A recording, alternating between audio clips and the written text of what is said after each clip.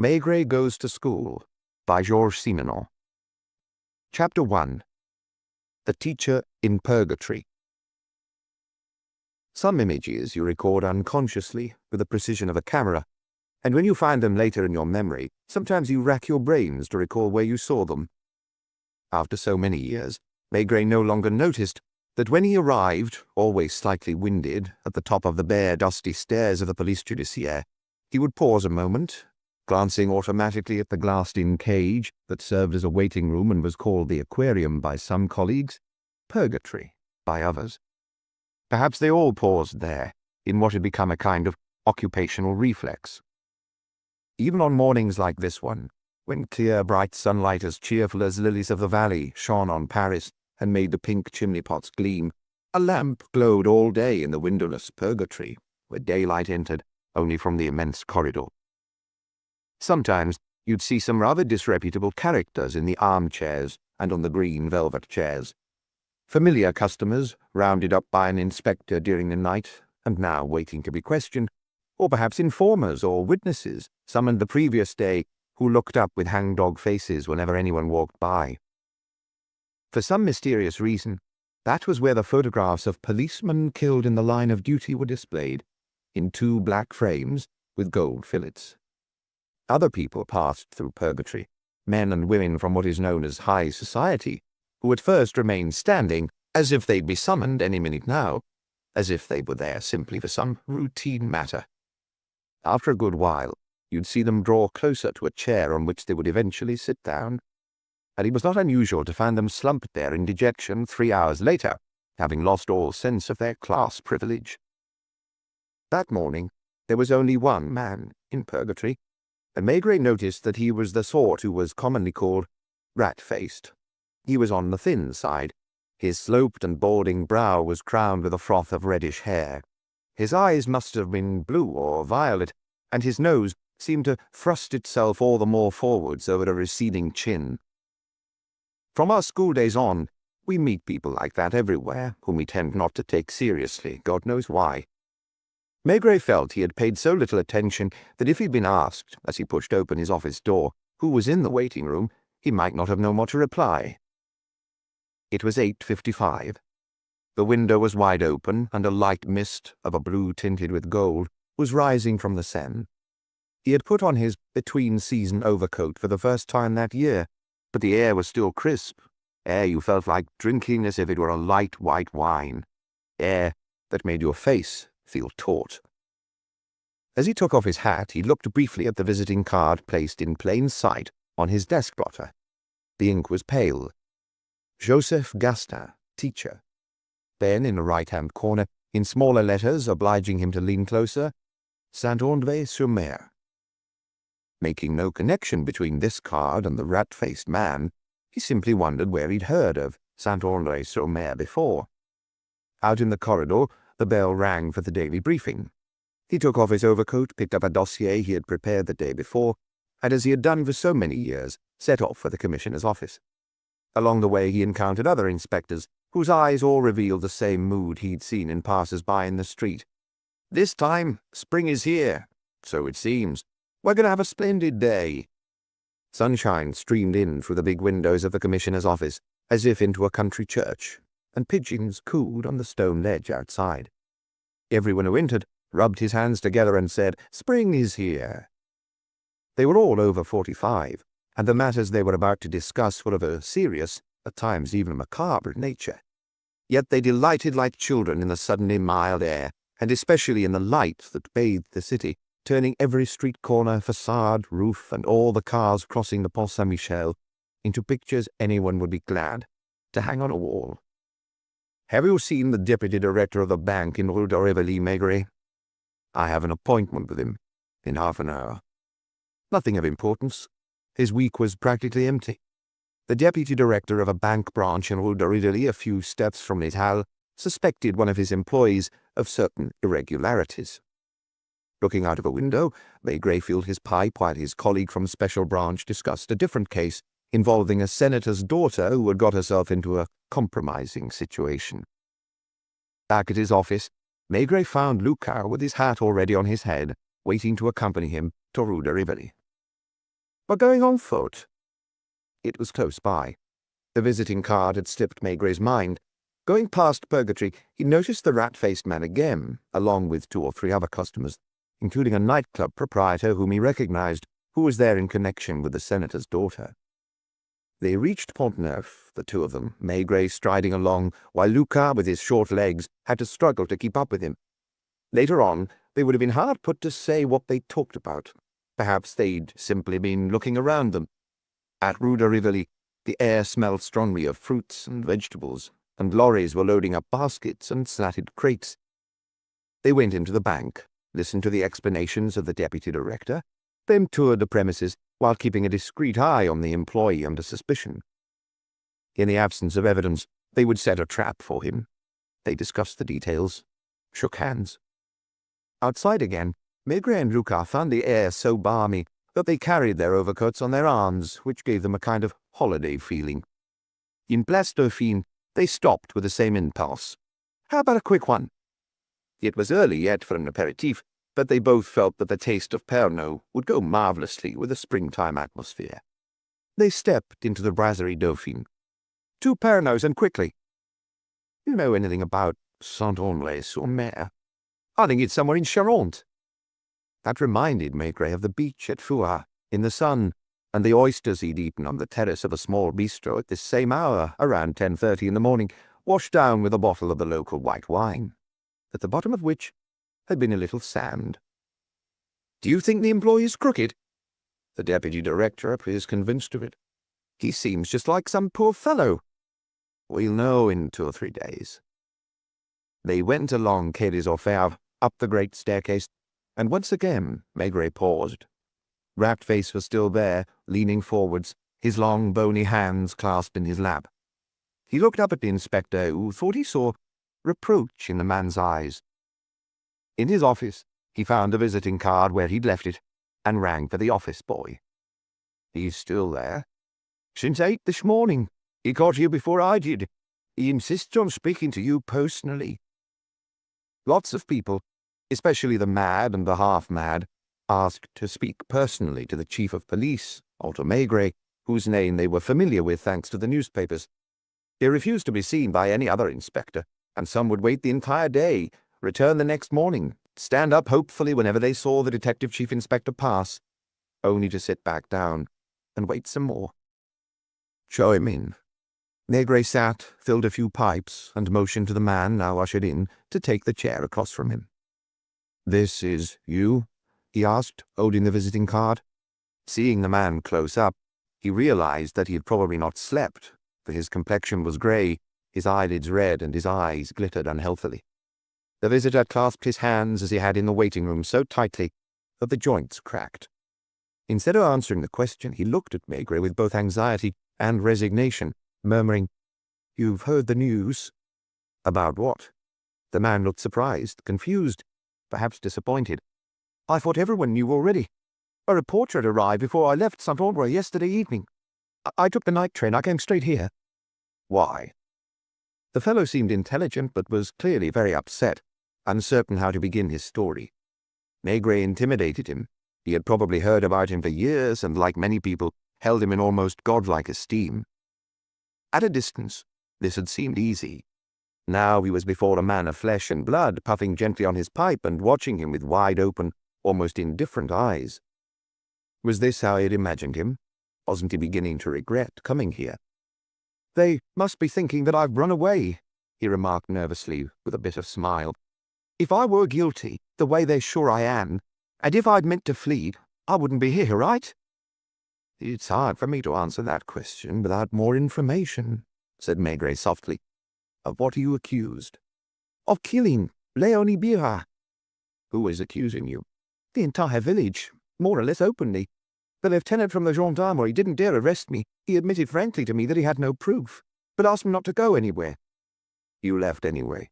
"Yes." "Why?" The visitor, too tense to remain seated for long, sprang to his feet, stammering, "May I?" He had no idea what to do with himself, or how to behave. "At times, I even wonder what's happening to me." He pulled a soiled handkerchief from his pocket and mopped his brow. The handkerchief must have still smelled of the train and his sweat. Have you had any breakfast? No, I was in a hurry to get here. I absolutely did not want to be arrested before that, you understand? How could Maigret have understood? Why exactly did you come to see me? Because I have confidence in you. I know that if you want to, you will discover the truth. When did this lady, what did you say her name was again? Léonie Bira. She used to be our postmistress. When did she die? She was killed on Tuesday morning, the day before yesterday, shortly after 10 in the morning. You are accused of the crime. You were born in the countryside? I read that in a magazine. You spent most of your youth there, so you know how things are in a small village. Saint-André has only 320 inhabitants. One moment. The crime you're talking about was committed in Charente? Yes, about 15 kilometres northwest of La Rochelle, not far from the Pointe de Légion. Do you know it? A little. But I happen to belong to the police judiciaire of Paris, and have no jurisdiction over Charente. I considered that. In which case? The man was wearing his best suit, which was shabby.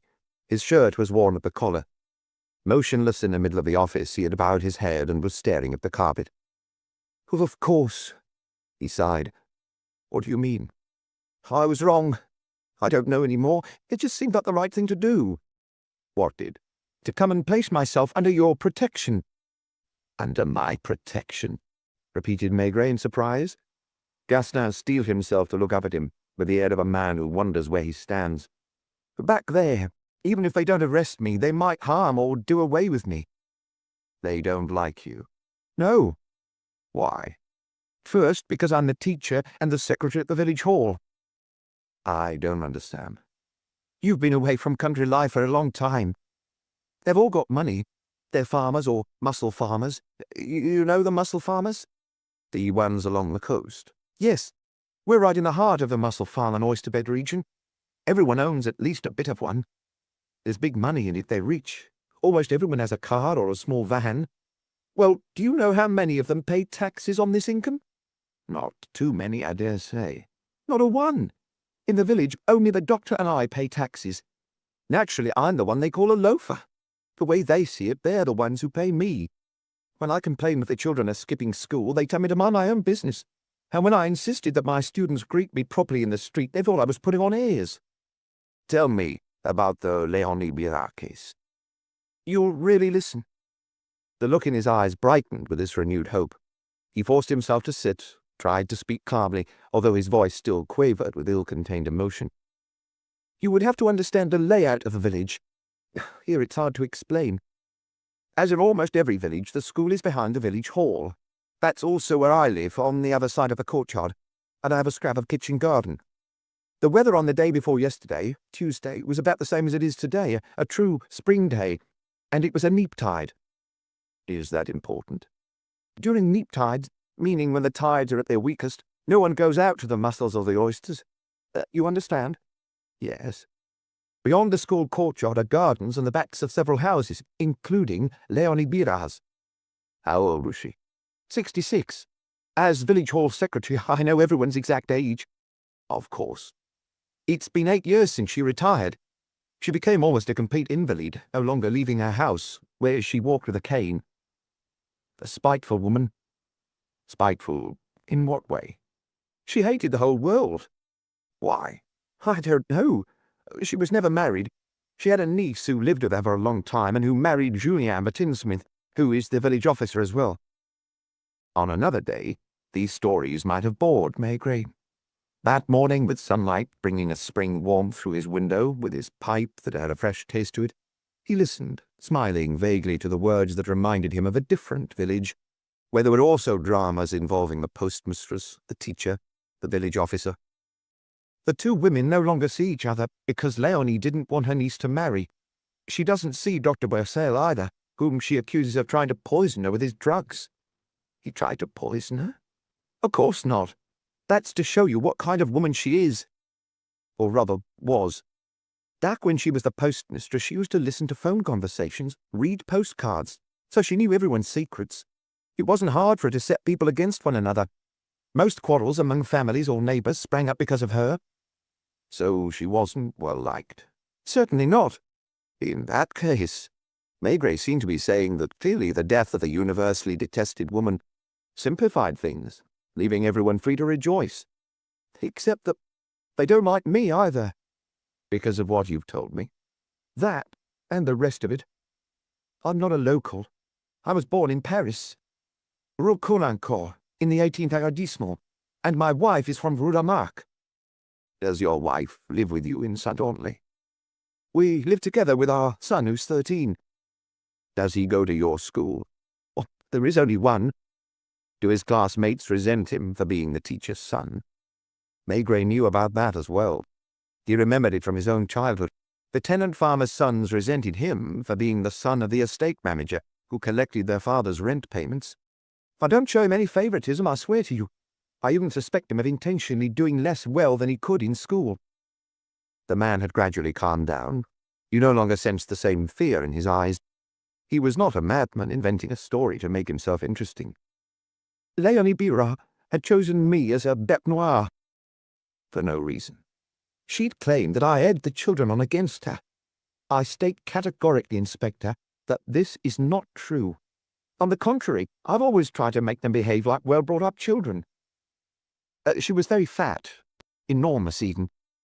It seems that she wore a wig, and she had a beard, a real moustache and black hairs on her chin. That's enough to stir the children up, you understand?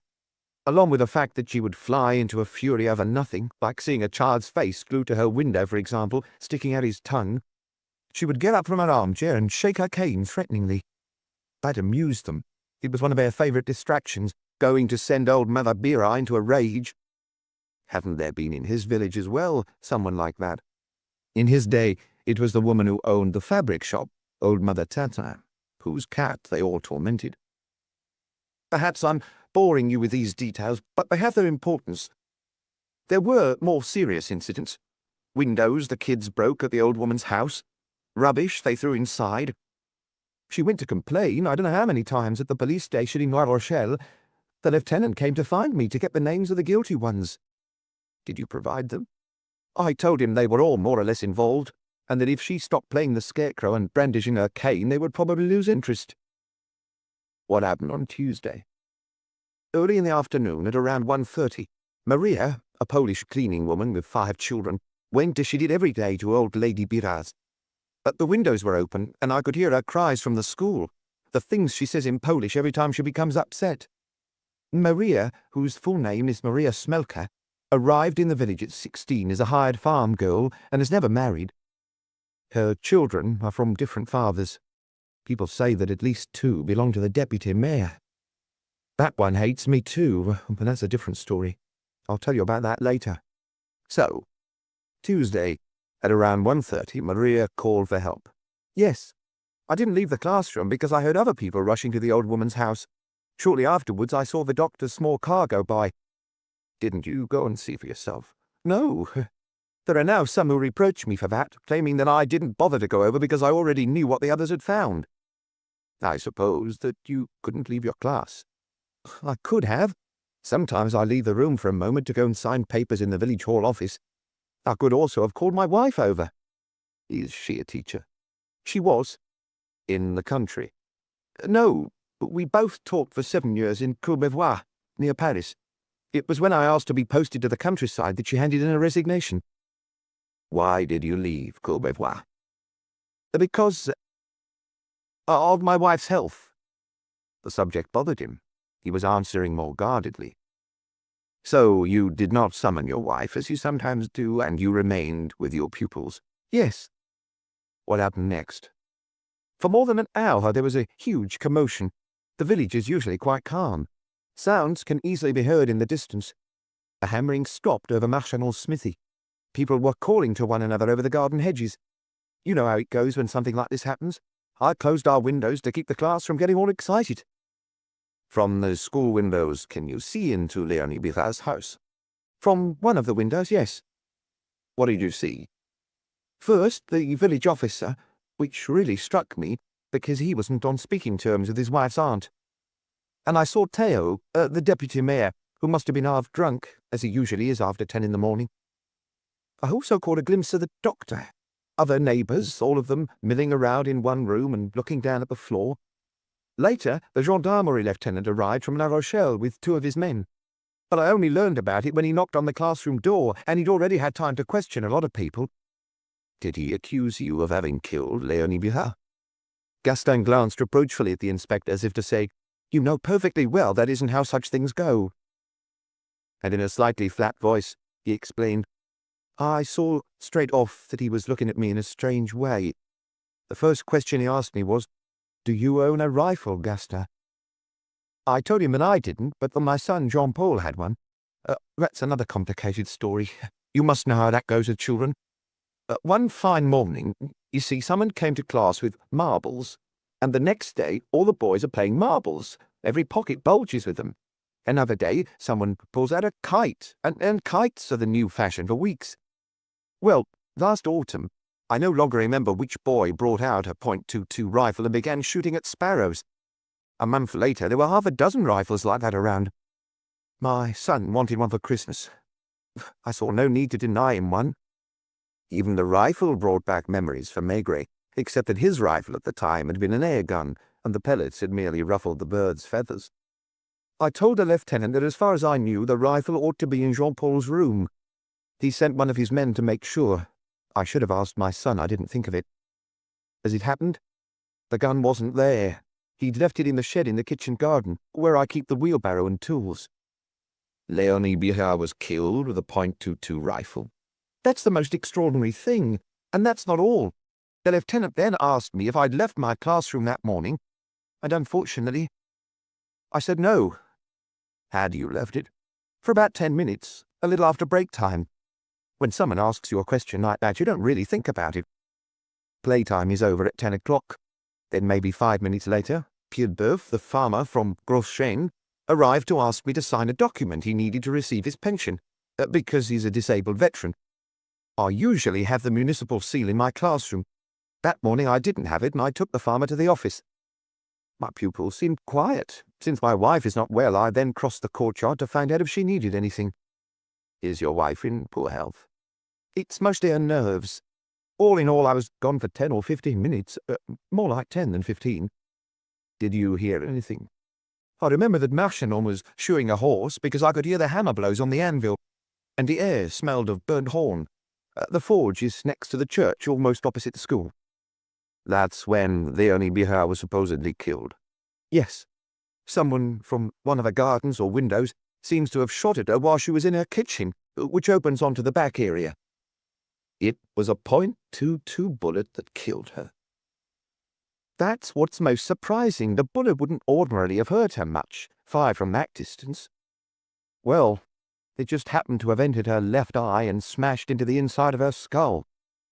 Are you a good shot? People think so, because they saw me shooting targets this winter with my son. I did that maybe 3 or 4 times. Other than that, I've never handled a rifle except at a fair. Didn't the lieutenant believe you?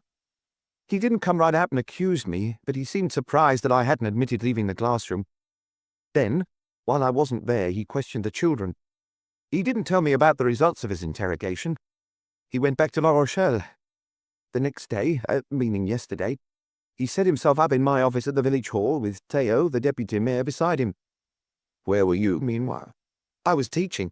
Out of 32 pupils, only 8 showed up. Twice I was summoned to answer the same questions, and the second time they had me sign my statement. They questioned my wife as well. They asked me how long I'd stayed with her. They asked my son about the rifle. But they didn't arrest you? They didn't arrest me yesterday. I'm convinced they would have today had I remained in Saint-André. At nightfall, stones were thrown at our house. My wife was very upset about it. You left by yourself, leaving her there, your wife with your son? Yes. I think they won't dare do anything to them. While if I'm arrested, they won't give me a chance to defend myself. Once locked up, I won't be able to communicate with the outside anymore. No one will believe me. They'll do what they like with me. His brow was once again wet with perspiration, and he clasped his fingers together so fiercely that the circulation was cut off. Perhaps I was wrong. I thought if I told you everything, you might agree to come and discover the truth. I'm not offering you money. I know that isn't what interests you. I'll swear to you, Inspector, that I did not kill Léonie Biha. Maigret reached to the phone with a hesitant hand. and finally picked up the receiver. "What's the name of your gendarmerie lieutenant?" "Danielu." "Hello. Place a call to the gendarmerie in La Rochelle. If Lieutenant Danielu's not there, see if you can find him at the village hall of Saint-André-sur-Mer. Put him through to me in Lucas's office." Maigret hung up, lit a pipe, and went over to stand in front of the window. He pretended to pay no more attention to the teacher, who had opened his mouth a few times to thank him, but had found nothing to say.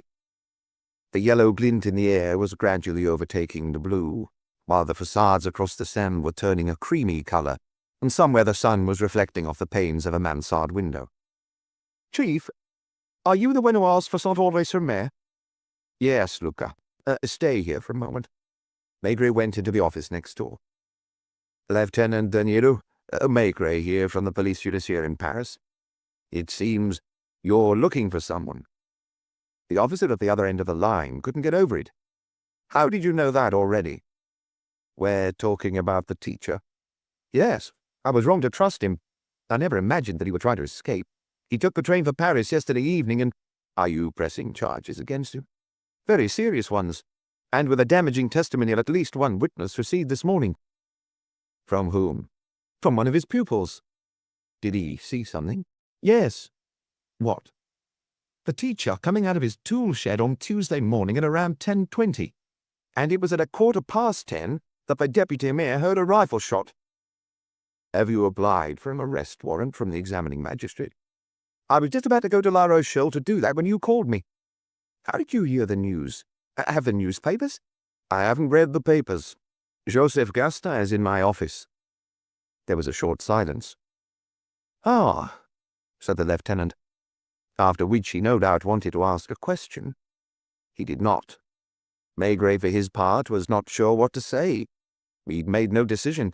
If the sunshine hadn't been what it was that morning, if, shortly before, the inspector had not been moved by the memory of foie, of oysters and white wine, if Maigret had not been able to take even 3 days' holiday during the past 10 months, if— "Hello, are you still on the line?" "Yes. What do you intend to do with him?" "Bring him back to you." "Personally?" This was said without enthusiasm, which made the inspector smile.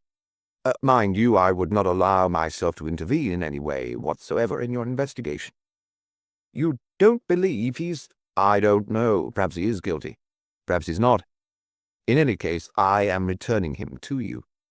"Thank you. I will be at the station."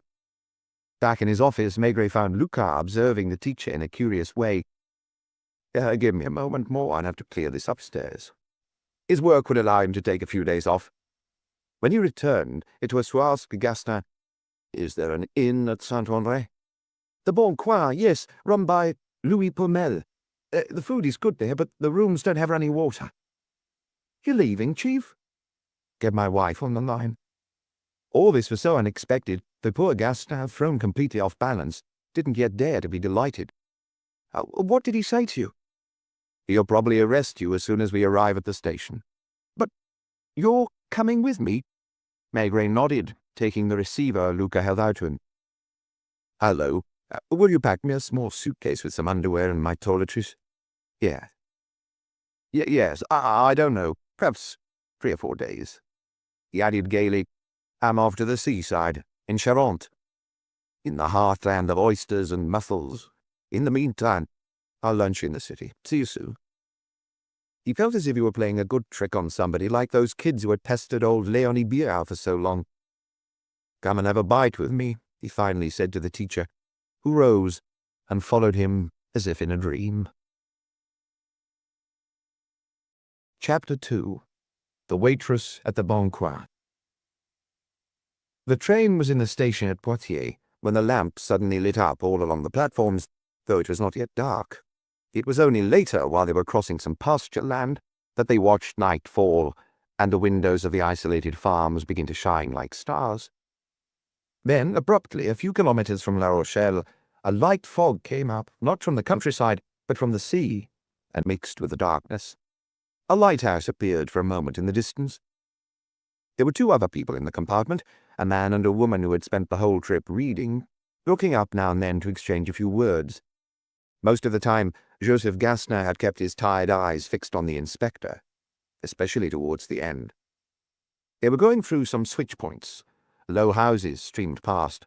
More and more tracks appeared, and finally the station platforms, the doors with their familiar signs, the people waiting, the same people it almost seemed as in the previous stations.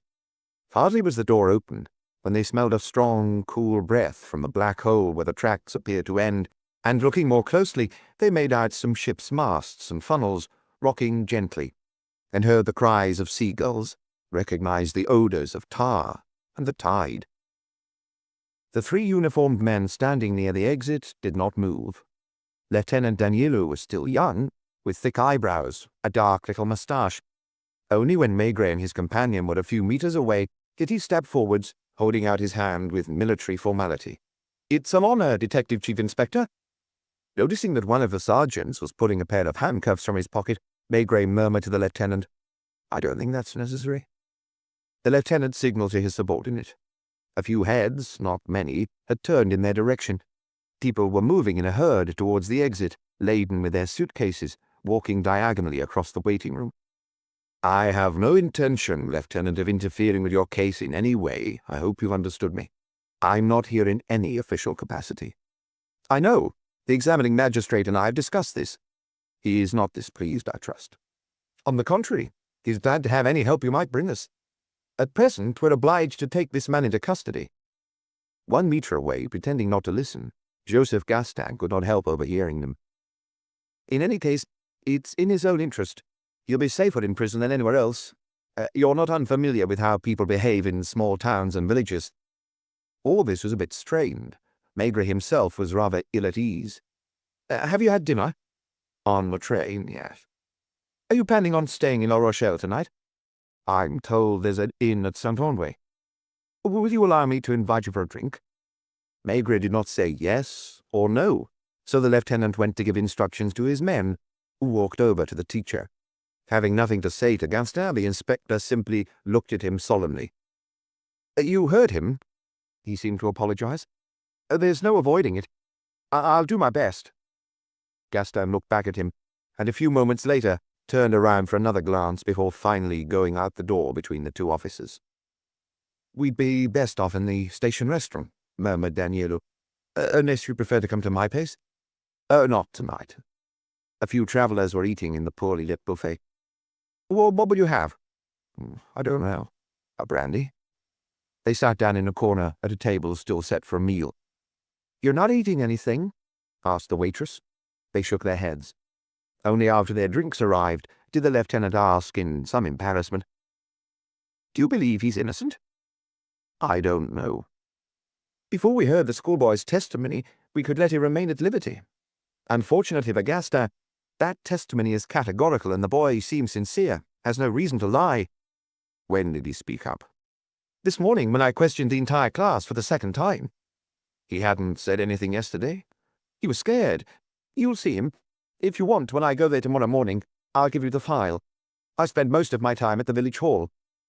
There was some lingering awkwardness. The lieutenant appeared intimidated by the inspector's imposing form and reputation. "You're used to the affairs and people of Paris. I don't know if you're familiar with the atmosphere of our little villages." "I was born in a village.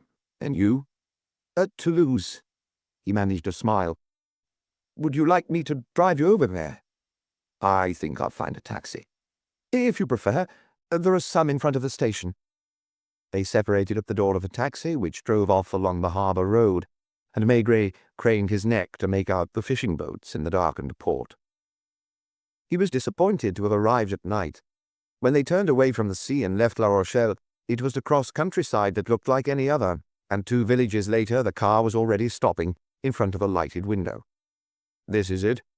You asked for the Bon Coin, right?"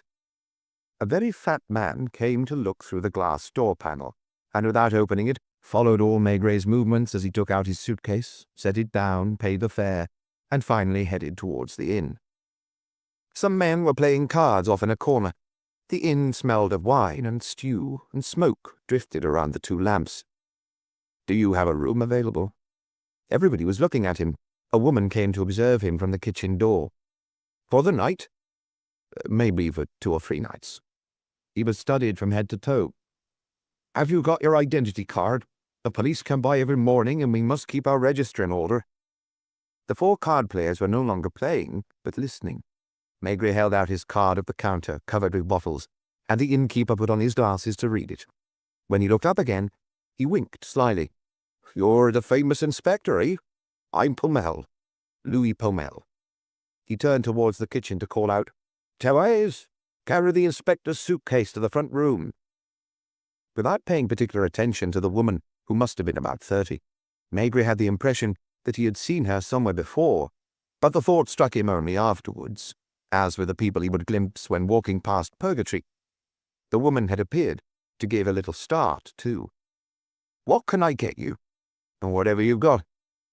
"Brandy, if you like." The others, to keep up appearances, had gone back to their game of belote. "Are you here because of Leonie?" "Not officially." "Is it true that they found the teacher in Paris?" "He's now in the prison at La Rochelle." It was hard to guess what Pommel thought of this. Innkeeper though he was, he looked more like a peasant on his farm. "You don't believe it was him?" "I don't know. I suppose if you had a mind he was guilty, you wouldn't have gone to this trouble, am I wrong?" "Perhaps not." "Well, here's to you. There's a man here who heard the shot.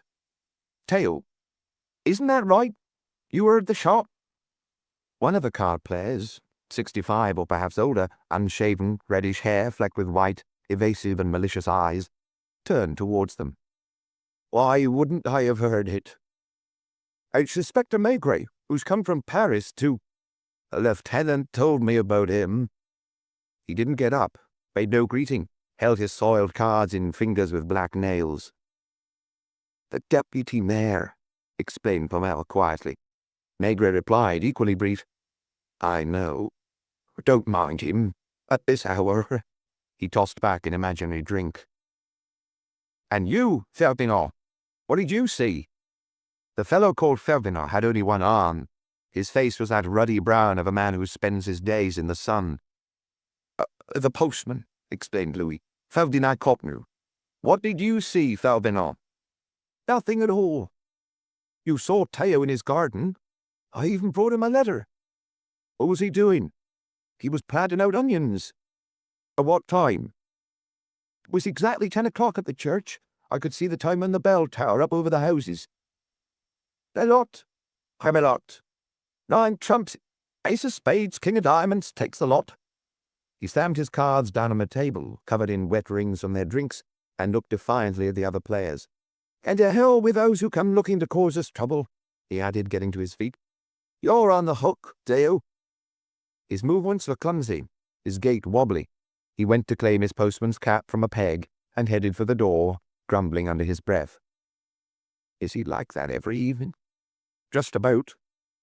Louis Pommel was going to refill their 2 glasses when Maigret stayed his hand. "Not now. I assume you won't be closing right away, and I've time to go for a walk before bed." "I'll wait for you." The room was dead silent as he left. Before him lay a public square that was neither square nor round, with the dark mass of a church to the right, while facing him was a shop, its lights out, over which he still managed to discern the words, "Coopérative Charentais." There was a light in the grey stone house on the corner on the 3rd story. Walking over to the 3 front steps, Maigret spied a brass plate, lit a match, and read, "Xavier Bressel, Doctor of Medicine." At a loose end, not sure where to begin, he almost rang, then realized with a shrug that the doctor was probably getting ready for bed. Most of the houses were dark. He recognized the village hall, a single story, from its flagpole. It was quite a small building, and in the courtyard on the 2nd story of what was probably Gaston's house, a lamp was glowing. He continued along the road, turned right, past gardens and house fronts, and in a little while encountered the deputy mayor coming the other way. The man grunted by way of good evening. Maigret could not hear the sea, could not see it anywhere. The sleeping village seemed like any other little country town, and didn't fit the image he had of oysters and white wine on a terrace overlooking the water. He was disappointed, for no specific reason. The lieutenant's welcome at the train station had already dampened his enthusiasm. He couldn't hold it against any. The man knew the area, where he'd probably been posted for years. A tragedy had occurred, which he had done his best to resolve, and then Maigret had arrived out of the blue from Paris, apparently convinced that he had things wrong. The examining magistrate was probably not happy either. Neither man would dare show it. They would be polite, would let him see their files. But Maigret was still a nuisance, intruding into what was none of his business, and he began to wonder what had made him abruptly decide to make this trip. He heard steps, voices, probably the other two card players going home. Then, further along, a yellowish dog brushed past his legs, and Maigret jumped, startled. When he pushed open the door of the Bon Coin, only one lamp was still lit, and the innkeeper behind his counter was putting away glasses and bottles. He wore neither waistcoat nor jacket. His dark trousers hung low at his bulging belly, and his rolled-up sleeves revealed fat, hairy arms. "Found out anything?" He thought he was clever, probably considered himself the most important person in the village. "A nightcap?" "Provided it's on me." Ever since that morning, Maigret had been longing for some local white wine, but feeling it no longer suited the late hour, he had another brandy. "Here's to you." "I thought," murmured the inspector as he wiped his lips, "that Léonie Birat was not very popular." "She was the worst shrew on earth. She's dead, God keep her soul, or rather the devil, but she was without any doubt the nastiest woman I'd known, and I knew her when she still had plaits down her back, and we were in school together. She was, 3 years older than me. Right, I'm 64, so she was 67. At 12, she was already a horror." "What I don't understand," Maigret began. "There are lots of things you won't understand, clever though you may be, let me warn you." "I don't understand," continued Maigret as if talking to himself, "why, when she was so hated, everyone is hounding the teacher. Because after all, if he did kill her, you'd think that instead everyone would say good riddance. That's what you think, isn't it?" "Just about. Only you're forgetting that Léonie, well, she was from here." He refilled the glasses without being asked. "It's like in a family, you see. We've the right to hate one another among ourselves, and we exercise it often. Let a stranger butt in, and that's a whole different story. We hated Léonie. We hate Gaston, his wife, even more. His wife as well. His wife most of all." "Why? What did she do?" "Here? Nothing." "Why, here. In the end, people find out everything, even in a back beyond like ours. And we don't like being sent people who aren't wanted any more somewhere else. This isn't the first time the Gastons have been mixed up in a drama." It was interesting to watch him, leaning on his counter. He obviously wanted to talk, but with each sentence he studied Maigret's face to judge the effect produced, ready to backtrack, even contradict himself, like a peasant haggling over a pair of oxen at a fair. "In short, you arrived without knowing anything?" "Only that Léonie Birat was killed by a bullet in the left eye." "And you came all this way?" He was making fun of Maigret in his own way. "You weren't curious enough to stop off at Courbevoie?" "Should I have? They'd have told you a fine story. It took some time to make it out here. It was only 2 years ago that the people of Saint-André heard the news." "What news?" "The Gaston woman was a teacher along with her husband. They worked in the same school, she on the girls' side, he on the boys." "I know. Have you also heard about Chevassus?" "Who's Chevassus?" "A town councillor over there. Handsome fellow, tall and strong, black hair, with a southern accent. There was also a Madame Chevassus. One fine day, when school was heading out, Madame Chevassus shot at Madame Gaston from the street, hit her in the shoulder. Can you guess why? Because she'd found out that her husband and the Gaston woman had been going at it like rabbits. It seems she was acquitted, after which the Gastons had to leave Courbevoie. They found they had a taste for country life." "I don't see the connection to the death of Léonie Birat." "Perhaps there isn't any connection. From what you've told me, Joseph Gaston hasn't done anything wrong." "It's a cuckold." Louis was smiling, delighted with himself. "There are others, of course. Our village is full of them. Good luck. One last round?" "No, thanks. Therese will show you to your room. Tell her what time you'd like your hot water brought up." "Thank you. Good night. Thérèse! She went up the uneven steps of the staircase ahead of him, turned into a corridor with flowered wallpaper, opened a door. "Oh, would you wake me at around 8 o'clock?" he said. She didn't move, stood there looking at him as if she wanted to confide in him about something. He considered her more carefully. "I've met you before, haven't I?" "Do you remember?" He didn't admit that he recalled only vaguely. "I'd like you not to talk about it here." "You're not from these parts?" "Yes, I am, but I left at 15 to work in Paris." "Did you really work there?" "For 4 years." "And after that?" "Since you saw me there, you know already. Inspector Priolet will tell you that I didn't take the wallet. It was my pal Lucille, and I didn't even know about it." An image came to mind, and he realized where he'd seen her.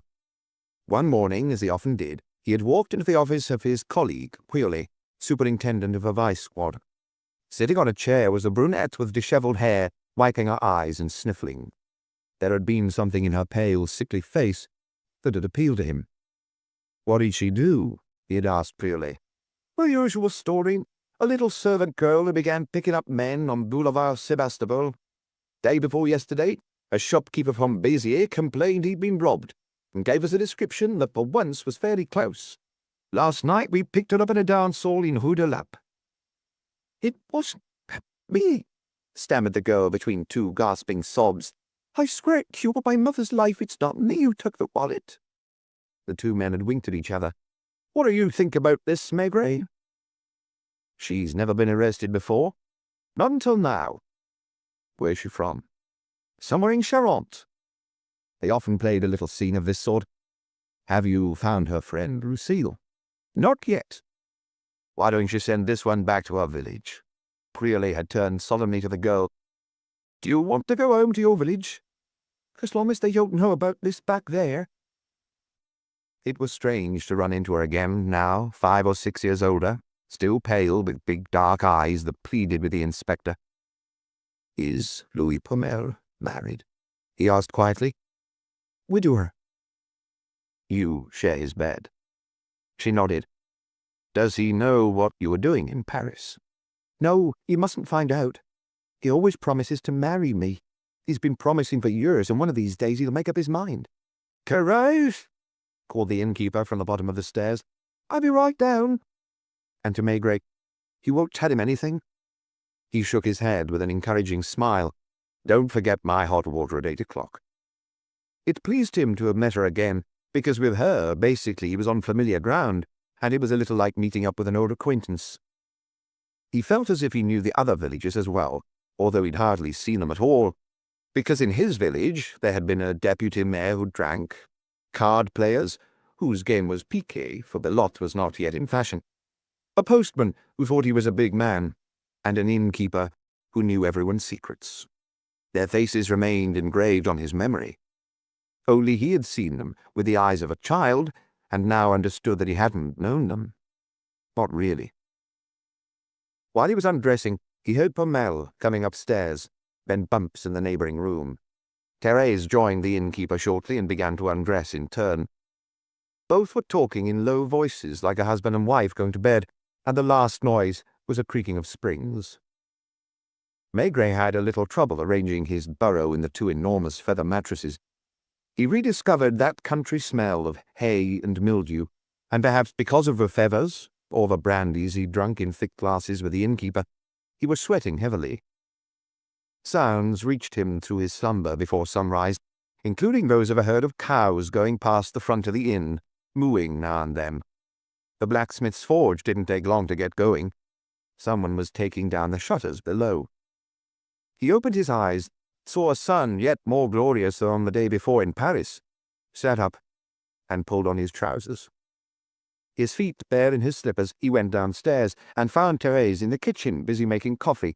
She was wearing a kind of dressing gown in a floral pattern over her chemise, and her legs were bare. She smelled of bed. "It isn't 8 yet, only 6:30. Do you want a cup of coffee? It'll be ready in 5 minutes." Neither washed nor shaved, Pomel descended in turn in slippers, like the inspector. "I thought you didn't want to get up before 8. They drank their first cup of coffee in thick china bowls, standing near the stove. On the square, a few women in black with baskets and two-handled shopping sacks stood in a group. "What are they waiting for?" asked Maigret. "The bus. It's market day at La Rochelle." They heard hens clucking in the slatted crates. "Who's teaching at the school now?" "Yesterday there was no one. This morning there's a replacement coming from La Rochelle. He should arrive on the bus. He'll stay here in the back room, since you have the one in the front." Maigret was in his room when the bus stopped in the square, and he saw a timid-looking young man, who must have been the teacher, get out, carrying a large Gladstone bag. The women piled into the bus. The crates were stowed on its roof. Therese knocked at the door. "Your hot water?" Casually, while looking elsewhere, he asked, "Are you one of those who think Gaston killed Leonie?" Before answering, she glanced over at the half-open door. "I don't know," she said very softly. "You don't believe it?" "It doesn't seem like him. But they all want it to be him, you understand?" He was starting to understand above all that for no reason he had taken on a difficult, if not impossible, task. "Who has a stake in the old lady's death?" "I've no idea. They say she disinherited her niece when the woman got married." "To whom will her money go?" "Perhaps for charity. She changed her mind so often. Or maybe to Maria, the Polish woman." "Is it true that the deputy mayor fathered one or two of her children?" "Of Maria's? That's what they say. He often goes to see her and sometimes spends the night there." "Despite the children?" "It doesn't bother Maria. Everyone goes there." "Pomel, too?" "He must have when she was younger. Now she's not very attractive at all." "How old is she?" "Around 30. She doesn't take any care of herself. And her place, it's worse than a stable." "Therese!" called the innkeeper, as he had the night before. It was better not to push it. Pomel did not seem pleased. Perhaps he was jealous, or he simply didn't want her to tell the inspector too much. When Maigret went downstairs, the young teacher was eating and looked at him a little blankly. "What will you have for breakfast, Inspector?" "Do you have any oysters?" "Not during a neap tide." "Will it last long?" 5 or 6 days more." Since Paris, he'd been craving oysters washed down with white wine, and now he was probably not going to get any while he was there. "There's soup, or we can make you ham and eggs." Yet nothing at all. Drank a second cup of coffee, standing in the doorway looking out at the sunny village square, and 2 silhouettes moving about inside the Coopérative Charentais. He was considering indulging in a glass of white wine nonetheless, to erase the taste of the awful coffee, when he heard an eager voice nearby exclaim, "Inspector Maigret!" The man was short, thin, and lively, with a youthful gaze, although he was past 40. He held out his hand without hesitation, and introduced himself. "Dr. Purcell, the lieutenant told me yesterday that we were expecting you. I came to offer you any assistance you might need before I open my surgery. In an hour the waiting room will be full." "Or will you have a little something?" "At my house, if you like. It's next door." "I know." Maigret followed him into the grey stone house. All the other village houses were lime-washed, some in a raw white, the others in a creamier tone, and the pink roofs gave the place a cheerful air. "Come in. Or what would you like to drink?" "Since I left Paris, I've been wanting oysters and some local white wine," admitted Maigret. "As to the oysters, I've already learned that I have to do without them." "Armand!" the doctor went to shout at the door. "Bring up a bottle of white wine, one from the red bin." "She's my sister," he explained. "She's managed my household ever since I became a widower. I have 2 children, one at the lycée in Naur, the other doing his military service.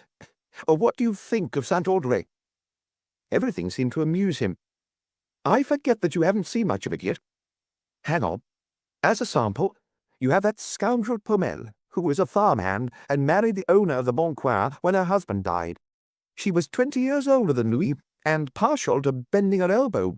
So, since she was fiendishly jealous and the money belonged to her, he did her in, sip by sip. Can you imagine? He managed to get her drinking more and more, and it wasn't unusual for her to go back to bed after lunch. She held out for 7 years with a liver like stone, and he was finally able to give her a handsome funeral. Since then, he sleeps with a run of housemaids. They leave one after the other, except for Therese, who seems to be hanging on. The sister entered, timid, unobtrusive, carrying a tray bearing a bottle and 2 crystal glasses, and Maigret thought she looked like the servant of a parish priest. My sister, Inspector Maigret." She backed out of the room, and that as well seemed to amuse the doctor. "Her mom never married. Deep down, I'm convinced that she's waited all her life for me to become a widower. Now she finally has her house and can spoil me the way she would have spoiled her husband." "What do you think of Gaston?" "Oh, a poor sap." "Why?" "Because he does what he can, desperately, and the people who do what they can are poor saps. No one is grateful to him. He labours to teach something to a gang of young snot-noses whom their parents would rather keep on the farm. He even tried to make them wash. I remember the day he sent one home because his head was crawling with lice. Within 15 minutes, the father came running, furious, and they almost came to blows. His wife is ill. To your health. Strictly speaking, she's ill, but she isn't healthy either. You see, I've learned not to believe too much in medicine. The Gaston woman is eating her heart out. She's ashamed. She blames herself every moment of the day for having brought misfortune on her husband."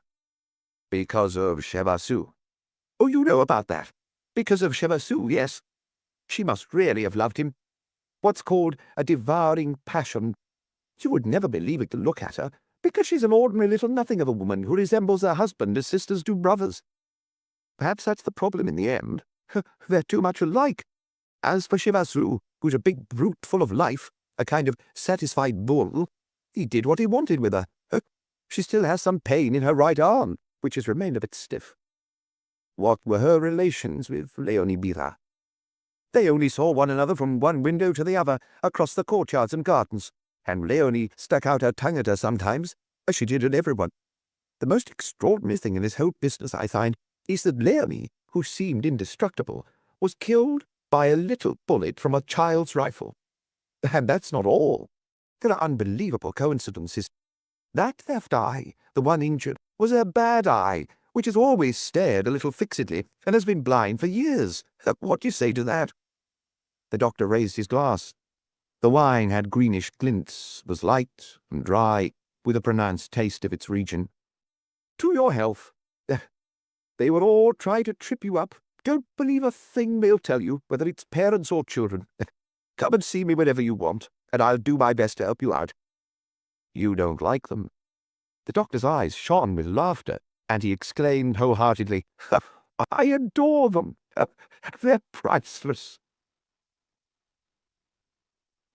Chapter 3. Chevassus' Mistress. The door to the village hall stood open into a freshly whitewashed hallway, along which official notices were tacked up. Certain small ones, like the announcement of a special session of the municipal council, were handwritten, with the headings in round hand, probably by the teacher. The floor was of grey flagstones, and the panelling grey as well.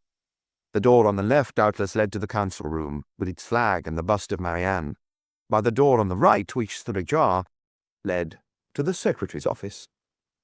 The room was empty, and the air smelled stale with cigar smoke. Lieutenant Danielou, who for the past 2 days had made the place his headquarters, had not yet arrived. Opposite the street door at the other end of the hallway, a double door stood open onto the courtyard, in the centre of which was a linden.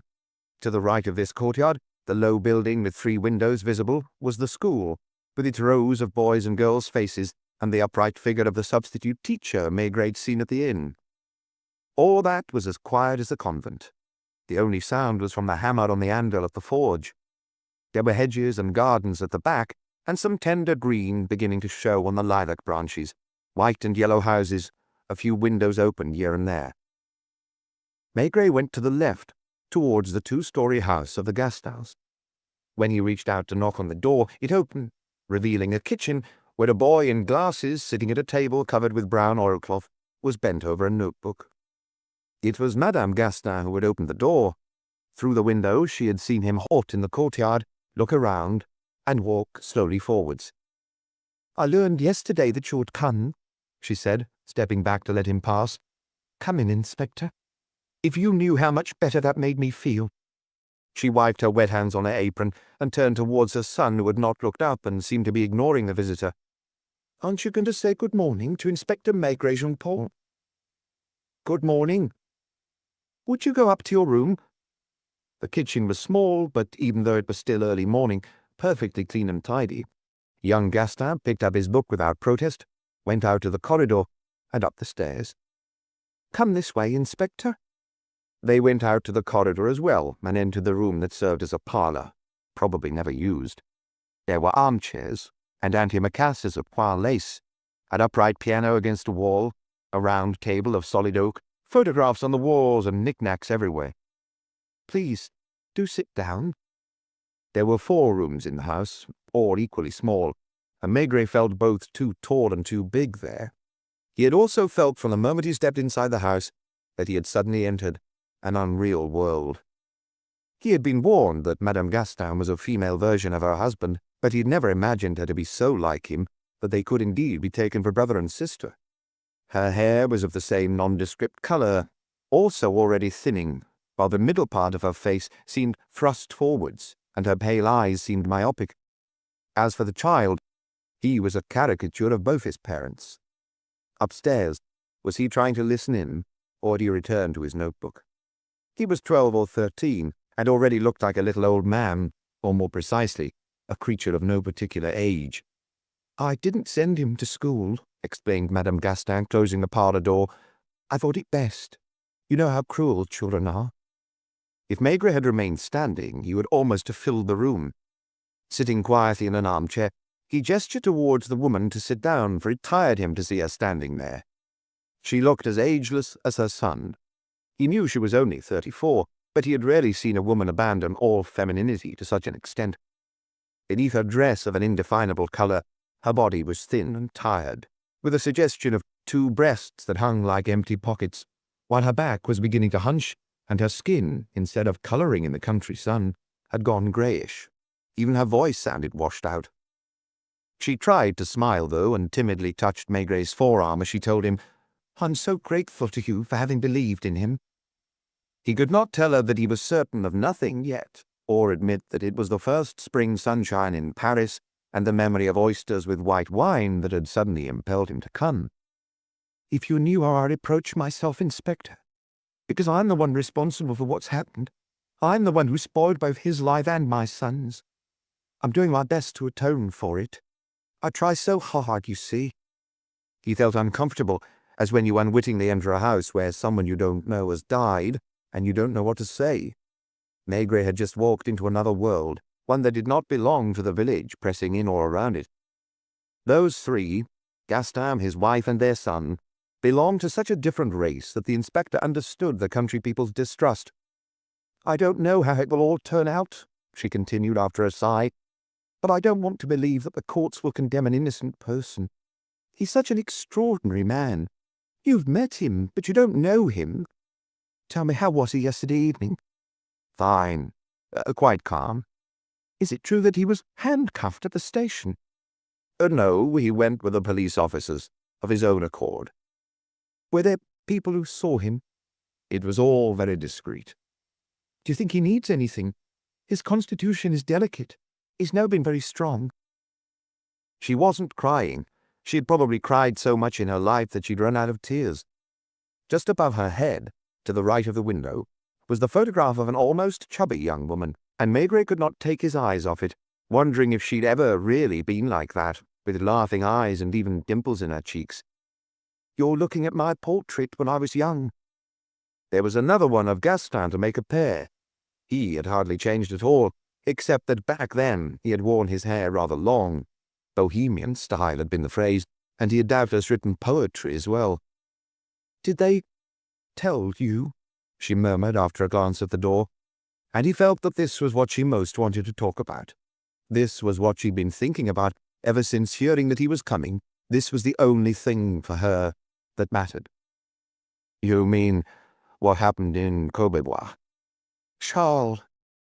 Yes. She caught herself, blushed, as if this name were taboo. Cheversu.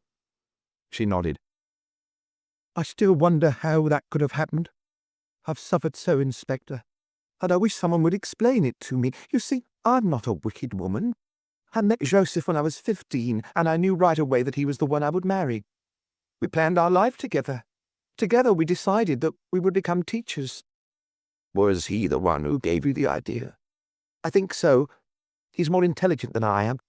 He's a man of superior gifts. Because he's too modest, people don't always realize this. We earned our diplomas the same year we got married, and thanks to an influential cousin, we were both sent to Courbevoie. Do you think that this is connected to what happened here on Tuesday? She looked at him, startled. He ought not to have interrupted her because she'd lost her train of thought. It's all my fault. She frowned, anxious to explain herself. Without what happened in Courbevoie, we wouldn't have come here. There, people thought highly of Joseph. They have more modern ideas, you understand. He was doing well, he had a future. And you? It was the same for me. He helped me, advised me. Then, one day, it was as if I'd gone crazy. I still wonder what possessed me. I didn't want to. I struggled against it. I swore to myself that I would never do such a thing. Then, when Charles was there... She blushed again, stammering, as if she were offending Maigret himself by speaking of the man. Please excuse me. When he was there, I could not resist. I don't think it was love, since I love Joseph and always have. I was seized by a kind of fever, and no longer thought of anything else, not even our son, who was quite young. I would have left him, Inspector. I really thought about leaving them both, going away anywhere. Do you understand that? He didn't dare tell her that she'd probably never felt sexual pleasure with her husband and that hers was a common story. She needed to believe that her affair was extraordinary, needed to fret, to repent, to call herself the lowest of women. Are you a Catholic, Madame Gaston? That was another sensitive point. I was, like my parents, before I met Joseph. He believes only in science and progress. He hates priests. You stopped practicing your faith? Yes. Since that happened, you haven't returned to the church? I couldn't. I feel it would be betraying him again. Anyway, what would be the point? The first years here, I hoped we would begin a new life. People watched us warily, as always in the countryside. Still, I was convinced that one day they would notice my husband's fine qualities. Then, I don't know how, they found out what happened in Courbevoie, and even the pupils stopped showing him any respect. When I tell you that it's all my fault. Did your husband have any arguments with Leonie Bila? On occasion, because he was the village hall secretary. She was a woman who always stirred up trouble. There were questions about some benefits that had to be resolved. Joseph is strict. He feels duty-bound and won't certify something that isn't true. Did she know what had happened to you? Like everyone else. She stuck her tongue out at you, too. And shouted rude things at me when I walked by her house. I avoided going that way. Not only did she stick out her tongue at me, but sometimes when she saw me at the window, she turned around and pulled up her skirts. Please excuse me, but an old woman would do that seemed almost unbelievable. She was like that. But Joseph would never have thought of killing her for it. He wouldn't have killed anyone. You've seen him. He's a gentleman who would like the whole world to be happy. Tell me about your son. What do you want me to say? He's like his father. He's a quiet boy, studious, very advanced for his age. If he isn't top of his class, it's because people would accuse my husband of favouring his son. Joseph gives him grades lower than he deserves on purpose. The boy doesn't rebel. Oh, he understands. We've explained to him why we must do it. Does he know about the business in Courbevoie? We've never spoken to him about it. But his classmates wouldn't pass up a chance like that. He pretends not to know anything. Does he ever play with the others? In the beginning, yes. For 2 years now, since the village has come out openly against us, he prefers to stay at home. He reads a lot. I'm giving him piano lessons. He already plays quite well for his age.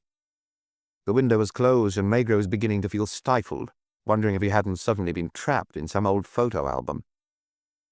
Your husband came over here on Tuesday morning, shortly after 10. Yes, I think so. They've asked me that question so many times in every possible way, as if they wanted at all costs to get me to contradict myself that I'm no longer sure of anything. Usually, during playtime, He comes to the kitchen for a moment and pours himself a cup of coffee. I'm almost always upstairs at that time. He doesn't drink wine. Never. He doesn't smoke either. On Tuesday, did he come in during playtime? He says no. I said no too, because he never lies. Then they claim that he did come in later. You denied this. I was speaking in good faith, Monsieur Maigret. A while later I remembered having found his empty coffee bowl on the kitchen table. I don't know whether he came in during playtime or afterwards. Could he have gone to the tool shed without you seeing him? The room where I was, upstairs, has no window on the garden side. Could you see Leonie Bira's house? If I'd looked, yes. Didn't you hear the shot? I didn't hear anything. The window was closed. I've become very sensitive to the cold. I've always had that tendency. And during playtimes I close the windows even in the summer because of the noise. You told me that the people here don't like your husband. I'd like to clarify this point. Is there anyone in the village particularly dislikes your husband? Certainly. The deputy mayor. Theo. Theo Kumar, yes, who lives right behind us. Our gardens are next to each other.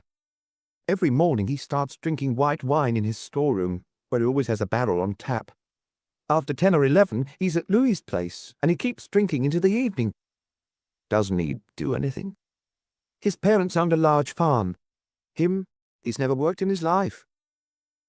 One afternoon, when Joseph was in La Rochelle with Jean-Paul last winter, Theo came into the house at around 4:30. I was upstairs changing. I heard heavy footsteps on the stairs. It was Theo. He was drunk. He pushed open the bedroom door and started to laugh. Then, right away, as if he were in a brothel, he tried to push me back onto the bed. I clawed him in the face, leaving a long scratch on his nose. He bled. He began cursing, shouting that a woman like me had no right to play hard to get. I opened the window, threatening to call for help. I was in my slip. In the end, he went away, mostly, I think, because of the blood running down his face. Since then, he's never spoken to me. He's the one who controls the village. The mayor, Monsieur Atto, is a mussel farmer who has no time to spare from his business and only shows up at the village hall on council days. Theo runs the elections as he likes, does favours, always ready to sign any old paper. Do you happen to know if he was in his garden on Tuesday morning as he claims? If he says so, it's probably true, because others must have seen him. Although, if he asked them to lie in his favour, it's true that they wouldn't hesitate to do so. Would it bother you if I had a little chat with your son? She rose, resigned, and opened the door. Jean-Paul, will you come down? Why? Said the voice upstairs. Inspector Maigret would like a word with you. Hesitant footsteps were heard. The boy appeared, a book in his hand, staying mistrustfully in the doorway at first. Come in, my boy. I assume you're not afraid of me. I'm not afraid of anyone. He spoke in almost the same muffled voice as his mother. Were you in school on Tuesday morning? Jean-Paul looked at the inspector and at his mother, as if wondering if he ought to answer even such an innocent question. You may speak, Jean-Paul. The inspector's on our side. Her look seemed to apologize to Maigret for that affirmation. Even then, the child simply answered with a nod. What happened after playtime? Still the same silence. Maigret was becoming a monument of patience. I assume you want your father to get out of prison, and the real culprit to be arrested? The thick lenses of a boy's glasses made it hard to judge the look in his eyes. He didn't turn away, on the contrary. He stared his questioner full in the face, without a flicker of movement in his thin features. For the moment, continued the inspector, I know only what these people say. A small fact, seemingly unimportant, can put me on the track of something. How many pupils are there at the school? Answer, Jean-Paul. 32 in all, he replied grudgingly. What do you mean by in all? The older and the younger ones. Everyone on the register. There are always absentees, explained his mother. Sometimes, especially in the spring, there are only 15 or so, and we can't always send gendarmes to see the parents. Do you have any chums? No, he said curtly. There isn't a single one among the village children who's your friend." At that, seeming to defy the inspector, he announced, "I'm the teacher's son." "Is that why they don't like you?" He didn't reply. "What do you do during playtime?" "Nothing." "You don't come to see your mother?" "No." "Why?" "Because my father doesn't want that." Madame Gustin explained again. "He doesn't want to make any distinction between his son and the others. If Jean-Paul came here during the playtimes, there would be no reason why the village officer's son, or the butcher's, for example, couldn't cross the road to go home." "I understand. Do you remember what your father did on Tuesday during playtime?" "No." "Doesn't he monitor the children?" "Yes." "He stands in the middle of a courtyard?" "Sometimes." "He didn't come to this house?" "I don't know." Maigret had rarely questioned anyone so recalcitrant. If he had had an adult in front of him, you'd probably have lost his temper. And, sensing that, Madame Gustin stayed near her son to protect him, placing a hand on his shoulder in a conciliatory gesture. "Answer the inspector politely, Jean-Paul. I'm not being rude." At 10 o'clock, you all returned to the classroom. Did your father go to the blackboard? Through the curtains of the window, he saw a section of that blackboard with words written in chalk in the building across the way. "Perhaps." It was a class in what subject? "Grammar." Did anyone knock at the door? "Perhaps." You're not sure. Didn't you see your father leave? "I don't know." Listen to me. When the teacher leaves the class, the pupils usually start getting up, talking, clowning around. Jean-Paul kept quiet. What happened on Tuesday? "I don't remember." You didn't leave the classroom. "Why?" You might, for example, have gone to a toilet. I see that it's in the courtyard. "I didn't go there." Who went over to the windows? "I don't know." Now Maigret was on his feet, and in his pockets, his fists were clenched. Listen to me. "I don't know anything. I didn't see anything. I have nothing to tell you." Suddenly the boy left the room and went upstairs, where they heard him close the door. "You mustn't be angry at him, Inspector. Put yourself in his place. Yesterday the lieutenant questioned him for an hour, and when my son came home, he didn't say a single word to me, but went to lie down on his bed, where he stayed until it was dark, with his eyes wide open." Does he love his father? She didn't understand the precise point of the question. What I mean is, does he have a special affection or admiration for his father? Or else, for example, does he prefer you? Does he confide in you? Or in him? "He confides in no one. He certainly prefers me to his father." How did he react when they accused your husband? "He was just as you've seen him here." He didn't cry. "I've not seen him cry since he was a baby." How long has he had a rifle? "We gave it to him for Christmas." Does he often use it? "Now and then he goes for a walk alone, like a hunter, with a rifle on his arm, but I don't think he fires it often. He tacked a target to the linden in the courtyard a few times, but my husband explained to him that he was wounding the tree." I suppose, if he had left the classroom on Tuesday while your husband was gone, that his classmates would have noticed. "Of course." And they would have mentioned it. "You would actually think that Jean-Paul—" I'm obliged to think of everything. Which student claims to have seen your husband leaving the tool shed? "Marcel Cellier." Whose son is he? "His father's the village officer, who is a tinsmith, an electrician and a plumber as well. He also occasionally repairs roofs." How old is Marcel Cellier? "The same age as Jean-Paul, give or take a few months." He's a good student? "The best, with my son. To avoid seeming to favour Jean-Paul, my husband always gives Marcel the top grade. His father is smart too, and industrious. I believe that they're good people." "Are you very angry with him?" With whom? "Jean-Paul. He was practically rude to you, and I never even offered you anything to drink. Won't you have something?" No, thank you. The lieutenant must have arrived, and I promised to see him. "Will you keep helping us?" Why do you ask me that? "Because if I were you, I think I would be discouraged. You came so far, and what you find here is so uninviting. I will do my best. Seeing that she was about to take his hand in hers, perhaps to kiss them, he went to the door. He was in a hurry to get outside, to feel the fresh air on his skin, to hear other sounds besides the tired voice of the teacher's wife. I'll be back to see you again, no doubt. You don't think he needs anything? If he does, I'll tell you. Shouldn't he be choosing a lawyer? That isn't necessary, right now. While he was crossing the courtyard without a backwards look, the double-glass doors of the school swung open, and a swarm of children rushed outside, yelling. A few of them stopped short when they spotted him, having probably learned from their parents who he was, and watched him pass. They were of all ages, 6-year-old kids and big boys of 14 or 15, who already looked almost like adults. There were girls, too, clustered in a corner of a yard, as if to get away from the boys. At the end of a corridor where the 2 doors stood open, Maigret caught sight of a local police car. He knocked at the door of the secretary's office. "Come in," called Danielu.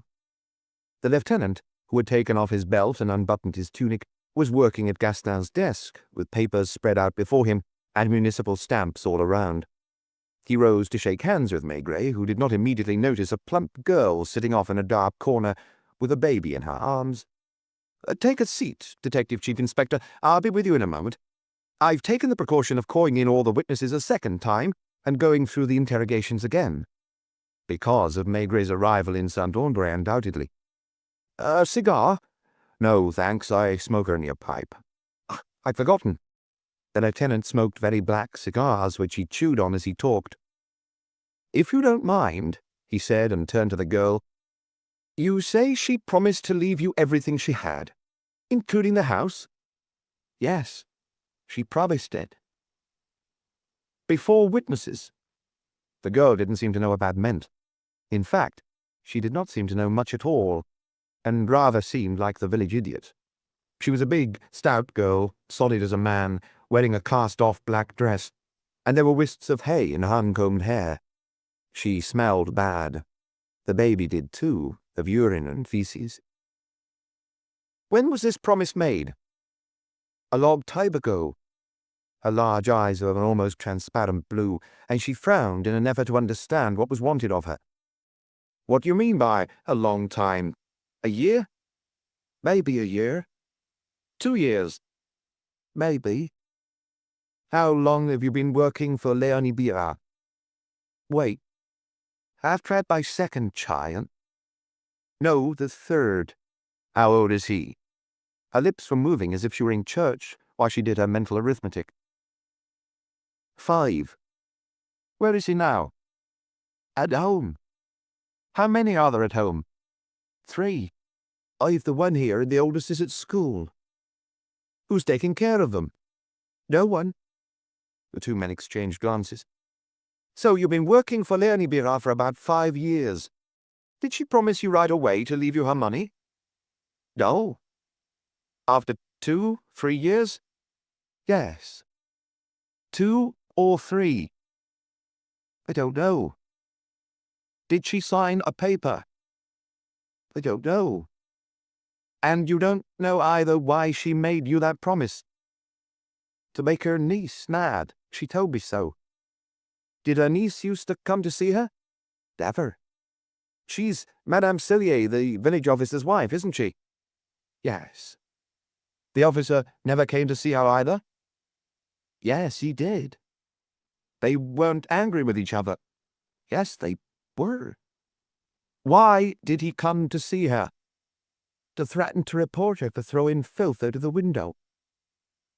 "Did they argue?" "They screamed insults at each other." "Did you feel affection for your employer?" She looked at him with her round eyes, as if the idea that she could be fond or not of someone had never occurred to her. "I don't know." "Was she nice to you?" "She gave me leftovers." "Of what?" "Food. And also her old dresses." "Did she pay you regularly?" "Not much." "What do you mean by not much?" "Half what the other women pay me when I work for them. But she had me in every afternoon, so—" "Have you seen her arguing with other people?" "With almost everyone." "At her house?" She never left home any more. She shouted things out the window at people. What things? Things that they'd done and they didn't want others to know. So everyone hated her. I think so. Did someone hate her in particular, enough to want to kill her? Of course, since somebody did. But you haven't the slightest idea who could have done that. I thought you knew. Pardon? Because you arrested the teacher. You think he's the one? I don't know. A question, if I may, said Maigret quickly, turning to the lieutenant. Be my guest. Theo, the deputy mayor, is he the father of one or more of your children? She did not seem offended, and appeared to be thinking. Maybe so. I'm not sure. Did he get along well with Leonie Bira? She thought some more. Like the others. Did he know that she'd promised to put you in her will? I told him so. How did he react? She did not understand the word. Well, how did he answer you? He told me to demand a paper from her. Did you do that? Yes. When? A long time ago. She refused. She said that everything was arranged. When you found her dead, what did you do? I shouted. Right away? As soon as I saw the blood. At first I thought she'd fainted. Did you look through the drawers? What drawers? Maigret signaled to the lieutenant that he had finished. Danielo stood up. Thank you, Maria. If I need you again, I'll send for you. She didn't sign any paper? Asked the girl, standing near the door with her baby. We haven't found anything yet. Then she grumbled, turning away from them. I should have known she was cheating me. They saw her pass by the window, looking unhappy and talking to herself. Chapter 4. The Postmistress's Letters. The lieutenant sighed, as if in apology. You see, I do what I can. And it was certainly true. He was even more conscientious now that there was a witness to his investigation, someone from the famous police judiciaire, and thus particularly impressive in his eyes. His was a curious story. His family was well known in Toulouse. At the urging of his parents, he'd attended the École Polytechnique, and done more than honourably there. Then, instead of choosing between the army and industry, he had opted for gendarmerie, as well as 2 years of law school. He had a pretty wife, also of good family, and everyone agreed they formed one of the most charming couples in La Rochelle. He was making an effort to seem at ease in the greyish setting of the village hall, into which the sunlight was not yet shining, and which the brightness outside made look almost dark. It isn't easy to find out what they think, he remarked, lighting a new cigar. In a corner of the room, 6.22 rifles were leaning against the wall, 4 of them exactly alike, and one of an old model with a carved stock. I think I have them all. If there are more somewhere, my men will find them this morning. He picked up what resembled a cardboard pillbox from the mantelpiece and took out a deformed bit of lead. I've examined it carefully. I once took a course in ballistics, and we have no expert in La Rochelle. It's a lead bullet, what's sometimes called a soft bullet, which flattens when it hits the target, even if it's a pine board. So it's useless to look for the markings found on other bullets, which often allow identification of the weapon used. Maigret nodded to show he understood. Are you familiar with .22 rifles? Continued the lieutenant. More or less. More or less than more, because he could not remember any crime committed in Paris with such a weapon. They can shoot 2 sorts of cartridges, short or long. The short ones have a weak range, but the long ones reach their target at more than 150 meters. About 20 other lead lumps formed a small pile on the veined marble mantelpiece. Yesterday we did a few experiments with these different rifles. The bullet that struck Leonie Bira is a .22 long, of the same weight as those we fired. The cartridge case hasn't been found. My men went over the gardens behind the house with a fine-tooth comb. They'll continue looking this afternoon. It's possible that the shooter picked up the case. What I'm trying to explain to you is that we have very little material evidence. how all these rifles have been used. Recently enough. It's hard to judge exactly because the boys don't bother cleaning and oiling them after they're fired.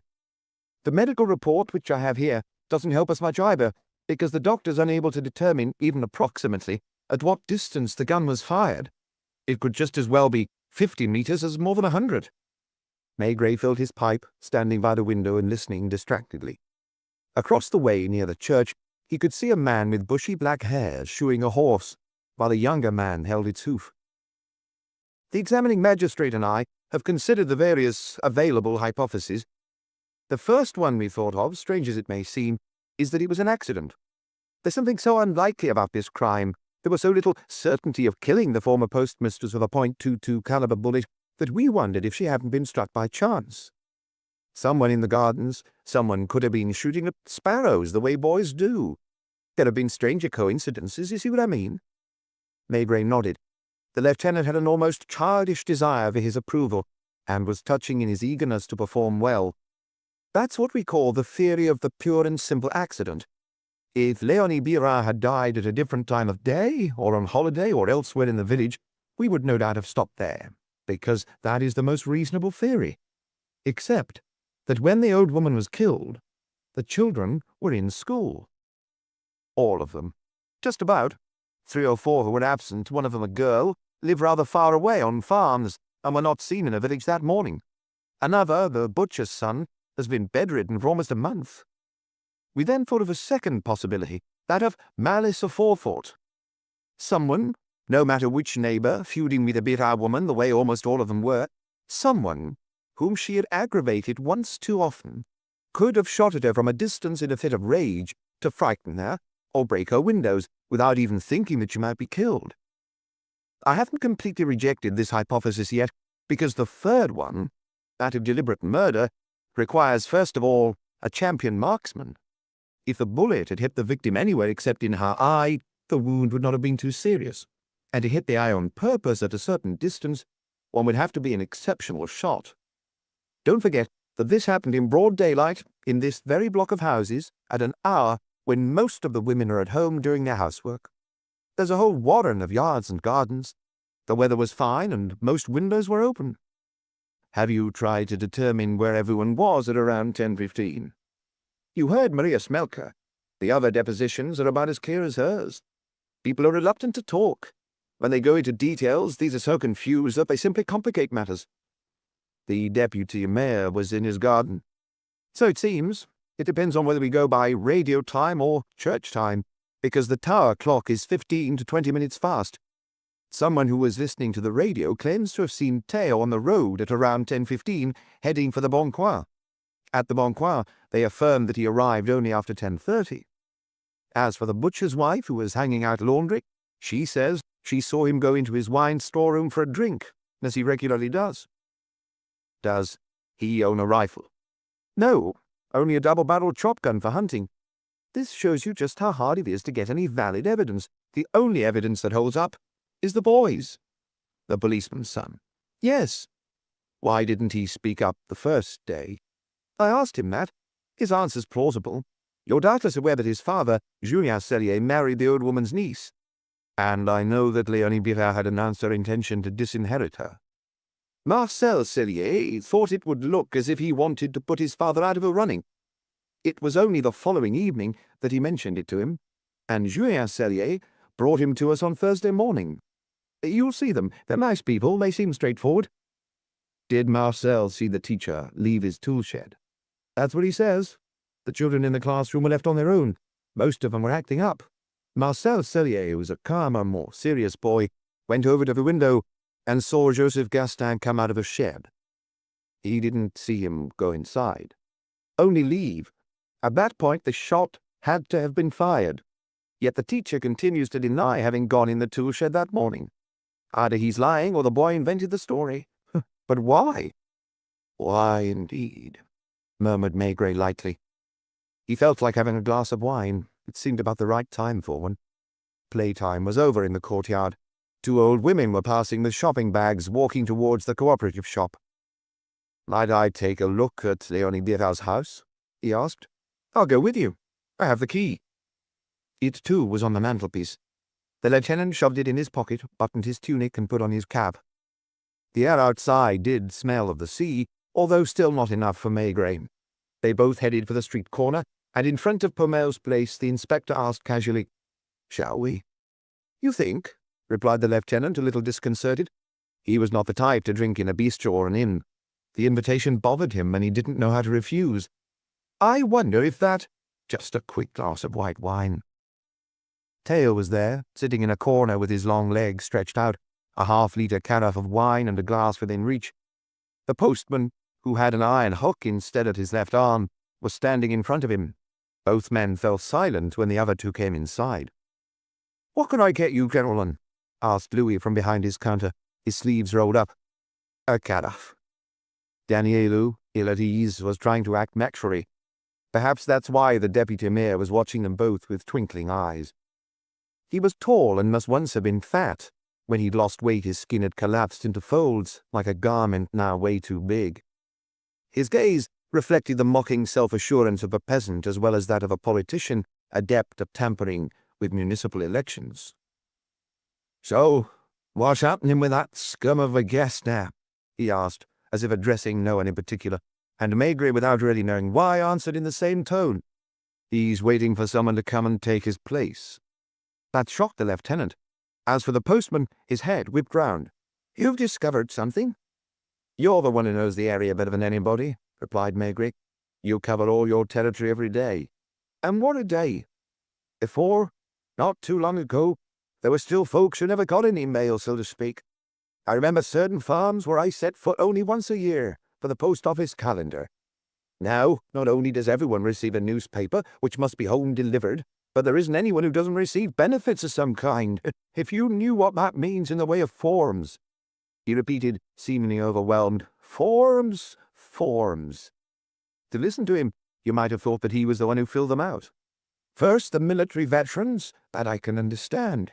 Then the widows' pensions. Next the welfare payments, the large family supplements, and the benefits for—" He turned towards the deputy mayor. "Can you figure it out? I wonder if there's a single person in the entire village who doesn't get something from the government. And I'm sure that some have kids just for the allowances." His misted glass of wine in hand, Maigret inquired cheerily, "Do you think the allowances have something to do with Leonie Birat's death?" "You never know." It was doubtless an obsession. He must have been receiving a pension as well for his arm. He was paid by the government, and it infuriated him that others also took their turn at the cashier's window. In short, he was jealous. "Give me a carafe, Louis." Theo's eyes were still laughing. Maigret was sipping his wine, and this scene was almost like what he'd envisioned for his trip to the seaside. The air was the same color as the white wine, with the same taste. Two hens were pecking at the hard earth out on the square, where they could hardly be finding any worms. Therese in her kitchen was peeling onions and occasionally wiping her eyes with the corner of her apron. "Shall we go?" Danielou, who had merely wet his lips in his glass, followed him out in relief. "Don't you think those peasants seem to be making fun of us?" he murmured once outside. "You don't say. It's if it amuses you." Maigret made no reply. He was beginning to find his footing in the village and no longer regretted having left Quai des Orfèvres. This morning he'd not telephoned his wife as he had promised her he would. He had not even noticed the post office. He would have to get to that soon. They passed a haberdasher's shop, behind the front windows of which the inspector spied a woman so old and withered that it was a miracle she didn't break into pieces. "Who's that?" "There are two of them, of about the same age. Mademoiselle Thévenard." Two old spinsters had had a shop in his home village too. It was as if the villages of France were interchangeable. Years had passed. The roads had filled with speedy cars. Buses and vans had replaced carts. There were cinemas more or less everywhere. The radio and many other things had been invented, and yet here Maigret was finding once again the characters of his childhood, frozen in their attitudes as if in a naive painting. "This is the house."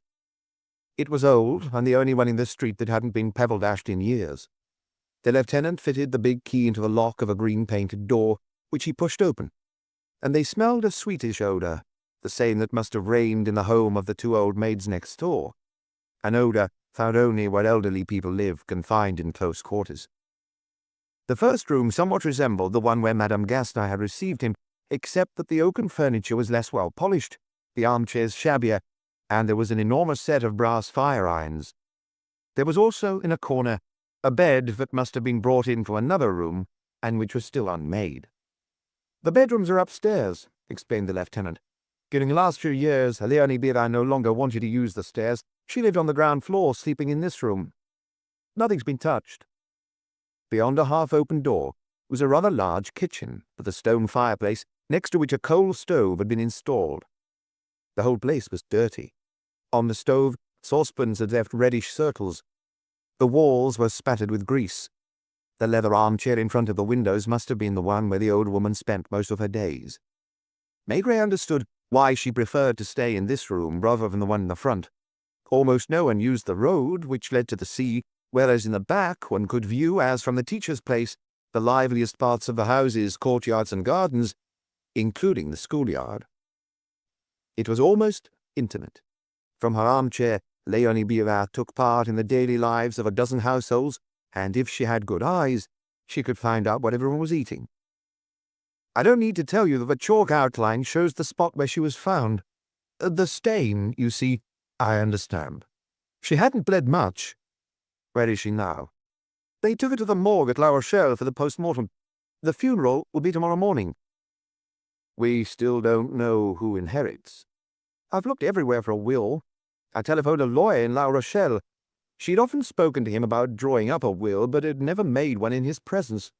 He has in his keeping some stocks of hers, some bonds, the title deeds to this house, and to another one she owns 2 kilometers from here.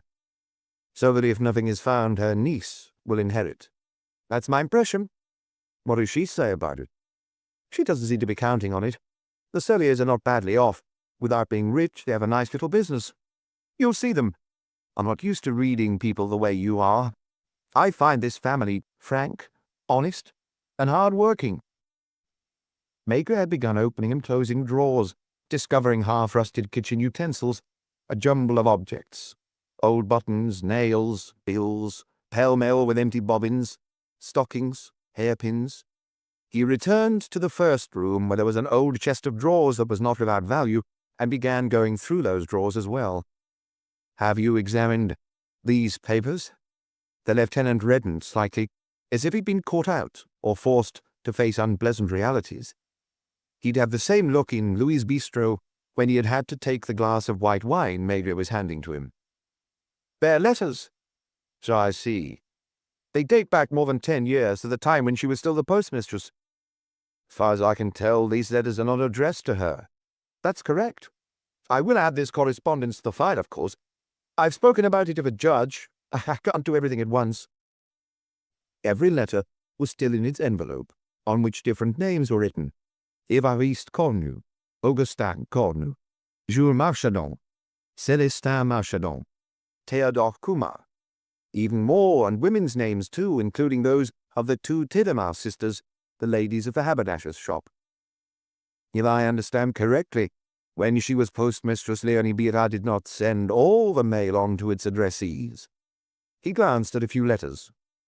Dear Mamma, this is to tell you that I am well, and that I hope you are the same, and happy in my new employer's home, except that the grandfather who lives with them coughs all day long and spits on the floor. Another said, I met Cousin Jules in the street, and he was ashamed when he saw me. He was completely drunk, and I thought for a moment he'd not recognized me. Léonie Bira did not, evidently, open all the letters. She seemed to pay particular attention to certain families, especially the Cornus and Ratos, of whom there were many in that region. Several envelopes bore the postmark of the Senate, and were signed by a noted politician who had died 2 years earlier. My dear friend, I acknowledge receipt of your letter concerning the tempest that ravaged your mussel farm and carried off more than 200 posts. I will see to it that the funds earmarked for victims of national disasters. I looked into this, explained the lieutenant. The farms consist of pine posts driven into the sea bottom and bound together by bundles of sticks. That's where they install the clusters of young mussels to fatten them. When a tide is a little strong, it carries away a certain number of posts, which are expensive, as they must be brought from a great distance. So, The cunning fellows get them paid for by the government under the guise of a national calamity. The senator was very popular, observed Daniel with a wry smile. He never had any difficulty getting re-elected. You've read all these letters? I skimmed through them. They provide no clues. They explain why the Birra woman was hated by the entire village. She knew too much about all of them. She must have told them a few home truths. Still, I haven't found anything really serious. Nothing bad enough in any case for someone, especially after 10 years, to decide to eliminate her with a bullet in the head. Most of the people to whom these letters are addressed are dead, and their children don't care what happened in the past. You're taking these letters away. I don't have to remove them this evening. I can leave you the key to the house. Don't you want to go upstairs? Maigret went up for form's sake. The 2 rooms, full of strange objects and furniture in poor condition, taught him nothing. Outside, the lieutenant handed him the key, asking, "What are you going to do now?" "What time does the school let out?" "The morning session ends at 11:30. Certain pupils who don't live too far away go home for lunch. Those from the farms and the seashore bring bread and butter with them to eat at the school. Classes resume at 1:30 and are over at 4. Maigret pulled his watch from his pocket. It was 11:10. "Are you staying in the village?" "I must go and see the examining magistrate who questioned the teacher this morning, but I'll be back sometime this afternoon." "See you later." Maigret shook his hand.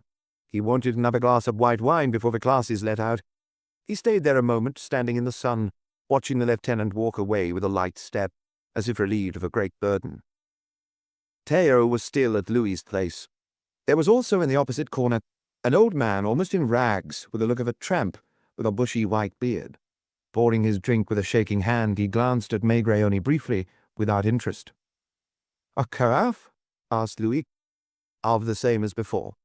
"That's the only kind I have. I suppose you'll be eating here. To raise it cooking a rabbit, I know you'll enjoy." The maid appeared. "Do you like rabbit in white wine, Monsieur Maigret?" It was just to see him, to glance at him in complicity and gratitude. He had not betrayed her. She was relieved of that, becoming almost pretty. "Off to your kitchen." A van pulled up. A man entered in the working clothes of a butcher. Unlike most butchers, he was thin and unwell, with a crooked nose and bad teeth. "A Pernod, Louis." He turned towards Theo, who was smiling in delight. "Hello, you old pirate." The deputy mayor simply gestured vaguely with his hand. "Not too tired? Well, I think that layabouts like you exist." He zeroed in on Maigret. "So it's you, it seems, who's going to ferret out the truth." "I'm trying." "Try hard. If you find out anything, you'll deserve a medal." His drooping moustache was getting wet in his glass. "How's your son?" asked Theo from his corner, his legs still stretched out lazily. "The doctor claims it's time he was walking. That's easy to say. As soon as we get him upright, he falls down. The doctors don't know anything. No more than deputy mayors." Although he seemed to be joking, there was a bitter edge to his voice. "Done with your day, are you?" "I still have to do bourrage." He ordered a second glass, drank it down in one go, wiped his moustache, and called to Louis, "Put that on the tab with the rest." Then to the inspector, "Have fun." Finally, he bumped into Theo's legs on purpose as he went out. "So long, scum." They saw him start his van and swing into a U-turn. "His father and mother died of tuberculosis," explained Louis. "His sister's in a sanatorium for TB patients. He has a brother locked up as a madman." "And him?" "He holds his own as best he can, sells his meat in the surrounding countryside. He tried to establish a butcher shop in La Rochelle and lost all the money." "Has he children?" "A son and a daughter. The 2 others died at birth. The son was knocked over by a motorbike a month ago and is still in a cast. The girl, who's 7, must be at school. By the time he's finished his round, he'll have downed a good half bottle of Pernod." "You find that funny?" asked Theo sarcastically. "Find what funny?" "To talk about all that? I don't badmouth anyone." "You want me to talk about your little doings?" Looking scared, Louis grabbed a full carafe from under his counter and went to place it on the table. "You know perfectly well there's nothing to tell. People have to make conversation, don't they?" Deep down, Theo seemed to be having a ball. His mouth wasn't smiling, but his eyes were glittering strangely. Maigret couldn't help thinking of some sort of old retired faun. There he was, planted in the middle of a village like a malicious god who knew everything that happened inside people's heads and homes, enjoying this show put on for him in solitary pleasure.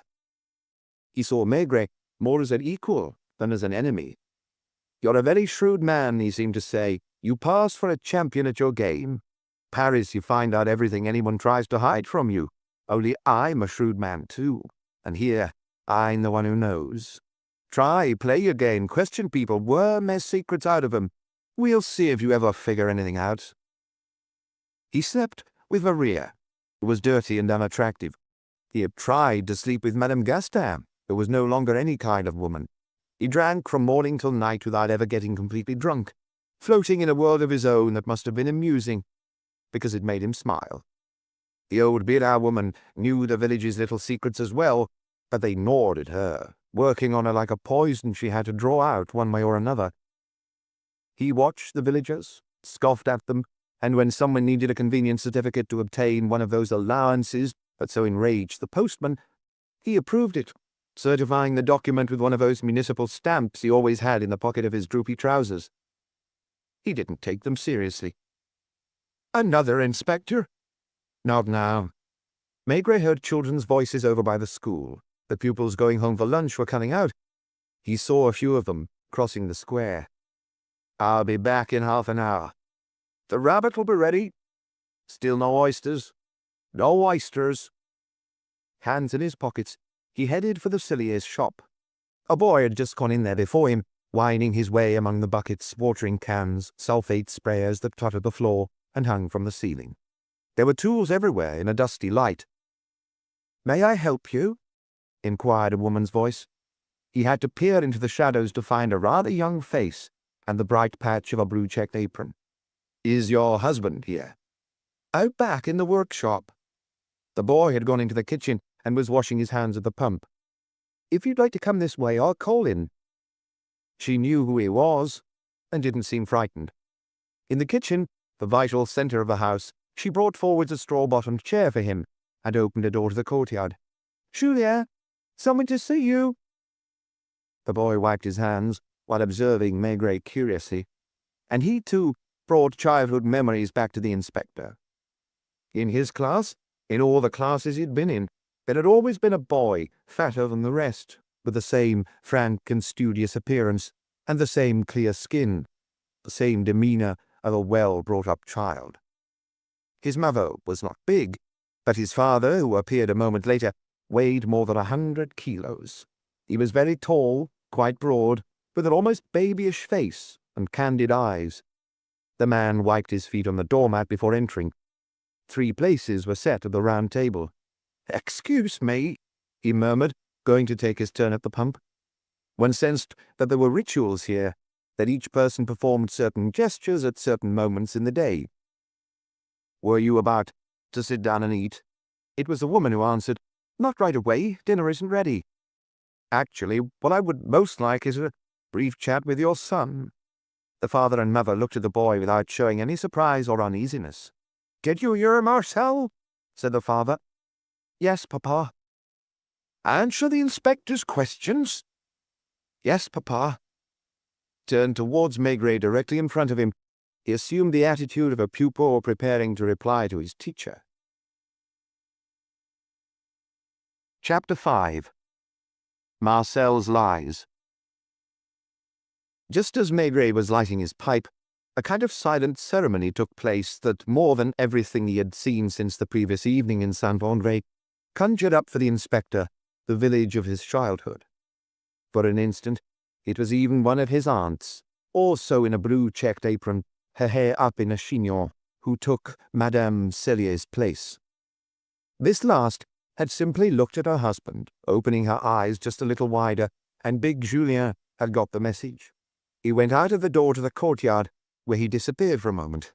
As for his wife, without waiting for his return, she had opened the sideboard, taken 2 glasses from a set, the one used only for company, and was polishing them with a clean dish towel. When the tinsmith returned, he was holding a corked bottle of wine. He did not say anything. Nothing needed to be said. Someone from far away or from another planet might have thought that those gestures were part of a religious service. They listened to the sound of a cork coming out of the bottleneck, the gurgling of the golden wine in 2 glasses. A touch intimidated, Julien picked up one of them and checked its color, then finally said, "Cheers." "Cheers," replied Maigret. After which the man withdrew to a shadowy corner of the room, while his wife went over to the stove. "Tell me, Marcel," began the inspector, returning to the boy who had not budged. "I presume that you've never told a lie." If there was any hesitation, it was brief, accompanied by a swift glance in his mother's direction. "Yes, I have, monsieur, but I always confessed it," he hastened to add. "You mean you went afterwards to confession?" "Yes, monsieur." "Immediately afterwards?" "As quickly as possible, because I wouldn't like to die in a state of sin." "They mustn't have been important lies, though, were they?" "Important enough." "Would you mind much telling me one as an example?" "There was the time I tore my trousers climbing a tree. When I came home, I claimed I'd caught them on a nail in Joseph's yard." "You went to confession that very day?" "The day afterwards." "And when did you admit the truth to your parents?" "Only after a week. Another time I fell into the pond while fishing for frogs. My parents forbid me to play around the pond because I catch cold easily. My clothes are all wet. I told them I'd been pushed while I was crossing the little bridge over the stream." "Did you wait a week again before telling them the truth?" "Only 2 days." "Do you often lie like that?" "No, monsieur." "Once every how long about?" He took the time to reflect, still as if taking an oral exam. "Not even once a month." "Do your friends lie more?" "Not all of them. Some." "Do they go to confession like you?" "I don't know. Probably they do." "Are you friends with the teacher's son?" "No, monsieur." "You don't play with him?" "He doesn't play with anyone." "Why?" "Maybe he doesn't like to play. Or else because his father's the teacher. I try to be his friend." "Don't you like Monsieur Gaston?" "He isn't fair." "How is he not fair?" "He always gives me the best grades, even when it's his son who deserves them. I would like to be the best in the class when I've earned it, but not otherwise." "Why do you think he does that?" "I don't know. Maybe because he's afraid." "Afraid of what?" The child tried to find an answer. He certainly sensed what he would have liked to say, but realized that it was too complicated, that he wouldn't find the words. He simply repeated, "I don't know." "Do you remember Tuesday morning, clearly?" "Yes, monsieur." "What did you do during playtime?" "I played with the others." "What happened shortly after you returned to the classroom?" "Old man Pierrebeuf from Groschain came knocking at the door, and Monsieur Gaston went with him to the village hall after telling us to wait quietly." "Does that often happen?" "Yes, monsieur, rather often." "Do you all wait quietly?" "Not all of us." "Do you personally remain quiet?" "Most of the time." "When did that happen before?" "Also on the day before, Monday, during the funeral, someone came to get a paper signed." "What did you do Tuesday?" "At first I stayed in my seat." "Did your classmates start misbehaving?" "Yes, monsieur, most of them." "What were they doing exactly?" "They were pretending to fight, for laughs, throwing things at one another's heads, erasers, pencils." "After that?" If he sometimes hesitated before answering, it wasn't from uneasiness, but like someone trying to find the right words. "I went to the window." "Which window?" "The one through which you see the courtyards and kitchen gardens. That's always the one I look out of." "Why?" "I don't know. It's the one closest to my bench." "It wasn't because you just heard a shot that you went to that window?" "No, monsieur." "If there had been a shot outside, you would have heard it?" "Maybe not. The others were making a lot of noise, and at the forge they were busy shoeing a horse." "Do you have a .22 rifle?" "Yes, monsieur. I took it to the village hall yesterday, like the others did. They asked everyone who has a rifle to take it there." While the teacher was gone, You didn't leave the classroom? No, monsieur. Maigret was speaking in a calm, encouraging voice. Madame Cellier had discreetly gone to tidy the shop, while her husband, glass in hand, was watching Marcel with satisfaction. Did you see the teacher cross the yard? Yes, monsieur. Did you see him go to the tool shed? No, monsieur. He was coming back from it. You saw him coming out of the shed? I saw him shutting the door. Then he crossed the yard and I whispered to the others, "Watch out!" Everyone returned to their seats, me too. Do you play a lot with your classmates? Not a lot, no. You don't like to play? I'm too fat. He blushed saying that and glanced at his father as if in apology. Don't you have any friends? Mostly I have Joseph. Who is Joseph? The Ratto's son. The mayor's son. Now, Julien Cellier spoke up.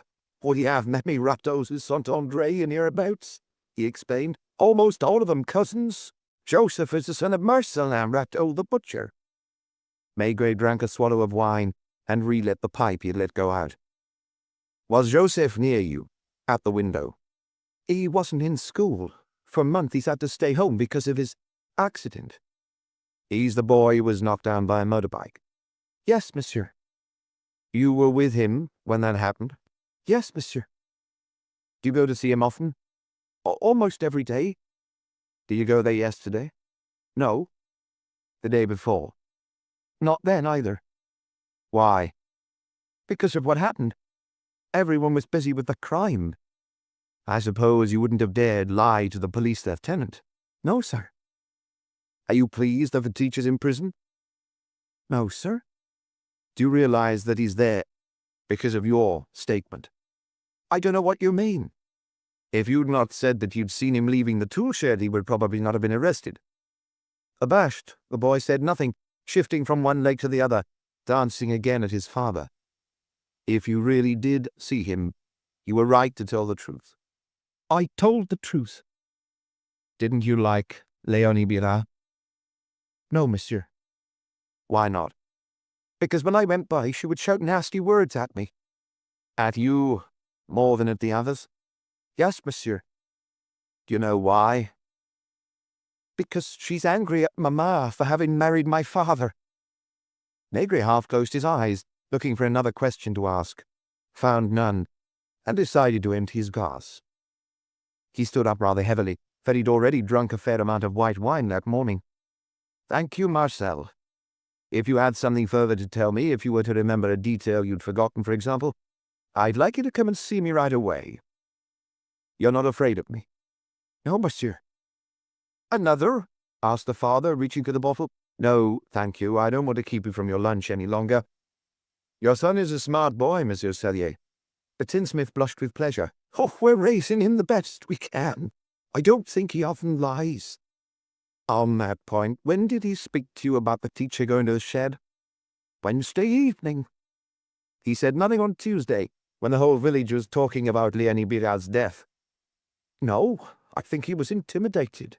At dinner on Wednesday, he seemed different and suddenly said to me, "Papa, I think I saw something." He told me about it and I went to repeat it to the police lieutenant. Thank you. Something was bothering him. He didn't quite know what. Outside, he went first to the Bon Coin, where he saw the substitute teacher eating near the window while reading a book.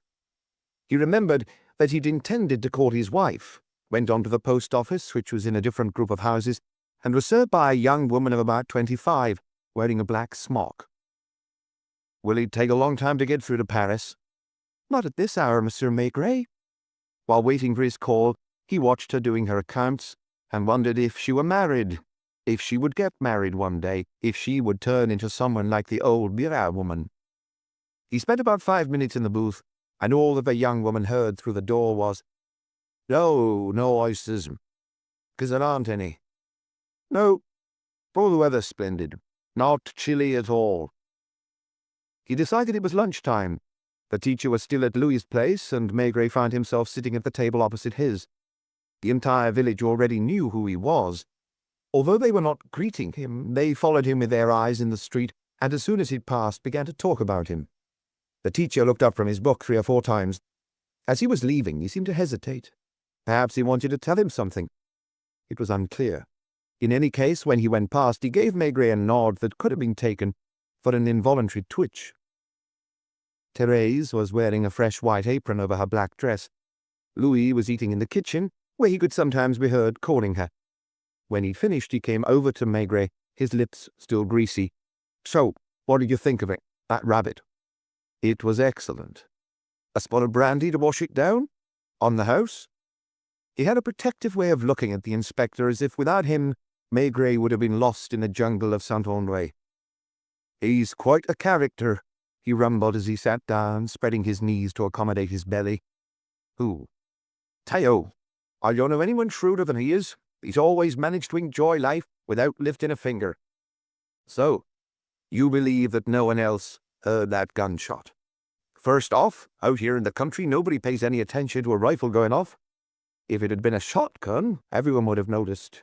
Besides, those things don't make much noise, and we've got so used to them now that all the kids have them. Théo was in his garden and supposedly didn't see a thing." "In his garden or in his wine storeroom? Because what he calls gardening is mostly going off to draw glass from the barrel. Mind you, if he did see something, he probably wouldn't say anything. Even if he saw someone fire the shot. Especially then." Pleased with himself, Louis was filling the little glasses. "I warned you that you wouldn't understand a thing. Do you think the Petitia tried to kill the old woman?" "And you?" "No," said Maigret firmly. Louis looked at him, smiling as if to say, "Neither do I." But he did not say it. Perhaps they were each feeling as sluggish as the other after all they'd eaten and drunk. They sat for a moment in silence, looking out at the square cut in two by the sun, the greenish windows of the cooperative, the stone portal of the church. "What's the priest like?" asked Maigret, just to say something.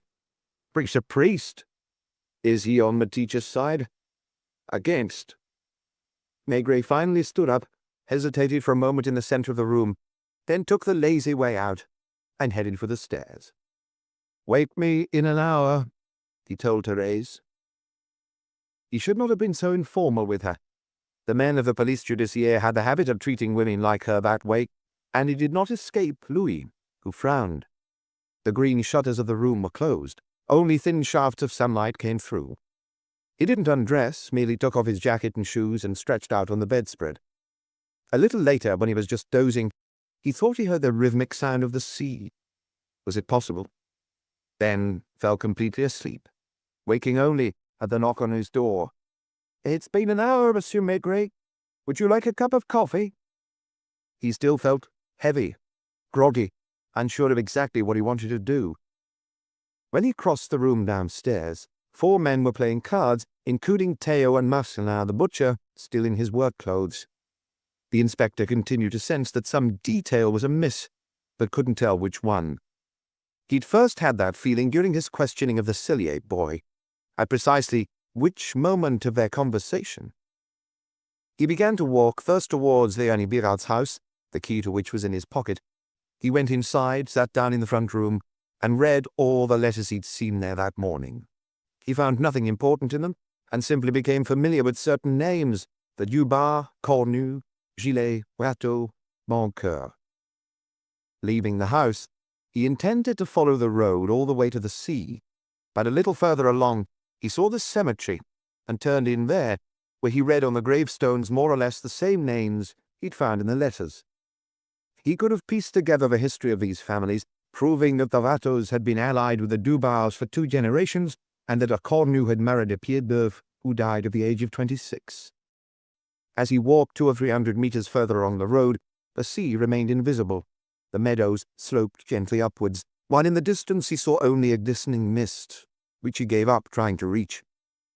The villagers encountered him in the streets and alleys, his hands in his pockets, stopping sometimes for no reason to look at some facade or passer-by. Before going to the village hall, he could not resist having a white wine. The 4 men were still playing cards, and Louis, straddling a chair, was looking on. The front steps of the village hall were in the sun, and at the end of a corridor out in the kitchen gardens he could see the caps of the 2 policemen. No doubt they were still hunting for the cartridge case. The windows of the teacher's house were closed. In the classroom, the children's heads were all in rows. He found the lieutenant annotating in red pencil the official report of an interrogation. "Come in, sir. I've seen the examining magistrate. He questioned Gaston this morning." "How is he?" "Like a man who's just spent his first night in prison. He was worried that you might already have left." "I suppose that he still denies everything." "More than ever." "Has he a theory of his own?" "He doesn't believe that anyone tried to kill the postmistress. He thinks it was an act of harassment instead, which proved fatal. People often played mean tricks on her." "On Léonie Bihar?" "Yes. Not just the children. The adults as well. You know how it goes when villagers target someone they dislike. Whenever there was a dead cat, it would be tossed into her garden, if not through a window of her house. 2 weeks ago she found her door smeared with excrement. According to the teacher, someone shot at her to scare or infuriate her." "And the shed?" "He continues to claim that he never set foot there on Tuesday." "Did he do any gardening on Tuesday morning, before school?" "Not Tuesday, but Monday. He gets up at 6 every morning. That's the only time he has a moment to himself." Did you see the Cellier boy? What do you think of him?" "He answered my questions without any hesitation." "Mine too, without once contradicting himself. I questioned his classmates, who all affirm that he did not leave the classroom after playtime. I assume that if he were lying, someone would certainly have somehow given him away." "I think so too. Do we know who inherits?" "We still haven't found a will. Madame Cellier seems the likely heir." "Have you determined what her husband was doing all Tuesday morning?" "He was busy in his workshop." "Has anyone confirmed that?" "His wife, first of all. Then the blacksmith, Marchandon, who went to speak to him." "At what time?" "He isn't exactly sure. Before 11, he says. He claims they chatted for at least 15 minutes. That doesn't prove a thing, obviously." He riffled through his papers. "All the more so in that young Cellier himself says that the forge was in use at the moment when the teacher left the classroom." "So his father might therefore have gone out?" "Yes, but don't forget that everyone knows him. He would have had to cross the square and go into the gardens. If he had gone by with a rifle, people would have noticed him all the more."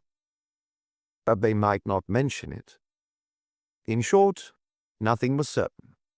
There was no solid foundation aside from 2 contradictory statements, the one from Marcel Cellier, who claimed to have seen from the school window the teacher leaving the tool shed, and the other from Gaston, who swore he had never set foot in it that day. These were recent events. The questioning of the villagers had begun by Tuesday evening and continued throughout Wednesday. Everyone's memories were fresh. If the teacher had not fired the shot, what reason would he have to lie? And above all, what reason did he have to kill Léonie Bihar? Marcel Cellier had no more reason to invent the story about the shed either. Théo, for his part, grumpily stated that he'd heard a shot, but seen nothing. Had he been in his kitchen garden? In his wine storeroom? There was no way to rely on the times mentioned by any of them, because country people don't pay much attention to the time, unless it's time to eat. Maigret had no confidence either in accounts of this or that person passing by in the street at a particular moment. People used to seeing others 10 times a day in the same familiar places no longer pay attention, and can, in complete good faith, confuse one encounter with another, or affirm that something took place on Tuesday when it had happened on Monday. The wine was making him feel hot. "What time is the funeral?" "At 9. Everyone will be there. It isn't every day you have the pleasure of burying the village shrew." "Have you thought of something?" Maigret shook his head, drifted around the office, fiddled with the rifles, the cartridges. "You did tell me that the doctor isn't sure about the time of death." "He puts it between 10 and 11 that morning." "So that, without young Cellier's testimony—" They always came back to that, and each time Maigret had the same impression that he was narrowly missing the truth, that he'd been on the verge, at one point, of discovering it. Léonie Bihar did not interest him. What did he care whether someone had wanted to kill or simply frighten her, or whether it had been an accident that the bullet had entered her left eye? It was Gaston's situation that fascinated him, and therefore the Cellier boy's statement as well. He went to the courtyard, and was halfway across when the children were let out of school, emerging less boisterously than at playtime, and heading for the exit in small groups. Brothers and sisters could be spotted. Some bigger girls were holding smaller kids by the hand, and some children would have to cover more than 2 kilometers to get home. Only one boy greeted him, aside from Marcel Cellier, who politely removed his cap. The others went by, eyeing him with curiosity. The teacher was in the doorway. Maigret went over, and the young man stepped aside for him, stammering, "But do you want to speak to me?" "Not particularly." "Had you already come to Saint-André before?" "No, this is the first time. I've taught at La Rochelle and Foua." "Do you know Joseph Gastner?" "No."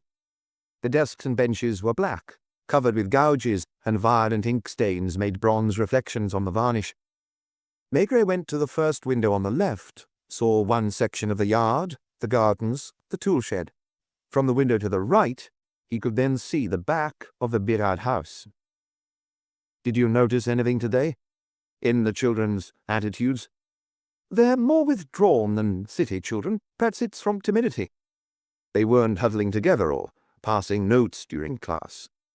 The substitute wasn't even 22 years old and was visibly intimidated by Maigret, not so much because he was from the police, but because he was famous.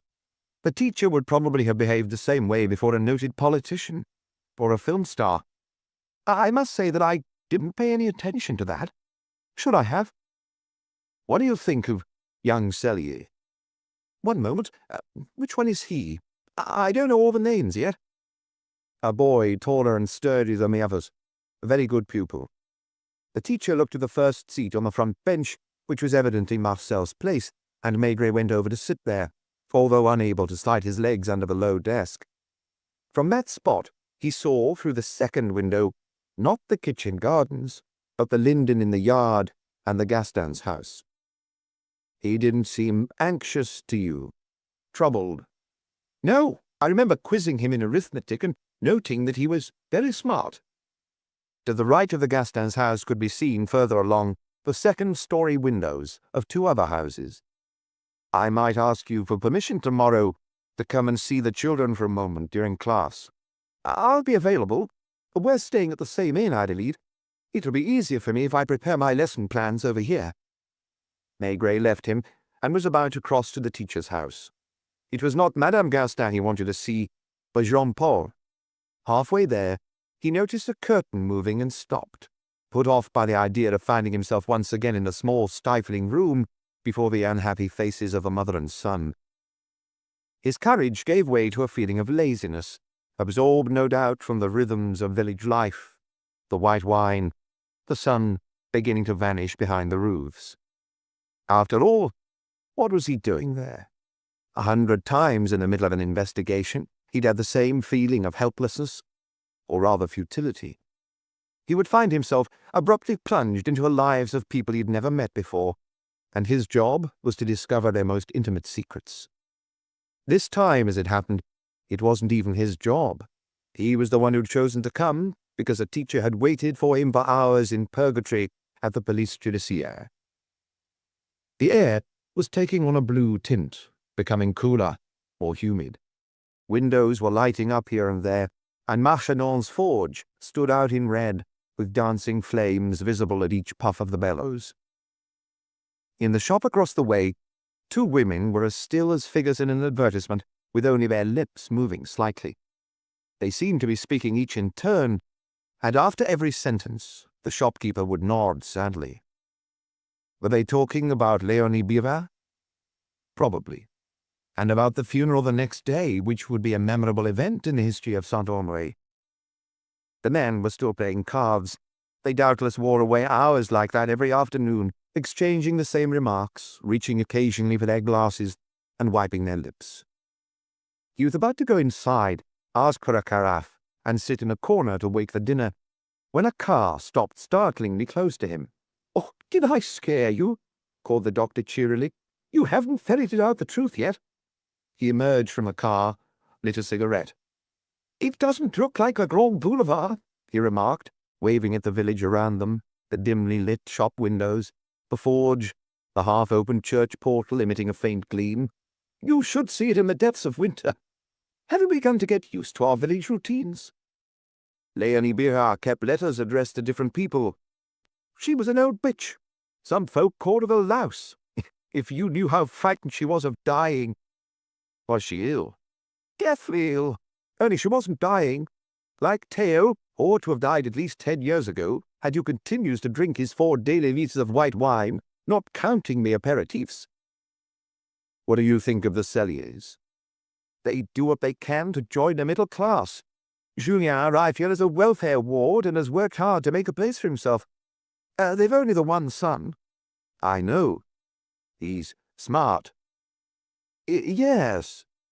Maigret sensed some reserve in the doctor's voice. What do you mean? Oh, nothing. He's a well-brought-up child. He's an altar boy. He's the priest's pet. Another one who didn't like priests, apparently. Do you think he lied? I didn't say that. I don't believe anything. If you've been a country doctor for 22 years, you'll be like me. All that interests them is to earn money, change it into gold, put the gold into bottles and bury the bottles in their garden. Even when they're ill or hurt, it has to pay. I don't understand. There are always insurance policies or benefits, some way to turn everything into money. He sounded almost like the postman. A bunch of crooks, he concluded in a tone that seemed to belie his words. They're funny. I'm fond of them. Even Léonie Birard? She was a phenomenon. And Germaine Gaston? She'll spend her life torturing herself and the others because she slept with Chevasloup. I bet they didn't do it often, perhaps only one time. And just when for once in her life she'd enjoyed some pleasure. If you're still here tomorrow, come and have lunch with me. This evening I have to go to La Rochelle. Night had fallen. Maigret still lingered on the square, emptied his pipe by tapping the bowl against one heel, and entered the Bon Coin with a sigh, heading for a table that was already his table, while Thérèse, without asking, set a glass and a carafe of white wine at his place. Across from him, Theo, cards in hand, flashed him a look sparkling with malice, which meant, "You're getting there. You'll get in there. Another few years on that diet, and you'll be like all the others." Chapter 6. The Postmistress's Funeral. It was not because of a postmistress's funeral, due to take place that day, that Maigret awakened with a weight on his shoulders. The death of Léonie Birard, in broad daylight, had not distressed anyone or offered any dramatic interest, and in the village and on their farms, the people of Saint-André must have been dressing for her burial service as gaily as for a wedding. In fact, Louis Pomel, out in the courtyard early on in a starched white shirt and black cloth trousers, but no collar or tie, was filling an impressive number of carafes with wine. Carafes, he said, not only behind the counter, but on the kitchen table as well, as if for a village fair. The men were shaving. Everyone would be in black, as though the entire village were in mourning. Maigret remembered one of his aunts when he was little, whom his father had asked why she'd bought yet another black dress. "You see, my sister-in-law has breast cancer, and might die in a few months or a few weeks. It's so hard on clothes to have them dyed." In a village, everyone has so many relatives who can die from one moment to the next that they all spend their lives in mourning clothes. Maigret was shaving too. He saw the morning bus leave almost empty for La Rochelle, even though it was Saturday. Thérèse had brought him a cup of coffee and his hot water, because she'd seen him spend hours the previous evening off in his corner drinking wine, and then after dinner, shots of brandy. It was not because he'd been drinking the evening before that he had a feeling of tragedy either. Perhaps in the end, the reason was simply that he'd slept badly. He had spent the night seeing the faces of children, in close-up as in a film, faces that resembled the Gaston Cellier boys, but were not exactly either one. He was trying, without succeeding, to remember those dreams. Someone was angry at him. One of the children, he didn't know which, they were all mixed up together. He kept telling himself that it was easy to recognize them because the teacher's son wore glasses. Only immediately afterwards, he saw Marcel Cellier wearing glasses too, and when he expressed surprise about it, the boy told him, "I only wear them when I go to confession." It was doubtless not so tragic for Gaston to be imprisoned, since the police lieutenant did not believe that much in his guilt, nor did the examining magistrate either. The teacher was better off over there for a few days, instead of in the village or confined to his house, and one witness report, especially that of a child, would not be enough to condemn him. To Maigret, it was more complicated than that. This often happened to him. It could be said that during each new inquiry, his humour followed more or less the same curve. At the beginning, you see the people from the outside. It's their little troubles that stick out the most, and it's amusing. Then gradually, you get inside their skin. You wonder why they react in this way or that way. You catch yourself thinking as they do, and it becomes much less funny. Perhaps much later, when you've seen so much of them that nothing astonishes you anymore, it's possible to laugh at them, like Dr. Bruxelles. Maigret was not there yet. The kids preoccupied him. He felt that at least one of them, somewhere, must be living a kind of nightmare, in spite of the airy sunshine always bathing the village. He went downstairs to have breakfast in his corner, while carts were already delivering the inhabitants of the most distant farms to the square. The farmers did not come straight to the inn, forming dark groups in the street and in front of the church, and the flash of their shirts looked dazzling against their deep tans. He did not know who had arranged the funeral, had not thought to ask about that. In any case, the coffin had been brought from La Rochelle and placed directly in the church. The black shapes multiplied rapidly. Maigret noticed faces he'd not seen before. The lieutenant shook his hand. "Nothing new." "Nothing. I saw him yesterday evening in his cell. He still denies the charge. Just can't understand why Marcel Cellier insists on accusing him." Maigret went to the school courtyard, where there were no classes that day, and the windows of the teacher's house were closed. No one was visible. Surely the mother and son would not attend the funeral but stay at home, silent, fearful, expecting trouble. Yet the crowd did not seem angry. The men called to one another. A few of them began entering Louis's place for a quick one, and reappeared, wiping their lips. As the inspector passed, all fell silent, then began to speak in low voices as they followed him with their eyes. Wearing a tightly belted raincoat, even though the sky was clear, a young man came up to him with an outsized pipe in his mouth. "Albert Raymond, reporter à La Charente," he announced importantly. He wasn't more than 22, thin with long hair, his mouth twisted in a sarcastic smile. Maigret simply nodded. "I tried to come and see you yesterday, but I didn't have time." His words and demeanour made it clear that he considered himself the equal of the inspector. More precisely, that they were both outsiders to the crowd, both able to observe it from on high, as people in the know who have explored every last little corner of human nature.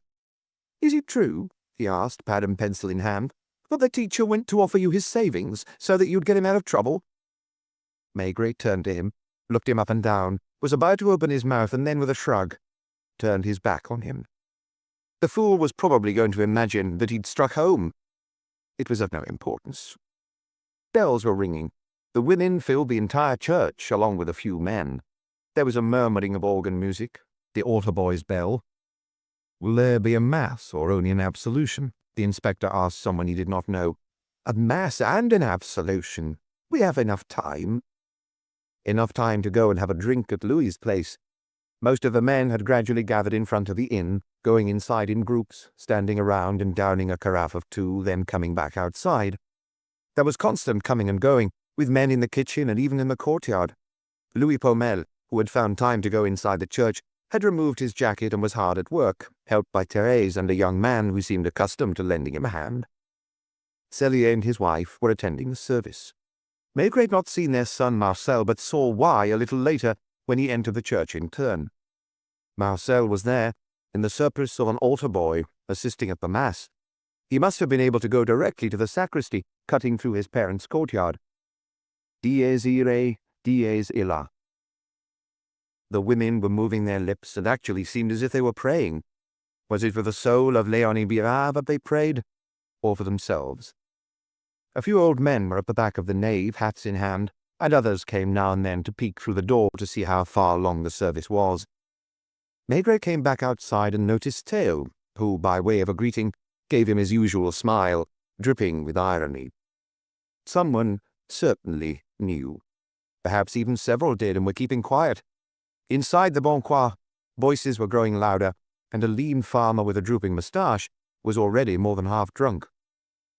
The butcher as well, Maigret suspected, was walking less steadily, his eyes unusually bright, and Maigret saw him empty 3 big glasses with one man or another in the space of a few minutes. Less intrigued than the inspector, or more put off by the crowd's inquisitiveness, the lieutenant was keeping to the secretariat of the village hall, where the courtyard was empty around the linden. A cart passed, serving as a hearse and pulled by a chestnut horse with a black cloth over its back. The cart pulled up in front of the church, and the driver came over for a drink. There was a light breeze stirring. A few clouds way up in the sky gleamed like mother-of-pearl. Finally, the church doors opened. The drinkers rushed over. A coffin emerged borne by 4 men, among whom Maigret recognized Julien Cellier and the deputy mayor. They hoisted it up onto the cart, not without difficulty. They covered it with a black cloth with a silver fringe. Then young Cellier appeared, carrying the silver cross at the end of a staff of black wood, and his surplice puffed up 2 or 3 times like a balloon. The priest followed, reciting prayers, finding the time to observe each person around him, and to stare for an instant at Maigret. Next came Julien Cellier and his wife, both in black, she with a crape veil over her face. The mayor followed, a tall, strong man, composed, grey-haired, with an entourage of municipal councillors, and then came the bulk of the crowd, the men first, the women after them, and some, especially at the end of the cortege, dragging a child along by the hand. The young reporter came and went, taking notes, talking to people whom Maigret did not know. Advancing slowly, the cortege passed the Bon Coin, where Thérèse stood alone in the doorway, as Paumelle had joined a group of councillors. For the second time that morning, Maigret was tempted to go and knock on the Gastins' door and talk to Jean-Paul. While all the others were going to the cemetery, weren't the mother and son feeling more alone than ever in the deserted village? He followed the rest for no particular reason. They passed Léonie Bira's house, then a farm where a calf in the yard began to bawl. At the entrance to the cemetery, there was some milling about, slightly disorganized. The priest and altar boy were already at the grave before everyone had entered the burial ground. That was when Maigret spotted a face looking over the wall. He recognized Jean-Paul. One of the lenses in his glasses was reflecting the sun, like a mirror. Instead of following the crowd, the inspector hung back and began walking around the cemetery, intending to reach Jean-Paul. Wouldn't the boy be too intent on what was happening around the grave to notice his maneuver? He was walking through a stretch of waste ground. When he was only about 30 meters from the child, he stepped on a dead branch. Jean-Paul instantly looked over in his direction, jumped off the stone he'd been standing on, and dashed towards the road. Maigret almost called after him, but the others would have heard him, so he simply quickened his pace, hoping to catch up with the boy along the way. It was a ridiculous situation, he realized that. He didn't dare run, neither did Jean-Paul. The child was even too scared to look back. He was in school clothes, doubtless the only one in the village not wearing his Sunday best. The boy probably wanted to go home, and thus ought to have passed by the gate to the cemetery, where there was a group of farmers. He turned left, towards the sea, perhaps hoping that the inspector would not follow him. Maigret followed him.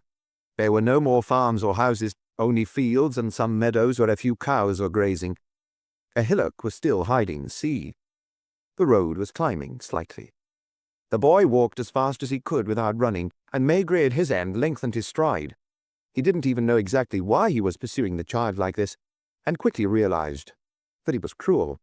To Jean-Paul, he must have represented a formidable power hot on his heels, but the inspector could hardly start shouting, "Jean-Paul, stop, I simply want to talk to you." The cemetery had disappeared behind them, along with the village. Cresting the hillock, the Gastin boy began going down the other side. Maigret saw only his upper body, then his head. An instant later, he saw nothing until he reached the hilltop himself, and then at last he discovered the shimmering expanse of the sea, with what looked to him like an island in the distance, or else the Pointe de la Guillon, and a few fishing boats with brown sails seemingly suspended in space. Jean-Paul was still walking. There was no path to the left or right. At the shore stood 5 or 6 red-roofed shacks, where the mussel farmers stored their equipment. Maigret made up his mind. "Jean-Paul!" His voice sounded so strange that he barely recognized it, and turned around to make sure no one was watching him. He noticed a brief hitch in the child's pace. Surprise at his call had almost halted the boy in hesitation, but he was again walking as fast as ever, almost running, now in a panic. Feeling like a big brute tormenting a defenseless creature, the inspector was ashamed when he called out again, "Hey, kid, stop!" The most ridiculous part was that he was out of breath, and his voice was not carrying. He and the boy were still about the same distance apart. To get closer, he would have had to run. What was Jean-Paul hoping for? That Maigret would become discouraged and turn back? It was more plausible that he wasn't thinking at all, that he was hurrying straight ahead as if this were the sole way to escape from danger. At the end of the road, there was only the sea with its shining fringe, rolling along the shingle beach. Jean-Paul! At this point, it would have been just as stupid to give up as to go on.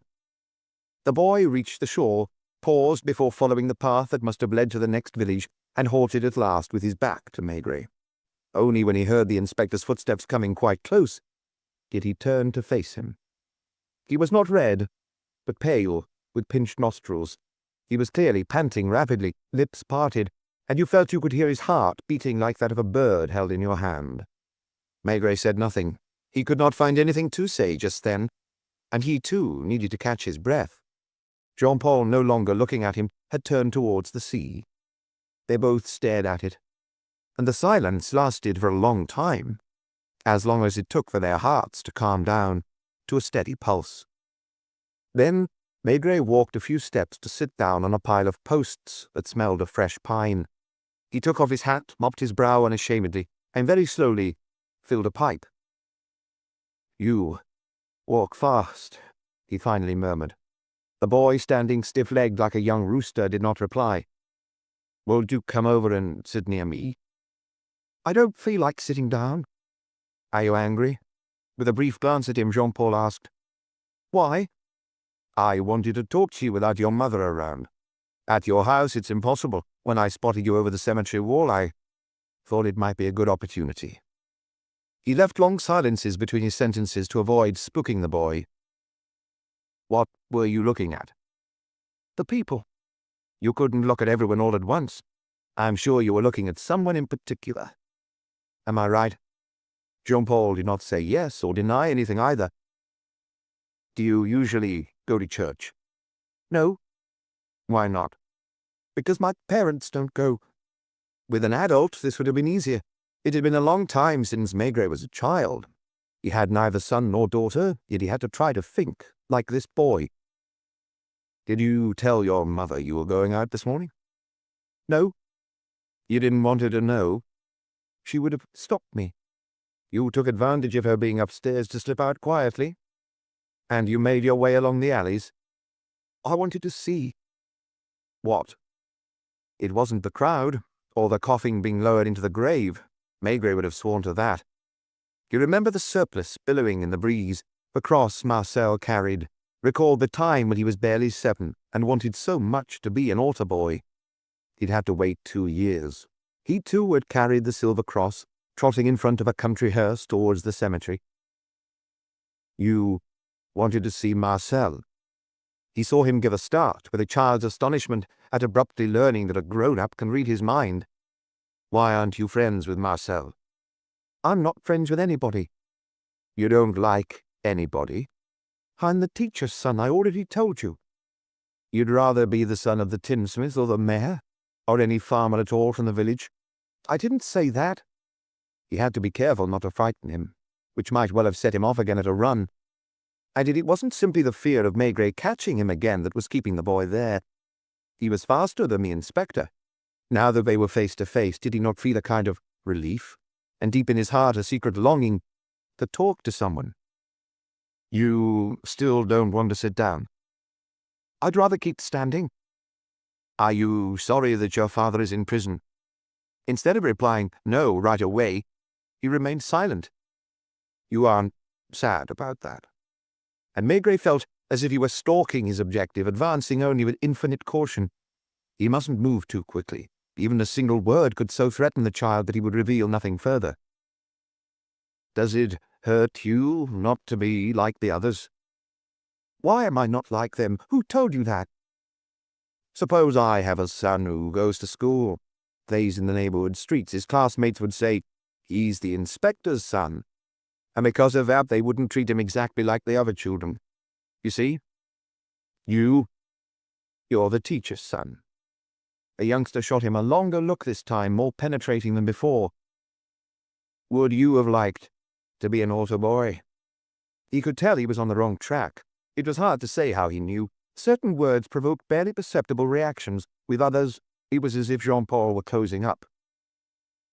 "Does Marcel have friends?" "Yes." "When they're together, do they talk quietly, exchange secrets, start laughing while they're looking at the rest of the kids?"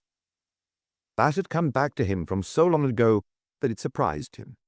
It was the first time he felt that he was encountering such vivid memories of his own childhood, to the point of smelling the scent of the schoolyard back then, when the lilacs were in bloom.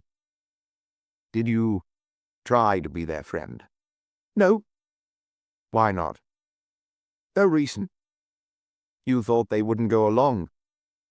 "Why are you asking me these questions?" "Because your father's in prison. He did not shoot at Léonie Bira." He was studying in the youngster's eyes, and the boy did not flinch. "You know perfectly well he didn't. Therefore someone else did." "Would you like your father to be convicted?" "No." There had been a barely perceptible hesitation, and Maigret decided not to press the point. He had already considered that idea in his corner the previous evening, wondering if, deep in his heart, Jean-Paul might be angry at his father and mother for not being like the other parents. Not only because his father was a teacher. They did not go to church, they did not dress him like the other children.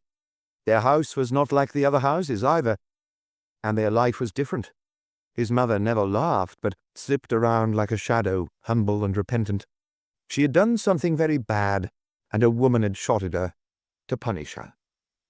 That woman had not been convicted, which proved that she was right. Perhaps Jean-Paul loved them anyway. Whether he liked it or not, he belonged to the clan, was of their kind. All that was difficult to express. There were nuances that disappeared when things were put into words. "Suppose you know something that's enough to get your father out of prison." With no idea himself where he was going, Maigret was surprised to see Jean-Paul look up abruptly to stare at him in a mixture of fright and admiration. The boy opened his mouth, almost spoke, but didn't, clenching his fists in the effort to control himself. "You see, I'm only trying to understand. I don't know your father well, but I'm convinced that he's a man who does not lie. He says that he did not set foot inside the tool shed on Tuesday morning, and I believe him." Jean-Paul, still on the defensive, kept watching the inspector. "On the other hand, Marcel Serrier seems like a good boy. When he does happen to lie, he goes right away to confession so as not to remain in a state of sin. He has no reason to accuse your father, who, instead of being unfair to him, always grades him at the head of the class, when you should be there. Well, Marcel claims he saw your father coming out of a tool shed." It was like a bubble rising suddenly to the surface of a pond. Its head hanging, Jean-Paul said firmly, without looking at Maigret. "He's lying." "You're sure he's lying, right? It isn't some vague feeling, and you aren't saying it from jealousy either." "I'm not jealous of him." "Why didn't you say this sooner?" "What?" "That Marcel was lying." "Because—" "You're certain that he did not see your father?" "Yes." "How come?"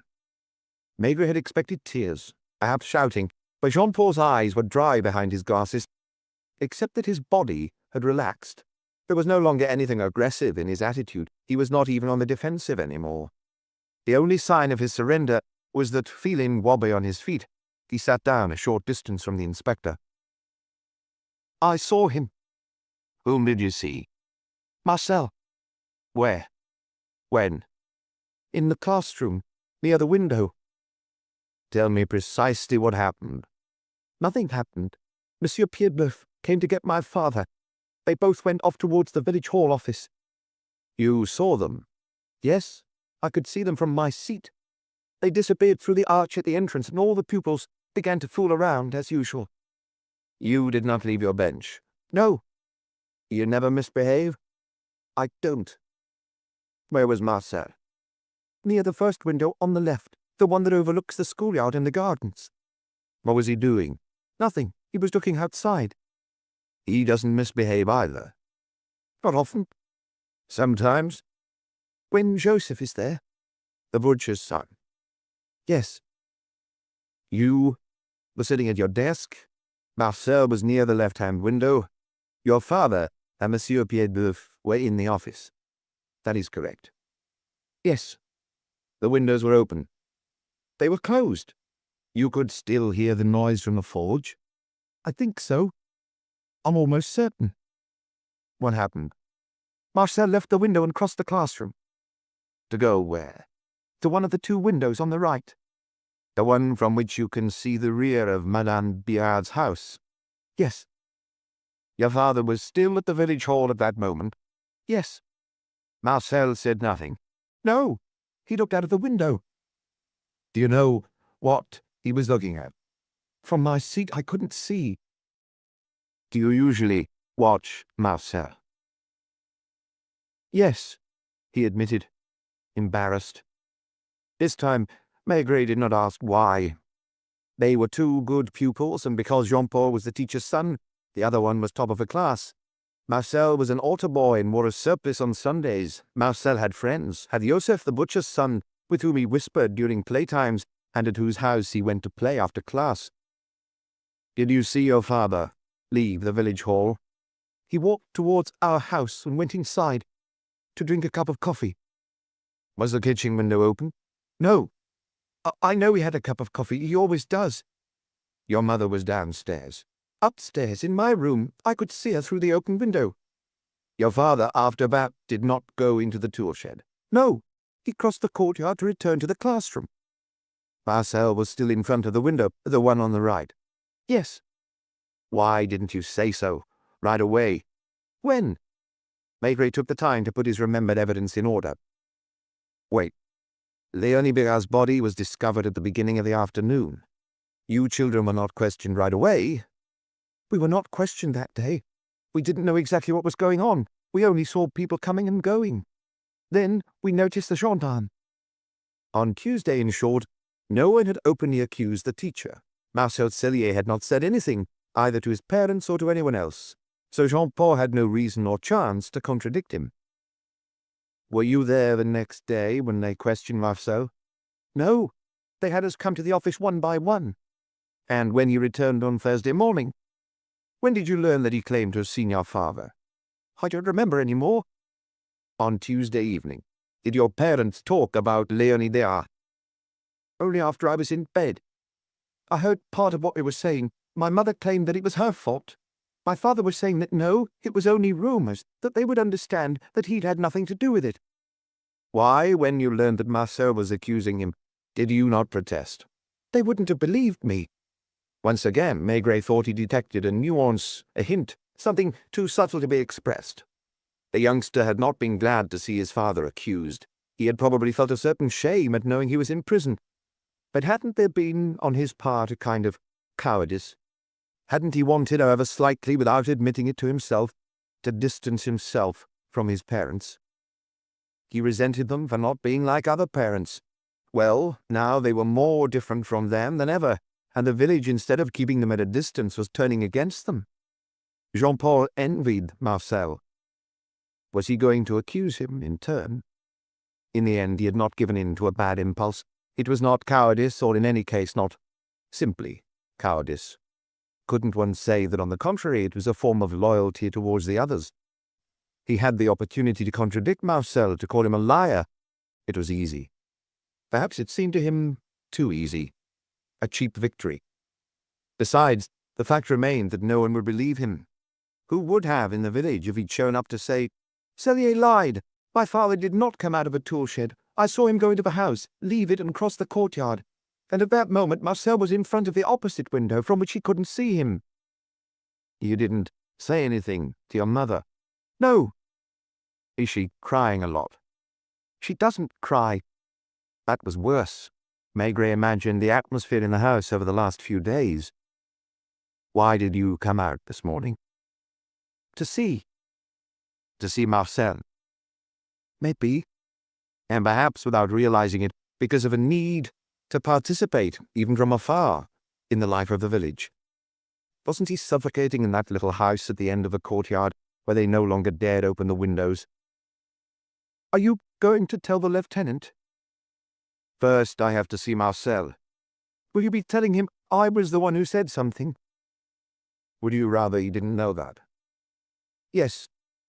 At heart, he'd not completely given up on being admitted one day to the select group of Marcel, Joseph, and the others. "I believe he will tell me the truth about my needing to bring you into it. Other classmates must have seen which window he was standing at. They were fooling around. All of them, except for one of the girls, Louise Boncoeur." "How old is she?" 15. "She doesn't join in with the others?"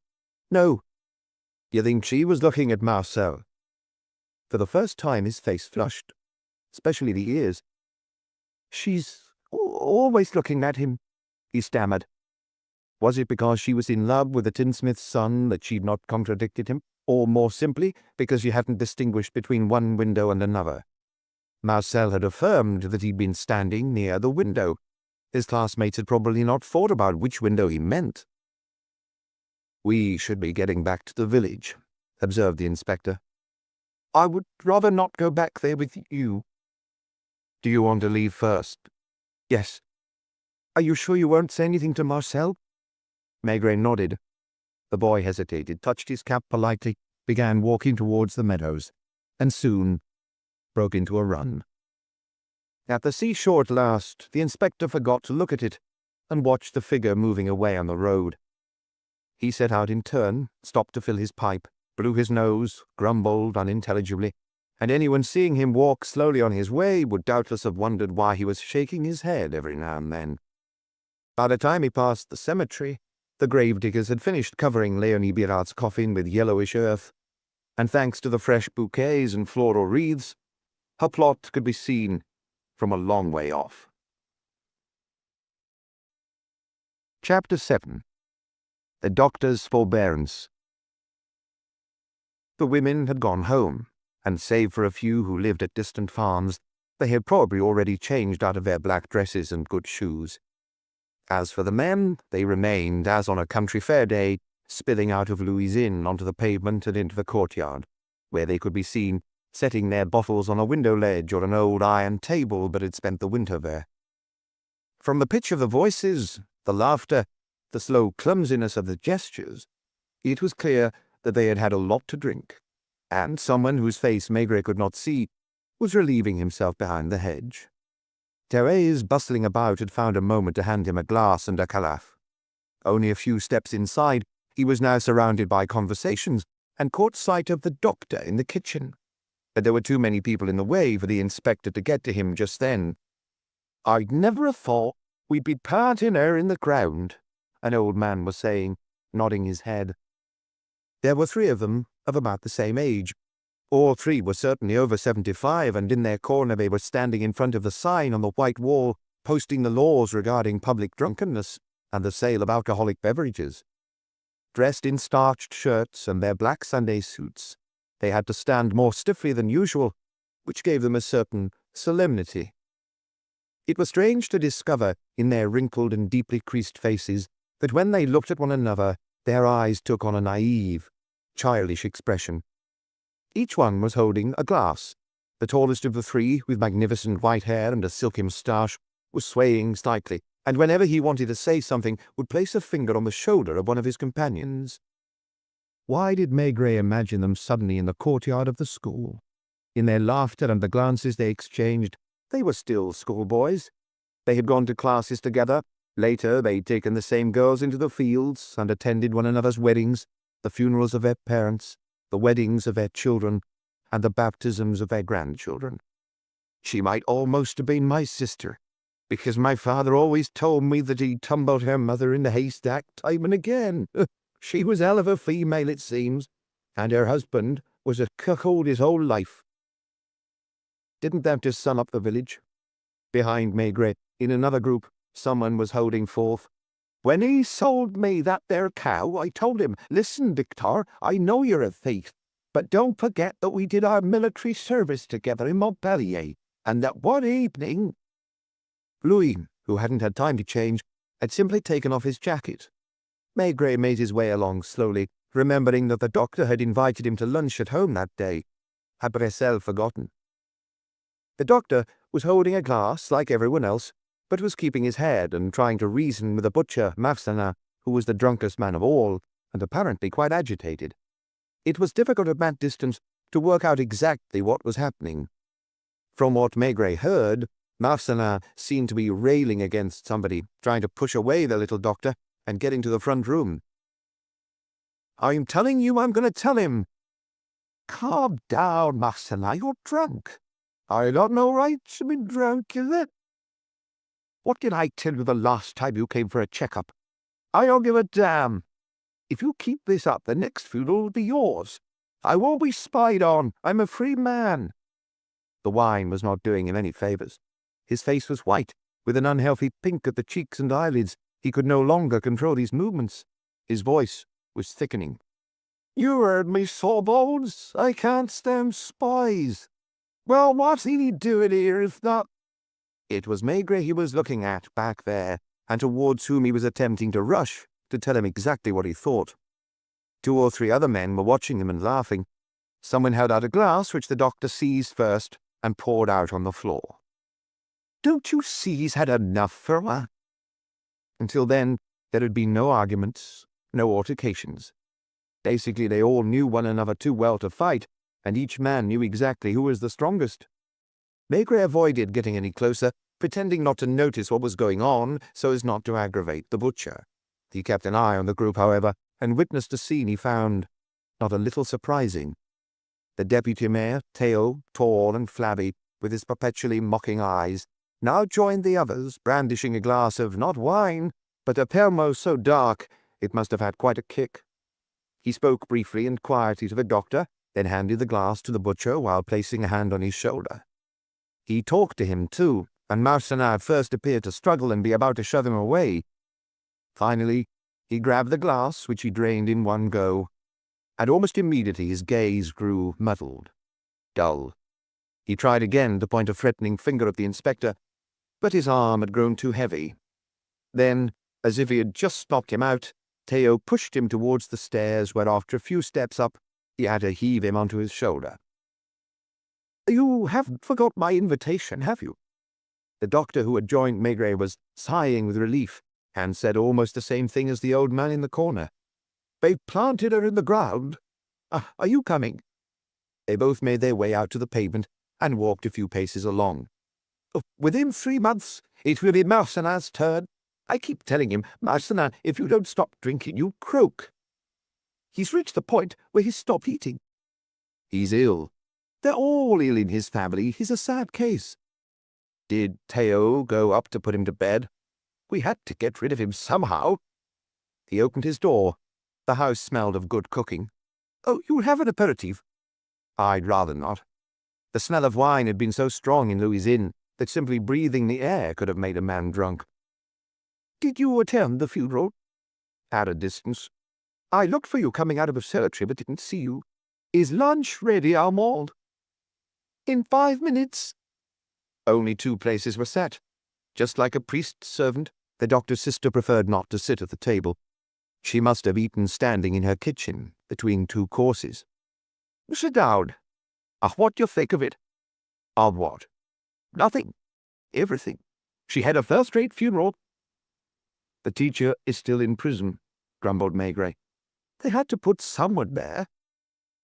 "I'd like to ask you a question, doctor.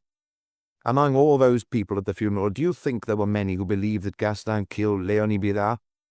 "A few of them, surely. There are people who believe anything." "And the rest?" The doctor did not immediately grasp Maigret's point. "Let's say that 1/10 of the population is convinced that the teacher fired the gun," began the inspector. "That's about right." "The other 9/10 have their own ideas." "No doubt about that." "Whom do they suspect?" "It depends. In my opinion, each of them suspects more or less sincerely the person they'd most like to be guilty." "And no one is talking about it?" "They must be, among themselves." "Have you heard of any suspicions along those lines?" The ironic look the doctor gave him might almost have come from Theo. "They don't tell me that sort of thing." "Yet knowing or believing that the teacher is not guilty, it doesn't bother them that he's in prison?" "Certainly not. Gaston is not of a village. They feel that if the lieutenant of the examining magistrate have judged it wise to arrest him, that's their business. That's what they're both paid to do. They'd let him be convicted, without batting an eye. If it were one of theirs, then that would be a different story. Are you beginning to understand? Once a guilty culprit is required, it might as well be a stranger. Do they think the Cellier boy is sincere? Marcel is a good boy. He lied. It's possible. I wonder why. Perhaps because he thought they were going to accuse his father. Don't forget his mother is the old beer woman's niece, and she'll be the heir. I thought the postmistress would always claim that her niece would not get a thing. The doctor looked a touch uneasy. His sister brought in the appetizers. Were you at the funeral? Maigret asked her. Armand never goes to funerals.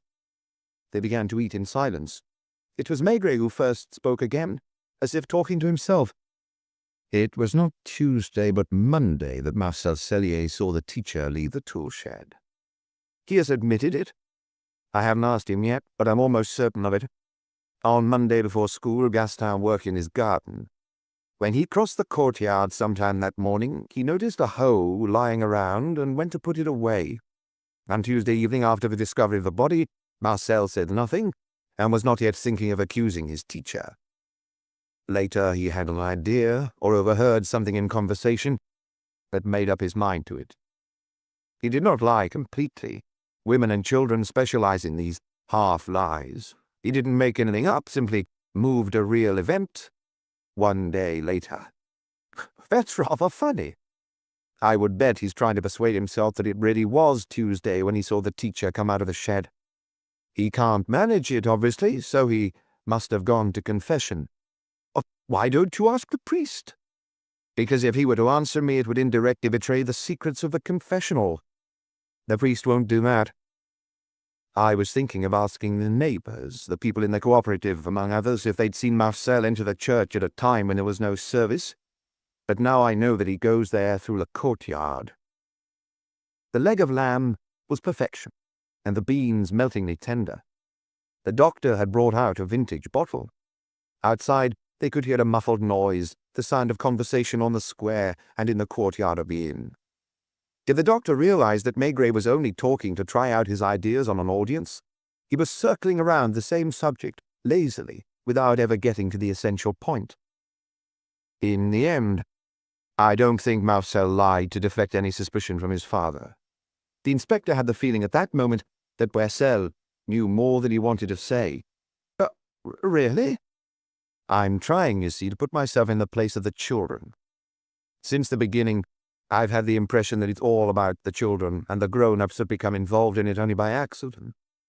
Looking the doctor full in the face, he added calmly, pointedly, and I believe more and more that others know this as well. Or perhaps in that case you will succeed in making them talk. Perhaps. It's difficult, isn't it? Very. Marcel was making fun of him, still in the same way as the deputy mayor did. I had this morning a long conversation with a Gaston boy. Did you go to their house? No, I spotted him watching the funeral over the cemetery wall and followed him all the way to the sea. Why was he going there? He was running away from me. At the same time, he was hoping I would catch him. What did he tell you? That Marcel Cellier was standing not at the left-hand window but at the one on the right. At most, Marcel could have seen Léonie Birard fall at the moment the bullet entered her eye, but he could not possibly have seen the teacher coming out of the shed. What do you conclude? That he was to shield someone, that the Cellier boy decided to lie, not right away. He took his time. The idea probably did not occur to him immediately. Why did he pick the teacher?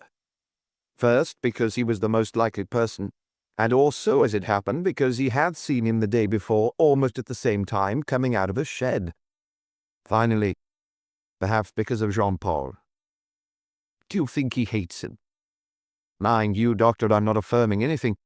I'm feeling my way. I've questioned the two children. This morning I watched some old men who were once children as well, in this very place. If the inhabitants of the village are so easily hostile to strangers, isn't it because, without their knowing it, they envy them?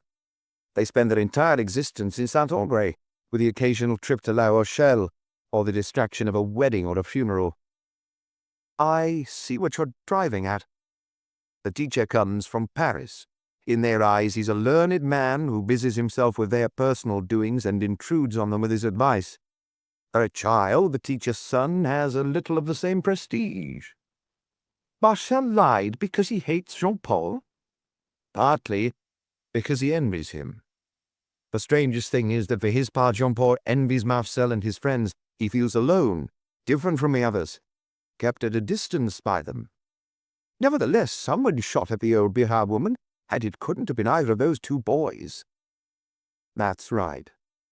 A homemade apple tart arrived, and the smell of coffee wafted in from the kitchen. I'm beginning to feel that Theo knows the truth. Because he was in his garden. For that and other reasons. Yesterday evening, Doctor, you told me gaily that they're all a bunch of crooks. I was joking.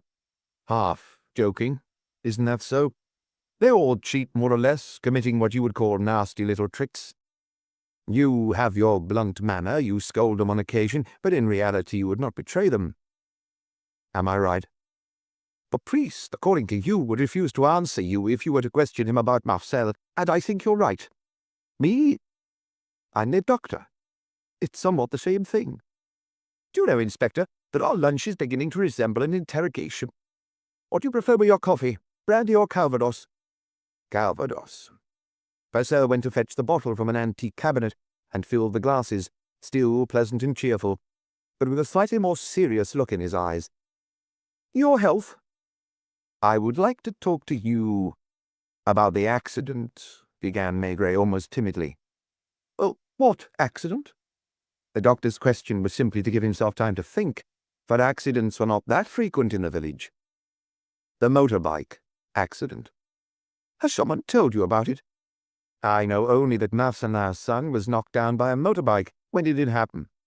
Oh, a little more than a month ago on a Saturday. Near Leonie Bira's house? Not far from it, maybe 100 meters away. During the evening. A bit before dinner. It was dark. The two boys. Which boys? Marcel and Joseph, Marcelin's son. Just the two of them? Yes. They were going home. A motorbike was coming from the seashore. No one knows exactly how it happened. Who was the motorcyclist? Hervé Jousseau, a muscle farmer of about 30 who got married last year. He been drinking? He doesn't drink. He was raised by his aunts, who are quite strict and who still live with the family. Was his headlamp on? The investigation showed that it was. The children must have been playing. Joseph tried to cross the road and was knocked down. Was his leg broken? In 2 places. Will he limp? No, in a week or 2 it'll be like new. He still can't walk yet? No. Does the accident bring in something for Marcelin? The insurance will pay a certain sum, because Jousseau admitted that he was probably at fault. Do you think that he was? Visibly uncomfortable, the doctor decided to burst out laughing. I'm beginning to understand what you call at Quai des Orfèvres. Sweating a witness. I would rather fess up. Isn't that how you put it? He refilled the glasses. Marcelin's a poor wretch. Everyone knows he's not going to last much longer. We can't hold it against him that he drinks, because he's never had any luck. Not only has there always been illness in his house, but everything he tries goes wrong. 3 years ago, he rented some meadows to fatten bullocks, and a drought took everything. He's always hard up. His van spends more time broken down by the roadside than it does delivering meat. So, Jousseau, who has nothing to lose since the insurance is paying, said he was at fault. That's about it. Does everyone know this? More or less. An insurance company is a vague and distant entity, like the government, and it always seems only right to take money from it. Did you draw up the medical certificates? Of course. Did you formulate them in such a way that Marcelin would receive as much as possible? Oh, let's say that I emphasized the complications that might arise. There weren't any complications. There could have been. When a cow dies of a sudden sickness, 5 times out of 10 the veterinarian writes it up as an accident. It was Maigret's turn to smile. If I understand correctly, Marcelin's son could have been back on his feet a week or two ago. 1 week? By keeping him in a cast, you're allowing his father to claim a larger sum from the insurance company. You see that even the doctor is obliged to be a bit crooked. If I'd refused, I would have been long gone from here. And the teacher is clearly in prison today because he refused to provide such certifications. If he'd been more flexible, if he hadn't fought 100 times with Theo over his being too generous with government money, they might have adopted him in the end. In spite of what happened to his wife. Oh, they've all been cheated on too. Was Marcel Cellier the only witness to the accident? I told you it was in the evening. There was no one else on the road. Could someone have seen them from a window? You're thinking of the old Pirard woman. I assume that she wasn't always in her kitchen and that she sometimes went into the front room. She never came up in the investigation. She didn't say anything. The doctor scratched his head, completely serious this time. I have the feeling you're closing in on where you're going. Mind you, I'm not following you yet. You're sure of that? Of what? Why did Marcelin try to rush at me this morning? He was drunk. Why come after me, in particular? You were the only stranger at the inn. When he's been drinking, he feels persecuted. From there to imagining that you're here only to spy on him. You went to some trouble to calm him down. You would have preferred a fight? Theo knocked him out by making him drink a double or triple thermo and carried him upstairs. That's the first time I've seen the deputy mayor ride to the rescue. Marcelin is his cousin. I'd rather he'd been allowed to tell me what he wanted to say. The others had clearly not wanted him to speak, had whisked him away in effect, and now the butcher must have been sleeping it off in one of the upstairs bedrooms. I'm going to have to go to my surgery, said Brassel. I've probably got a good dozen people waiting for me. The 2 rooms of his office were in a low building in the courtyard. Patients could be seen sitting there in a row against a wall, including a child with a bandaged head and an old man with crutches. I think you'll get somewhere, said the little doctor with a sigh, alluding to Maigret's investigation, of course, not his career. He considered the inspector now with a certain respect, but also with a hint of irritation. Would you have preferred that I find nothing? I wonder. It might have been better if you'd never come. That depends on what there is at the end. You haven't the slightest idea about that. I know about as much as you do. And you would have left Gaston in prison? In any case, they can't keep him very long. Brassel was not a local man. He'd been born in a city like the teacher, but for more than 20 years he'd been living with the village, and in spite of himself, he felt a part of it. Come see me when you feel like it. Believe me, I do what I can. It simply happens that I would rather live here and spend most of my days on the local roads than shut myself up in a consulting room in a city or some suburb. Thank you for the lunch. Will you question young Marcel again? I don't know yet. If you want to talk to him, it would be better if you saw him without his father present. Is he afraid of his father? I don't think that it's fear. Admiration, rather. If he lied, he must be living in terror. Back outside, Maigret found only a few groups left in the square and in the Bon Coin. Theo was playing cards in a corner, as on other days, with the postman, the blacksmith, and a farmer. His eyes met Maigret's, and although as mocking as before, they were beginning to reflect a certain respect. "Is Marcelin still upstairs?" the inspector asked Thérèse. "He's snoring. He soiled the entire room. He can't hold his drink any more. It's the same thing every time." "Has anyone asked for me?" "The lieutenant came by a little while ago. He didn't come in, only glanced inside as if looking for someone. Maybe you. Are you having anything?" "No, thanks." Even the smell of wine was nauseating. He headed slowly for the village hall. One of the sergeants was talking with Lieutenant Daniel. "Did you try to see me?" "Not particularly. I went through the square a while ago and looked to see if you're at the inn." "Anything new?" "It might not be important. Sergeant Newley has found another rifle." "A .22 caliber?" "Yes, here it is. It's the same type as the others." "Where was it?" "In the shed behind the butcher's house." "Hidden?" The sergeant replied himself. "I was still busy looking for the spent cartridge with my colleague. We were going from one garden to the next. I saw the door of a shed open with bloodstains everywhere. In a corner I spotted the rifle." "Did you question the butcher's wife?" "Yes. She told me that when Sellier beat the town drum to ask that all rifles be brought to the village hall, she hadn't thought of her son's rifle, given that he was laid up in bed. He had an accident about a month ago, and—" "I know." Maigret, holding the weapon, was taking little puffs on his pipe. He finally placed the rifle in a separate corner from the others. "Would you come with me for a moment, Lieutenant?" They crossed the courtyard, pushed open the door of a classroom which smelled of chalk and ink. "Keep in mind that I don't know yet where this will take us. On Tuesday morning, when the teacher left here with the farmer Pierre, Marcel Sellier went to this window. That's what he told us. We can see, to the right of the linden, the tool shed. We can also see some windows, including those on the first floor of the butcher's house." Frowning slightly, the lieutenant listened. "The boy did not stay here. Before the teacher left the village hall office, the boy crossed the classroom. Maigret did so as well, passing in front of the blackboard, the teacher's desk, heading for the window directly opposite the first one. From here, as you can confirm, we see Leonie Bira's house. If she was standing at her window and she was hit, as the inquiry seemed to indicate, it is possible that Marcel saw her fall. Do you suppose he had a reason for going from one window to the other? He might have seen something, and not necessarily. Why did he lie?"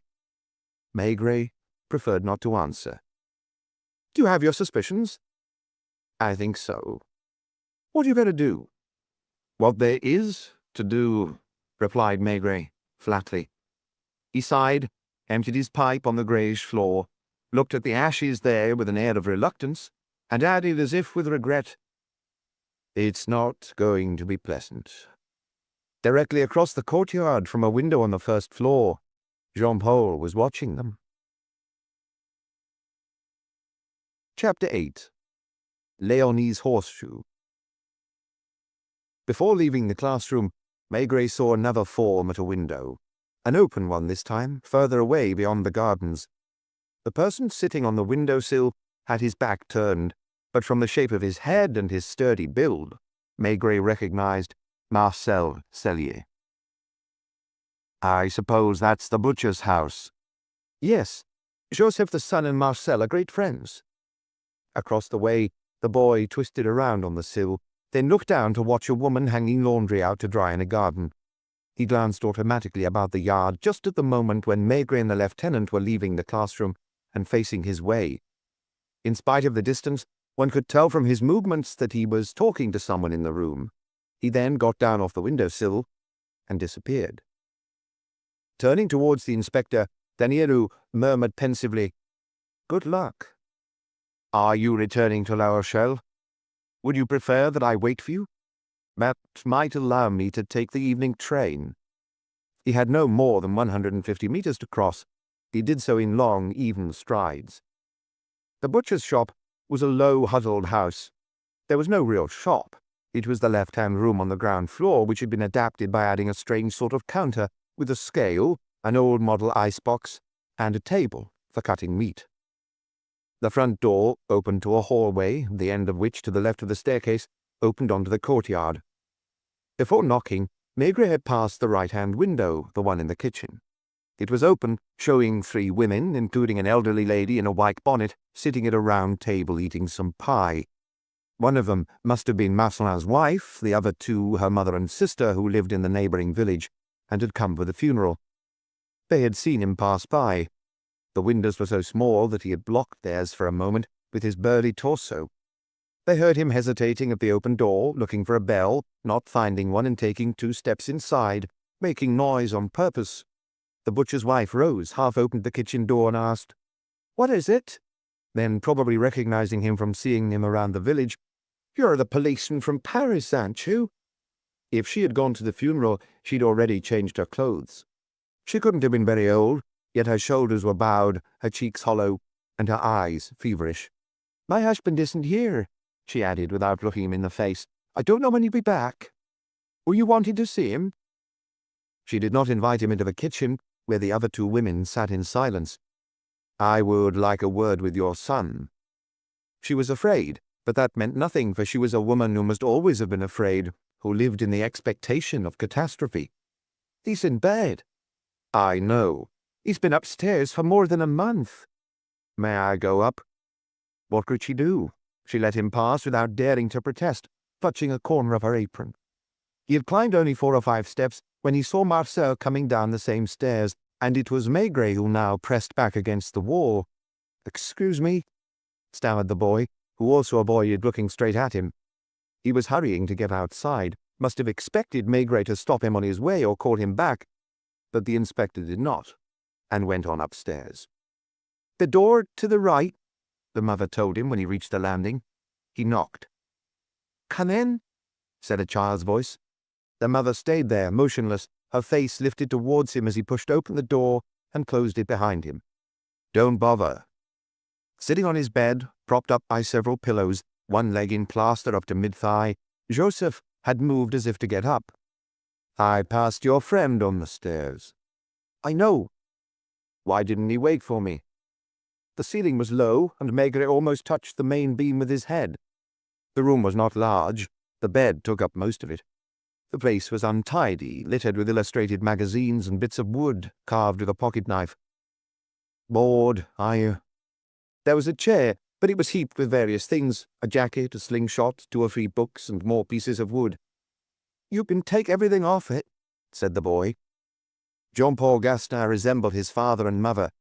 Marcel resembled the tinsmith. Joseph, though, looked neither like the butcher nor his wife. Of the 3 children, he was without question the handsomest, the one who seemed most like a healthy, well-adjusted child. Maigret had gone to sit on the window-sill, his back to the landscape of courtyards and gardens, in the place where Marcel had recently been sitting, and he was in no hurry to talk. This was not, as so often happened with him at Quai des Orfèvres, intended to unnerve another person, but because he had no idea where to begin. Joseph spoke first. "Where's my father?" "At Louis's place." The child hesitated before his next question. "How is he?" What point was there in hiding what he must certainly have known? Theo put him to bed. Instead of worried, he seemed comforted by the news. "Is my mother downstairs with my grandmother?" "Yes." The sun, setting in a still clear sky, gently warmed the inspector's back, and birdsong rose from the gardens. Somewhere a child was playing a tin trumpet. "Don't you want me to take off your plaster cast?" It was as if Joseph expected that, understanding the implication. He was not worried, like his mother. He did not seem afraid. Studying the bulky form of his visitor and his seemingly impassive face, he thought about what tact to take. "You know about that?" "Yes." "The doctor told you?" "I'd guessed earlier." "What were you doing, you and Marcel, when the motorbike hit you?" Joseph was truly relieved. "Didn't you find the horseshoe?" he asked. And those words brought an image to Maigret's mind. He'd seen a horseshoe somewhere. It was when he'd visited Léonie Birat's house. The rusty horseshoe had been lying on the floor, in the corner to the right of the window, not far from the chalk lines marking the position of the body. It hadn't escaped him. He had even almost asked a question. Then, straightening up, he had noticed a nail. Had told himself that the shoe had probably been hanging up on this nail. Lots of people out in the country keep a horseshoe they found on the road as a good luck charm. Danielou and the gendarme, who had already examined the premises, must have thought the same thing. "There is indeed a horseshoe in Léonie Birat's place," he replied. "I'm the one who found it," said the boy. "The night of the accident. I was on the sea road with Marcel when I tripped over it. It was dark. I took the horseshoe with me. We were passing the old lady's house, and I had it in my hand. The window on the street side was open.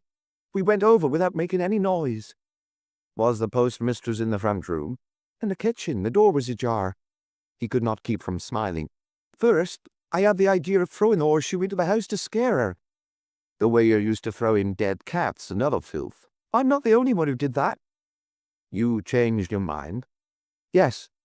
I thought it would be funnier to sneak the horseshoe into her bed. I climbed quietly through the window, took a few steps. Unfortunately, I bumped into something, I don't know what. She heard. I dropped the horseshoe and jumped out of the window." "Where was Marcel?" "He was waiting a little further along." I started to run. I heard the old woman shouting threats from her window, and that's when the motorbike hit me. Why didn't you say so? First off, they took me to the doctor and it hurt a lot. They gave me some medicine that put me to sleep. When I woke up, my father was there, and the first thing they talked about was the insurance. I understood that if I told the truth, people would say it was my fault, and the insurance wouldn't pay. My father needs money. Marcel came to see you. Yes, I made him promise not to say anything either. Since then, he's been by to see you every day? Almost every day. He's my friend. Jean-Paul isn't your friend. He isn't anyone's friend. Why? I don't know. He probably doesn't want it. He's like his mother. His mother never speaks to the women in the village. Aren't you bored alone in this bedroom for a month? Yes. What do you do all day? Nothing. I read, I whittle pieces of wood and make little boats and people out of them. There were dozens of them all around him, some rather carefully done. Do you ever go over to the window? I'm not supposed to. For fear people would find out you can walk. Yes, he replied frankly. Then he asked, "Are you going to tell the insurance company?" That's none of my business. There was a silence, during which Maigret turned around to look at the schoolyard and the backs of the houses. I suppose that it's especially during playtime that you look out of the window. Often. Exactly opposite, beyond the little gardens, he could see the windows of Leonie Bira. Did the postmistress happen to see you? Yes. The child became more subdued now, still hesitating a bit, but knew already that he would have to talk. Already, before, when she saw me, she would make faces at me. Did she stick out her tongue at you? Yes. After the accident, she began taunting me, showing me the horseshoe. Why? Probably to make me understand that she could go and tell everything. Yet she did not do that. No. It was a little as if the former postmistress had been the same age as the youngsters with whom she used to squabble, and who had targeted her for their teasing. She would shout, threaten, stick out her tongue at them. At a distance, she was reminding Joseph that she could cause trouble for him. Did that scare you? Yes. My parents need money. Do they know about the business with the horseshoe? My father does. You told him about it. He guessed that I'd done something that I wasn't telling him, and made me admit the truth. Did he scold you? He advised me to keep quiet. How many times did Leonie Bira show you the horseshoe in the window? Maybe 20 times. She did it whenever she saw me.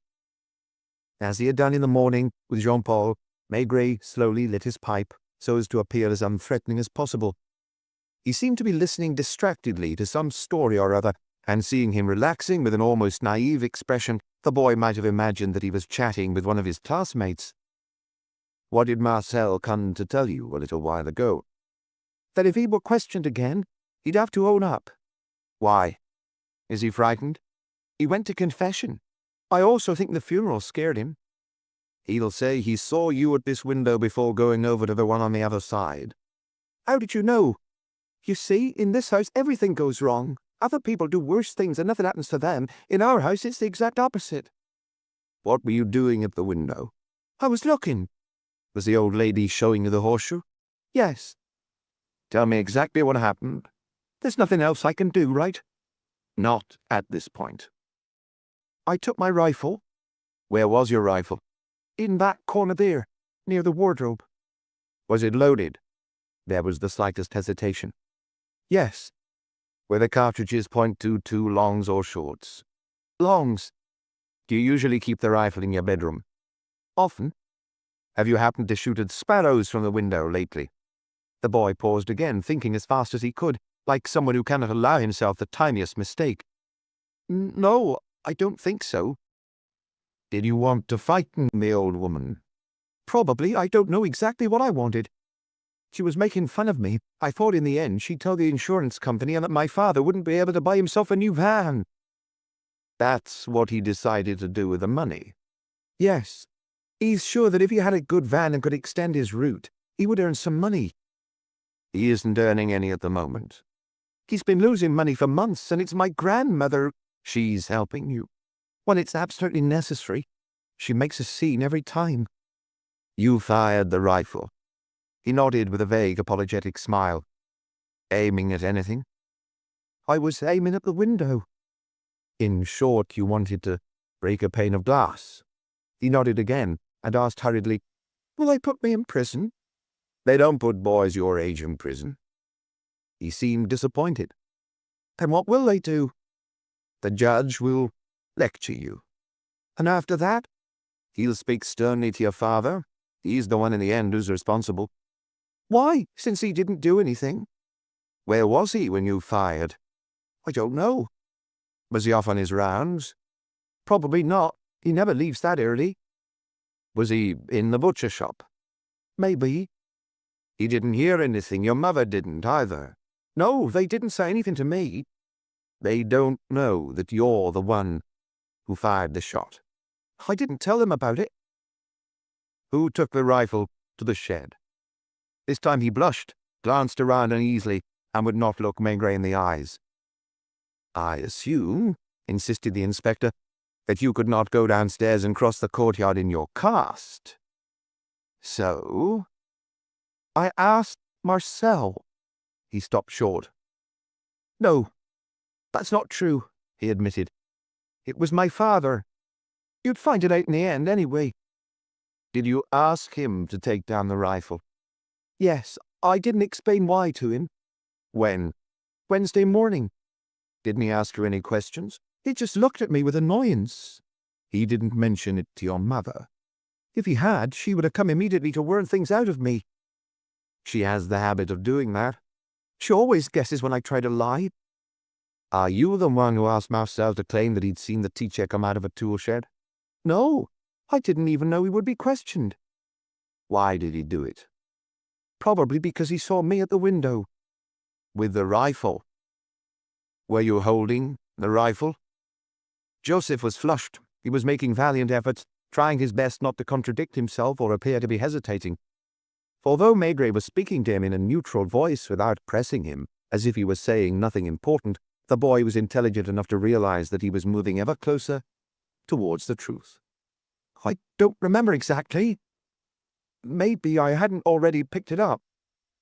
"But when Marcel was at the other window and saw the postmistress falling, did he suspect that you had fired the shot?" "He didn't tell me that." "The two of you didn't talk about it?" "Not until today." "And he simply announced that if he were questioned he'd be obliged to admit the truth?" "Yes." "Was he sad?" "Yes." "And you?" "I'd rather get it over with." "But would you rather go to prison?" "Maybe." "Why?" "No reason." "To see." He did not add that prison was doubtless more fun than his parents' house. Maigret rose with a sigh. "You would have let the teacher be convicted?" "I don't think so." "Are you sure about that?" No, Joseph was not sure about that. That he had wronged Gaston seemed not to have occurred to him. Had it occurred to the other villagers? "Are you leaving?" asked the boy in astonishment, seeing the inspector walk towards the door. Maigret stopped at the threshold. "What else would I do?" "Are you going to tell the lieutenant everything?" "Except, perhaps, the business about your accident." "Thank you." He wasn't that happy about being left alone. "I suppose you have nothing to add?" He shook his head. "You're sure that you've told me the truth?" He nodded again, and then instead of opening the door, Maigret sat down on the edge of the bed. "Now, tell me exactly what you saw in the courtyard." "Which courtyard?" The blood had rushed to the child's face, and his ears were crimson. Before replying, Maigret opened the door a little without having to get up, and told Marcelin's wife, standing out on the landing, "Please be kind enough to go downstairs." After she'd done so, he closed the door. "In this courtyard." "Our courtyard?" "Yes." "What would I have seen?" "I'm not the one who knows. You are." The child in his bed had drawn back to the wall and was staring wild-eyed at Maigret. "What do you mean?" "You were at the window and the old lady was showing you the horseshoe." "I already told you." "Except that the rifle was not in your room." "How do you know?" "Your father was downstairs in the yard with the door to the shed open. What was he doing?" "Cutting up a lamb." From his position, he could see you at your window the way he could see Leonie Bira. No one could have told you all that, murmured the youngster, more dazzled than stunned. Did you simply guess? He was on no better terms than you were with the old woman. She insulted him every time he went by on the road. She called him a good-for-nothing and a beggar. Did she stick her tongue out at him? That was her favourite thing. Did your father go into the shed? Yes. When he came back out, was he holding your rifle? What will they do to him? It depends. Have you made up your mind not to lie to me any more? I'll tell you the truth. Could your father still see you in the window at that moment? I don't think so. I'd step back. So that he wouldn't know you were watching? Maybe. I don't remember. It happened very fast. What happened very fast? He took a quick look around and fired. I heard him mutter, "Take this, you old louse." Did he aim carefully? No, we put the gun to his shoulder and fired. Is he a good shot? He couldn't hit a sparrow at 10 paces. Did he see Leonie Bira fall? Yes. He froze for a moment, maybe completely shocked. Then he dashed into the shed to put away the rifle. And after that? He looked at my window and went inside the house. Then I heard him going out. To go where? To have a drink at Louis's place. How do you know? 'Cause when he came home he was drunk. Teo was in his garden. He had just come out of his shed. Did he see your father shoot? He couldn't have from where he was. But he saw you at the window. I think so. Did he hear the shot? He must have heard it. Your father hasn't mentioned anything since? No. You haven't talked to him either? I didn't dare. Did Marcel think you were the one who fired? Surely. That's why he lied. I'm his friend. Maigret patted him absently on the head. That's all, little fellow, he said as he stood up. He almost added, some people learn about life sooner than others. Why bother? Joseph wasn't taking the whole thing too tragically. He was so used to little daily dramas, but this one in his eyes was hardly more impressive than the rest. They're going to put him in prison? Not for long, unless they prove that he aimed at Leonie Bira and tried to hit her. He just wanted to scare her. I know. The whole village will testify in his favor. After thinking it over, the boy agreed. I think so.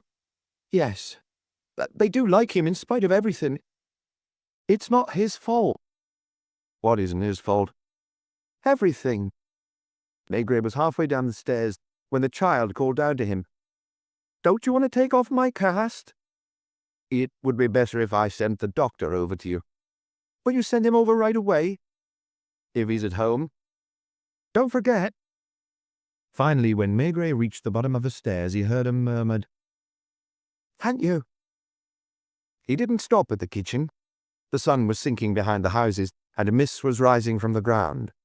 The three women were still there, motionless, and silently watched him go past the window. The priest was talking with a middle-aged woman in front of a church, and the inspector thought he seemed tempted to cross the street and speak to him. He must know too. He knew from Marcel's confession of his lie, but he was the only one without the right to say anything.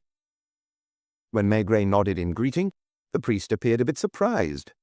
Then the inspector entered the village hall, where he found Danielou waiting for him, smoking a cigar. He looked up expectantly. "You can release the teacher," said Maigret.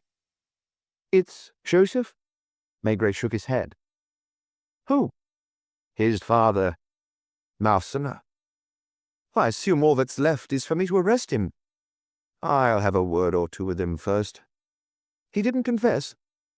"He's not in any condition to confess anything whatsoever. If you would come with me." They both headed for the inn, but just at the door, Maigret remembered a promise he had made and went to ring at Dr. Boissel's house. The sister opened the door. "Is the doctor in?" "He just left to deliver a baby." "When he returns, would you ask him to go and remove Joseph's cast?" She too must have thought that Joseph was the culprit. The lieutenant was waiting at Louis's door. There was no longer anyone outside. A dozen or so drinkers still lingered inside, one of them sleeping with his head on a table. Where did they put Marcelin? Maigret asked Therese. He had spoken loudly enough for Theo to hear, and it was the inspector's turn to consider the deputy mayor with an eye twinkling with mischief. Theo, moreover, was a good sport. Instead of scowling, he simply shrugged as if to say, "Too bad. It's not my fault." "The room to the left of the stairs, Monsieur Maigret." He went up alone and opened the door. Startled by the noise, the butcher sat up and looked at him with bulging eyes. "What do you want, you?" he said thickly. "What time is it?" 5 o'clock. He put both feet on the floor, rubbed his eyes, his face, then looked around him for something to drink. His breath was so rank with alcohol that Maigret felt nauseated, and there were patches of vomit on the floor. "The lieutenant is waiting for you downstairs, Marcelin." "Me? Why, what have I done?" "He'll tell you himself." "You went to my house?" Maigret did not reply. "You asked for the boy?" the butcher went on in a dull voice. "Get up, Marcelin." "If I feel like it." His hair was mussed, his eyes fixed in a stare. "Well, you the clever one. You must be proud of yourself. Tormenting children. That's what you came here to do. And that's the kind of work the government pays you for." "Downstairs." "Don't you dare touch me." On his feet, swaying, he was muttering, "Always because that other fellow's a teacher. Because he's an educated man who gets taxpayers' money, too." To emphasize his disdain, he spat on the floor, then made for the door and almost fell down the stairs. "Pano, Ruiz," he ordered, clinging to the counter. Needing to go out with a flourish, he gazed at those around him while attempting to sneer. With a look, Louis asked Maigret whether to serve the drink, and the inspector shrugged with indifference. Marcelin downed his Pernod in one gulp, wiped his lips, turned towards Theo and cried, "Anyway, I got her, that lousy stinker." "Well, don't go around boasting about it," murmured the deputy mayor, consulting the cards in his hand. "What? You're saying I didn't get her?" "You didn't do it on purpose. You couldn't hit an ox at 30 meters. Did I get her, yes or no?" "You got her fine. Now shut up." The lieutenant stepped in. "I ask you to come quietly so I won't need to use handcuffs." "Anyway, I figured I'd bring handcuff." He was showing off to the end. "As you please." The others saw them gleam, heard them snap closed around the butcher's wrists. "You see that? All of you." He bumped into the door frame as he left, and a few moments later they heard a car door slam shut. There was silence. The air was steeped in wine and liquor.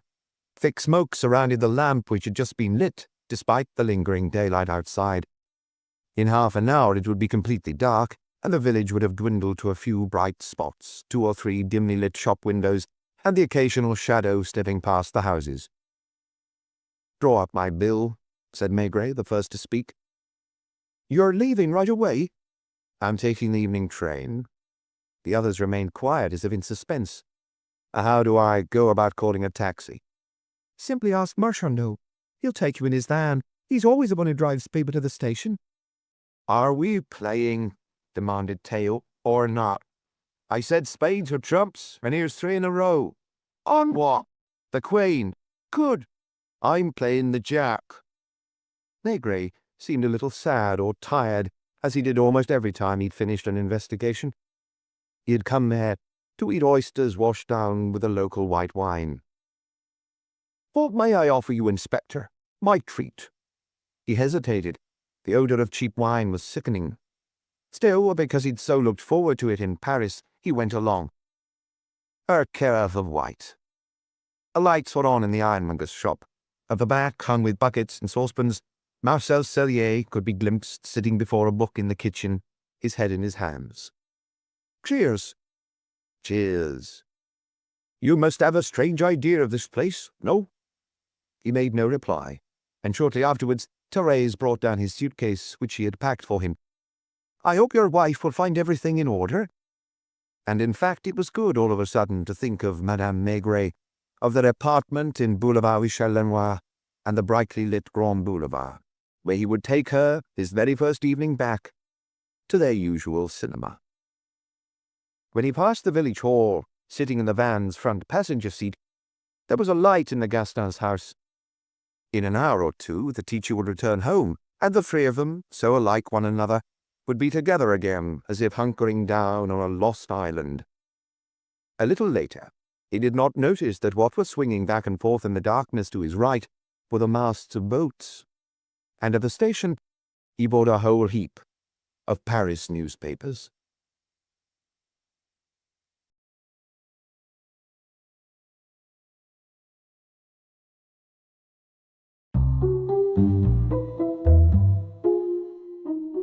Chapter 1.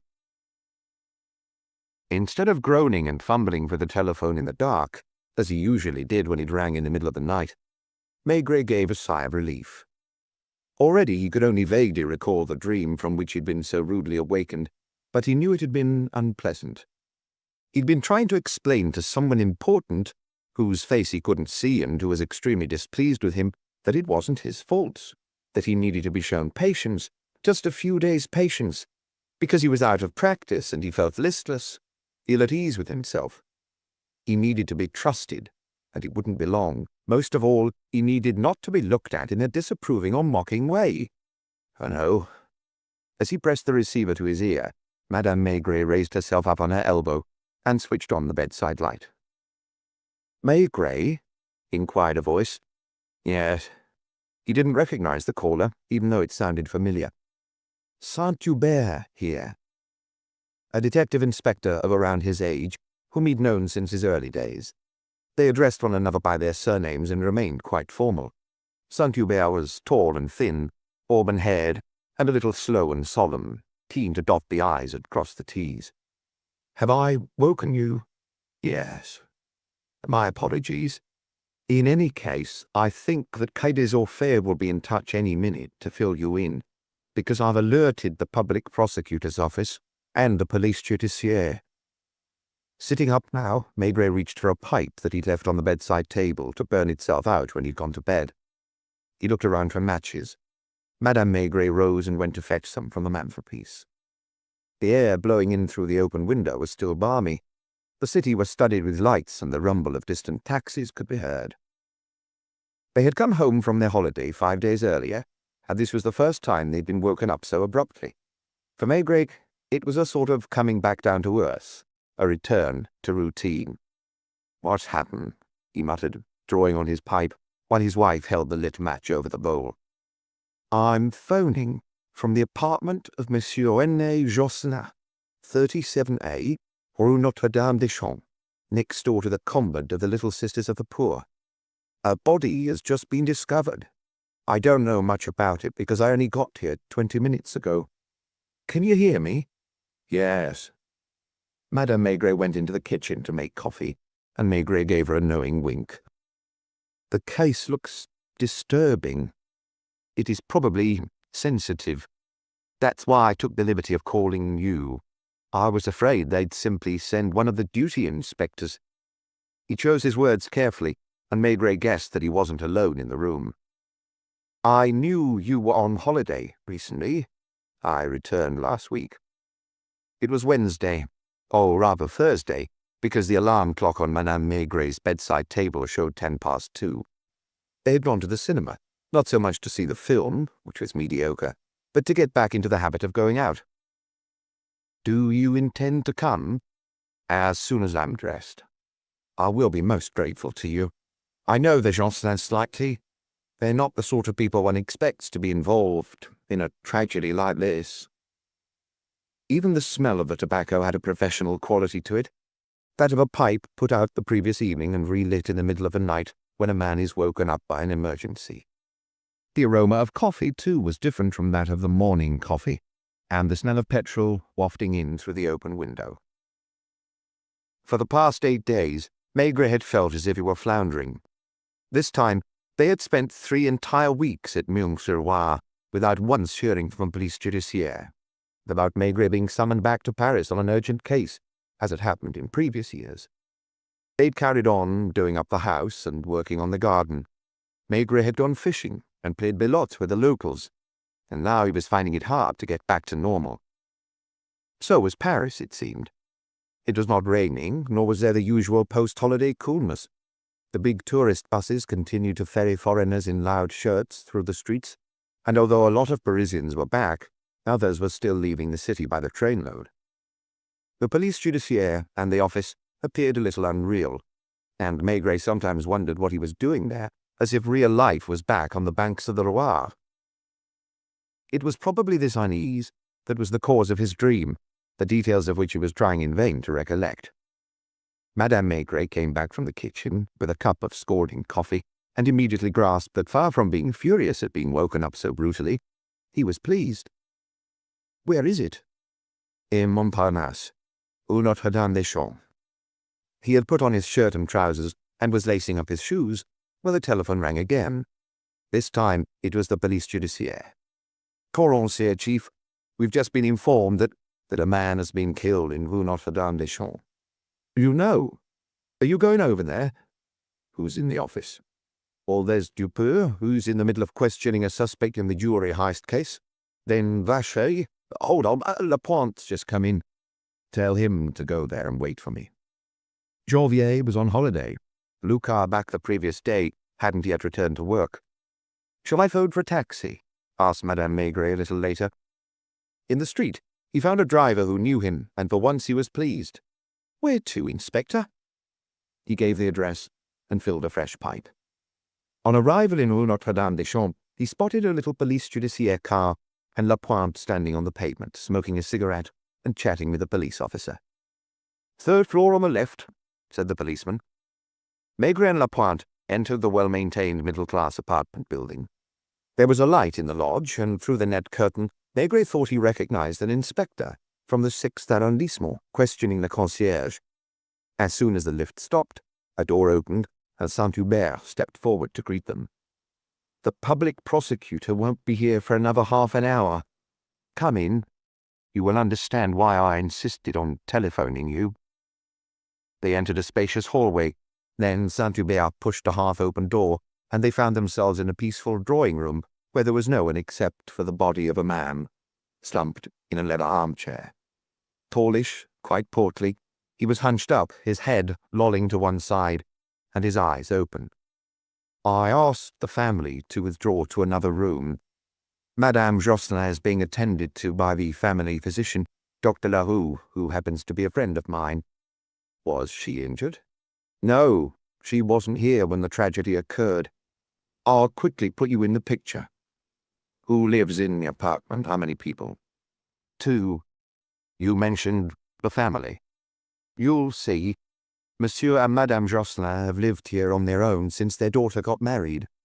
She married a young doctor, a pediatrician, Dr. Fabre, who is assistant to Professor Baron at the Hospital for Sick Children." Lapointe took notes. "This evening, Madame Josselin and her daughter went to the Théâtre de la Madeleine." "What about the husbands?" "René Josselin stayed on his own for a while." "Didn't he like the theatre?" "I don't know. I think rather that he didn't like going out in the evening."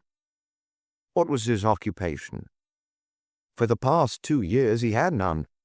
He used to own a cardboard factory in Rue du Saint-Gothard. He made cardboard boxes, especially luxury packaging for perfumers, for example. He sold his business for health reasons." "How old?" 65 or 66. So last night he stayed in on his own. Then his son-in-law joined him, I don't know at what time, and the two men played chess. There was a chessboard on a little table with the pieces positioned as if a game had been interrupted.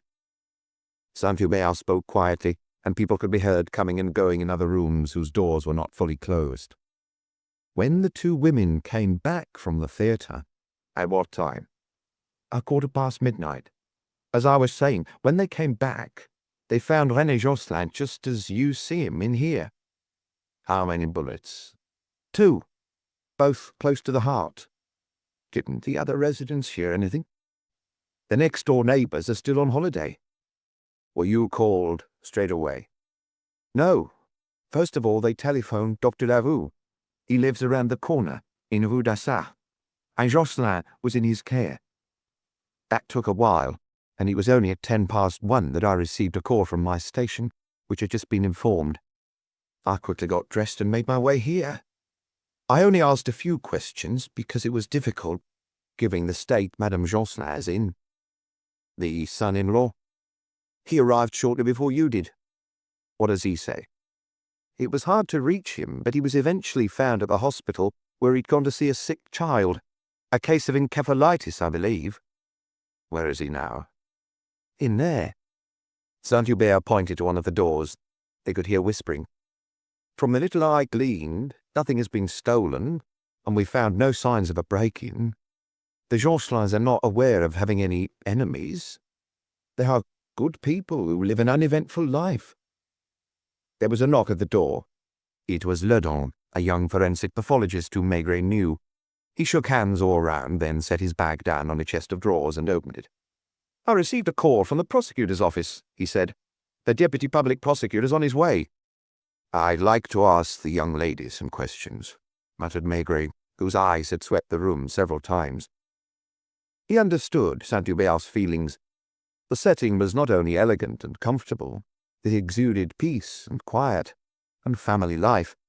It was not a formal drawing-room. It was a room that was pleasant to be in, and where each piece of furniture had a purpose and a history. A huge tan leather armchair, for example, was obviously the one that René Josselin was in the habit of sitting in every evening, and facing it on the other side of the room, the television set was just within his field of vision. The grand piano had been played for years by a little girl whose portrait was on the wall, and next to another armchair not as deep as that of the paterfamilias was a pretty, finely wrought Louis XV table. Do you want me to call her in? I'd rather talk to her in another room. Saint-Hubert knocked on a door, vanished for a moment, and came back to fetch Maigret, who caught a glimpse of a bedroom and a man leaning over a woman lying on the bed. Another woman, younger, came over to Maigret and murmured, "If you'd like to follow me into my former bedroom." A bedroom that was still that of a little girl, full of mementos, knickknacks and photographs, as if her parents had wanted her, once married, to be able to come back and find her childhood room. You are Detective Chief Inspector Maigret, aren't you? He nodded. You may smoke your pipe. My husband smokes cigarettes all day long, except at the bedsides of his young patients, of course. She was wearing an elegant dress, and had had her hair done before going to the theatre. Her hands plucked at a handkerchief. Would you rather remain standing? Yes. You would too, wouldn't you? Unable to keep still, she paced up and down, not knowing where to rest her gaze. I don't know whether you can imagine the effect on us. You hear about murders every day through the papers, the wireless, but you don't imagine for 1 minute that it can happen to you. Poor Papa. Were you very close to your father? He was an exceptionally generous man. I meant the world to him. I'm his only child. You must find out what happened, Monsieur Maigret, and tell us. I can't get out of my head that it's all a terrible mistake. Do you think the murderer could have come to the wrong floor? She looked at him like someone grasping a lifeline, but immediately shook her head. It's not possible. The lock wasn't forced. My father must have opened the door. Maigret called out, Lapointe, you can come in. He introduced him, and Lapointe blushed at finding himself in a girl's room. May I ask you a few questions? Whose idea was it to go to the theatre? Yours or your mother's? It's hard to say. I think it was mother's. She's always the one who insists that I should go out. I have 2 children, the eldest is 3, the baby 10 months. When my husband isn't at his surgery, where I don't see him, he's out and about, at the hospital or visiting his patients. He's a man who devotes himself entirely to his work, so occasionally, 2 or 3 times a month, Mother telephones to invite me to go out with her. This evening there was a play I wanted to see. Was your husband not free? Not before 9:30. That was too late. Besides, he doesn't like the theatre. What time did you come here? At around 8:30. Where do you live? Boulevard Beaune, near the Cité Universitaire. Did you take a taxi? No, my husband drove me here in his car. He had a gap between appointments. Did he come up? He dropped me off outside. Was he planning to pick you up afterwards? It was almost always the same when my mother and I went out. Paul, that's my husband, would join my father as soon as he finished his visits. and the pair of them played chess or watched television until our return. Is that what happened last night? From what he has just told me, yes. He arrived just after 9:30. They started a game, then my husband received a telephone call. At what time? He hasn't had a chance to tell me. He left, and when Mother and I came upstairs later, we were met with the scene that you saw. Where was your husband at that time? I telephoned home immediately, and Germaine, our maid, told me he wasn't back yet. Did it not occur to you to inform the police? I don't know. Mother and I didn't know what to do. We didn't understand. We needed someone to advise us, and it was my idea to call Dr. Naur. He's both a friend and Papa's physician. Weren't you surprised by your husband's absence? At first I told myself he must have been called out to an emergency. Then, when Dr. Naur was here, I telephoned the hospital. That's where I managed to get hold of him. How did he react? He said he'd come straight away. Dr. Naur had already called the police. I'm not sure I'm telling you all this in the right order. At the same time, I was looking after Mother, who seemed not to know where she was. How old is she? 51. She's a lot younger than Father, who married late, at 35. Would you send your husband in to see me? Through the open door, Maigret could hear voices in the drawing room, those of the Deputy Public Prosecutor, Mercier, and Etienne Gossard, a young examining magistrate who, like the others, had been dragged from his bed.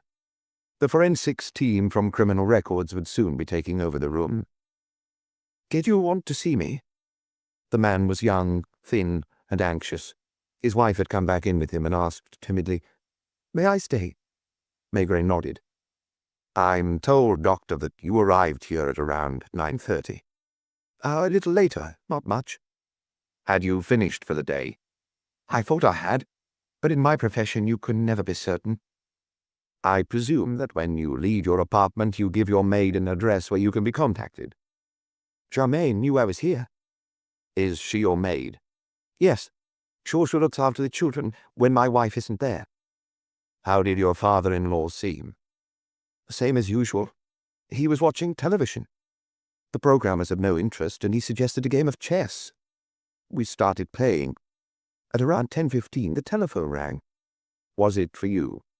Yes. Germaine told me that I was needed urgently at 28 Eau Julie. That's in my neighborhood. Germaine hadn't caught the name. Lesage or Lechat, or perhaps Lachat. The person who called sounded distraught. Did you leave immediately? Yes. I told my father-in-law that I'd be back if my patient didn't take up too much time. Otherwise, I'd go straight home. That was my intention. I get up very early because of the hospital. How long did you stay with your patient? There was no patient. I asked a concierge, who looked at me in surprise and said that no one with the name Lesage or Lachat lived there, and that she was not aware of any sick child. What did you do? I asked permission to telephone home, and I questioned Germaine again. She repeated that he was definitely number 28. Just in case, I rang at 18 and 38, with no success. Since I was out anyway, I decided to drop in at the hospital to see a young patient I was concerned about. What time was that? I don't know. I spent about half an hour at the child's bedside, and after that went on a ward round with one of the nurses. Then I was told that my wife was on the phone. You are the last person to have seen your father-in-law alive. Did he seem worried at all? Not in the least. On showing me out, he told me he was going to finish the game on his own. I heard him putting the chain on the door. Are you certain? I heard the rattle of the chain, I'd swear I did. So, he must have got up to open the door to his murderer. Tell me, madame, when you arrived with your mother, I presume the chain was not on. How would we have got in? The doctor was puffing rapidly on his cigarette, lighting another one before he had stubbed out the first, staring worriedly at the rug and then at Maigret. He looked like a man desperately grappling with the problem, and his wife was just as agitated as he was. Tomorrow I'd have to go over these questions in detail, I'm sorry, said Maigret. I understand. Now I must get back to the gentleman from the prosecutor's office. Are they going to remove the body? They have to. No one used the word autopsy, but it was clear that the young woman was thinking it. Go back to Madame Jocelyn. I'll speak to her briefly later, and I'll be as quick as I can." In the drawing room, Maigret automatically shook hands and greeted his colleagues from criminal records who were setting up their equipment. Troubled, the examining magistrate asked, "What do you think, Maigret?" "Nothing. Don't you find it strange that the son-in-law should be called out to a non-existent patient that evening? How well did he get on with his father-in-law?" "I don't know." He hated being asked these questions when they had all just intruded on a family's privacy. The inspector he had glimpsed in the concierge's lodge came into the room, notebook in hand, and walked over to Maigret and Saint-Hubert. "The concierge is positive," he said. "I've been questioning her for nearly an hour. She's a bright young woman whose husband is a police officer. He's on duty tonight." "What does she say?" "She opened the door to Dr. Fabre at 9:35. She's certain of the time because she was about to go to bed and was winding up the alarm clock. She tends to retire early because her baby, who's only 3 months old, wakes her very early in the morning for his first feed. She was asleep at 10:15 when the bell rang. Dr. Fabre said his name as he went past and she recognized his voice." "How many people came in and went out afterwards?" "Wait, she tried to go back to sleep. She was just dozing off when the bell rang again, from the street this time. The person who came in said their name, Oresco. That's a South American family who live on the first floor. Almost immediately afterwards, the baby woke up. She couldn't get him back to sleep, so she heated up some sugar water. No one came in and no one went out until Madame Jocelyn and her daughter returned." The magistrates, who had been listening, exchanged grave looks. "In other words," said the examining magistrate, "Dr. Fabre is the last person to have left the building." "Madame Bonnet, that's the name of the concierge, is certain. Had she slept, she wouldn't have been so categorical, but because of the baby, she was up the entire time." "Was she still up when the two ladies returned? Did the child stay awake for 2 hours?" "Apparently. She was even worried about him, and wished she'd seen Dr. Fabre so she could have asked his advice." They looked questioningly at Maigret, who had an irritable expression. "Have you found the cartridges?" he asked, turning to one of the forensics experts. "2 cartridges, 6.35. Can we remove the body?" The men in white coats were waiting with their stretcher. As René Jocelyn was taken out of his front door under a sheet, his daughter entered the room noiselessly. Her gaze met that of Maigret, who went over to her. "Why are you here?" She didn't answer right away. She watched the stretcher bearers. Only once the door had closed behind them did she whisper, a little like someone speaking in a dream, "An idea occurred to me. Wait." She went over to an antique chest of drawers between 2 windows and opened the top drawer. "What are you looking for?" Her lips trembled, and she looked intently at Maigret. "A revolver." "Was there a revolver in that drawer?" "For years. That's why when I was little the drawer was always locked." "What kind of revolver?" "A very flat automatic. Blue-coloured, a Belgian make." "A Browning 6.35? "I think so. I'm not sure. It was engraved with the word hairstyle and some numbers." The men exchanged more looks because the description was that of a 6.35 automatic.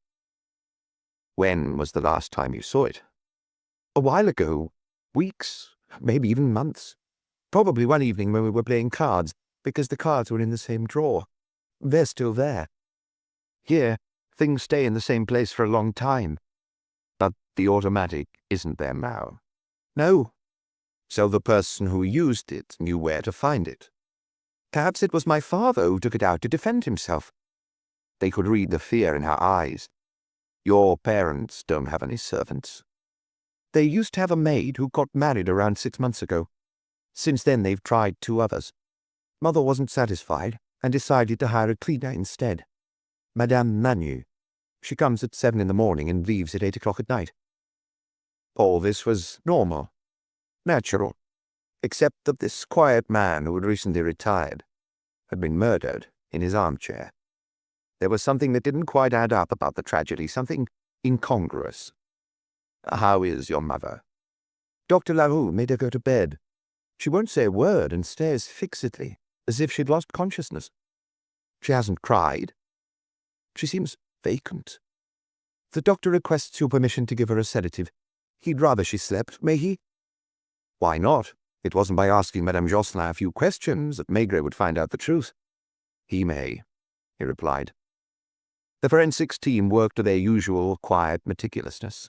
The deputy public prosecutor took his leave. Are you coming, Gossa? Ever got your car? No, I came by taxi. I'll drive you back if you like. Saint-Hubert left too, muttering to Maigret on his way out. Was I right to call you? Maigret nodded and went and sat down in an armchair. Open the window, he said to Lapointe.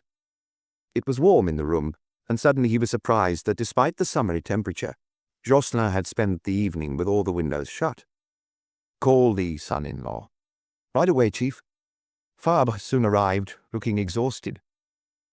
Tell me, Doctor, when you left your father-in-law, were the windows open or closed? He thought, and looked at the two windows whose curtains were drawn. Wait, I don't know. I am trying to remember. I was sitting here. I believe I could see lights. Yes, I could almost swear that the left-hand window was open. I could distinctly hear the sounds of the city. And you didn't close it before leaving? Why would I have done that?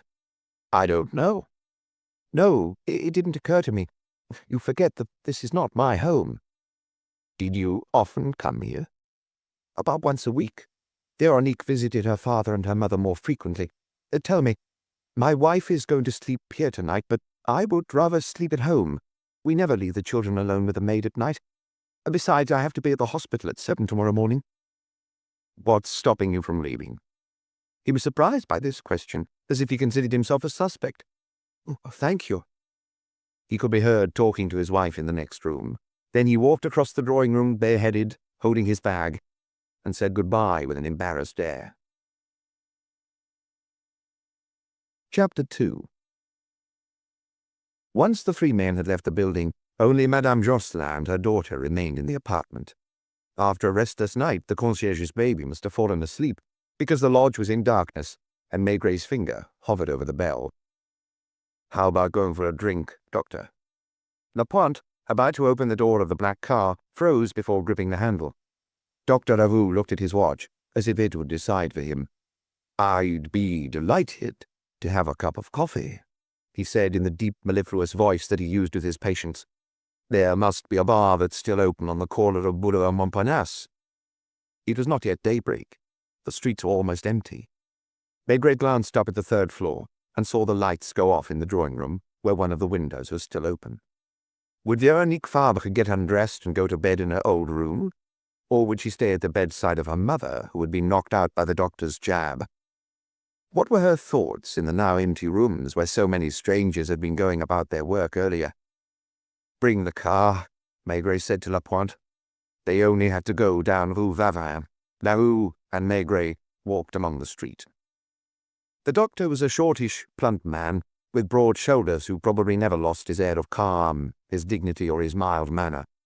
Maigret could tell he was used to a well-heeled clientele whose manner and ways he had adopted, not without exaggerating them somewhat.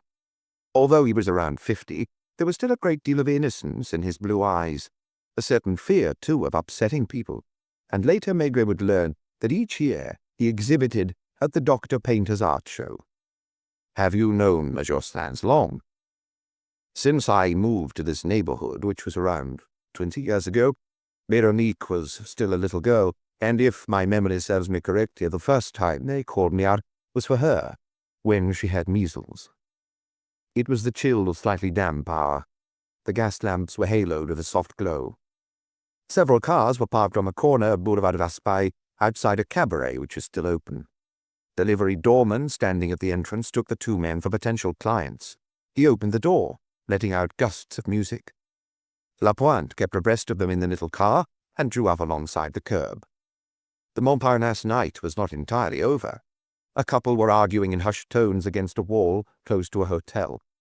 In the still-lit bar, as the doctor had anticipated, a few shapes could be seen, and an elderly flower seller at the bar was drinking a coffee and rum that gave off a strong smell of alcohol. Brandy and water for me, said Maigret. The doctor hesitated. I think I'll have the same, damn it. What about you, Lapointe? Same for me, Chief. 3 brandies and water. They sat down at a pedestal table near the window, and began talking quietly while the nocturnal wheeling and dealing carried on around them. Naur stated with conviction, "They are good people. We quickly became friends, and my wife and I are often invited there for dinner." "Are they wealthy?" "It all depends what you mean by wealthy. They're certainly very well off. René Jocelyn's father already owned a little packaging business in Rue du Saint.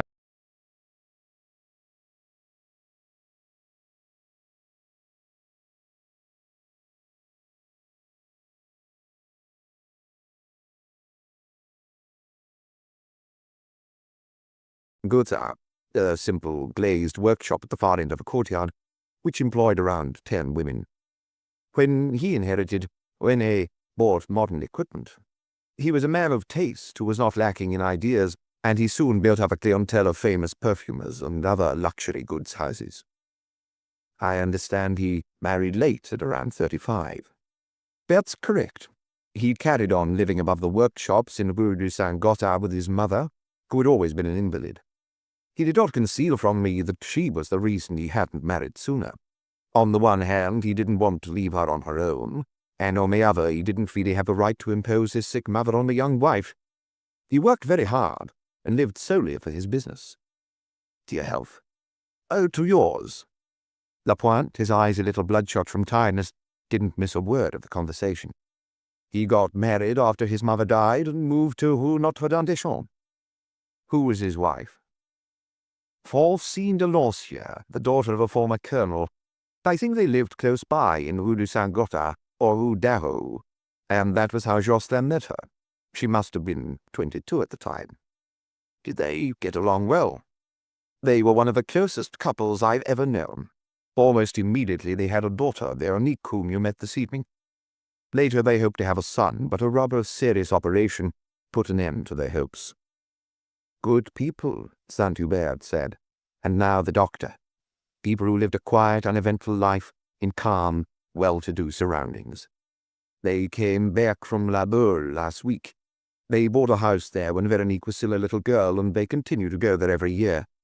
Now that Veronique has become a mother too, they take her children there. What about the husband? Dr. Fabre? I don't know whether he took a holiday. Probably no longer than a week if he did. Perhaps he joined them a couple of times from Saturday to Sunday evening. He's a man who is entirely dedicated to medicine and to his patients. A sort of secular saint. When he met Veronique, he was a junior doctor of a hospital for sick children, and if he weren't married, he would probably have been content with a hospital career without taking on private patients. Do you think his wife insisted he have a private practice? I won't be breaking patient confidentiality in answering that question. Fabre makes no secret of it.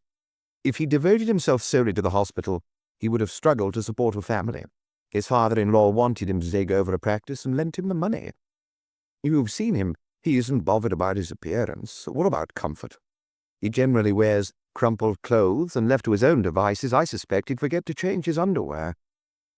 Did he get along well with Jocelyn? The two men respected each other. Jocelyn was proud of his son-in-law, and on top of that they were both keen chess players.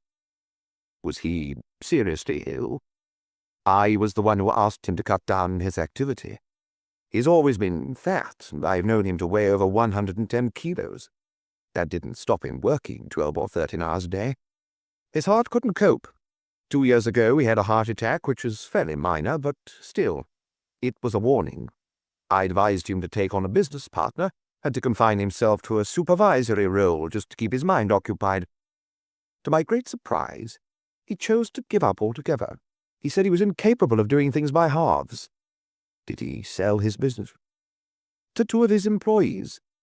Since they didn't have enough money, he retained a stake for a certain number of years. I don't know how long exactly. How did he spend his time over the past 2 years? In the morning he'd go for a stroll in the Luxembourg Gardens. I often used to see him there.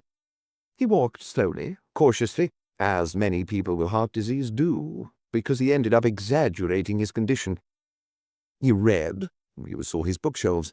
He'd never had the time to read before, and now he was discovering literature belatedly and talked about it enthusiastically. His wife. Even though they had a maid and then a cleaning woman after they decided to do without a live-in servant, she kept very busy with the home and the cooking. and she would go almost every day to Boulevard Beaune to see her grandchildren. She'd take the eldest one in her car to the Parc Montsouris. You must have been surprised when you heard what had happened. I still can't believe it. I have witnessed tragedies among my patients, not often, but still there have been a few. But they were never entirely unexpected, if you see what I mean. In each case, appearances belied some kind of fragility, some kind of disturbance. This time, I don't know what to think.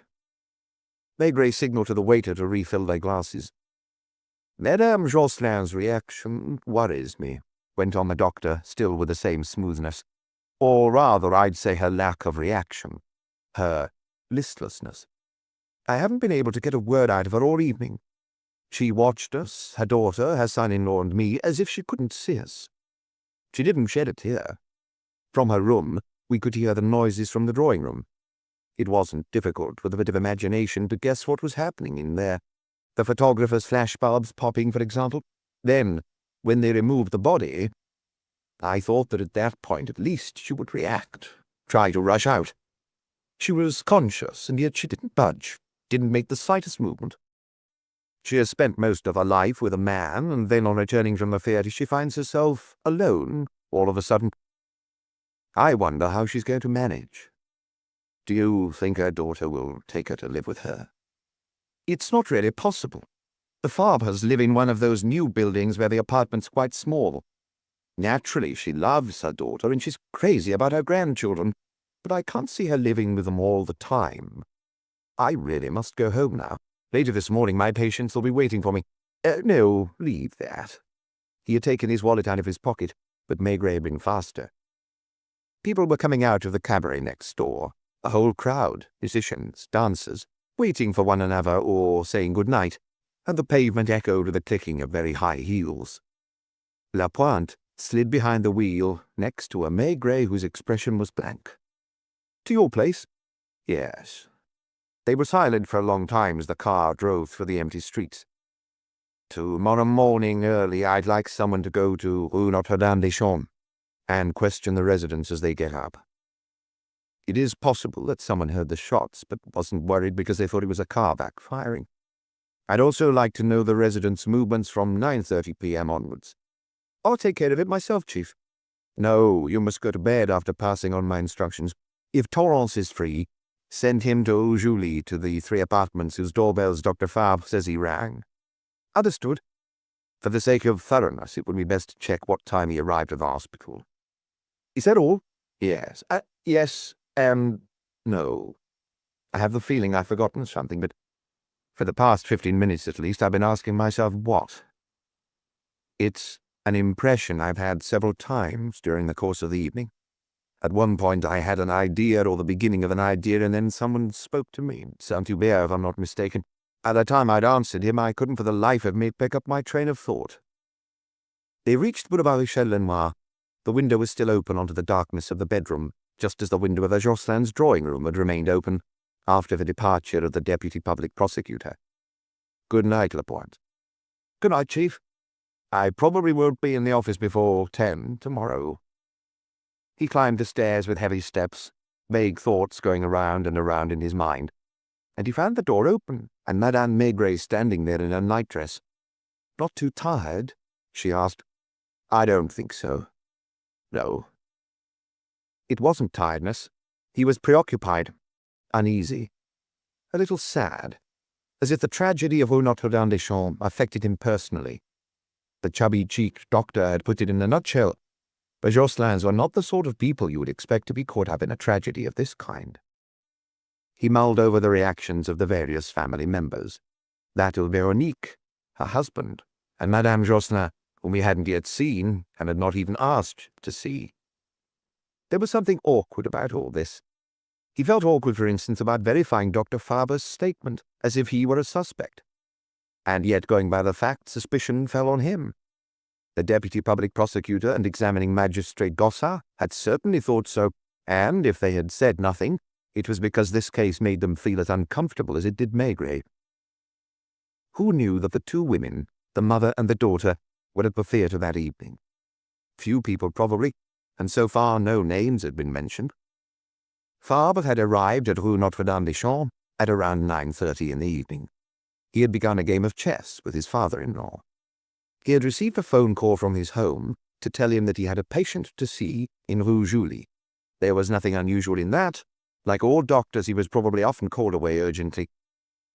But was it not a disturbing coincidence that the maid had misheard the name on that particular evening, and that she had sent the doctor to an address when no one needed him? Instead of returning to Notre-Dame-des-Champs to finish the game and wait for his wife, Fabre had gone to the hospital. That too must happen often, given his nature. During that time, only one resident came back into the building and said their name as they walked past the lodge.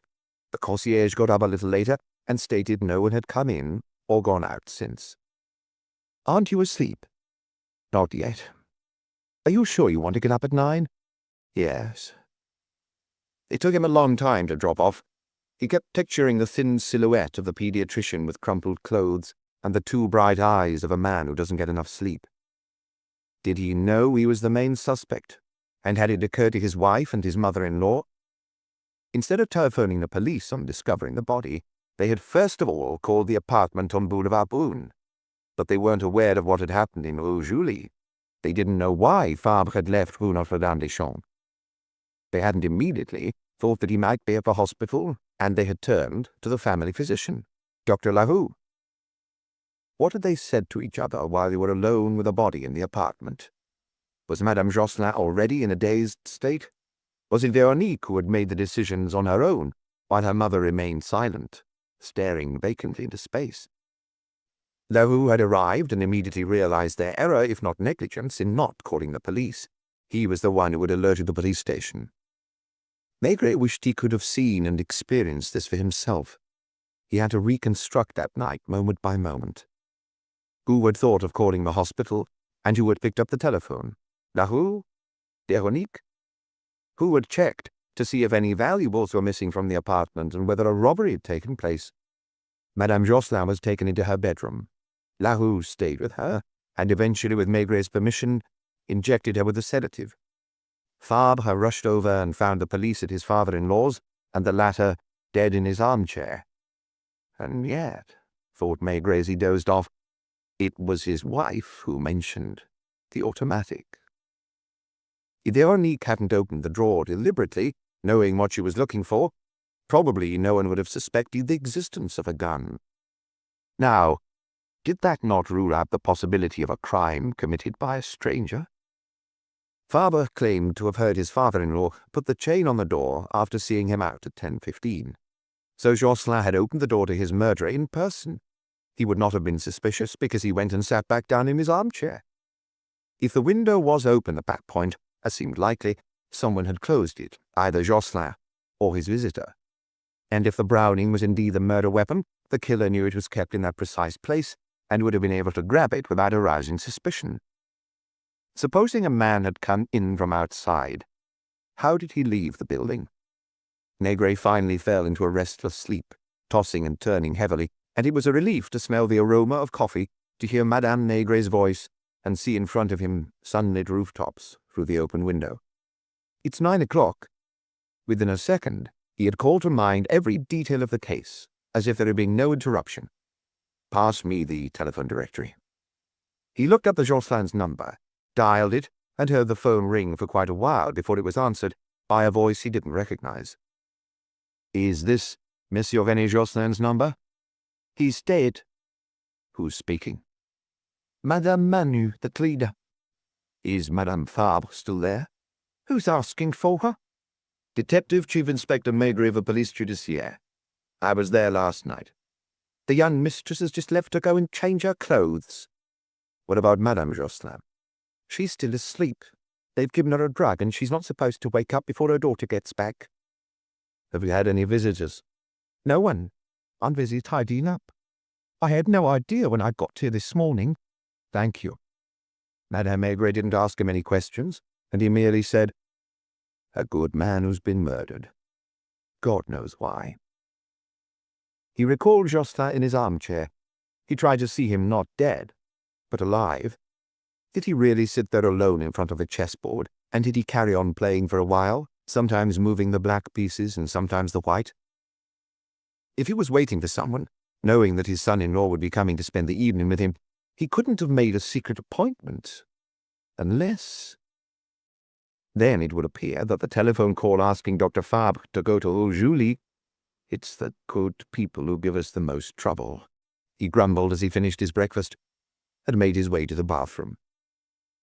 He didn't go straight to Quai des Orfèvres, but simply telephoned to check he wasn't needed. "Rue du Saint-Gothard," he instructed the taxi driver. He was concentrating on René Josselin to begin with. True, Josselin was the victim, but a man isn't killed without reason. Paris still had a holiday atmosphere. It was no longer the deserted Paris of August, but there was a sort of indolence in the air, a reluctance to get back into the swing of everyday life. It would have been easier if it had rained or if the weather had been cold. This year, summer was refusing to die. The driver turned around as they left Rue Daru, close to the railway embankment. "What number?" "I don't know. It's a packaging company." Another bend, and they spotted a large concrete building with curtainless windows. Along the entire length of the facade were the words Join et Goulet Packaging, formerly Josselin Packaging. "Shall I wait for you?" "Yes." There were 2 doors, one to the factory and the other further along to the offices. Maigret went in through this door and found himself in very modern premises. "Can I help you?" A girl popped her head through a window and looked at him with curiosity. Admittedly, Maigret's face wore a frown, as was customary during the early stages of an investigation, and he was gazing slowly about him as if making an inventory of the place. "Who's the head of the company?" "Monsieur Join and Monsieur Goulet," she replied, as if that were obvious. "I know, but which one's the boss?" "It depends. Monsieur Join is mainly in charge of the design side, and Monsieur Goulet of production and sales." "Are they both here?" "Monsieur Goulet is still on holiday. What is it you want?" "To see Monsieur Join." "Who's asking?" "Detective Chief Inspector Maigret." "Do you have an appointment?" "No." "Just a moment." She went to the back of her glassed-in cubicle and spoke to a young woman in a white coat, who darted an inquisitive look at the visitor, then left the room. "My colleague's come to fetch him. He's on the factory floor." Maigret could hear the sound of machinery. When a side door opened, he glimpsed a vast workshop where other girls and women in white worked in rows, as on a production line. "Were you asking for me?" The man must have been around 45. He was tall, with an open face, and he also wore a white coat which was unbuttoned, revealing a well-cut suit. "Please, come this way." They climbed a light oak staircase, passing a window through which he saw half a dozen draftsmen hunched over their work. Another door, and they were in a sunny office with the secretary typing away in a corner. "Leave us, Mademoiselle Blanche." He motioned to Maigret to have a seat, and then sat down at his desk, surprised and slightly anxious. "I wonder," he began, "have you heard about Monsieur Josselin's death?" "What? Monsieur Josselin is dead? When did that happen? Is he back from his holiday?" "You haven't seen him since his return from La Baule?" "No, he hasn't been to see us yet." "Did he have a heart attack?" "He was murdered." "Josselin?" It was clear that Joan struggled to take it in. "It's not possible. Who would have—" "He was killed at his home yesterday evening, with 2 shots from a revolver." "By whom?" "That's what I'm trying to find out, Monsieur Join." "Wasn't his wife with him?" "She was at the theatre with her daughter." Joan bowed his head, visibly shocked. "Poor man. It's so hard to believe." And then he grew indignant. "But who could have gained—" "Listen, Inspector, you didn't know him. He was the best man in the world. He was a father to me, more than a father. When I started here, I was 16, and I knew nothing. My father had just died. My mother was a cleaner. I began as a delivery boy on a tricycle. Monsieur Josselin taught me everything. Later, he made me a manager, and when he decided to retire from business, he called us into his office, Goulet and myself. Goulet had started out working on the machines. He told us that his doctor had advised him to work less, but he couldn't do that. Coming here 2 or 3 hours a day like a dilettante was unthinkable for a man like him, who was used to dealing with everything and who stayed late almost every evening. long after the machines had stopped. Were you afraid of seeing an outsider become your new boss? I admit I was. For Goulet and for me, this news was a real disaster, and we looked at each other in dismay, while Monsieur Jocelyn smiled mischievously. Do you know what he did? I was told last night. Who told you? His doctor. Naturally, we both had some savings, but not enough to buy a business like this. Monsieur Jocelyn had his notary come in, and they found a way to hand over the firm by staggering the payments over a long period. A period which, of course, is far from over. To be honest, there's another 25 years to run. Did he still come here from time to time? He visited us discreetly, as if he were afraid of getting in our way. He made sure that everything was going well, that we were happy, and when we asked him for advice, he gave it as if he didn't feel it was his place to do so. Do you know if he had any enemies? He had none. He wasn't the sort of man to make enemies. Everyone loved him. Go into the offices, onto the shop floor. Ask anyone what they thought of him. Are you married, Monsieur Joanne? Yes, I have 3 children, and we live near Versailles, in a house I had built. He, too, was a good man. Was Maigret only to come across good people in this investigation? He was almost irritated by it because, after all, on the one hand there was a dead man, and on the other, a man who had shot René Jocelyn twice. Did you often go to Rue Notre-Dame-des-Champs? I went there 4 or 5 times altogether. No, I'm forgetting that 5 years ago, when Monsieur Jocelyn had a bad dose of flu, I would go there every morning to take him his post and receive his instructions. Did you ever have dinner or lunch there?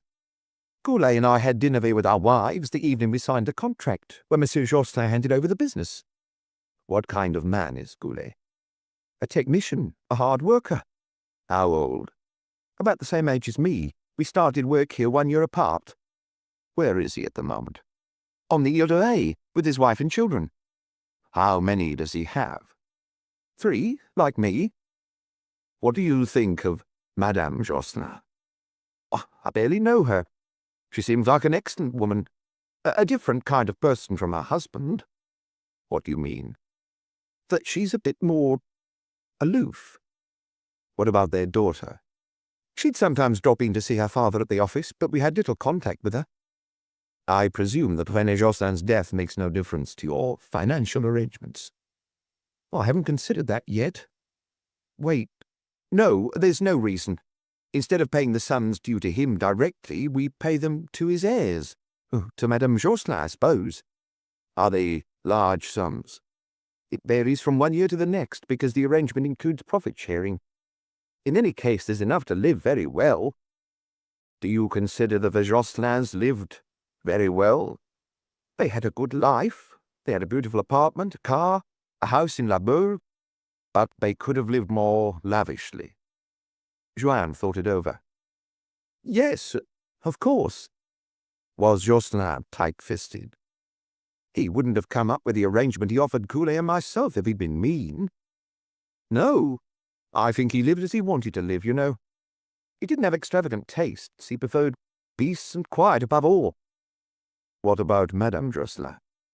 She likes looking after her home, her daughter, and now her grandchildren. How did the Jocelins react to their daughter's marriage? It's difficult for me to say. All that didn't happen here, but at Rue Notre-Dame-des-Champs. It's obvious that Monsieur Jocelyn adored Mademoiselle Veronique, and that it was hard for him to let her go. I have a daughter too. She's 12. I confess I dread the day when a stranger will take her from me and she'll no longer bear my name. I suppose it's the same for all fathers, isn't it? The fact that his son-in-law was penniless, that's more likely something that would have pleased him. What about Madame Jocelyn? I'm not so sure. The idea that her daughter was marrying the son of a postman. Father's father is a postman. In Naur, or in a village around there. I'm telling you what I know. Apparently he did all his degrees with the help of scholarships.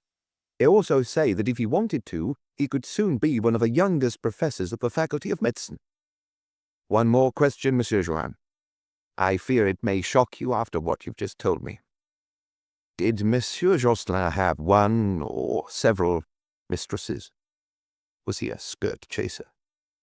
Just as Joanne opened his mouth, Maigret interrupted him. I imagine that since getting married, you have occasionally slept with a woman other than your wife. I've had occasion to, yes, while avoiding any kind of relationship. You understand what I mean? I wouldn't want to jeopardize our family life. There are a lot of young women working all around you. Not them, never. It's a matter of principle. Besides, it would be risky. Thank you for your honesty. You consider yourself to be a normal man. René Jocelyn was a normal man, too. He married late at around 35.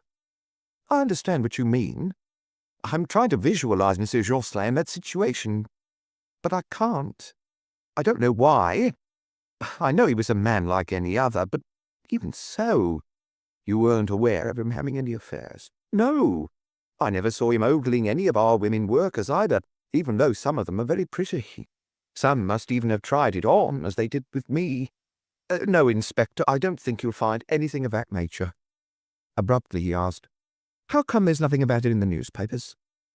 The press will be reporting it this afternoon. Maigret rose with a sigh. Thank you, Monsieur Jouin. If you remember any little detail that might be helpful, telephone me. As far as I'm concerned, it's an inexplicable crime. Maigret almost grunted. For me, too. Except that he knew that there weren't any inexplicable crimes. People don't kill without a strong reason. And pushed a little further, he might have added, people don't just kill randomly. Because his experience had taught him that some individuals are destined to be victims. Do you know when the funeral will be? The body will be returned to the family only after the autopsy. Has that not taken place yet? It's probably underway as we speak. I must telephone Goulet right away. He's not due back until next week. Maigret gave a little wave to the girl in her glass cage, wondering why she stifled a giggle as she watched him walk past. Chapter 3. The street was quiet, provincial, with one side in the sun and the other in the shade. 2 dogs were sniffing each other in the middle of the road, and through the open windows women could be seen going about their housework. 3 little sisters of the poor, with their wide skirts and the wings of their cornets fluttering like birds, were walking in the direction of the Luxembourg Gardens, and Maigret watched them from a distance, his mind a blank. Then he frowned on spotting a uniformed police officer trying to fend off half a dozen reporters and photographers outside the Jocelyn's apartment building. He was used to it and shouldn't have been surprised. He had just told Joanne that the afternoon papers were bound to report on the case. René Jocelyn had been murdered, and people who have been murdered automatically become public property. In a few hours' time, every detail of a family's private life, true or false, would be laid bare, and everyone would be entitled to speculate. Why all of a sudden did this shock him? He was annoyed with himself for being shocked. He felt as if he'd been sucked into the bourgeois, almost edifying atmosphere that surrounded these people. Good people, so everyone kept telling him. The photographers snapped away as he stepped out of the taxi, and the reporters crowded round him while he paid the driver. What's your opinion, Inspector? He brushed them aside, muttering, When I have something to tell you, I'll call you. There are women grieving up there, and it would be more considerate to leave them in peace. But he himself was not going to leave them in peace. He greeted a uniformed officer and went inside the building, which he was seeing in daylight for the first time. It was very cheerful, very bright. He was about to walk past the concierge's lodge, with its white net curtain hanging on the inside of the glazed door, but he changed his mind, rapped on the glass, and turned the knob. The lodge consisted of a small living room with polished furniture, and was typical of the sort that are attached to apartment buildings in affluent neighborhoods. A voice asked, Who is it? Detective Chief Inspector Maigret. Come in, Inspector. The voice hailed from a kitchen with white walls, where the concierge, her arms bare to the elbows and a white pinafore over her black dress, was busy sterilizing feeding bottles. She was young and affable, and her figure still had the soft plumpness of her recent pregnancy. Pointing to a door, she said quietly, Not too loud. My husband's asleep. Maigret recalled that the husband was a police officer and that he'd been on duty the night before. I'd been besieged by reporters all morning, and some of them went upstairs when I had my back turned. My husband ended up informing the police station, and they sent one of his colleagues over. The baby was asleep in a wicker cradle trimmed with yellow flounces. "Have you any news?" she asked. He shook his head. "I suppose you're certain, aren't you?" he asked wisely. "No one went out last night, after Dr. Fabre had left." "No one, Inspector. As I said again earlier to one of your men, a fat officer with a ruddy face, Inspector Torrance, I think. He spent over an hour in the building questioning the residents. Not many of them are here at the moment. Some are still on holiday. The Tuplers aren't back from America. The place is half empty." "How long have you been working here?" 6 years. I took over from one of my aunts, who'd been a concierge for 40 years. Did the Josselins entertain a lot? Very rarely. They're quiet people, pleasant to everyone, and they live a very routine life. Dr. Larue and his wife came to dinner from time to time, and the Josselins would go over to them for dinner too. Like the Maigrets and the Pardons. Maigret wondered whether they too had a set day. In the morning at around 9, while Madame Manu did the cleaning, Monsieur Josselin would go out for his walk. He was so regular that I could have set the clock by him. He'd pop into the lodge, say something about the weather, and pick up his post. After glancing at the envelopes, he'd slip them into his pocket, and then he'd slowly make his way to the Luxembourg Gardens. He always walked at the same gentle pace. Did he receive a lot of post? Not a lot. Later, at around 10, while he was still out, his wife would come down, all dressed up, even to go shopping. I've never seen her go out without a hat. What time did her husband return home? It depended on the weather. If it was sunny, not before 11:30 or 12. When it rained, he didn't stay out so long, but he still went for his walk. What about the afternoons? She had finished replacing the tops on the bottles, which she put away in the refrigerator. The two of them would go out together, but no more than once or twice a week. Madame Fabre also visited them. Before the birth of her second child, she sometimes brought the eldest one with her. Has she always got on well with her mother? Yes, I think so. They often go to the theatre together, as they did yesterday. Recently, have you noticed any letters in a different handwriting from the usual correspondence? No. And no one called on Monsieur Josselin when he was at home alone, for example? No. I was thinking about all that during the night, because I was expecting you to ask me those questions. You see, Inspector, they are people about whom there is nothing to tell. Did they socialize with any of the other residents? Not to my knowledge. In Paris, it's rare for the residents of an apartment building to know one another, except in the working-class districts. Everyone lives their life unaware of their next-door neighbours. Has Madame Fabre returned? A few minutes ago. Thank you. The lift stopped at the 3rd floor, where there were 2 doors. In front of each one was a large doormat with a red border. He rang the left-hand bell, heard muffled footsteps, and after a brief hesitation, the door opened a crack, allowing only a sliver of light through, because the chain had not been taken off. "What is it?" asked an unfriendly voice. Detective Chief Inspector Maigret.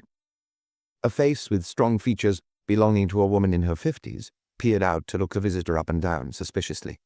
"All right, I believe you. There were so many reporters this morning." She took off the chain, and Maigret saw the apartment as it normally was, with every object in its place, and sunshine streaming in through the 2 windows. "If it's Madame Josselin you wish to see—" He had been shown into the drawing-room, where there was no trace of the previous night's events or mess. A door opened immediately, and Veronique, wearing a navy-blue suit, took 2 steps into the room. She was visibly tired, and Maigret noticed a slight hesitation, a searching in her eyes. When her gaze rested on an object or on her visitor's face, it seemed to be looking for a support, or the answer to a question. "You haven't found anything?" she murmured despondently. "How is your mother?" "I've only just come back. I went to see my children and to change my clothes. I think I told you over the telephone. I don't remember. I'm losing track. Mother slept. When she woke up, she didn't speak. She drank a cup of coffee, but refused to eat. I wanted her to stay in bed, but I couldn't persuade her. And now she's getting dressed." She looked about her again, avoiding the armchair where her father had died. The chess game was no longer on the pedestal table. A half-smoked cigar, which Maigret had noticed the previous night, had disappeared. "Your mother said absolutely nothing." "She only answers yes or no. She's perfectly lucid. It seems she's only got one thing on her mind." "Is it her that you came to see?" "If possible." "She'll be ready in a few minutes." Don't push her too much, I beg of you. Everyone takes her for a calm woman because she's always so self-possessed. But I know that she's obsessively anxious, only she doesn't show it. Have you often seen her in the grip of a powerful emotion? It depends what you call powerful. When I was a child, for example, I would sometimes exasperate her, as all children can exasperate their parents. Instead of snapping me or getting angry, she'd turn pale and seem unable to speak. At those times, almost always, she'd lock herself in her room, and that really frightened me. What about your father? My father never lost his temper. His response was to smile as if making fun of me. Is your husband at the hospital? Since 7 o'clock this morning. I left my children with a maid because I didn't want to risk bringing them with me. I don't know what we're going to do. I don't like leaving Mother alone in the apartment. There's no room at our place, and besides, she'd refuse to come. Couldn't the cleaner, Madame Manu, spend the night here? No. She has a grown-up son of 24 who's even more demanding than a husband, and gets angry whenever she dares return home late. We'll have to find someone. Perhaps a nurse. Mother will make a fuss. Of course, I'll spend as much time here as I can. Although she had regular features and reddish blonde hair, she wasn't particularly attractive because she lacked any spark. I think I can hear Mother. The door opened, and Maigret was surprised to see before him a woman who still appeared very youthful. He knew that she was 15 years younger than her husband, but he had still expected to see a grandmotherly figure. Yet her body, in a very simple black dress, was more girlish than her daughter's. She had chestnut hair and bright, almost black eyes. Despite the tragedy, despite her state, she was impeccably made up, and nothing in her appearance was out of place. Detective Chief Inspector Maigret, he introduced himself. She fluttered her eyelashes, gazed about her, and ended up looking at Veronique, who immediately mumbled, "Would you rather I left the room?" Maigret said neither yes nor no. The mother didn't stop her. Veronique slipped noiselessly out of the room. All the comings and goings in the apartment were muffled by the thick carpeting on which antique rugs were scattered. "Do sit down," said René Josselin's widow, who remained standing beside her husband's armchair. Maigret hesitated, and finally took a seat. Madame Josselin went over and sat in her armchair beside the sewing cabinet. She refrained from leaning against the chair back, holding herself bolt upright as convent-educated women do. Her lips were thin, probably because of her age, and her hands were slender but still beautiful. "I apologize for being here, Madame Josselin, and I confess I don't know what questions to ask. I am mindful of your distress, your grief." She gazed at him unflinchingly, and he wondered whether she heard his words or whether she was listening to her own internal monologue.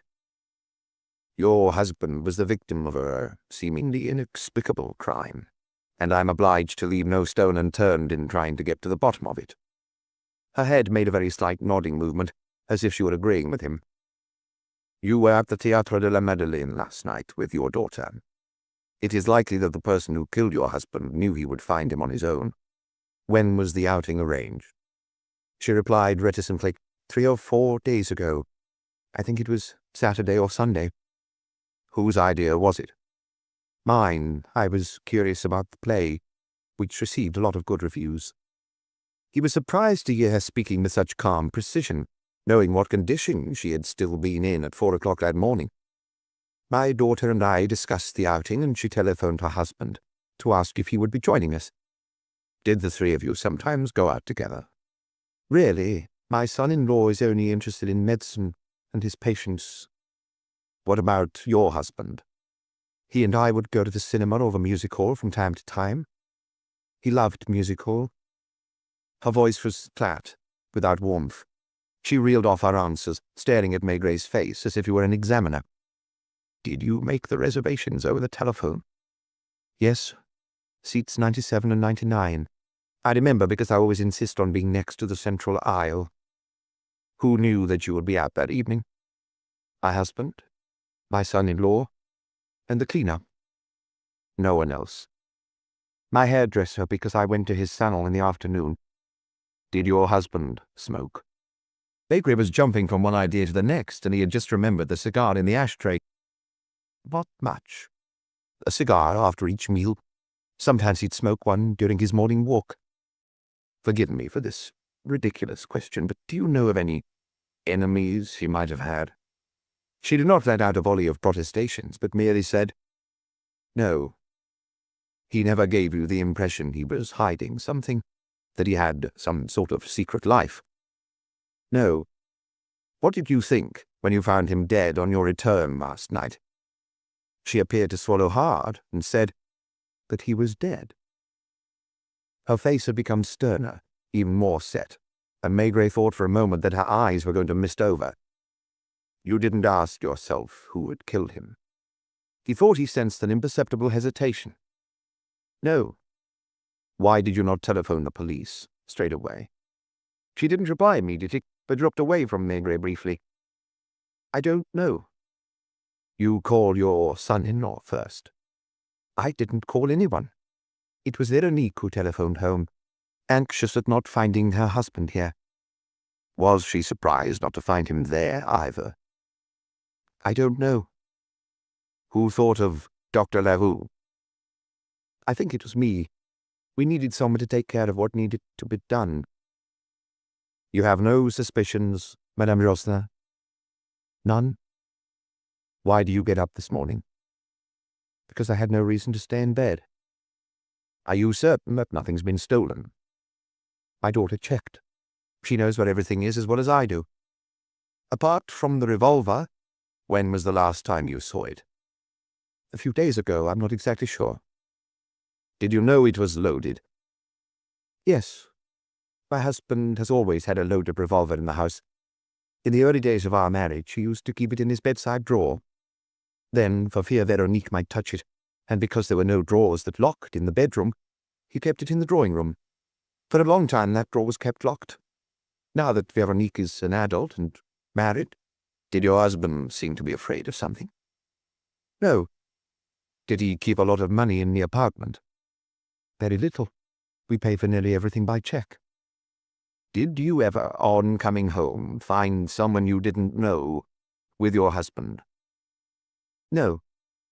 "And you have never come across your husband with a stranger, either?"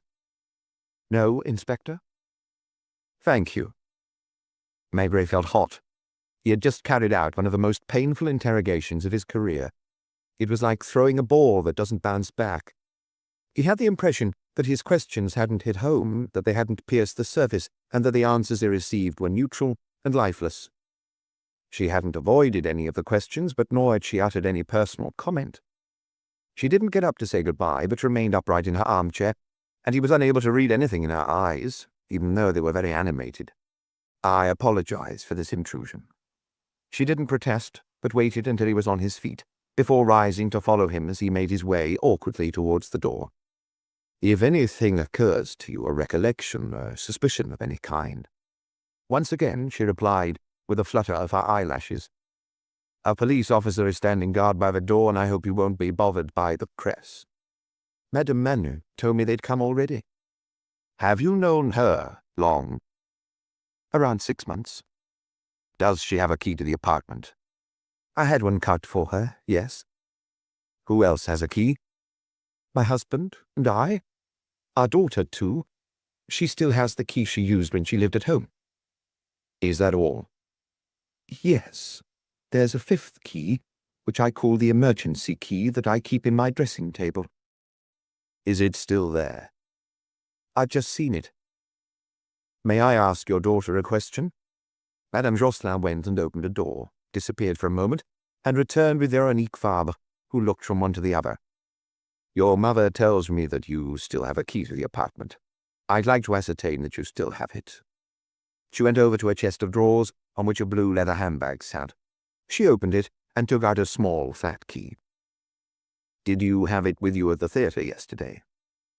"No, I had an evening bag much smaller than this one, and I took hardly anything with me." "So you left your key in your apartment on Boulevard Brune?" That was all. He couldn't think of any more questions he could decently ask.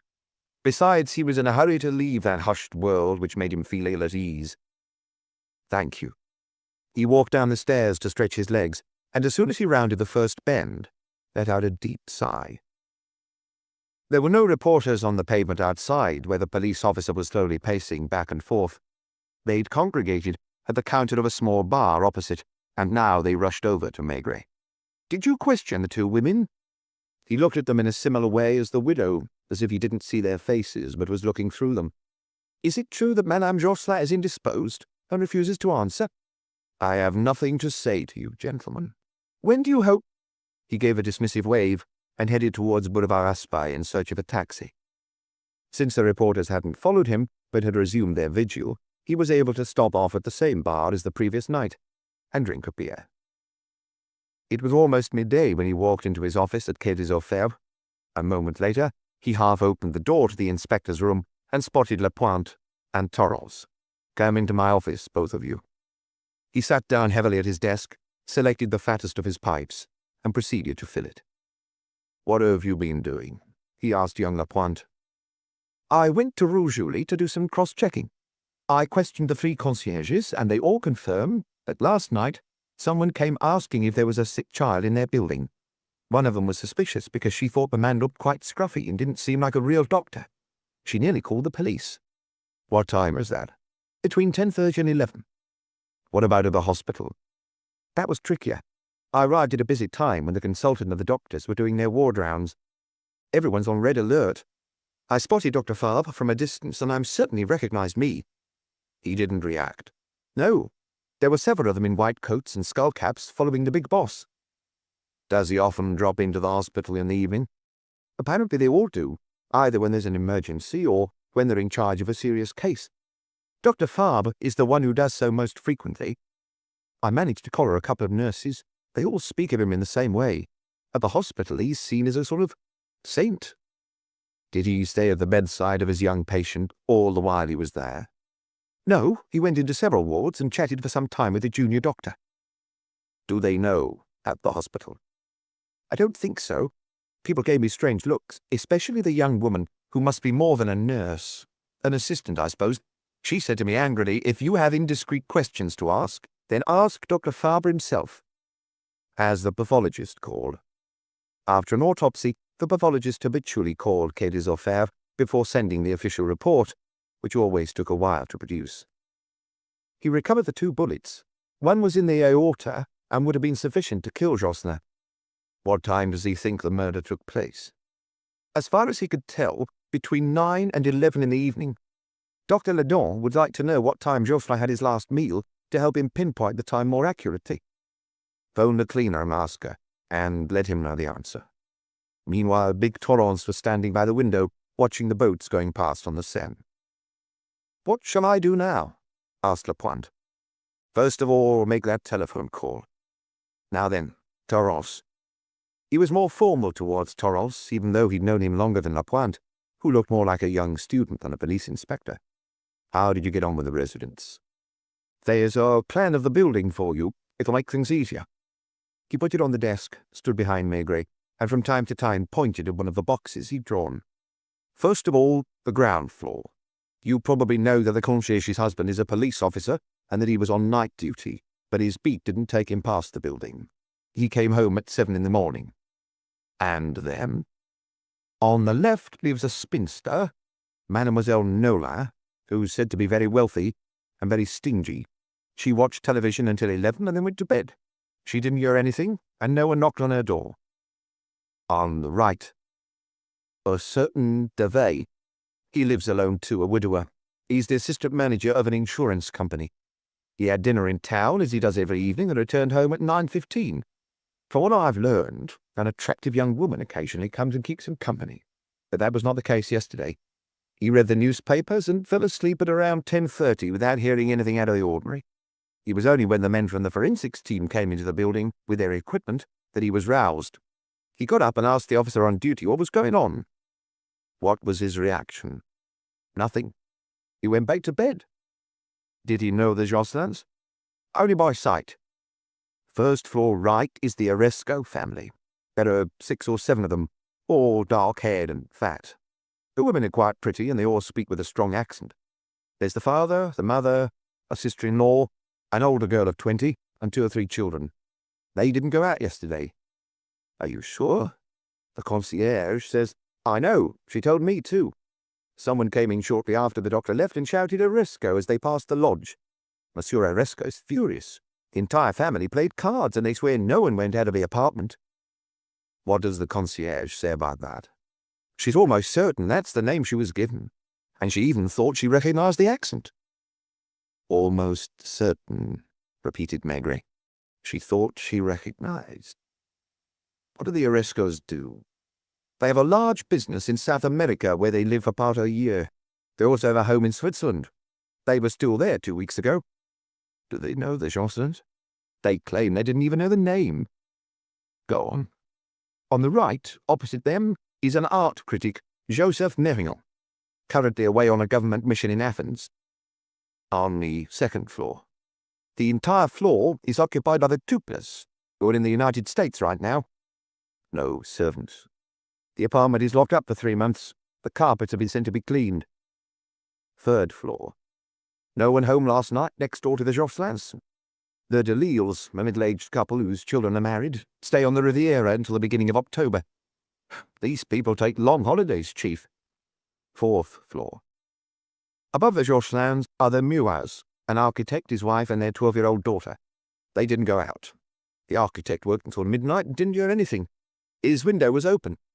Opposite them, an industrialist and his wife, the Blanchons, who left the same day to go hunting in Salon. On the 5th floor is another woman on her own, Madame Schwartz, who often has a woman friend visit in the evenings, but not yesterday, and she went to bed early. Lastly, there's a young couple, married last month, on holiday in the Naur, of the wife's parents' place. On the 6th floor, there are only servants' rooms. Maigret looked at the plan glumly. Admittedly, some boxes were empty. People were still by the sea, in the country, or abroad. Even so, half of the building had been occupied the previous night. Residents playing cards, watching television, reading, or sleeping. One was still up working. The concierge hadn't gone back to sleep properly after Dr. Fabre had left. And yet, 2 shots had been fired, and a man had been killed in one of the boxes without the day-to-day routine of the others being disrupted. Good people. All of them were probably also good people, whose activities were known and whose lives were comfortable and without secrets. Had the concierge, after letting Dr. Fabre out, fallen into a deeper sleep than she realized? There was no doubt she had spoken in good faith. She was an intelligent woman who was perfectly aware of the importance of her words. She stated that someone had come in between 10:30 and 11 and shouted the Orescos' name in passing. That the Orescos swore that no one had left or entered their apartment that evening. They didn't know the Josselins. It was plausible. No one in the building took any notice of their neighbors, as is often the case in Paris, especially among the upper middle classes. I wonder why a resident returning home would have given another resident's name. And supposing it wasn't someone who lived there. According to the concierge, they wouldn't have been able to leave without being seen. Maigret frowned. It sounds stupid, he grumbled. But logically, that's the only explanation possible. That the person remained in the building? Until this morning, at any rate. During the day, it must be easy to come and go unnoticed. Do you mean that the murderer could have been there very close to the police officers during the deputy public prosecutor's visit, and while the forensics team were at work in the apartment? There are empty apartments. Take a locksmith with you and check whether any of the locks have been forced. I presume I don't go inside. No, just check the locks from the outside. Is that all? For now. What would you want to do? Big Torrance looked thoughtful and concluded, True. A crime had definitely taken place, because a man had been killed. Only it wasn't a crime like any other, because the victim wasn't a victim like any other.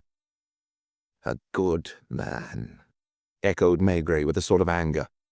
Who could have had a reason to kill that good man? It wouldn't take much for him to start loathing good people.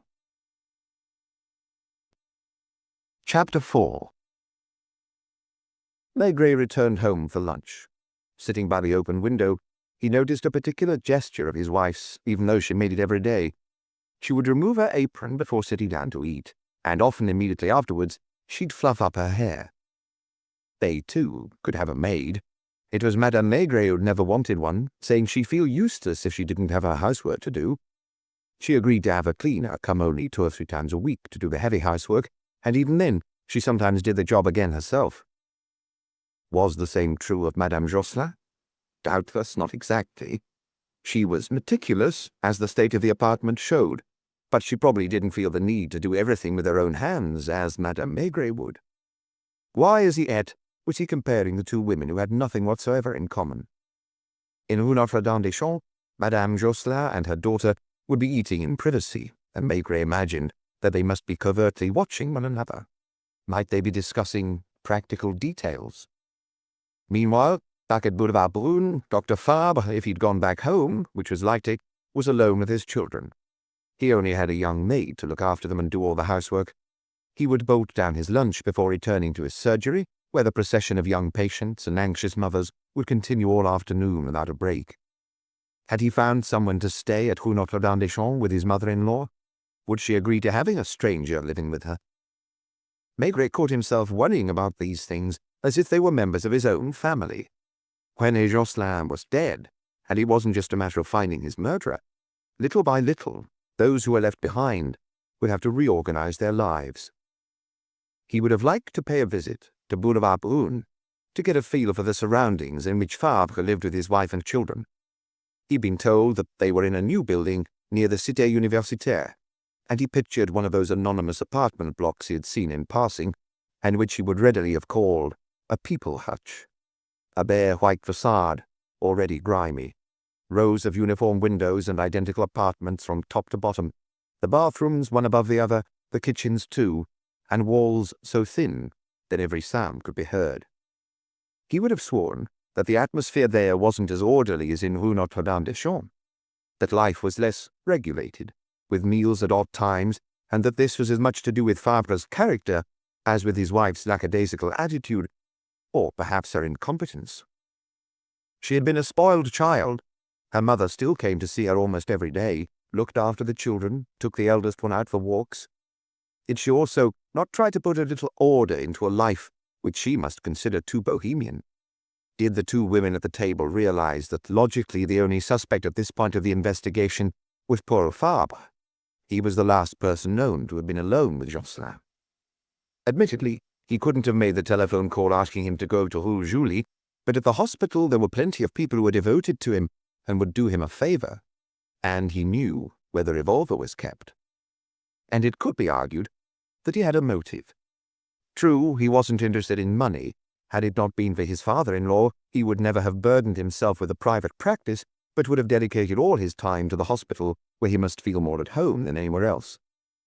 But what about Veronique? Could she be starting to regret marrying a man universally acclaimed as a saint? Did she not wish for a different life? Did not her mood at home suggest a discontent? After Josselin's death, the Fabres would doubtlessly receive their share of the inheritance. Maigret tried to imagine the scene. The two men sitting at the chessboard, silent and serious, like all chess players. The doctor at some point getting up and going over to the chest, where the automatic lay in a drawer. He shook his head. It didn't stack up. He couldn't picture Fabre walking towards his father-in-law with his finger on the trigger. Had an argument, a quarrel turned nasty, and ended up with a pair of them blowing a fuse. No matter how hard he tried, he couldn't see it. It didn't fit with the two men's temperaments. Besides, there was the mysterious visit of a concierge had mentioned, who'd shouted, "Arresco." "I had a phone call from Francine Parton," said Madame Maigret all of a sudden, perhaps deliberately to take his mind off things. He was so far away at first, he just stared at her blankly. "They came back from Italy on Monday. Do you remember how much they were looking forward to going away, just the two of them?" It was the first time that the Pardons were holidaying on their own for more than 20 years. They had gone by car with the intention of visiting Florence, Rome, and Naples, and returning via Venice and Milan, stopping wherever the fancy took them. "They've invited us for dinner next Wednesday, as a matter of fact." Why not? Had it not become a tradition? The dinner should have been on the first Wednesday of the month, but had been postponed because of the holidays. Apparently the trip was exhausting. The traffic on the roads was as bad as on the Champs-Élysées, and they spent an hour or two every night trying to find a hotel room. How's their daughter? Well, the baby's a delight. Madame Pardon, too, went almost every afternoon to visit her daughter, who had got married the previous year, and now had a baby that was a few months old. If the Maigrets had had a child, He or she would be married now, and like the other women, Madame Maigret, do you know what they decided? No. To buy a little house by the sea or in the country, so they can spend the holidays with their daughter, their son-in-law, and the child. The Josselins had a house in La Baule. They lived there 1 month a year with their family, perhaps more. René Josselin had retired. It suddenly struck Maigret. The packaging manufacturer had been an active man all his life, spending most of his time in Rue de Saint-Gothard, and often working late into the evening. He only saw his wife at meal times and during part of the evening. Because a heart attack had given him a sudden scare, he'd handed over his business almost at once. What would he, Maigret, do if he retired and found himself with his wife all day? It was already decided because they were planning to live in the country and they had already bought their house. But what if he had to stay in Paris? Each morning, Josselin went out at a set time, around 9, as if leaving for the office. According to the concierge, he headed for the Luxembourg Gardens, with the regular cautious step of someone with a heart condition. The Josselins didn't have a dog, and that surprised Maigret. He could picture René Josselin walking his dog on a lead. There wasn't a cat in the apartment either. He bought the newspapers. Did he sit on a bench in the gardens to read them? Did he ever enter into a conversation with one of his neighbors? Was he in the habit of meeting the same person, man or woman? Maigret had instructed Lapointe to go to Notre-Dame-des-Champs and ask for a photograph of Josselin, and then to question the local traders and the Luxembourg Gardens park keepers on the off chance to try and piece together the victim's morning movements. Would that yield any results? He preferred not to think about it. The man was dead. He had never seen him alive, and he was becoming obsessed with this family whose existence he had been unaware of the previous day. Would he be coming home for dinner? I think so. I hope so. He went to wait for his bus at the corner of Boulevard Châtelet-Noir. He stayed outside on the bus platform smoking his pipe and looking about him at the men and women leading their ordinary lives as if the Josselins didn't exist, and as if there wasn't in Paris a man who for some unfathomable reason had killed another. Once in his office, he threw himself into tedious paperwork to avoid having to think about the case, and he must have succeeded, because at around 3 o'clock, he was surprised on answering the telephone to hear Torrance's excited voice. "I'm still in the neighborhood, Chief." He almost asked, "What neighborhood?" "I thought it better to phone you than to return to the office because you might decide to come yourself. I've discovered something." "Are the 2 women still in their apartment?" "All 3. Madame Manu's there too." "What happened?" "We brought in a locksmith and examined all the doors, including the ones that open onto the back stairs. None of them look as if they'd been forced. We didn't stop at the 5th floor. We went up to the 6th, where the maids' rooms are." "What did you find?" "Hold on. Most of them were locked. As we were bending over one of the locks, the next door opened a crack, and we were amazed to see a young woman stark naked. She wasn't embarrassed at all, but stared at us curiously. A beautiful girl, by the way, dark-haired with huge eyes, a very pronounced Spanish or South American type." Maigret waited and did a doodle of a woman's torso on his blotting pad. "I asked her what she was doing there, and she answered in poor French that it was her hour off and that she was the Oresco's maid." "Why are you trying to open the door?" she asked suspiciously. And she added without sounding alarmed at the thought, "Are you thieves?" I told her who we were. She didn't know that one of the residents had been killed during the night. "The kind fat gentleman who always smiled at me on the stairs." Then she said, "It's not their new maid, I hope." I didn't understand. We must have looked ridiculous, and I felt like asking her to put some clothes on. "What new maid?" "They must have a new maid, because I heard a noise in the room last night." Maigret abruptly stopped doodling. He was furious not to have thought of it. To be more exact, he had started to think of it the previous night. There had been a moment when an idea had begun forming in his mind, and he'd felt he was on the brink of making a discovery, as he had said to Lapointe. Someone, Detective Chief Inspector Saint-Hubert, or the examining magistrate, had spoken to him, and afterwards he had completely lost his thread. The concierge had stated that a stranger had entered the building shortly after Dr. Fabre had left. He had given the Oresco's name, whereas the Orescos claimed they hadn't had any visitors and that no member of the family had gone out.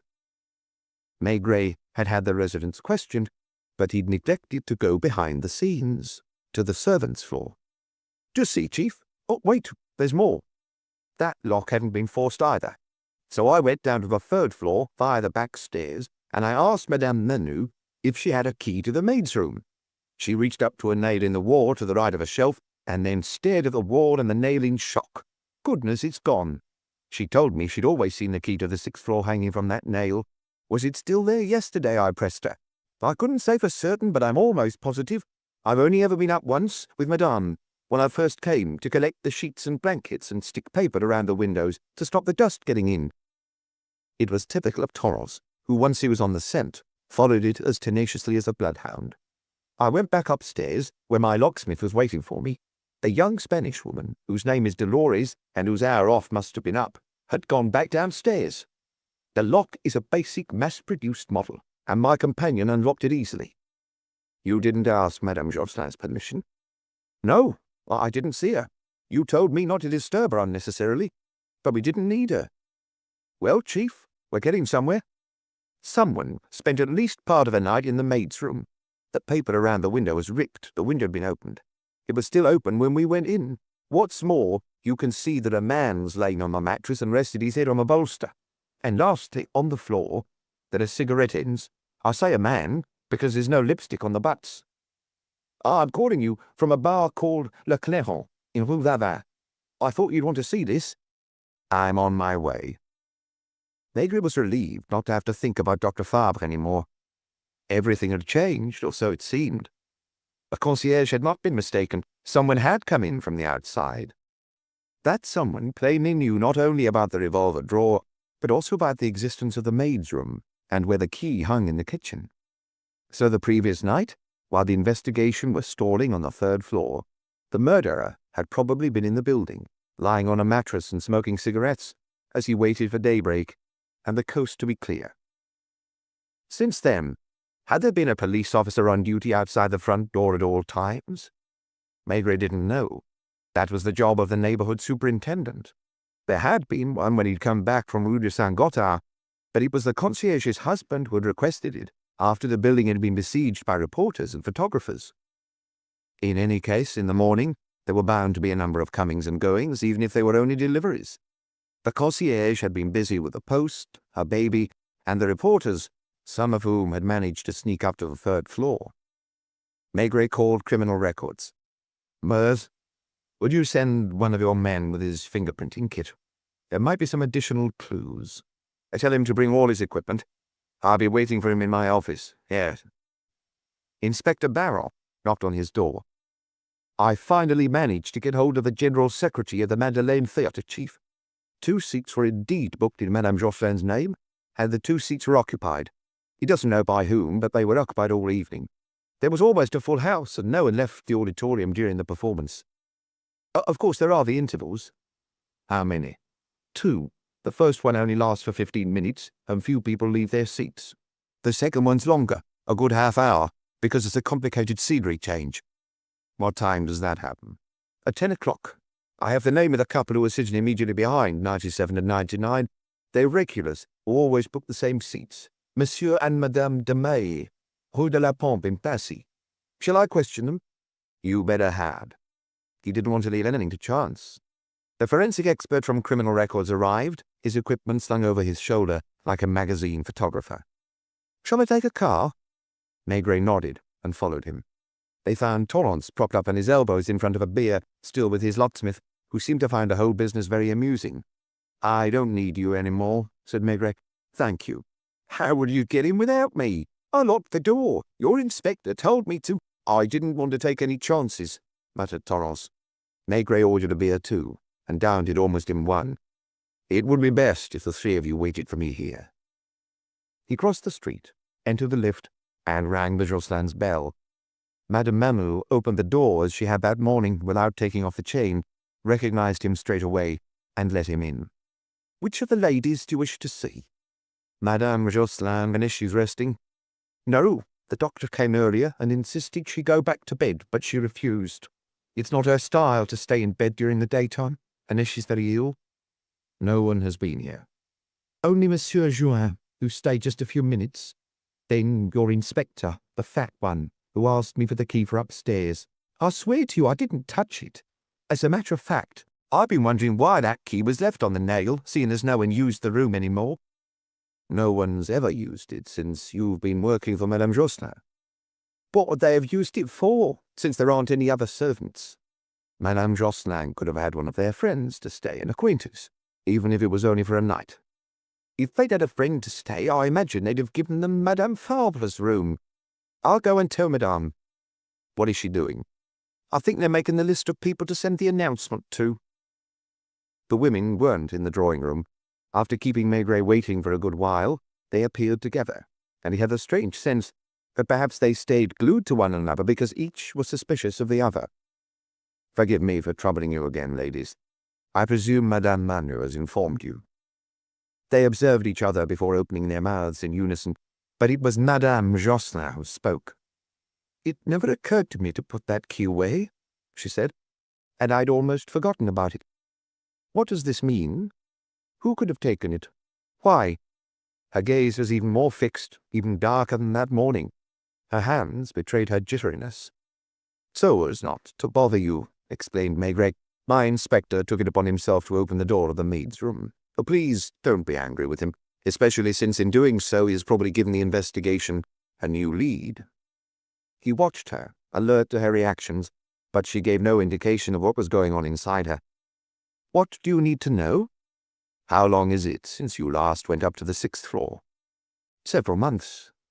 When Madame Manu started working for me, I took her upstairs, because the previous maid had left the place in a mess, and the room was indescribably filthy. So that was around 6 months ago. Yes. You haven't been back up there since. Your husband neither, I suppose. He never went up to the 6th floor in his life. What would he have done up there? And what about you, madame? He asked Madame Fabre. I haven't been up there for years. Not since Olga, who was so nice to me. I'd sometimes go up and see her in her room. Do you remember, Mother? That must be nearly 8 years ago. There was paper stuck around the windows, wasn't there? Yes, to keep the dust out. The paper had been ripped, and we found the window open. Someone had been lying on the bed, a man, probably, who smoked quite a few cigarettes. Are you sure it was last night? Not yet. I have come to ask for your permission to go up with my men and examine the place thoroughly. I don't think it's up to me to give you permission. Naturally, if you wish to be present. She stopped him by shaking her head. Did your last maid have a lover? Not to my knowledge. She was a hard-working girl. She got engaged and left us to get married. Maigret made for the door. Why did he have the feeling again that there was a certain wariness or animosity between the mother and the daughter? Once outside, he would have liked to know how they behaved when they were alone together, what they were saying to each other. Madame Jocelyn had maintained her composure, but Maigret was still convinced that she'd had a shock. And yet, he could have sworn that this business with the maid's room was not as much of a surprise to her as it had been to him. As for Veronique, she had turned abruptly to her mother with a questioning look in her eye. What had she wanted to say when she'd opened her mouth? He joined the 3 men at La Clairon and drank another beer before going with them to the back stairs of the building.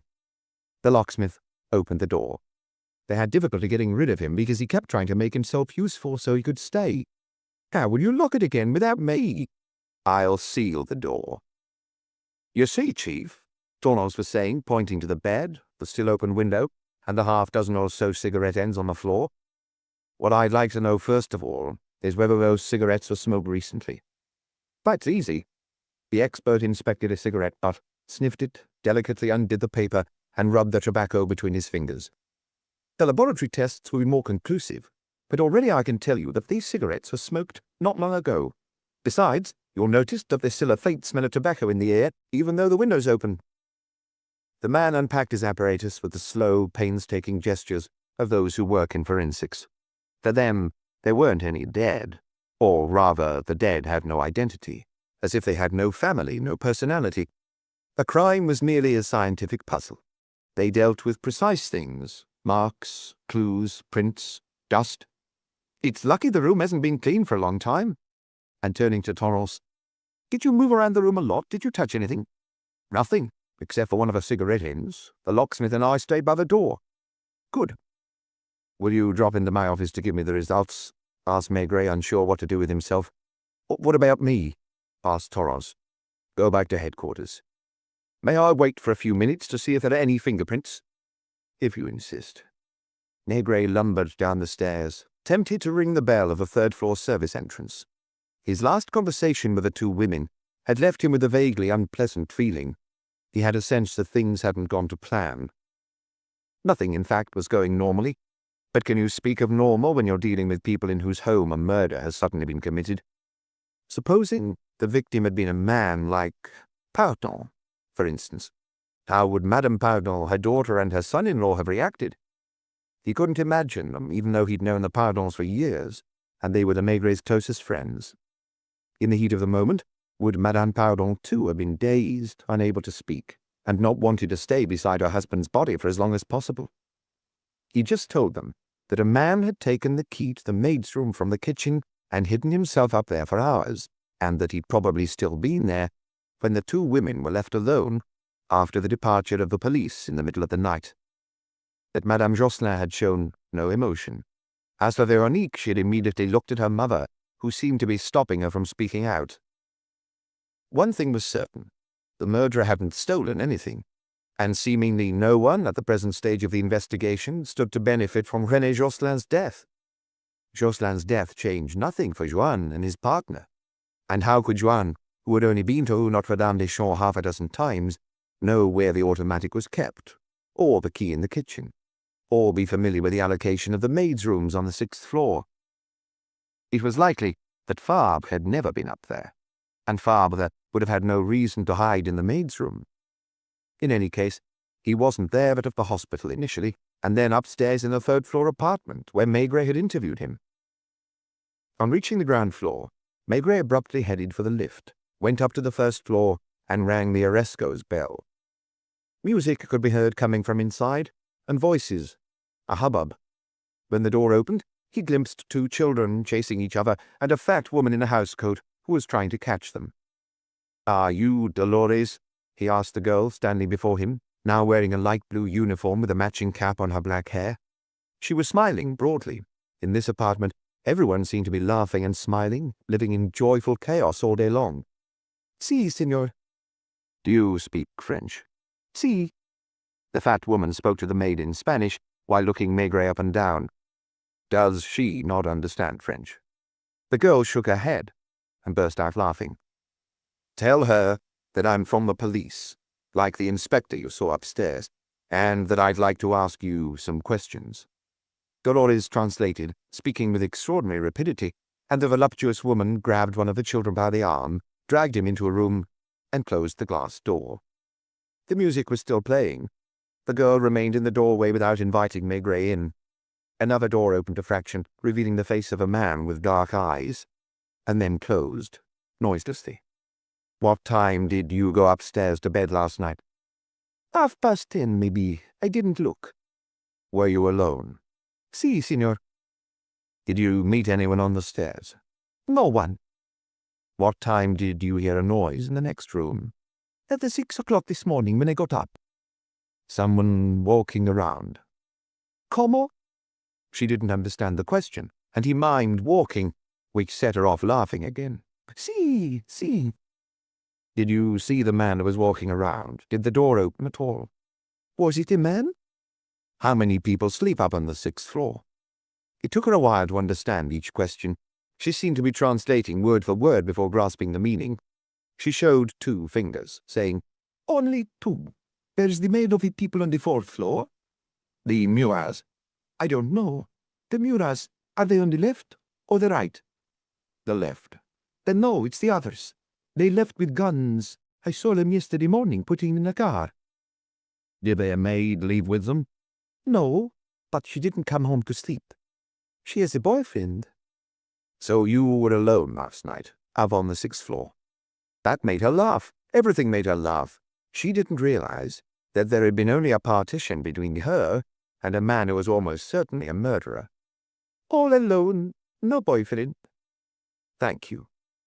There were faces, dark eyes behind the curtain over the glass door, and most likely, once Maigret had left, more laughter would erupt. He stopped in front of the lodge. The concierge wasn't there. He found himself face to face with a man in braces holding a baby in his arms, which he hastily put in its cradle as he introduced himself. "Officer Bonnet." "Come in, Inspector. My wife has just popped out to buy a few things. I'm on night duty this week, so she's making the most of it." I wanted to tell her that she wasn't mistaken. It seems that someone did enter the building last night, and didn't leave. "Has she been found?" "Where?" "No, he hasn't. But we found evidence in one of the maid's rooms. He must have left this morning, while your wife was battling with the reporters." "Is it my wife's fault?" "Not at all. If it weren't for the extended holidays that most of the residents enjoyed, there would be 5 or 6 maids on the 6th floor, and one of them might have chanced upon the murderer." Maigret was loath to cross the road and return to Le Clairon again. In the end, though, he decided to go in, and without thinking ordered a beer. A few moments later, through the window, he saw Torrance come out. He'd had enough of watching his colleague from forensics working, and had had the same idea as Maigret. "You here, Chief?" "I questioned Dolores. Did you get anything out of her? Did she have her clothes on at least?" Torrance was still feeling proud of himself, happy with his discovery. He didn't seem to understand why Maigret appeared more preoccupied, more weighed down than he had been that morning. "We've got a lead, haven't we? You know there are fingerprints all over the place up there. Our colleague's having a field day, and if the murderer's got a criminal record—" "I'm almost certain he hasn't," sighed Maigret, draining his glass. And indeed, 2 hours later, the criminal records clerk confirmed that the fingerprints found at Rue Notre-Dame-des-Champs didn't match anyone on file for being in trouble with the law. Meanwhile, Lapointe had spent the afternoon showing the photograph of René Josselin to local traders, park keepers, and bench regulars. Some recognized him, others didn't. "We saw him go past every morning, always walking slowly. He used to watch the children playing. He'd put his newspapers down next to him, then start reading them, sometimes smoking a cigar. He looked like a good man." "Of course." Chapter 5.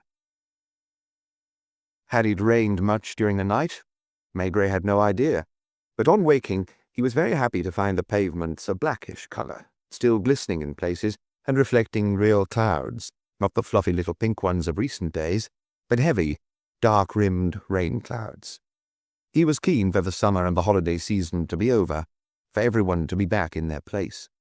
He'd frown each time his eye lighted on a young woman in the street, still sporting the tight trousers worn on the beach, feet bare and tanned, nonchalantly treading the Paris cobblestones in sandals. It was Saturday. On waking up, he had intended to pay another visit to Joie in Rue du Saint-Gothard, without knowing why exactly. He wanted to see them all again, not so much to ask them specific questions, as to mingle with them and gain a better feel for René Josselin's milieu. There must be something that was eluding him. It did indeed now seem that the murderer had come from the outside, which extended the field of possibilities. But by how much?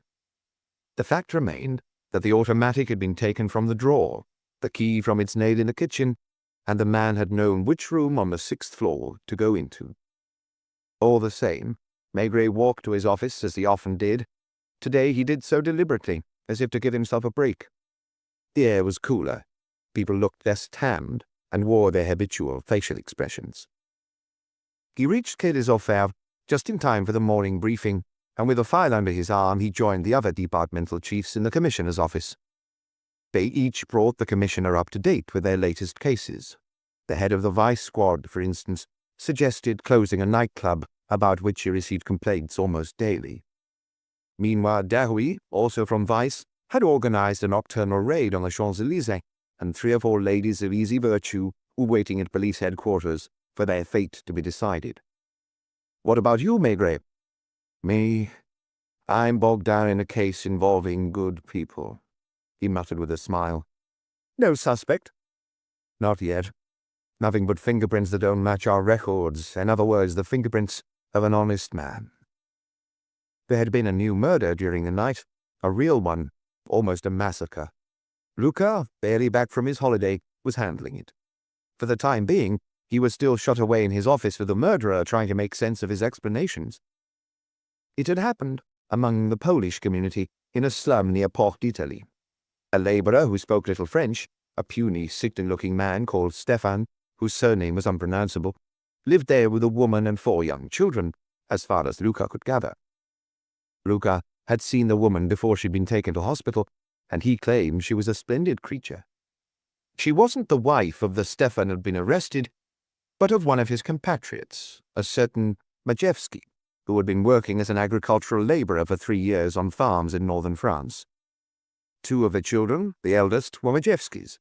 What had happened exactly between these individuals 3 years earlier was hard to fathom. "He gave her to me," Stefan repeated obstinately. At one point he'd stated, "He sold her to me." Be that as it may, 3 years earlier, the puny Stefan had taken Maigret's place in the slum dwelling and in the beautiful woman's bed. Her real husband had left of his own free will, so it seems. 2 more children were born, and they all lived in one room, like Romanies in their caravan. But Maigret had taken it into his head to come back, and while Stefan was at work, had simply reclaimed his former place. What had the 2 men said to one another on Stefan's return?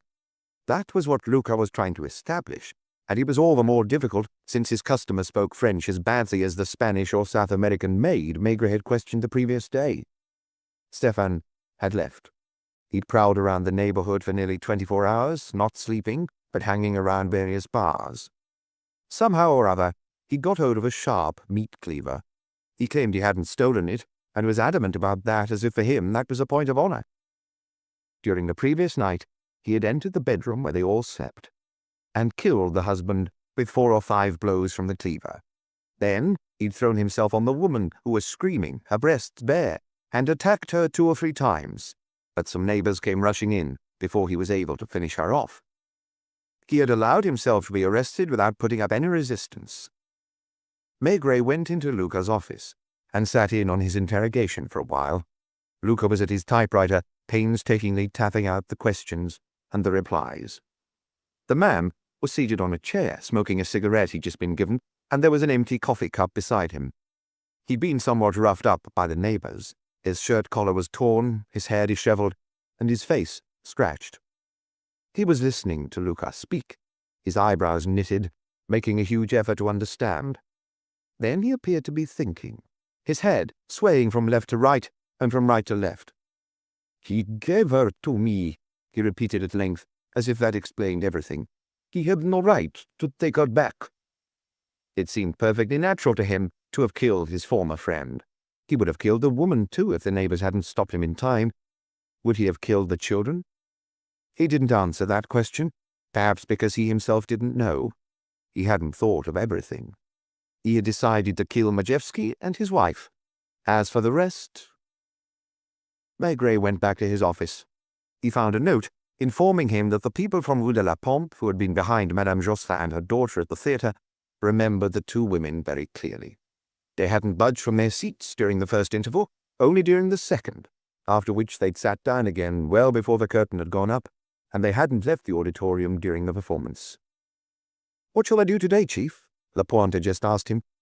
"The same as yesterday afternoon." In other words, retrace the route René Josselin took each morning on his stroll, and question people.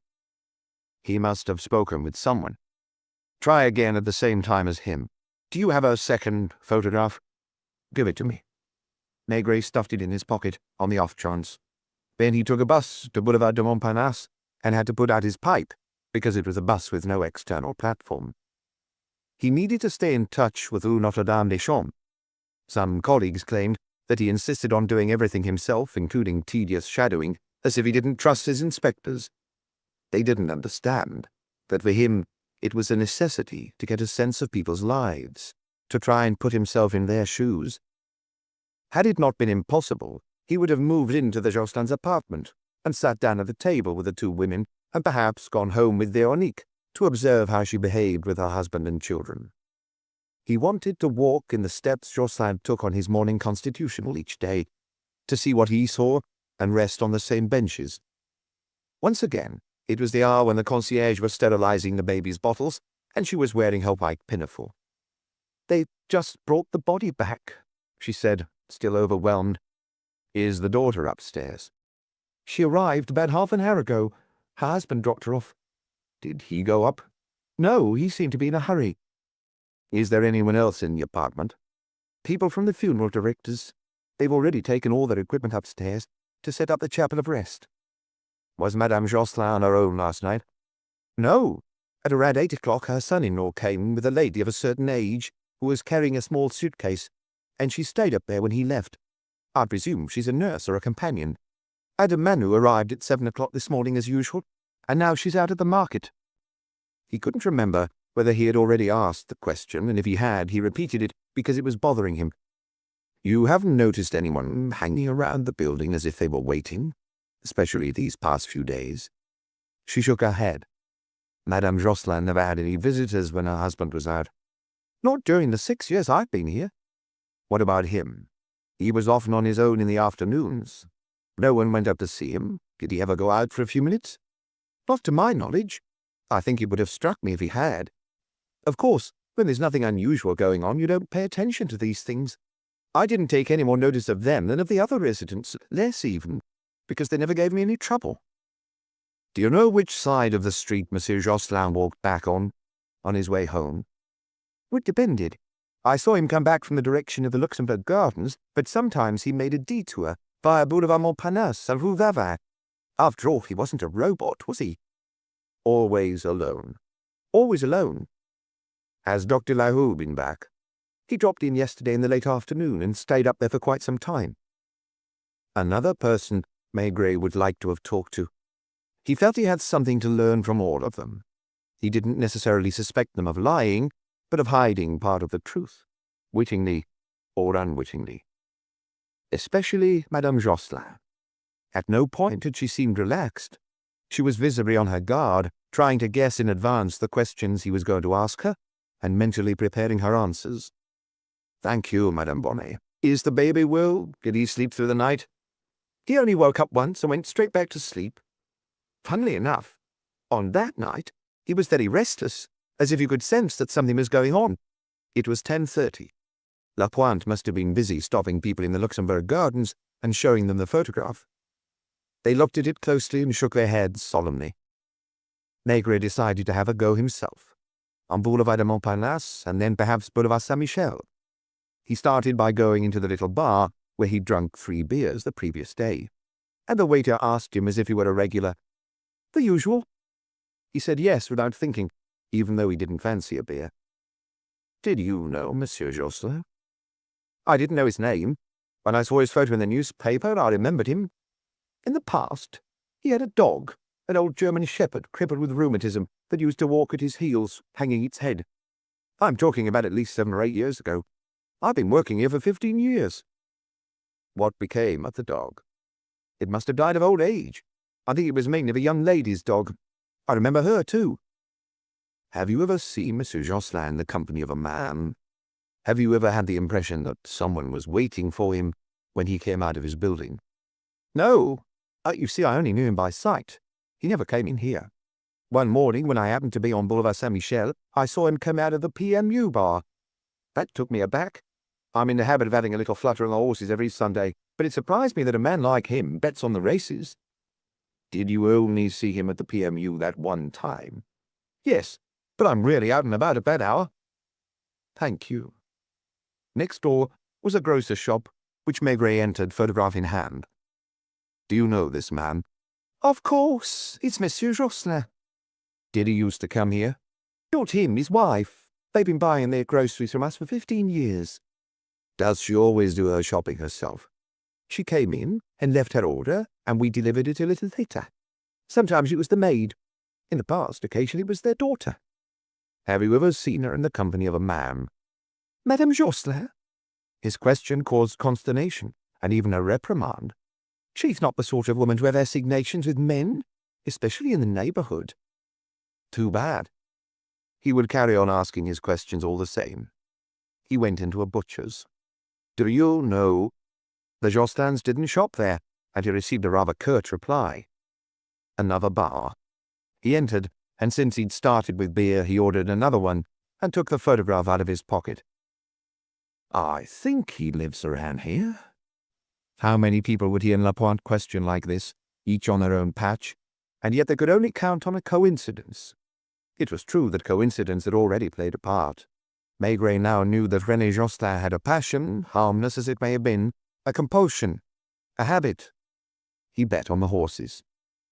Did he play for high stakes, or was he content to place small bets for fun? Did his wife know? Maigret would have sworn she didn't. It wasn't in keeping with the apartment in Rue Notre-Dame-des-Champs, or with their characters as he perceived them. So there was a little chink. Might there not be others? Excuse me, madame, do you— The photo once again.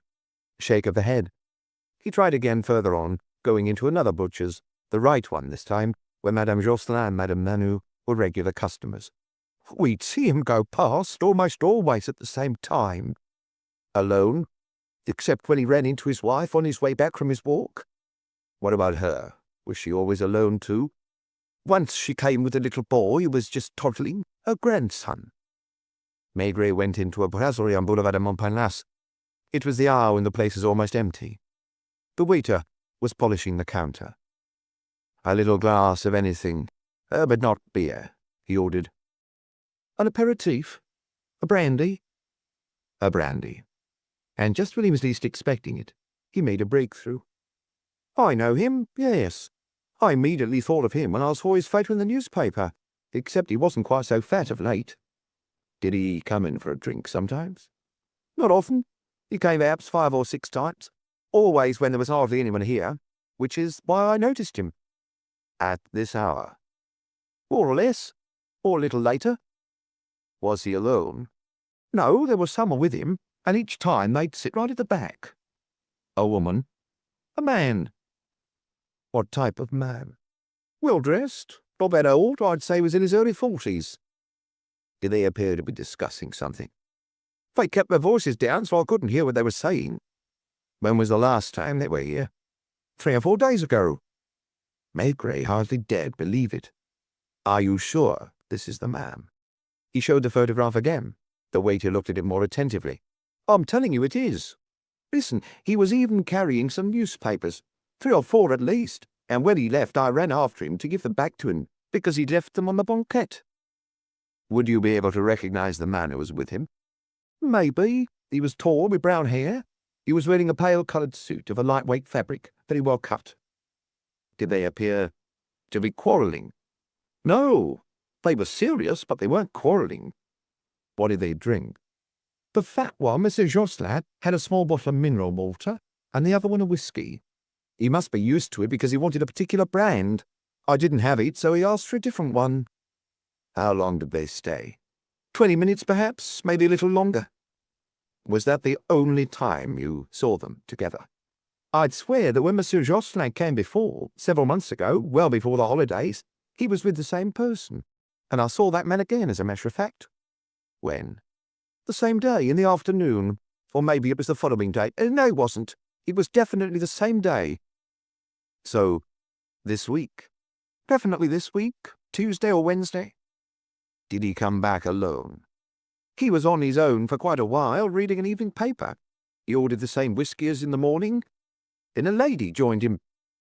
Do you know her? No. A young woman. Of a certain age, neither young nor old, an elegant lady. Did they appear to know one another? Definitely. She seemed to be in a hurry. She sat down next to him, and when I went over to take their order, she signalled that she didn't want anything. Did they stay long? About 10 minutes. They didn't leave together. The woman went out first, and the man had another drink before going. Are you certain that it's the same man who was with Monsieur Jocelyn that morning? Absolutely positive. And he drank the same whiskey. Did you get the impression that he drinks heavily? He seems like a man who drinks, but can hold his liquor. He wasn't tipsy at all, if that's what you mean. But he had bags under his eyes. You see, is that the only time you saw the man and the woman together? The only one I recall. At certain times you paid us attention. There are other waiters who work here. Maigret paid for his drink, and found himself back in the street, wondering what to do next. Although he was tempted to go straight to Rue Notre-Dame-des-Champs, he was reluctant to turn up when the body had only just been returned to the family, and they were busy setting up the chapel of rest. He decided instead to keep walking to the Closerie des Lilas brasserie, going in and out of shops and showing the photograph with less and less conviction. He met the Josselins' greengrocer and the cobbler who mended their shoes, and went into the patisserie, where they bought cakes. Then, as he reached Boulevard Saint-Michel, he decided to take it to get to the main entrance of the Luxembourg Gardens, following Josselin's daily route in reverse. Opposite the gates was the kiosk where Josselin bought his newspapers. He showed the photograph. Questions, the same as always. He was expecting to see young Lapointe, who was working in the other direction, appear from one moment to the next. "That's him, all right. I kept his newspapers and weeklies for him." Was he always alone? The old woman thought for a minute. "Once or twice, I think." Once, in any case, there had been someone standing beside Josselin, and she'd asked, "And for you?" And the man had replied, "I'm with Monsieur." He was tall, with dark hair as far as she could recall. When was it? In the spring, because the horse-chestnut trees are in blossom. "And you haven't seen him again recently?" "I haven't noticed him." Maigret found Lapointe in the PMU bar. "Did they tell you too?" asked Lapointe in surprise. "What?" "That he was in the habit of coming here." Lapointe had already questioned the owner. He didn't know Josselin's name, but he was positive. He came in 2 or 3 times a week and bet 5,000 francs each time. No, he didn't look like a punter. He didn't walk in holding the racing papers. He didn't study the odds. These days there are quite a lot like him, who don't know which stables a horse belongs to, or what the word handicap means. They pick numbers as if it's a lottery. Ask for a ticket ended in such and such a number. Did he sometimes win? Once or twice. Maigret and Lapointe walked through the Luxembourg Gardens together. Students absorbed in their books sat on the iron chairs, and couples with their arms around each other gazed vaguely at the children playing under the watchful eye of their mother or their maid. "Do you think Josselin kept secrets from his wife?" "I get that impression. I'll find out soon." "Are you going to question her? Shall I come with you?" "I'd rather you were there, yes." The funeral director's van was no longer parked outside. The 2 men took the lift up and rang the bell, and once again Madame Manu opened the door a crack, leaving the chain on. "Oh, it's you." She showed them into the drawing room, where nothing had changed. The dining room door was open, and an elderly woman was sitting near the window, knitting. Probably the nurse or companion that Dr. Fabre had brought over. "Madame Fabre has just gone back home. Shall I inform Madame Josselin that you're here?" And in a whisper the cleaner added, "Monsieur is here." She pointed to Veronique's former bedroom, then went to let her employer know of their presence. Madame Josselin wasn't in the chapel of rest, and she walked in, dressed in dark colours as she had been the previous day, with a grey pearl necklace and earrings. She still looked as if she hadn't cried. Her stare was just as fixed, her eyes just as fiery. "I understand you wish to speak to me." She looked at Lapointe with curiosity. "One of my inspectors," muttered Maigret. "I apologize for disturbing you again." She did not invite them to sit down, as if she expected the visit to be brief, nor did she ask any questions, but her eyes looked straight into Maigret's. "You may find this question pointless, but I would like to ask you first of all, if your husband was a player." She didn't demur. Maigret even had the feeling that she was relieved in a way, and her lips relaxed a little as she said, "He used to play chess, usually with our son-in-law, sometimes, quite rarely, with Dr. Naur." "He didn't speculate on the stock exchange?" "Never. He hated speculation. It was suggested to him a few years ago that he should turn his business into a limited company so as to expand, and he refused indignantly." "Did he buy national lottery tickets?" "I never saw any in the house." "And he didn't bet on the horses either?" "I think we went to the races at Longchamp or Auteuil no more than 10 times in all, just to see. Once, a long time ago, he took me to see the Prix de Diane at Chantilly, but he didn't go near the betting windows." "Might he have bet at a PMU?" "What's that?" "There are cafes and bars in Paris and all over France that have a licensed betting counter." "My husband didn't frequent cafes." There was a note of contempt in her voice. "I presume you don't either." Madame Josselin's gaze hardened, and Maigret wondered whether she was going to become angry. "Why are you asking me that?" He was reluctant to press his questioning further, thinking it was better not to alert her at this stage. The silence was painful, and was beginning to weigh heavily on the three of them. Out of discretion, the nurse or companion had got up and closed the dining-room door. Behind another door, there was a dead man, black drapes, probably candles burning, and a sprig of boxwood steeped in holy water. Maigret could not forget that the woman in front of him was the widow. She had been at the theatre with her daughter when her husband was murdered. "May I ask you whether on Tuesday or Wednesday of this week you might have gone into a cafe, a local cafe?" "My daughter and I went for a drink when we left the theatre. Veronique was very thirsty. We didn't stay there long." "Where was that?" "Oh, Ayahal. I'm talking about Tuesday or Wednesday, and a local brasserie." "I don't understand what you mean."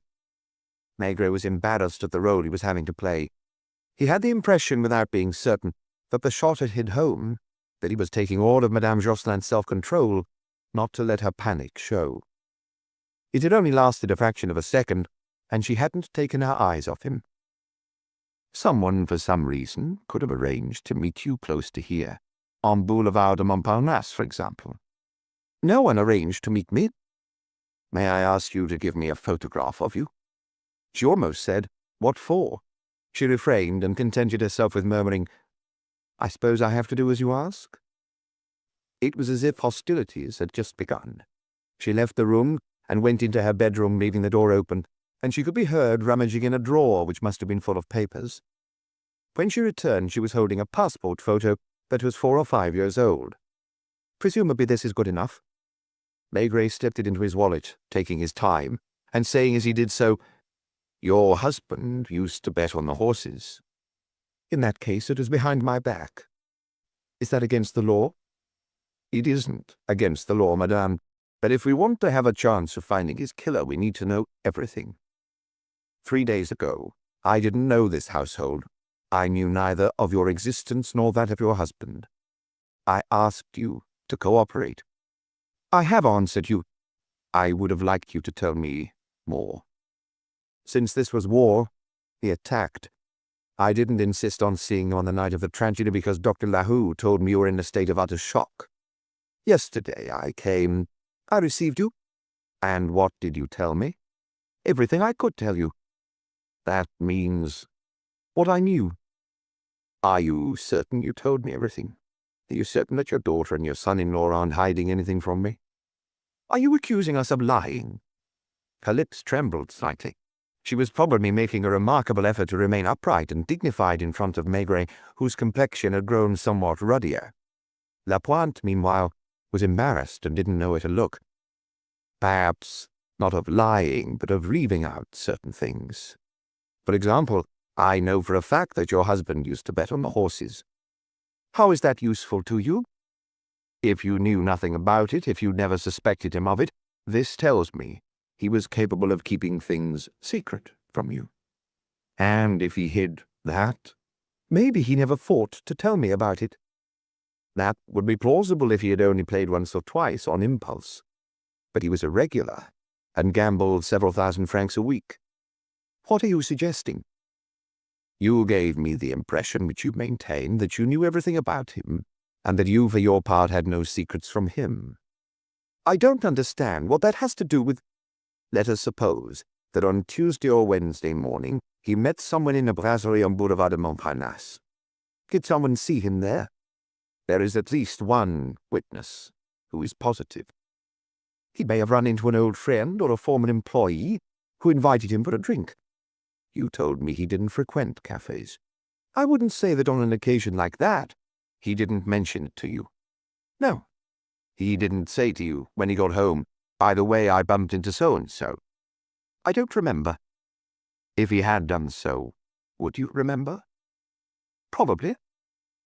And supposing you yourself had met a man whom you know well enough to sit in the cafe with for around 10 minutes while he drank a whiskey. Perspiration beaded his forehead, and he toyed almost menacingly with his extinguished pipe. I still don't understand. Forgive me for disturbing you. I expect I'll have to come back. In the meantime, please think hard. Someone killed your husband and is still at large. He may kill again." She was very pale, but still did not bat an eyelid, and began to walk towards the door. She merely took her leave with a curt nod, then closed the door behind them. In the lift, Maigret mopped his brow with his handkerchief. He seemed to be avoiding Lapointe's gaze, as if he were afraid of seeing an accusation in it, and he stammered, "I had to." Chapter 6. The two men stood on the pavement a few paces from the apartment building, as if unwilling to part. A fine, barely perceptible drizzle was falling, and at the bottom end of the street, high-pitched bells had started ringing, to which others responded from another direction, and then another. A stone's throw from Montparnasse and its cabarets, this neighbourhood, close to the Luxembourg Gardens, was not only a quiet middle-class haven, but it was also home to several convents. Behind the Little Sisters of the Poor, there was the Servants of Mary. In neighbouring Rue Vavin was the Sisters of Zion, and at the other end of Rue Notre-Dame-des-Champs, the Augustinian Sisters. Maigret seemed to be listening to the chiming of the bells. He inhaled the air, moist with invisible droplets, then sighed, and said to Lapointe, "Drop in to Rue du Saint-Gothard, would you? It'll only take you a few minutes by taxi. On a Saturday the offices and factory will probably be locked up. If Juan is like his old boss, there's a chance that he'll have come in to finish off some urgent task on his own. If not, you're bound to find a concierge or watchman. If need be, ask for Juan's home telephone number and call him. I'd like you to bring me a framed photograph that I saw in his office. Yesterday, while he was talking to me, I looked at it absently without thinking it might be useful to me. It's a group photo with René Jocelyn in the centre, flanked by Juan and Goulet most likely, with other male and female employees in rows behind them, 30 or so people altogether. Not all the women factory workers are there, only the longest-serving employees or the most senior. I suppose the photo was taken at a birthday celebration or when Jocelyn retired. Shall I see you back at the office?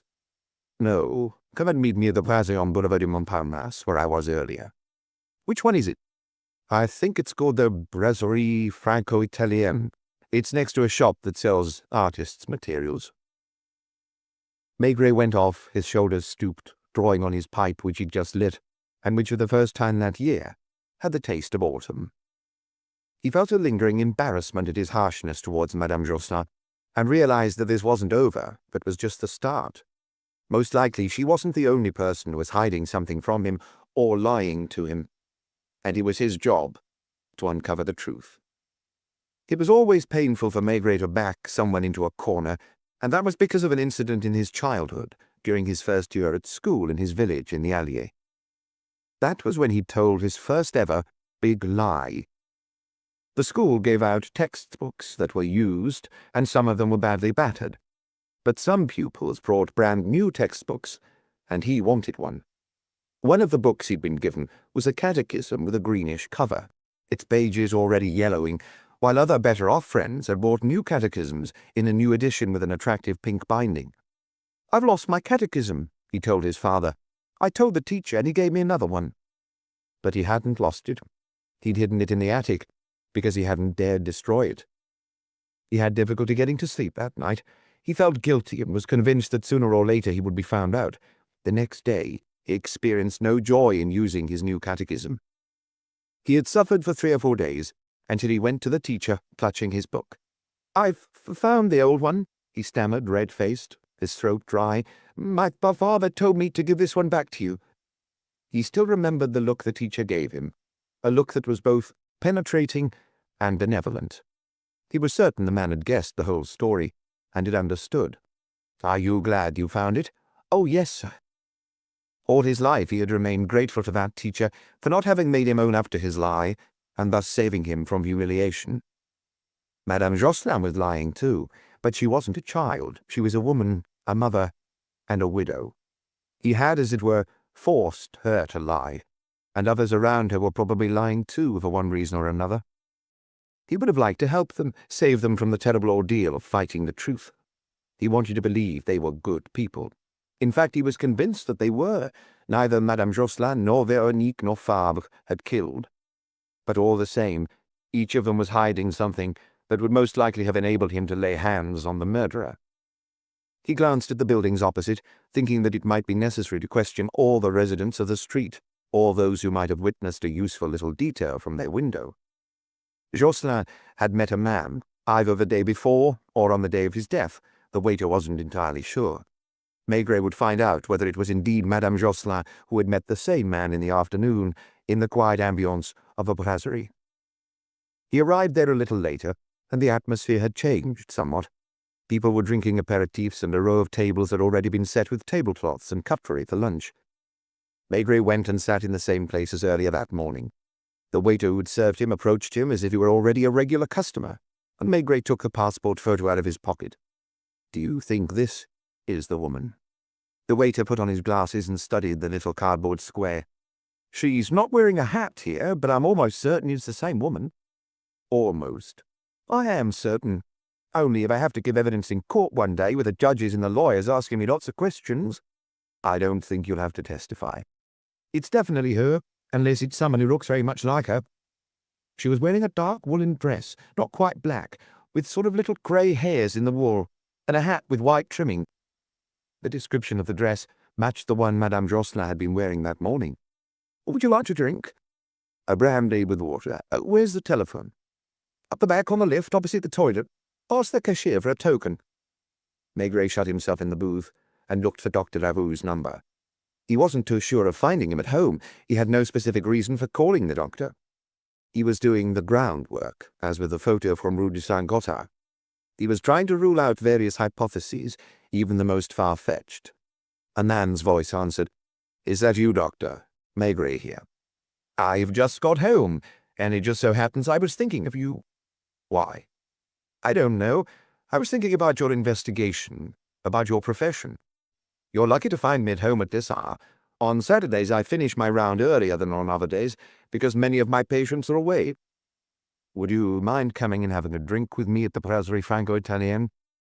"I know it. I'll be there right away. Do you have any news?" "I'm not sure yet." Lavou, short, plump, balding, did not match the waiter's description of Jocelyn's companion. Neither did Juan, whose hair was redder and who did not look like a whiskey drinker. Even so, Maigret was determined to leave no stone unturned.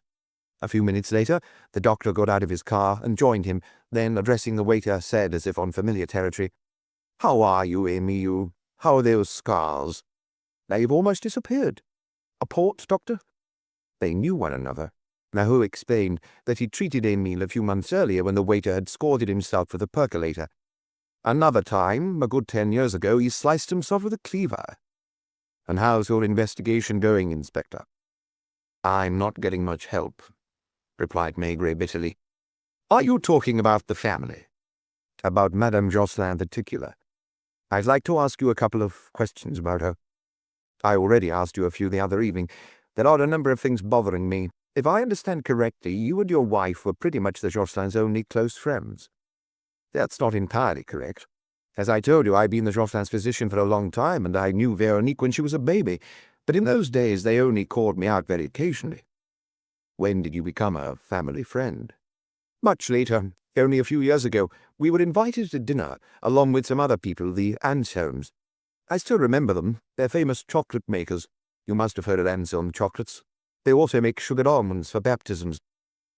"Did they seem close to the Jocelyn's?" "They were on fairly friendly terms. They were a slightly older couple. Jocelyn supplied Anselm with boxes with the chocolates and sugared almonds." "Are they in Paris at present?" "I'd be very surprised. Old Anselm retired 4 or 5 years ago and bought a house in Monaco. They live there all year round." "I'd like you to try very hard to remember. Who else have you met at the Jocelyn's?" "More recently, I've spent the evening at Rue Notre-Dame-des-Champs with the Mornay, who have 2 daughters and are on a cruise to Bermuda at the moment. They're paper merchants. In short, the Jocelyn's only socialized with a few important customers and suppliers." "You don't recall a man in his 40s? "I can't think. No." "You know Madame Jocelyn well. What do you know about her?" "She's a woman of a very nervous disposition. I confess I treat her with sedatives, even though she possesses tremendous self-control." "Did she love her husband?" "I'm certain she did. She didn't have a very happy adolescence, as far as I gather. Her father, widowed at a young age, was a bitter man, excessively strict. Did they live near Rue de Saint-Gothard? A stone's throw. Rue Darrow. She met Jocelyn and they got married after being engaged for 1 year. What became of the father? He contracted a particularly painful cancer and committed suicide a few years after becoming ill. What would you say if you were told that Madame Jocelyn had a lover?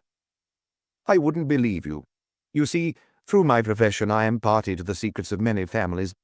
The number of women, especially in certain circles, the ones the Jocelyn's moving, the number of women, I was saying, who are unfaithful to their husbands is much lower than literature and the theatre would have us believe. I'm not claiming that it is always out of virtue, perhaps lack of opportunity, fear of gossip are factors. She often goes out alone in the afternoons. Like my wife, like most wives. That doesn't mean that they're going to meet a man in a hotel or a so-called bachelor pad. No, Inspector, if you're seriously asking me the question, my answer is a categorical no. You're barking up the wrong tree. What about Veronique? I'm tempted to reply the same thing, but I'd rather refrain. It's unlikely. It's not entirely impossible. She may have had a few dalliances before getting married. She studied at the Sorbonne. She met her husband in the Latin Quarter, and she must have met other men before him. Might she be a little disappointed by the life he has to lead? I wouldn't swear it. She thought she was marrying a man, and she's married a doctor. Do you understand? Yes. That didn't get Maigret any further, didn't lead anywhere. He was floundering, and he drank his brandy glumly. Someone killed René Jocelyn. He sighed. So far, that was the only certainty. And also that a mystery man had met the cardboard manufacturer in secret, in this same brasserie, and later had met Madame Jocelyn here. In other words, the husband and the wife were hiding something from one another. Something connected with one and the same person. I don't see who it can be. I'm sorry I can't be of any more assistance. Now it's time for me to go back to my wife and children. Besides, Lapointe had arrived, a flat package under his arm, and was looking around for Maigret. Was Joanne in his office? No, he wasn't at home either. They're spending the weekend at her sister-in-law's in the country. I promised the watchman I'd bring the photo back today, and he didn't object too much. Maigret called the waiter and unwrapped the frame. Do you recognize anyone? The waiter put his glasses on again and scanned the rows of faces. Monsieur Jocelyn, of course, in the middle. He's a bit fatter in the photo than the men who came in the other day, but that's definitely him. What about the others, the people on his right and on his left? Emile shook his head. No, I've never seen them. He's the only one I recognize. What will you have? Maigret asked Lapointe. Anything. He looked at the reddish dregs in the doctor's glass. Is that port? The same for me, waiter. And for you, Inspector? Nothing, thank you. I think we'll have a bite to eat here. He didn't feel like going home to Boulevard Michel-Lenoir for lunch. A little later, they moved into the restaurant section.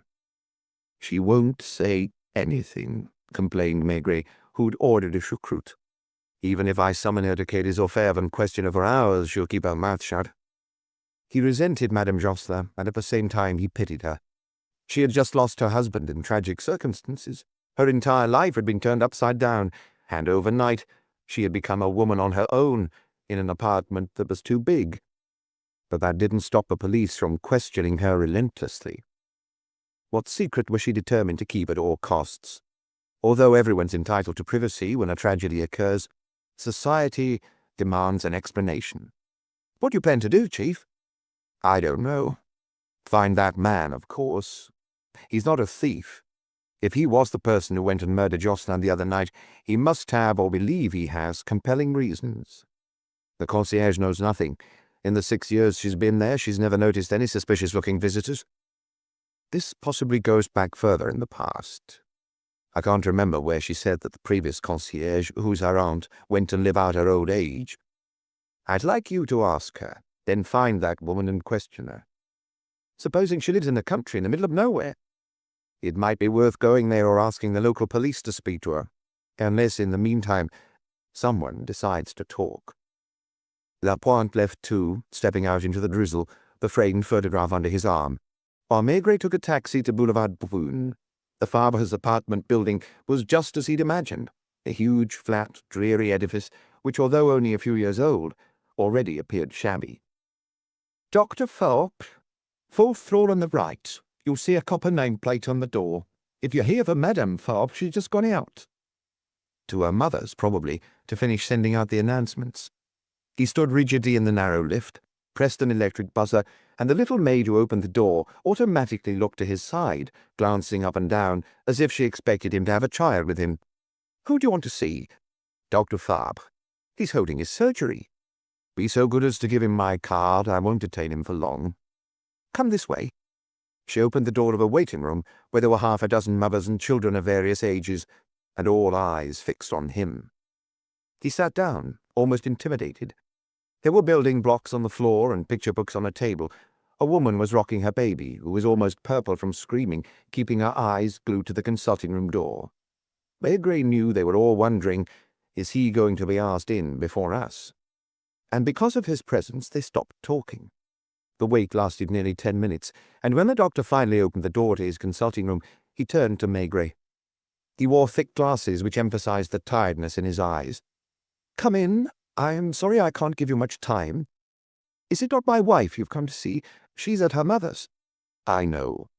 Have a seat." There was a set of baby scales, a glass-fronted cabinet full of nickel-plated instruments, and a sort of padded table covered with a sheet and an oilcloth. There was a jumble of papers on the desk, and books were piled on the mantelpiece and on the floor in one corner. "How can I help?" "Forgive me for disturbing you in the middle of your surgery, but I didn't know where I could find you alone." Faber frowned. "Why alone?" he asked. "To be honest, I don't know. I find myself in a disagreeable situation. I thought you might be able to help me. You regularly visit your parents-in-law's home, so you must know their friends." "They had very few." "Have you ever met a man in his 40s? Dark hair? A fairly good-looking fellow?"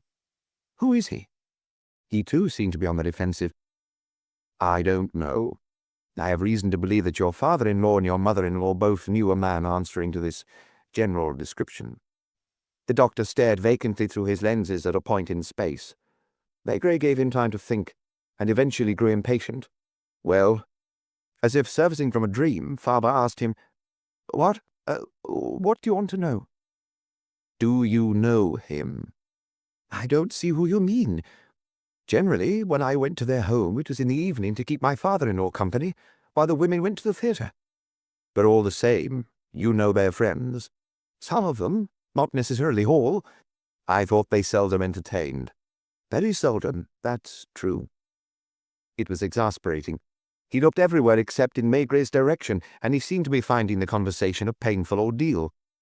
"My wife used to see a lot more of her parents than I did. My mother-in-law came here almost daily, when I was either in my consulting room or at the hospital." "Did you know that Monsieur Jocelyn used to bet on the horses?" "No, thought he rarely went out in the afternoons." "He played at the local PMU." "Oh." His wife didn't know either, apparently, so he didn't tell her everything. "Why would he have told me about it? I was only his son-in-law." Madame Jocelyn, meanwhile, kept certain things secret from her husband. He did not protest. He seemed to be saying to himself, like at the dentist's, a few more minutes and it'll be over. One afternoon this week, Tuesday or Wednesday, she met a man in a brasserie on Boulevard de Montparnasse. "That's none of my business, is it?" "You're not surprised?" "I assume she had her reasons for meeting." Monsieur Jocelyn had met the same man in the same brasserie that morning, and seemed to know him well. "That doesn't mean anything to you." The doctor took some time before shaking his head, looking perturbed. "Now listen to me, Monsieur Fabre. I understand that you are in a delicate situation. Like any man who gets married, from that moment on you become part of a family that you didn't know before. That family inevitably has its little secrets. It is highly unlikely that you wouldn't have discovered some of them. It's of no importance so long as no crime is committed, but your father-in-law has been murdered, and you were very nearly the main suspect." He did not object, did not react at all. There could have been a glass partition between them, which prevented words from being heard.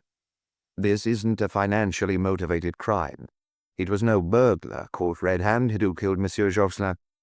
He knew the apartment as well as you did, the household's routines, the place of each object. He knew that your wife and her mother were at the theatre that evening, and that you would probably be spending the evening with your father-in-law.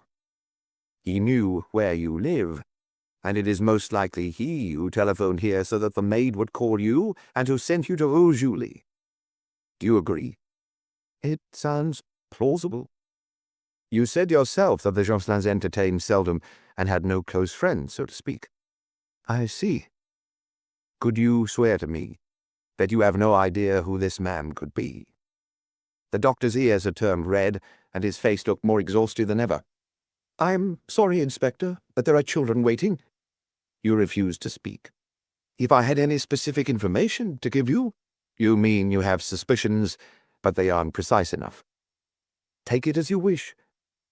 May I remind you that my mother-in-law has just suffered a terrible shock, and that she's a very highly strung person, even if she doesn't show her emotions. He stood up and went over to the door that opened into the passage. Don't hold it against me. He did not proffer his hand, but simply nodded goodbye. The little maid appeared as if by magic and showed Maigret out of the apartment. He was furious, not only with the young pediatrician, but with himself, because he had the feeling that he'd gone about things the wrong way.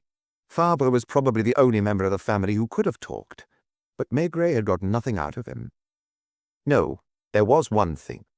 Fabre hadn't registered any surprise when Maigret had mentioned his mother-in-law's meeting with a stranger in the brasserie. It hadn't shocked him, nor had it surprised him to learn that Jocelyn had met the same man in secret, in the gloom of the same brasserie. He envied Luca, who had already finished with his Polish killer and was probably quietly writing his report. Maigret walked on the pavement, watching out for a taxi, but they all had their flags down. The drizzle had turned into proper rain, and once more the streets were full of glistening umbrellas. If the man met René Jocelyn and his wife, one after the other. He tried to reason, but he lacked the foundations. Had the stranger also contacted the daughter, Madame Fabre? And why not Fabre himself? And why was the entire family protecting him? "A taxi." At last he found one that was free, and hurriedly got in. "Keep driving." He didn't know where he was going yet. His initial instinct had been to ask to be taken to Quai des Orfèvres, to get back to his office and shut himself in so he could crumble to his heart's content. Had Lapointe perhaps discovered something new? He had the feeling, without being certain, that the former concierge had moved away from Paris and was somewhere in Charente or central France. The driver went slowly, turning around from time to time with an inquiring look. "What shall I do at the traffic lights?" "Turn left." "As you wish." And suddenly Maigret leaned forward. "Drop me in Rue d'Arreau." "Whereabouts in Rue d'Arreau? It's a long street." "On the corner of Rue de Saint-Gothard." "Very well." Maigret was exhausting all the possibilities one after the other. He had to take his notebook out of his pocket to remind himself of Madame Jocelyn's maiden name, Delancier, and he remembered that the father had been a retired colonel. "Excuse me, madame, how long have you been the concierge in this building?" 18 years, my good sir, which dates me a bit." "Did you ever know a former colonel and his daughter who lived around here and whose name was Delancier?" "Never heard of them." 2, 3 apartment buildings. The first concierge, even though middle-aged, was too young. The second didn't remember, and the third wasn't more than 30 years old. "You don't know what number?" "No. I only know that it was near Rue de Saint-Gothard." "You could ask opposite. The concierge is at least 70. Will speak up because she's a bit hard of hearing." He almost shouted. She shook her head. "I don't remember a colonel, no, but my memory's gone. Since my husband was run over by a lorry, I haven't been the same." He was leaving to try elsewhere. She called him back. "Why don't you ask Mademoiselle Jeanne?" "Who's that?" "She's lived here for at least 40 years. She doesn't come down because of her legs. It's on the 6th floor at the end of the corridor. The door's never locked. Knock and go in. You'll find her in her armchair by the window." And he did find her. A wizened little old woman, but her cheeks were still rosy, and she had a childlike smile. "Delancier. A colonel? Yes, of course, I remember them. They used to live on the 2nd floor, on the left. They had an old servant who was very grumpy and fell out with all the shopkeepers. In the end, she had to do her shopping in another neighborhood." "The colonel had a daughter, didn't he?" A dark-haired girl who wasn't in good health. Nor was her brother, poor thing. They had to send him to the mountains because he was consumptive." "Are you certain she had a brother?" "As sure as I can see you. And I can see you very clearly, despite my age. Why won't you sit down?" "You don't know what became of him." "Who, the colonel? He put a bullet through his brain. The whole place was topsy-turvy. It was the first time something like that had happened around here. He was ill, too, cancer apparently, but even so I don't approve of him killing himself." "What about his son?" "What?" "What became of him?" "Oh, I don't know. The last time I saw him was at the funeral." "Was he younger than his sister?" "About 10 years. "You've never heard any news of him?" "You know, in buildings like this, people come and go. If I were to count all the families who've lived in their apartments since the— Is it the young man you're interested in?" "He's no longer a young man." "If he's cured, he definitely isn't. He's probably married with children, too," she added, her eyes twinkling mischievously. "Me, I never married, and that's probably why I lived to be 100. You don't believe me? Come back and see me in 15 years. I promise you I'll still be in this armchair. What do you do for a living?" Maigret thought it unwise to risk giving her a shock by saying he was from the police, so he merely replied as he looked for his hat, "Research." "Well, no one can say that you don't dig deep into the past. I doubt there's anyone left in the street who remembers the Naur. It's for an inheritance, isn't it? There's lucky that you came across me. You can tell him he might be generous enough to send me some sweets." Half an hour later, Maigret was sitting in the office of examining Magistrate Gossin. He looked relaxed and a little gloomy as he told his story in a calm, monotonous voice. The magistrate listened solemnly, and when Maigret had finished, there was a fairly long silence during which they could hear the water gurgling in one of the gutters of the Palais de Justice. "What do you intend to do?" "To summon them all this evening to Quai des Orfèvres. It will be easier and above all less painful than at Rue Notre-Dame-des-Champs." "Do you think they'll talk?" "One of the three is bound to talk eventually." "Do as you see fit." "Thank you. I wouldn't like to be in your shoes." "Go easy on her all the same. Don't forget that her husband—" "I haven't forgotten, believe me. That's why I'd rather see them in my office." A quarter of Parisians were still on holiday by the sea or in the country. Others had started hunting, while others were still on the roads looking for a quiet spot for the weekend. Meanwhile, Maigret walked slowly down the long, empty corridors on his way down to his office. Chapter 7. It was 5:55 p.m. Again, because it was a Saturday, most of the offices were empty and there was no activity in the vast corridor, where at the very end a lone man sat brooding outside the door to an office, wondering whether he'd been forgotten. The commissioner had just left, after going in to shake Maigret's hand. "Are you going to give it a try this evening?" "The sooner the better. Tomorrow, family may be arriving from the country, because those people probably have a lot of close and distant relatives. Monday's the funeral, so in all decency I can't choose that day." For the past hour, Maigret had been occasionally pacing up and down his office, his hands behind his back, smoking one pipe after another, preparing what he hoped would be the showdown. He didn't like the word staging. He called this prepping, as in a restaurant kitchen, and he was always anxious not to forget the slightest detail. At 5:30, having issued all his instructions, he went down to the Brasserie Dauphine for a large beer. It was still raining, the air was grey. He ended up drinking 2 beers in quick succession, as if he were expecting it to be a long while before he'd have a chance for another one.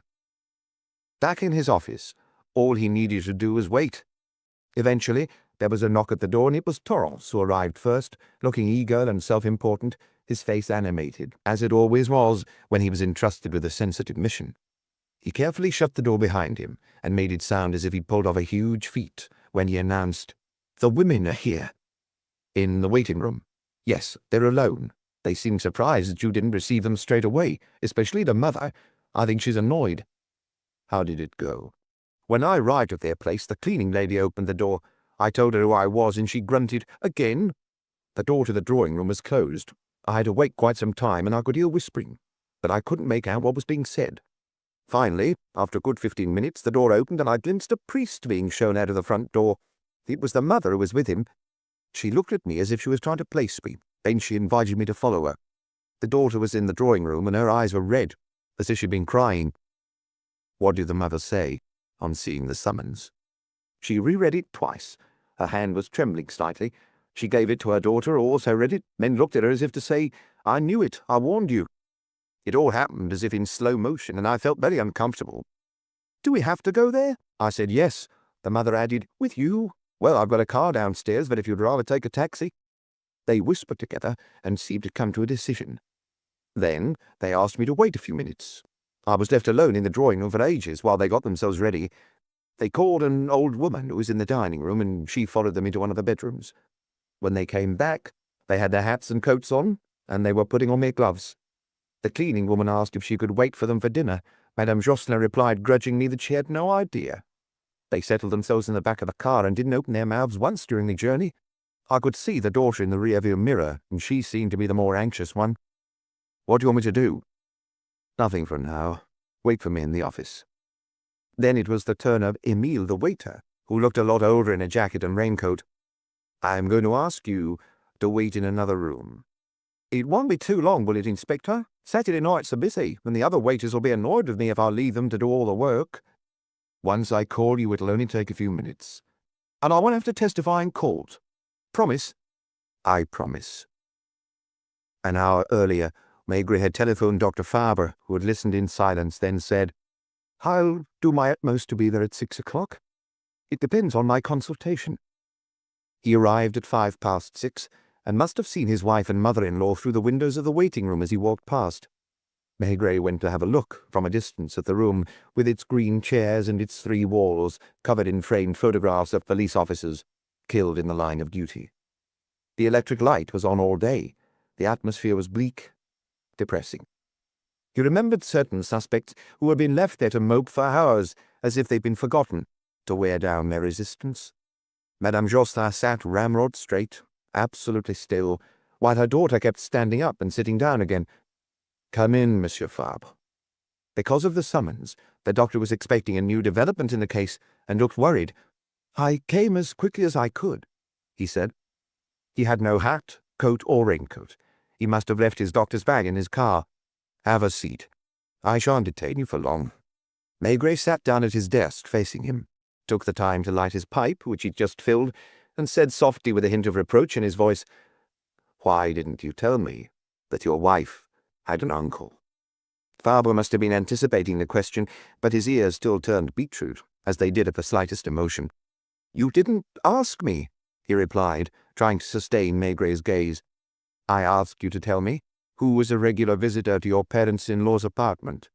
"He wasn't a regular visitor." "Does that mean that you've never seen him?" "Yes." "He didn't attend your wedding?" "No. I was aware of his existence because my wife had told me about him, but no one at Rue Notre-Dame-des-Champs ever talked of him, at least not in front of me." "Be honest, Monsieur Fabre. When you found out that your father-in-law was dead, that he'd been murdered, when you found out that he'd been shot with his own revolver and that the culprit must therefore be someone who was familiar with the apartment, did you immediately think of him?" "Not straight away." "What made you think of him?" "My mother-in-law and my wife's attitude." "Did your wife talk to you about him when you were alone together?" He thought for a moment. "We have hardly been alone together since it happened." "And she didn't say anything to you?" "She told me she was afraid." "Of what?" "She didn't say.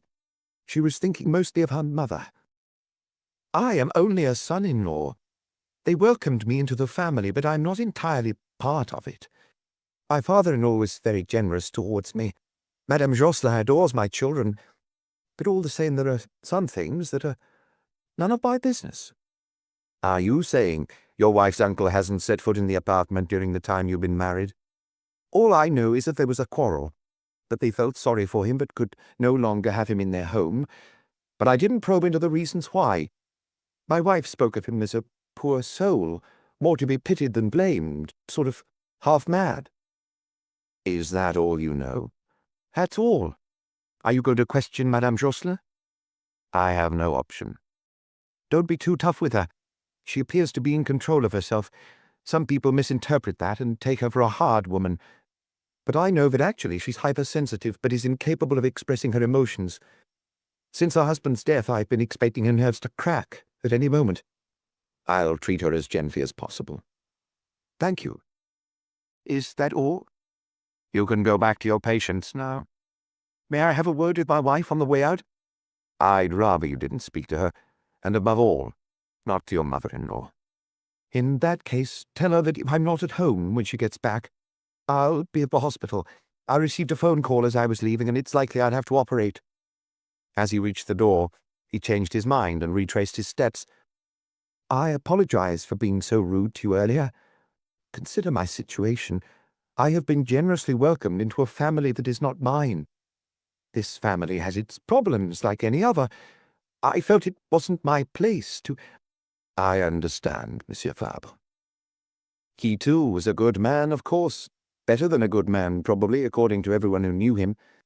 This time, the two men shook hands. Maigret opened the door to the inspector's office and showed Emile into his own office. What do you want me to do?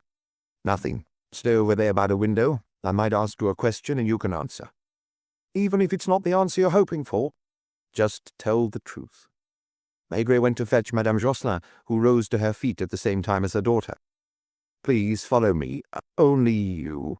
I'll speak with Madame Fabre later. She was wearing a black dress with a grey heather effect, a black trimmed hat with little white feathers, and a light camel hair coat. Maigret had her precede him, and she immediately saw the man standing by the window, wringing his hat in embarrassment. She seemed surprised, turned to Maigret, and since no one said anything, she eventually asked, "Who is this?" "Don't you recognize him?" She studied him more closely and shook her head. "No." "What about you, Emile? Do you recognize this lady?" In a voice husky with emotion, the waiter replied, "Yes, Inspector. It's definitely her." "Is she the lady who came to the Brasserie Franco-Italienne one afternoon at the beginning of a week to meet a man of around 40? Are you certain?" "She was wearing the same dress and the same hat. I described them to you this morning." "Thank you. You may go."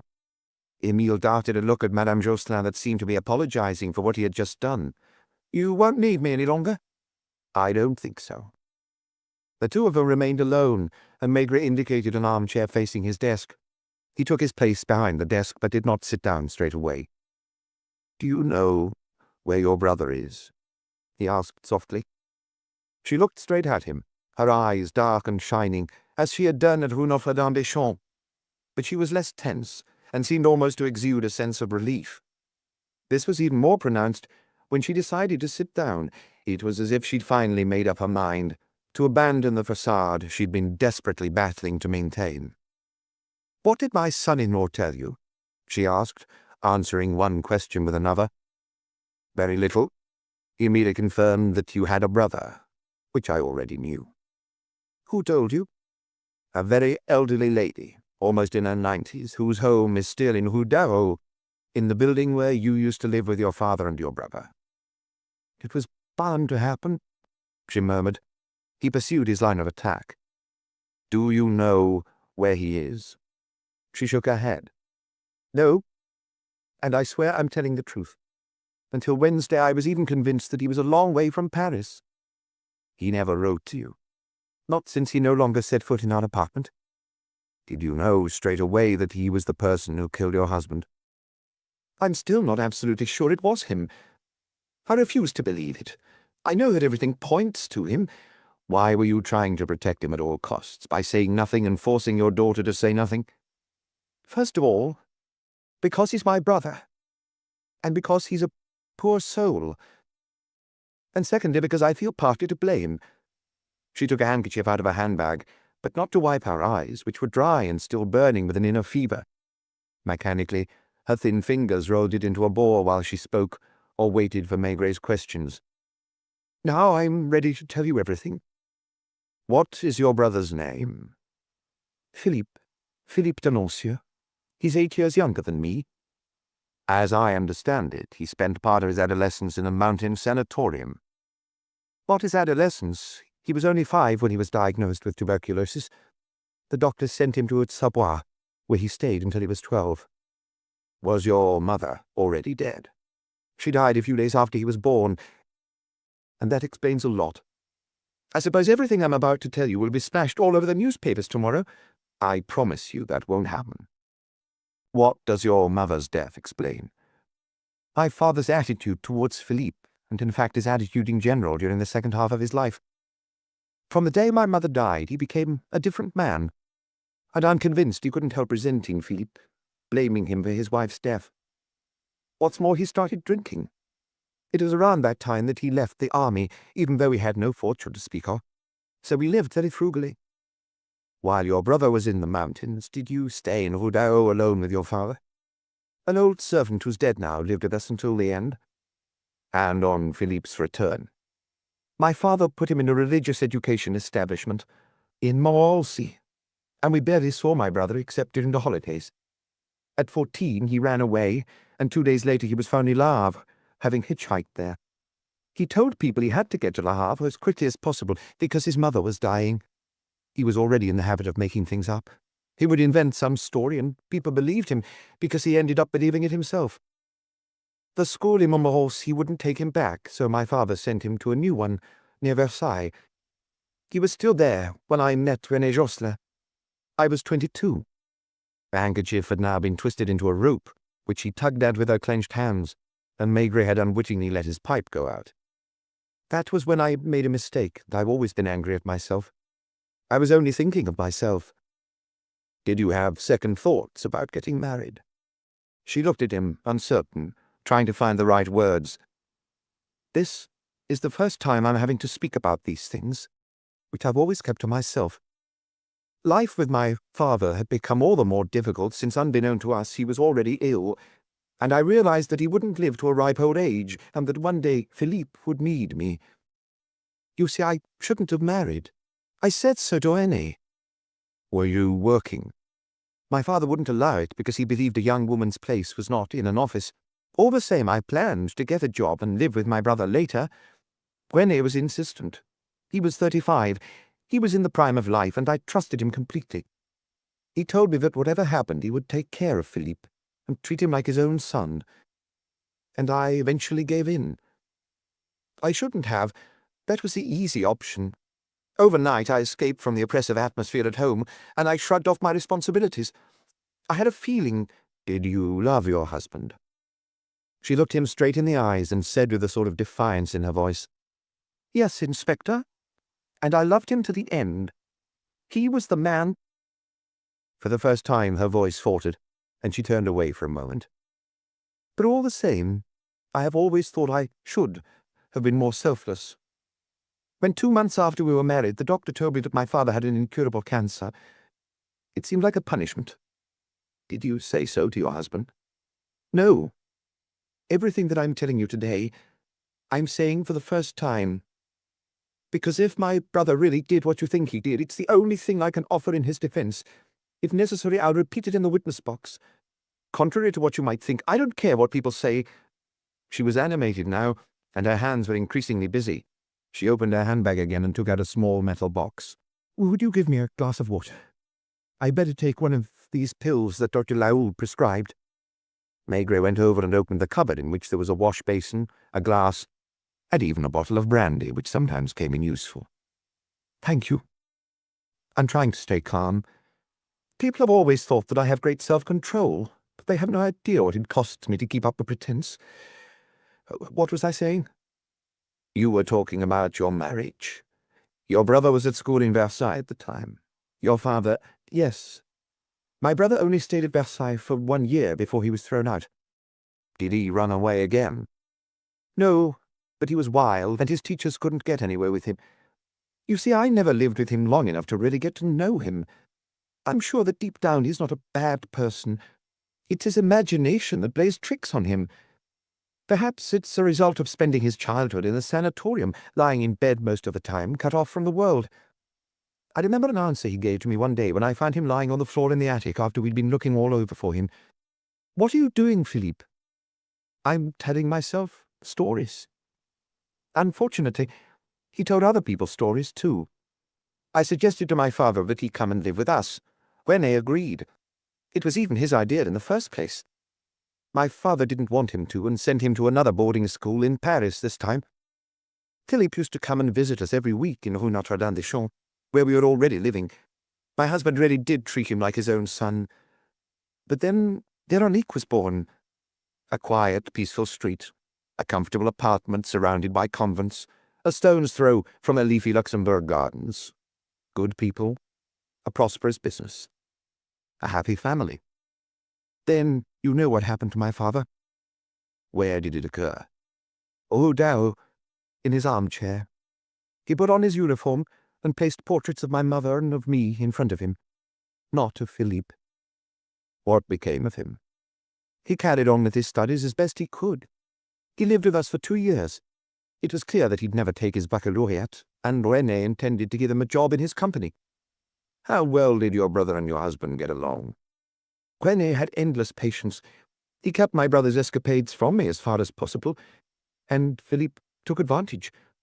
He couldn't cope with any boundaries, any discipline. He often didn't turn up for meals, and he'd come home at all hours, always with an extraordinary tale to tell. The war broke out. Philippe was expelled from one last school, and my husband and I were increasingly concerned about him, although we said nothing to one another. I think that René too had regrets. Maybe if I'd stayed at Rue Dao— I don't agree, said Maigret solemnly. You can be certain that your marriage made no difference to the course things took. Do you think so? During my career I've seen dozens like your brother who didn't have the same excuses as he did. She desperately wanted to believe him, but couldn't quite bring herself to do so yet. What happened during the war? Philippe was determined to enlist. He had just turned 18, and he was so insistent that we eventually gave in. In May 1940 he was taken prisoner in the Ardennes, and we had no news from him for a very long time. He spent the entire war in Germany, first of all in a camp, then on a farm in the Munich area. We hoped he'd come back a different man. But he hadn't changed. Physically, he was definitely a man, and I barely recognized him. The outdoor life had done him good, and he'd become robust, vigorous. From the first tales he told, we realized that deep down he was still the boy who kept running away and who told himself stories. To listen to him, he'd had the most extraordinary adventures. He'd escaped 3 or 4 times in incredible circumstances. He'd lived as man and wife with the farm woman for whom he worked, which is plausible, and he claimed she'd had 2 children by him. She had another by her husband. This husband, according to Philippe, had been killed at the Russian front. My brother talked of going back there, marrying the farm woman and staying in Germany. Then, a month later, he had other plans. He was tempted to go to America, and he said he'd met some Secret Service agents who would be only too happy to welcome him. Did he work? My husband found him a job at Rue du Saint-Gothard, as promised. Did he live with you? He only stayed with us for 3 weeks before moving in with a waitress near Saint-Germain-des-Prés. Again he talked of getting married. Each time he had a new affair, he made wedding plans. She's expecting a baby, you see, and if I didn't marry her, I'd be a bastard. I'd given up counting the number of children he claims to have had all over the place. Was he lying? My husband tried to find out. He never managed to obtain convincing proof. Each time it was a means of getting money out of him. And I soon discovered my brother was hedging his bets. He came and confided in me, and begged me to help him. He always needed a certain amount of money to get himself out of a mess, after which everything would be fine. Did you give him what he asked for? I nearly always gave in. He knew I didn't have much money. My husband refused me nothing. He gave me what I needed for housekeeping, and never asked me to account for my spending. But I couldn't misappropriate large sums without talking to him about it. So Philippe would cunningly go and speak to René in secret. He would tell him the same story, or another, and urge him not to discuss it with me. On what terms did your brother leave Rue de Saint-Gothard? We discovered that he'd been behaving dishonestly. It was all the more serious since he had gone to see important customers and asked them for money on behalf of my husband. And your husband finally got angry with him. He had a long talk with him. Instead of giving Philippe a sum of money to be rid of him, he arranged for him to receive a monthly allowance that was sufficient for him to live on. I imagine you can guess the rest. He came back, asking for more. And each time we forgave him. Each time he gave the impression that he was really going to start a new life. we opened our door to him again. Then he disappeared after committing a new offence. He lived in Bordeaux. He swore he'd got married there, that there was a child, a daughter. But if it was true, we never saw any evidence, other than the photo of a woman who could be anyone. As I was saying, even if it was true, he soon abandoned his wife and daughter to go live in Brussels. There, again, according to him, he was in danger of being thrown into prison, and my husband sent him some money. I don't know whether you understand. It's difficult without knowing him. He always sounded sincere, and I think in a way he was. He's not a bad person. But even so, he killed your husband. Until I have proof and he admits it, I refuse to believe it. And I'll always have a slight doubt. I'll always wonder whether it's not my fault. How long was it since he'd been to Notre-Dame-des-Champs? You mean our apartment? I don't understand the difference. Because he hasn't set foot in our home for at least 7 years. It was after Brussels and before Marseille, when Veronique wasn't yet married. Until then he had always dressed smartly. He was very elegant, well-groomed. He came back looking almost like a tramp, but it was obvious that he'd gone hungry. He'd never been so humble, so repentant. We let him stay with us for a few days, and since he claimed to have a job waiting for him in Gabon, once again my husband helped him get back on his feet. We heard nothing from him for nearly 2 years. Then one morning, when I was on my way out to the shops, I found him waiting for me outside on the corner of the street. I won't tell you his latest story. I gave him a little money. The same thing has happened several times in the past few years. He swore he hadn't contacted René, that he'd never ask him for anything ever again. And the same day he arranged to see him. Yes. As I told you, he continued to hedge his bets. I've had evidence since yesterday. How? I had a feeling. I knew you would probably find out about Philippe's existence, and that you would ask me detailed questions. You hoped that it would be as late as possible to give him time to get out of the country. Wouldn't you have done the same thing? Do you not think that your wife, for instance, would have done the same? He killed your husband. Supposing that is proven. He's still my brother, and putting him in prison for the rest of his life won't bring René back. I know Philippe, but if one day I have to tell a jury what I've just told you, they won't believe me. He's a poor soul, not a criminal. What was the point of arguing with her? And it was true in a way that Philippe de Nancieux was an unlucky man. I was telling you that I was going through my husband's papers, in particular his cheque stubs, of which there are 2 drawers full, carefully filed, because he was meticulous. And that was how I found out that each time Philippe had come to see me, he also went to see my husband, at Rue de Saint-Gothard initially, and then later, I don't know where. He probably waited for him in the street as he did me. Your husband never mentioned it to you. He didn't want to upset me. And meanwhile if we'd been more open with one another, perhaps nothing would have happened. I thought about it a lot.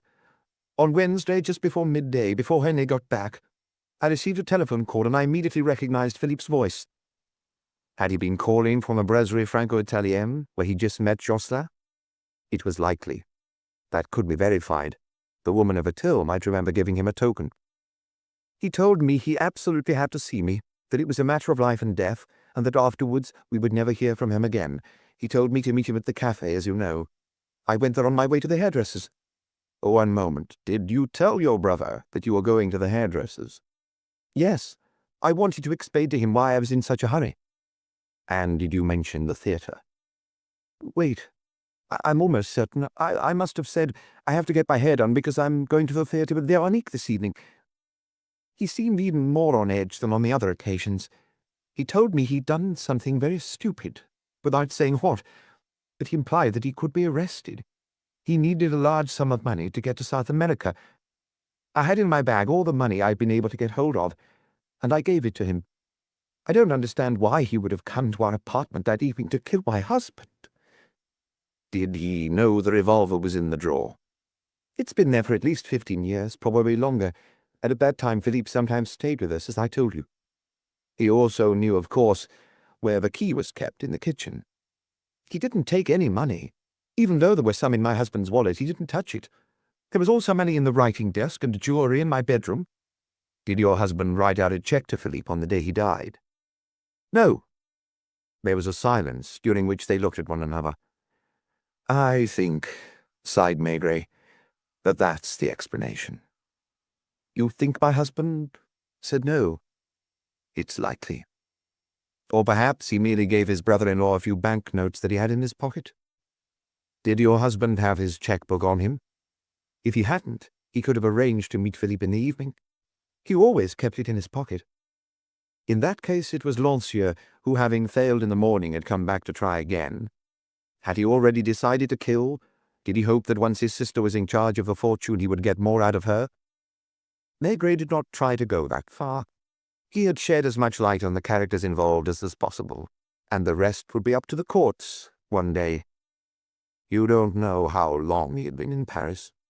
I swear I don't have the slightest idea. My only hope, I confess, is that he managed to get out of the country, and that we will hear no more of him. What if he were to ask you for money again one day? If you received a telegram, for example, from Brussels, Switzerland, or elsewhere, asking you to send him a money order? I don't think... She didn't finish her sentence.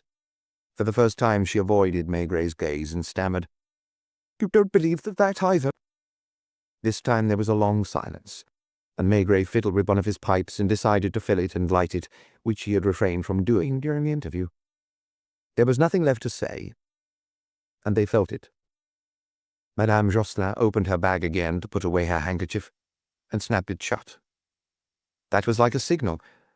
After hesitating one last time, she rose to her feet, holding herself less stiffly than when she had arrived. You no longer need me? Not for the time being. I presume you're going to have the police look for him? He merely lowered his eyelids. Then, walking over to the door, he said, I don't even have a photograph of him.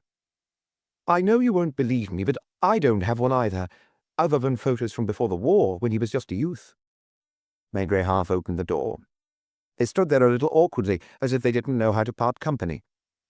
Are you going to question my daughter? That will no longer be necessary. She's perhaps the one who has suffered the most these last few days. My son-in-law, too, I imagine. They didn't have the same reasons to keep quiet. They did it for me. I don't hold it against them. He extended a hesitant hand, and she placed her hand in it, having put her glove back on. I would say good luck, she stammered, and without turning around she made her way to the waiting room, where an anxious Veronique jumped to her feet. Chapter 8. Winter was over. 10 times, 20 times the light stayed on late into the evening, and even into the night, which meant each time that a man or a woman was sitting in the chair that Madame Josselin had occupied, facing Maigret's desk. A description of Philippe de Nancieux had been circulated to every police station, and they were looking for him in the railway stations and at the border posts and the airports. Interpol had opened a file on him, which had been sent to foreign police forces.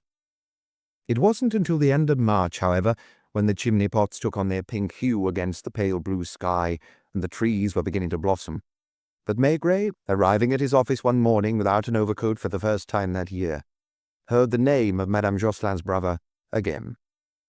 She still lived in the apartment in Rue Notre-Dame-des-Champs with a housekeeper, and went every afternoon to see her grandchildren at Boulevard Brune and take them for a walk in the Parc Montsouris. Philippe de Nancieux had just been found dead, with several stab wounds, at around 3 o'clock in the morning near a bar in Avenue des Ternes. The newspapers wrote, Gangland killing. It was more or less true, as always. While Lancieux had never belonged to the crime world, for the past few months he had been living with a prostitute called Angèle. He continued to make up stories, and Angèle was convinced that if he was in hiding at her place, going out only at night, it was because he had escaped from Fontevraud prison, where he had been serving a 20-year sentence. Had others realized that he was only a small-time operator? Had they punished him for taking the young woman from her regular protector? A half-hearted investigation was opened, as is usual in such cases. Maigret had to go to Rue Notre-Dame-des-Champs one more time. Again he saw the concierge, whose baby was burbling away in a high chair. He walked up to the 3rd floor and pressed the bell.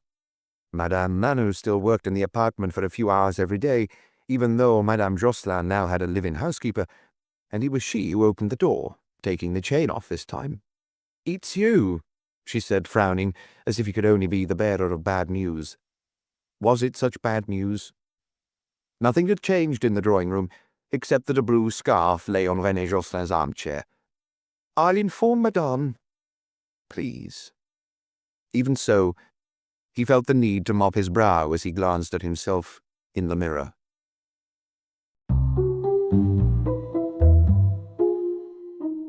Maigret and the Naur Case. Chapter 1. He was struggling, forced to defend himself because someone had unexpectedly grabbed hold of his shoulder. Even tried to throw a punch, and had the humiliating feeling that his arm wasn't responding, but just lay limp at his side as though paralyzed. "Who's that?" he shouted, vaguely aware that it wasn't the right question exactly. Had he even really made a sound?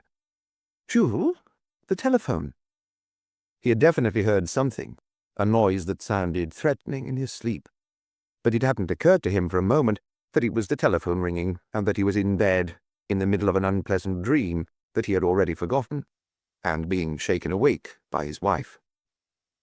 He automatically reached out a hand for the receiver, opening his eyes and sitting up as he did so. Madame Maigret was sitting in the warm bed with him, and the lamp on her side was giving out a soft, cozy light. "Hello?" he said. "Who is that?" he almost blurted out, as if he were still dreaming. "Maigret, it's Pardon here." Maigret managed to make out the time on the alarm clock on his wife's bedside table. It was 1:30 a.m. They had left the Pardons just after 11, after their monthly dinner, which on this occasion had consisted of a delicious stuffed shoulder of mutton. "Yes, go ahead." "Sorry to wake you. You must have been fast asleep. Something's just happened here, something pretty serious, I think, that comes under your jurisdiction." The Maigrets and Pardons had been friends for over 10 years, taking it in turns to invite one another for dinner once a month, and yet it had never crossed either man's mind to call the other by his Christian name. "I'm listening, Pardon, go on." The voice on the other end of the line was anxious, embarrassed. "I think it would be better if you came and saw me. You'd understand the situation better." "There hasn't been an accident, I hope?" Hesitation. "No, not exactly, but I'm worried." "Is your wife all right?" "Yes, she's just making us some coffee." Madame Maigret was looking inquiringly at her husband, trying to figure out what was going on from his replies. "I'll come right away." He hung up. He was fully awake now, with a look of concern on his face. This was the first time Dr. Pardon had called him like that, and Maigret knew him well enough to understand it must be serious. "What's happening?" "I don't know. Pardon needs me." "Why didn't he come and see you?" "I need to go there for some reason." "He was very cheerful earlier. So is his wife. We talked about his daughter and son-in-law, the cruise they're planning to take next summer, around the Balearics." Was Maigret listening? He felt uneasy as he got dressed, wondering in spite of himself what might have caused the doctor's telephone call. "I'll go and make some coffee." "No need. Madame Pardon is making us some."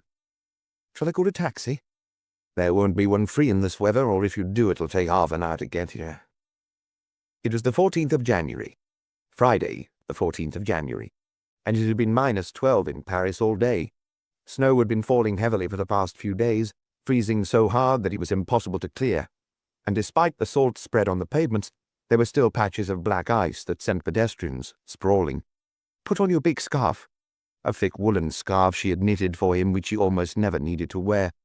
"Don't forget your gumboots. I don't suppose you let me come with you, will you?" "Why?" She didn't like seeing him set off on his own tonight. On their way back from the Pardons, despite their both taking care, watching where they put their feet, Maigret had fallen heavily on the corner of Rue du Chemin Vert, and remained sitting on the ground for a while, feeling dazed and ashamed of himself. "Did you hurt yourself?" "No, I just got a bit of a shock, that's all." He had refused to let her help him up, or take his arm when he finally got to his feet. No need for us both to fall over.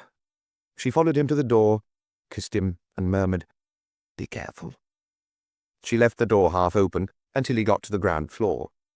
Maigret avoided Rue du Chemin Vert, where he had fallen over earlier, taking the slightly longer route along Boulevard Vichy-Lenoir to Boulevard Voltaire, where the Pardons lived. He walked slowly, hearing no one else's footsteps. There were no taxis or cars in sight.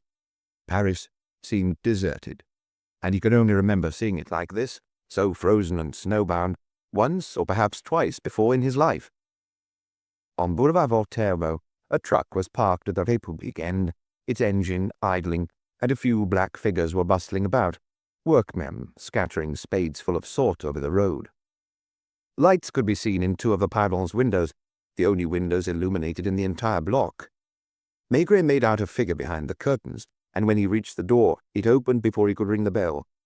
"Sorry again, Maigret." Dr. Pardon was wearing the same navy blue jacket as at dinner. "I got myself into such a tricky situation, I don't know what to do." As they went up in the lift, Maigret saw his features were drawn. "Haven't you been to bed?" In an embarrassed voice, the doctor explained, "I didn't feel tired when you left, so I decided to catch up on some of the paperwork I'm behind on." In other words, despite having to work, he hadn't wanted to put off their traditional dinner.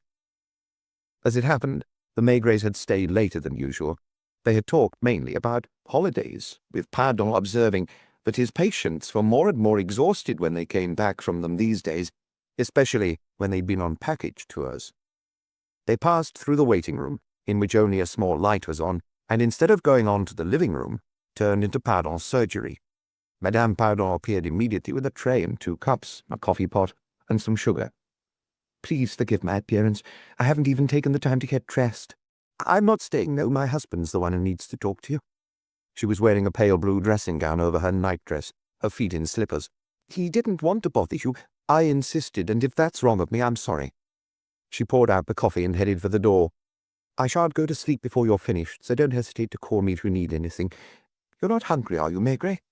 "I had too good a dinner to be hungry." "You aren't either." No, thank you." An open door gave onto the little room in which the doctor examined his patients. In the middle, there was a high folding table covered with a blood-stained sheet, and Maigret noticed some large bloodstains on the green linoleum. "Sit down. Have your coffee first." He pointed to a stack of papers and index cards on his desk. "You see, people don't realize that on top of consultations and visits, we have all sorts of bureaucracy to take care of. Urgent calls are always coming in, so we put it off until we end up completely swamped. I was planning to spend 2 or 3 hours on this task." Pardon began his house calls at 8 in the morning, then his surgery opened at 10. Picpus was not a rich part of town, it was the lower middle-class neighborhood, and you'd often see as many as 15 people at a time in his waiting room. Maigret could count on the fingers of one hand the monthly dinners that hadn't been interrupted by a telephone call summoning Pardon away for an hour or more. I was engrossed in this paperwork. My wife was asleep. I didn't hear a thing until suddenly the doorbell rang, startling me. When I opened the door, I found a couple on the landing who seemed odd, somehow. Why? Mainly because I didn't know either of them, the man or the woman. Generally, if I'm disturbed in the middle of the night, it'll be one of my regular patients, one of those who don't have a telephone. I see. I also had the sense they didn't live locally. The woman was wearing a sealskin coat and matching hat.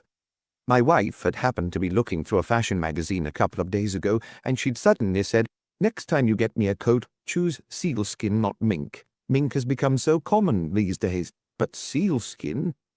I didn't listen to the rest, but that came back to me as I was holding the door open, looking at them in surprise. The man's get-up was also not the sort of thing you usually see on Boulevard Voltaire. He did the talking, asking, with a slight accent, "Dr. Pardon?" "That's me, yes. This lady has just been hurt, and I'd like you to examine her. How did you get my address?" "An old woman walking down Boulevard Voltaire gave it to us. She must have been a patient of yours." They had come into my surgery.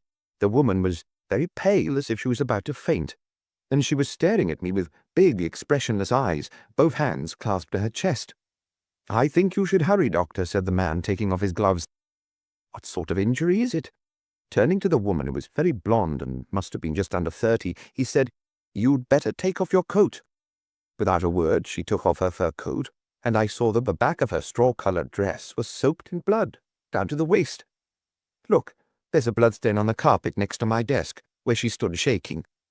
I showed her into the consulting room and asked her to take off her dress. I offered to help her, but still without saying a word, she shook her head and got undressed herself. The man hadn't come in with us, but the door between the two rooms was still open, and he went on talking to me, or rather, answering my questions. I had put on my coat, then washed my hands. The woman was lying motionless on her stomach, not making a sound. "What time was this?" asked Maigret, who had just lit his first pipe since the telephone call. I looked at the clock when the doorbell rang. It said 1:10. All this was very quick. Telling you about it takes far longer. In fact, I was already washing the wound and staunching the blood before I fully realized what was happening. At first sight, the wound didn't seem too bad. It was in her back on the right-hand side, a gash about 8 centimeters long that was still bleeding. As I got on with it, I carried on talking to the man who was in my office, but I couldn't see him. "Tell me what happened." "I was walking down Boulevard Voltaire 100 meters from here, and this woman was walking in front of me." "You're not going to tell me she slipped?" "No. I was pretty surprised to see her alone in the street at that time of night, and I slowed down so as not to give her the impression that I wanted to accost her. That's when I heard a car engine." Pardon broke off to drink his coffee and pour himself a second cup. "Do you want some?" "Yes, please." Maigret was still sleepy. His eyelids were stinging, and he felt he was coming down with a head cold. 10 of his inspectors were in bed with flu, which had made his job considerably more complicated in the past few days. I am repeating our conversation as exactly as possible, but I can't guarantee every word. I found that the wound was deeper between the 3rd and 4th rib, and as I was disinfecting it, something fell on the floor, although I didn't immediately take any notice. A bullet. Hang on. The man in the next room went on. "When the car drew level with this lady, it slowed down, not that he was driving that fast to start with. I saw an arm reach out at the door." "The front door or back door?" Maigret interrupted. "He didn't say, and I didn't think to ask. Don't forget I was performing an actual surgical procedure. It happens occasionally when there's an emergency, but it's not my speciality, and I found the whole business strange. What surprised me most was the patient's complete silence." The man went on. "I heard a gunshot, and I saw this person stagger, try to hold on to the front of a building, then give way at the knees and slowly crumple into the snow. The car had already driven off and turned right into some street. I don't know what it's called. I rushed forward. I saw she wasn't dead, and she managed to cling on to me and get back to her feet unaided. I asked her if she was hurt, and she nodded." "Didn't she talk to you?" "No, I didn't know what to do. I looked around for help. An old woman was passing, and I asked her if she knew where I could find a doctor. She pointed out your building and told me your name." Pardon fell silent, looking at Maigret like a guilty child. Maigret asked the obvious question. Hadn't it occurred to him to take her to a hospital? I pointed that out, saying that Saint-Antoine is around the corner. He just muttered, "I didn't know." Didn't he know the station is 100 meters away either? I suppose not. I felt in an awkward position. I knew I wasn't allowed to treat a gunshot wound without immediately informing the police, but then again I'd started the procedure. I explained, "I'm just giving her first aid, and when I finished, I'll call an ambulance." I applied a temporary dressing. I can lend you a bathrobe so you don't have to put your blood-stained clothes back on." She shook her head, and a few minutes later she got dressed again and rejoined the man she had come with in my office. I said to both of them, "Take a seat, I'll be with you in a minute.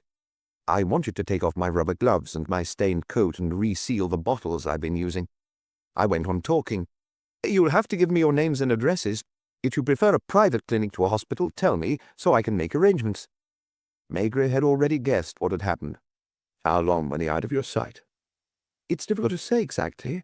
I remember picking up the bullet that had fallen on the ground while I was operating and threw the bloody swabs and towel in the basket. 2 or 3 minutes. I went over to the door as I was talking and saw my office was empty. First I rushed out to the waiting room, then onto the landing. I couldn't hear the lift or anyone on the stairs, so I came back in here and looked out of the window, but I couldn't see the pavement at the foot of the building. That's when I distinctly heard a car drive off. From the sound of it, I'd swear it was powerful, a big sports car. By the time I'd opened the window, Boulevard Voltaire was empty except for a salt truck at the République end and a solitary passer-by some way off in the other direction. Apart from his closest colleagues, such as Lucas Janvier, Torrance, and more recently, young Lapointe, of whom Maigret was genuinely fond, Dr. Pardon was his only friend. The two men were the same age, give or take a year, and spent their days dealing with the maladies of individuals and society, so they had plenty in common. They could talk for untold hours after their monthly dinners at Boulevard Michel Lenoir and Boulevard Voltaire, and the experiences they described were very similar. Was it the respect they felt for each other that prevented them from using their first names? Tonight, in the peace and quiet of the doctor's office, they weren't as relaxed as they had been a few hours earlier, perhaps because chance was bringing them together in a professional capacity for the first time. The doctor was in a funk and spoke faster than usual. He seemed anxious to prove his good faith, as he would if he were being questioned by the medical council. Maigret, meanwhile, refrained from asking too many questions, restricting himself to those he considered absolutely necessary, and only after a slight hesitation. "Tell me, Pardon, you said at the start that the man and woman didn't seem to be locals." The doctor tried to explain. "But my patients are mainly shopkeepers, artisans, and ordinary folk. I'm not a fashionable doctor or a specialist. I'm the sort that lugs his bag up 5 or 6 flights of stairs because there's no lift 20 times a day. There are smart money department blocks on my boulevard, but I've never seen anyone in the street like this evening's patients. The woman may not have said a word, but I still feel she was a foreigner. She looked very Nordic, with that milky complexion and fair hair you hardly ever see in Paris, unless it's dyed, but which hers wasn't. I think it highly probable, judging by her breasts, that she has had 1 or more children whom she breastfed. Any distinguishing marks? No. Oh, wait. A scar about 2 centimeters long, running from her left eye towards her ear. I noticed it because it looked like a sort of crow's foot, which is rather fetching in a very young face." "Do you think she kept silent voluntarily?" "I'd swear she did, just as when I saw them on the landing and then in my office I would have sworn that they knew each other, even intimately. This may be foolish, but I think there's a sort of aura around couples who are genuinely in love, and that even when they're not looking at each other, when they're not touching each other, you can feel a bond between them." "Tell me about him." "I saw him more briefly, and he had an overcoat that he didn't take off, made of some soft, smooth fabric." "Was he wearing a hat?" "No, he was bareheaded. Brown hair, fine features, tanned skin, brown eyes, darker than the regular hazel. I'd put his age at 25 or 26, and from the way he talked, his manner and his clothes, I'd be inclined to say that he had always moved in privileged circles. A handsome boy, gentle-looking, slightly melancholic, probably Spanish or South American." "What should I do now? I don't know their names, so I can't fill in their medical cards. I'd say it probably was a case of criminal assault." "Did you believe the man's story?" "I didn't give it a second thought at the time. It was only when I found the office empty and as I was waiting for you after I called that I thought his explanation seemed strange." Maigret studied the bullet carefully. "Probably from a 6.35, a gun that's only really dangerous at close range, and generally not very accurate." "That explains the wound. The bullet had struck her back at an angle, grazing the skin for a few centimeters before penetrating enough to lodge between 2 ribs. Can the woman go far in her condition?" "I can't tell. I wondered if she took a sedative before coming here because she hardly reacted, even though superficial wounds are often the most painful." "Listen, Pardon," Maigret grunted as he stood up. "I'll try to deal with them. Send me a report tomorrow morning repeating what you just told me." "I won't be in trouble, will I?" "It's your duty to help people at risk, isn't it?" He lit a fresh pipe before putting on his gloves and his hat. "I'll let you know." He went back out into the icy air, and looking intently at the snow piled up against the buildings, walked 100 or so meters without seeing any bloodstains or signs of a fall. Retracing his steps, he then crossed Place Léon Blum and went into the police station on the ground floor of the town hall. He had known Sergeant de Marie, who was sitting behind the counter, for years. "Hello, de Marie." Surprised to see the head of the crime squad suddenly appearing out of nowhere, the sergeant stood up with an embarrassed look, because he had been reading a comic. "Hello, Louvel." Sergeant Louvel was making coffee on a spirit stove. "Did either of you hear anything about an hour ago?" "No, Detective Chief Inspector." "Something like a gunshot 100 meters from here?" "No, nothing." "Between 1 and 1:10. "Which direction?" "Boulevard Voltaire, the Republic end." "A 2-man patrol, Officers Matisse and Bernier, went out at 1 on the dot and took Boulevard Voltaire en route to Rouanelot." "Where are they now?" De Marie glanced at the electric clock. Around Bastille, unless they've already turned into Rue de la Roquette. The two men will be back at 3. Do you want us to try and get hold of them? No. Call me a taxi. Ring me at the police judiciaire when they're here. It took 2 or 3 telephone calls to find a free taxi. Maigret then called Boulevard Vichy-Lenoir. Don't worry if I'm not back until the early hours. I'm at the local station. A taxi's coming to get me. Of course not. He's got nothing to do with what's happened. I've got to see to it tonight, though. No, I haven't fallen over. See you soon. The taxi passed the sort truck which was inching its way forward, and they came across at most 3 cars before reaching Quai des Orfèvres, where the guard at the gate looked frozen stiff.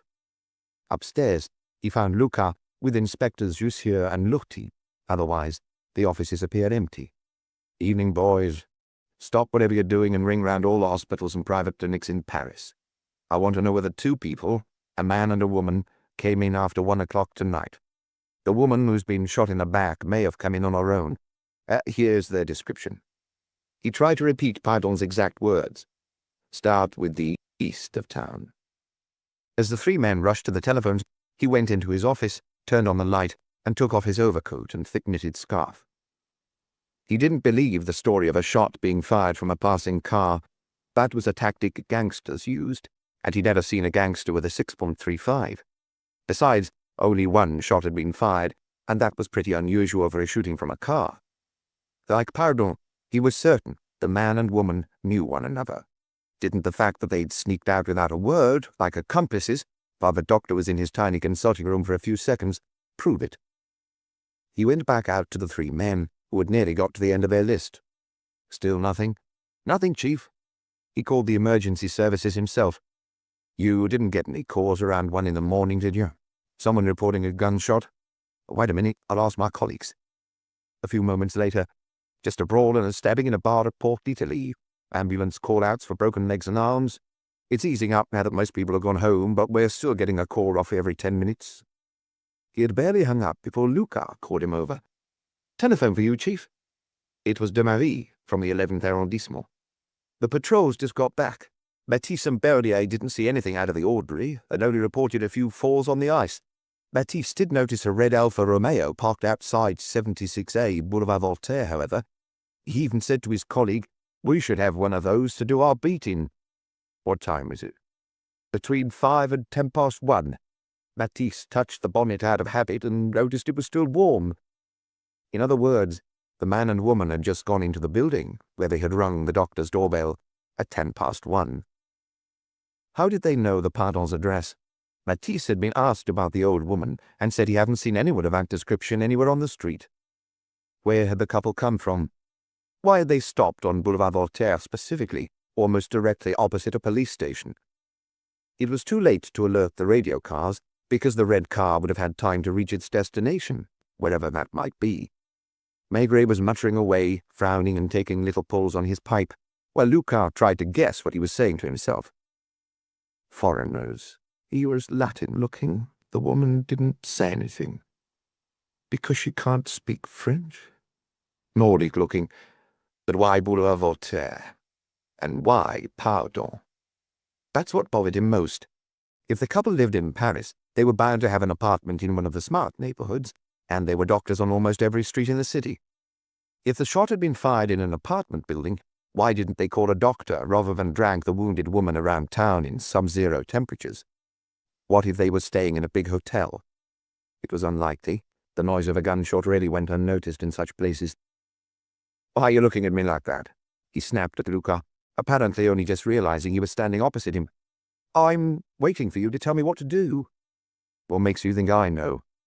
Maigret smiled, amused by his own truculence. "It's all pretty far-fetched, and I don't know where to start. Not to mention that I was woken up by the telephone in the middle of some nightmare or other. Do you want some coffee?" "I'll go out and get one." So, a Spanish-looking man and a Nordic-looking woman ring my friend Pardon's bell at 1:10 in the morning. As he gruffly told the story, its weak points made themselves apparent. The shot wasn't fired in a hotel or in the street, so it must have been in an apartment or a house. Do you think they're married? I get the feeling they're not. Oh, I can't say why. If they'd call their usual doctor, assuming they have one, he would have had to report it to the police. What intrigued him most was their choice of Pardon, a humble local doctor. Had they picked his name at random out of a telephone book? The woman isn't in many of the hospitals or clinics. Pardon offered to lend her one of his wife's bathrobes because her slip and dress were soaked in blood. She preferred to put her clothes back on. Why? Luca opened his mouth, but Maigret had already come up with an answer. Because they were planning to make a run for it. I'm not claiming it's a brilliant piece of reasoning, but it stands up. The roads are pretty much impassable, especially if you've got someone injured in the car. I thought that too. Call Boyka at Orly. If he's not there, get me his idiotic assistant, whose name I can never remember. Boyka, an Alsatian who still had his accent, was head of border police at the airport. He wasn't on duty, and it was his assistant who replied, "Assistant Chief Inspector Maigret speaking." "Maigret here," he grunted, irritated by the man's supercilious tone. "What can I do for you, Detective Chief Inspector?" "No idea yet. How many international flights have taken off since 2:30 this morning?" "Only a couple. One for Amsterdam and another for India via Geneva. Departures have been suspended for the last 40 minutes because of ice on the runways." "Are you far from the car park?" "Not very, but it's not easy walking outside because of the aforementioned black ice." "Would you mind going anyway and seeing if there's a red Alfa Romeo?" "Have you got its number?" "No, but there can't be that many Alfa Romeos that colour in your car park at this hour of the night. If it's there, ask Passport Control if they've seen a couple go through answering to this description." He repeated what he'd already told Luca and the other two. "Call me back at Quai des Orfèvres as soon as you can." With a shrug of his shoulders, Maigret turned to the trusty Luca and added, "You never know." It was a strange investigation, and Maigret seemed not to be taking it entirely seriously, to be approaching it rather like doing a crossword puzzle. "Maigret must be fuming," observed Luca. "Imagine sending that stuck-up dandy out into the snow to skid around on the ice." Almost 20 minutes passed before the telephone rang. Maigret announced, to no one in particular, "Assistant Chief Inspector Maigret speaking." And those were indeed the first words he heard. "Well, what about the red car?" "There's a red Alfa Romeo with Greater Paris number plates in the car park." "Locked?" "Yes. A couple matching the description you gave me took the 3:10 flight to Amsterdam." "Yeah, their names?" "The inspector who checked them off can't remember them. He can only remember the passports. The man had a Colombian passport and the woman's was Dutch. Both passports had copious visas and stamps." "What time are they meant to be landing in Amsterdam?" "If there aren't any delays and the runway is usable, they'll touch down at 4:17. It was 4:22. The couple were probably showing their passports and going through customs. Anyway, Maigret couldn't take the liberty of contacting the Dutch airport police directly, especially not at this stage in the investigation. "Well, Chief, what do I do?" "Nothing. Wait to be relieved. I'm going home to bed. Good night, boys. Actually, can one of you take me home?" Half an hour later, he was fast asleep, next to his wife. Chapter 2. Some cases appear dramatic from the outset and immediately make the front pages of all the newspapers. Other, seemingly humdrum ones, are only deemed worthy of 3 or 4 lines on the 6th page, until it emerges that a minor news item is really concealing a drama, veiled in a mystery. Maigret was having breakfast, sitting across the table from his wife by the window. It was 8:30 in the morning. On such a drab day, the maid had to leave all the lights on. He felt heavy from lack of sleep, his mind fuddled and full of confused thoughts. There was still ice in the corners of the window panes, and he thought of how he used to draw pictures or his initials in it as a child. He remembered the strange feeling, pleasurable but also slightly painful, when a sliver of ice worked its way under his fingernails. After 3 bitterly cold days, it had started snowing again, and he could barely make out the houses and lock-ups on the other side of the street. "You're not too tired, are you?" "Another cup of coffee and I'll be just fine." In spite of himself, he tried to imagine the couple of elegant foreigners who had suddenly turned up out of the blue in a humble local doctor's surgery. Pardon had immediately sensed they were from another world, different to his and Maigret's and to Picpus, the neighborhood in which they both lived. Maigret had often been called on to deal with individuals of this sort, people who were equally at home in London, New York, and Rome, who took planes the way others took the metro, who stayed in grand hotels where they fell in with friends and established routines, whatever the country, and who formed a sort of international Freemasonry. It wasn't just money, it was a certain way of life too, certain attitudes, even a certain morality, unlike that of ordinary mortals. Maigret never felt completely at ease with them, and he had trouble suppressing feelings of irritation that might have been taken for jealousy. "What are you thinking?" "Nothing." He wasn't consciously thinking. Whatever he was doing was too vague for that, and he gave a start when he heard the telephone ring. It was 9:15 now, and he had been about to get up from the table to put on his overcoat. "Hello." "Luca here." Luca, who was meant to have come off duty at 9. "I've just had a call from Chief Inspector Maigret from the 14th Arrondissement, Chief. A man was killed last night in a little townhouse on Avenue du Parc Montsouris. Someone called Naur, a Lebanese citizen. The cleaner found him when she started work at 8. Has Lapointe got in? I think I can hear him in the corridor. One moment. Yes, it's him. Tell him to get a car and come and pick me up. Let Maigret know I'll be there as soon as possible. Then you go and get some sleep." "Thanks, Chief," Maigret repeated in a low voice. "Naur. Naur." Another foreigner. The couple from last night were Dutch and Colombian, now Naur and the Middle East. "A new case?" asked his wife. "A murder, apparently, on Avenue du Parc Montsouris." He wrapped the thick scarf round his neck, put on his overcoat, and grabbed his hat. "Aren't you going to wait until Lapointe gets here?" "I need to get some fresh air for a minute." Lapointe found him waiting by the curb. Maigret slid into the front of the little black car. "Have you got the exact address?" "Yes, Chief. It's the last house before the park, surrounded by a garden. Looks like you didn't get much sleep last night." The traffic was slow and heavy.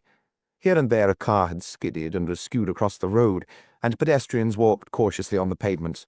The Seine was dark green, studded with blocks of ice slowly drifting downstream. They stopped at a detached house with a mainly glass-fronted ground floor. It looked as if it had been built in 1925 or 1930, when a number of what were then ultra-modern houses had sprung up all over Paris, especially Auteuil and Montparnasse. A policeman pacing up and down outside greeted Maigret, then opened an iron gate leading to a little garden with a bare tree. The two men followed the path, climbed the 4 front steps, and found another policeman in the hallway who showed them into the studio. Maigret was in there with one of his inspectors. He was a small, thin man with a moustache, whom Maigret had known for over 20 years. The two men shook hands, then Maigret pointed to a body stretched out behind a mahogany desk. "The cleaner, a woman called Louise Baudin, rang us at 8:05 this morning. She starts work every day at 8. She lives just round the corner in Rue du Saint-Gothard." "Who is Naur?" "Felix Naur, 42, Lebanese citizen, unemployed. He moved into the house 6 months ago and rents it furnished from a paint hose in the United States." It was very hot in the room, despite the huge windows, which were partly covered in frost, like the ones at Boulevard Michel-Lenoir. "Were the curtains open when you got here?" "No, they were closed. As you can see, they're heavy curtains with a felt lining to keep out the cold." "Hasn't the doctor got here?" "A local doctor came just now and confirmed that he was dead, which was obvious. I've informed the pathologist, and I'm expecting him in the prosecutor's office to arrive at any moment." Maigret turned to Lapointe. "Ring Meurs, then, and tell him to come immediately with his men from Criminal Records. No, not from here. There may be prints on the receiver. There'll be a cafe or public telephone nearby." He took off his overcoat and scarf. After an almost sleepless night, the heat was going to his head and making him feel dizzy. The room was huge. There was a pale blue carpet on the floor, and the furniture, although not matching, was valuable and in good taste. Walking round the Empire desk to get a closer look at the dead man, Maigret noticed a photograph in a silver frame by the blotter. It was a portrait of a young woman with very blonde hair and a sombre smile, who had a 3-year-old little girl at her side and a roughly 1-year-old baby on her knees. Frowning, he grabbed the frame to study the image more closely, and noticed a 2-centimeter-long scar running from her left eye towards her ear. "Is that his wife?" "I assume so. I had records look her up. She's registered under the name of Eveline Naur, née Wemers, born in Amsterdam." Is she in the house? No. We knocked on her door. When there was no answer, we opened it. The room's in a bit of a mess, but the bed hasn't been slept in. Maigret bent down over the body, which was curled in a ball so he could only see half the face. As far as he could tell without moving him, a bullet had gone into the man's throat, severing the carotid artery and leaving a vast pool of blood on the carpet. Naur was rather small and tubby, with a trim brown moustache. He was going bald. There was a wedding ring on his carefully manicured left hand, and he had tried unsuccessfully to staunch the bleeding with his right. Do you know who lived in the house? I've only had the cleaning lady question briefly, thinking you'd rather do that. Then I asked the secretary and maid to wait upstairs, where one of my men is making sure they don't talk to each other. Where is this Madame Baudin? In the kitchen. Shall I call her? If you don't mind. Lapointe had just come back. Done it, Chief, he reported. Mers is on his way.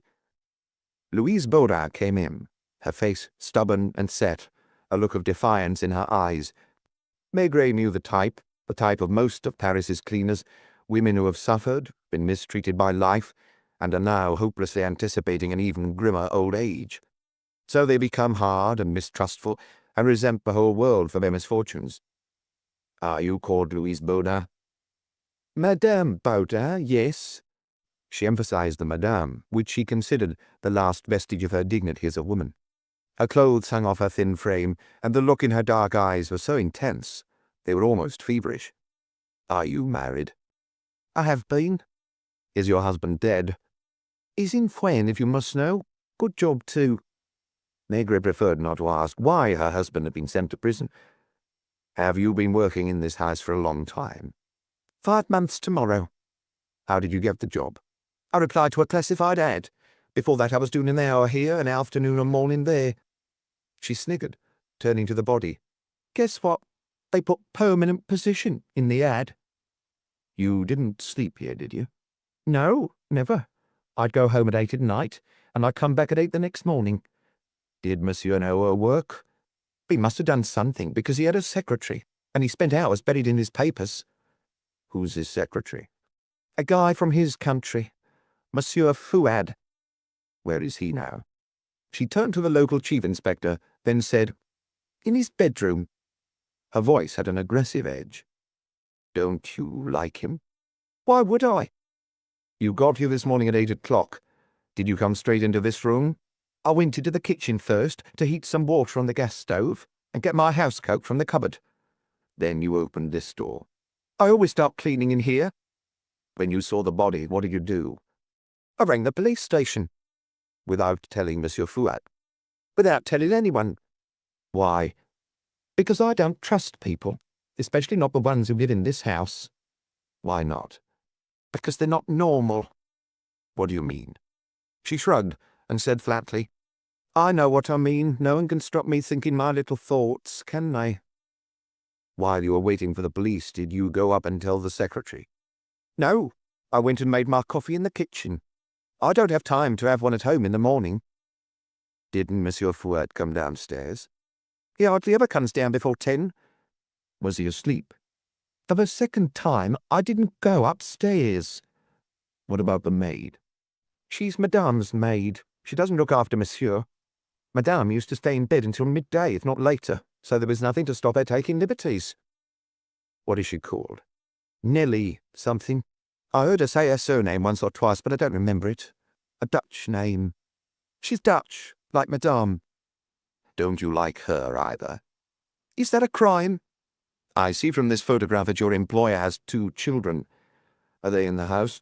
They've never set foot in here. Where do they live? Somewhere on la Côte d'Azur with their nanny. Did their parents go and see them often? I've no idea. They travelled a lot, almost always separately, but I never asked them where they were going. The criminal records van pulled up in front of the garden, and Mers marched towards the house with his colleagues. Did Monsieur Naur entertain much? What do you mean by entertain? Did he invite friends to lunch or dinner? Not since I've worked here, at any rate. Anyway, he generally had dinner in town. What about his wife? She did too. Together? I never followed them. Visitors?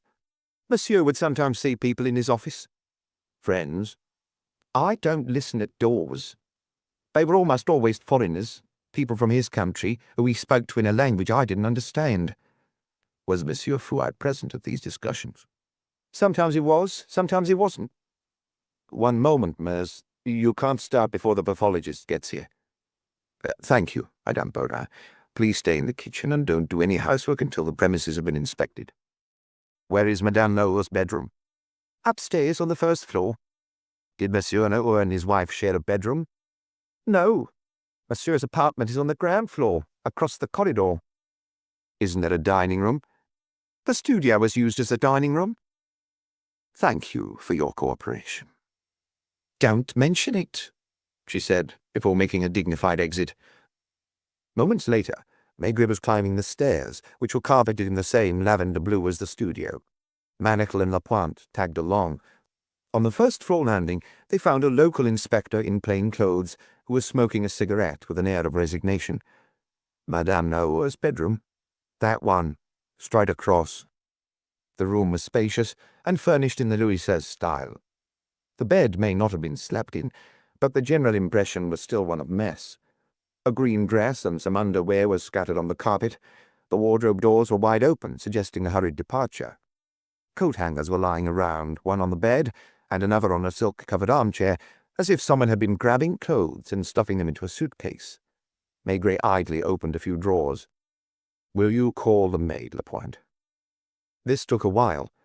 They stood around for several minutes, and only then did a young woman who was almost as blonde as Madame Naur, with strikingly pale blue eyes, appear in the doorway, followed by Lapointe. She wasn't wearing a work smock, or the traditional black dress and white apron, but a noticeably close-fitting tweed suit. She looked like the Dutch girls on cocoa tins, and the only thing missing was her national bonnet with its two wings. "Come in, sit down." Her face remained expressionless, as if she hadn't grasped what was happening, or who these people standing in front of her were. "What's your name?" She shook her head, but opened her mouth enough to mutter, "No understand." "Can't you speak French?" She motioned that she couldn't. "Just Dutch." Maigret was already envisaging the difficulties of finding a translator. "English, too." "You speak English?" "Yes." A little English Maigret spoke was not going to be enough to question what might be an important witness. "Do you want me to translate, Chief?" Lapointe offered shyly. Maigret looked at him in surprise. The young inspector had never told him he spoke English. "Where did you learn?" "I've been studying it every day for a year." The young girl looked at them in turn. When they asked her a question, she didn't answer immediately, but waited until she had digested what had been said to her.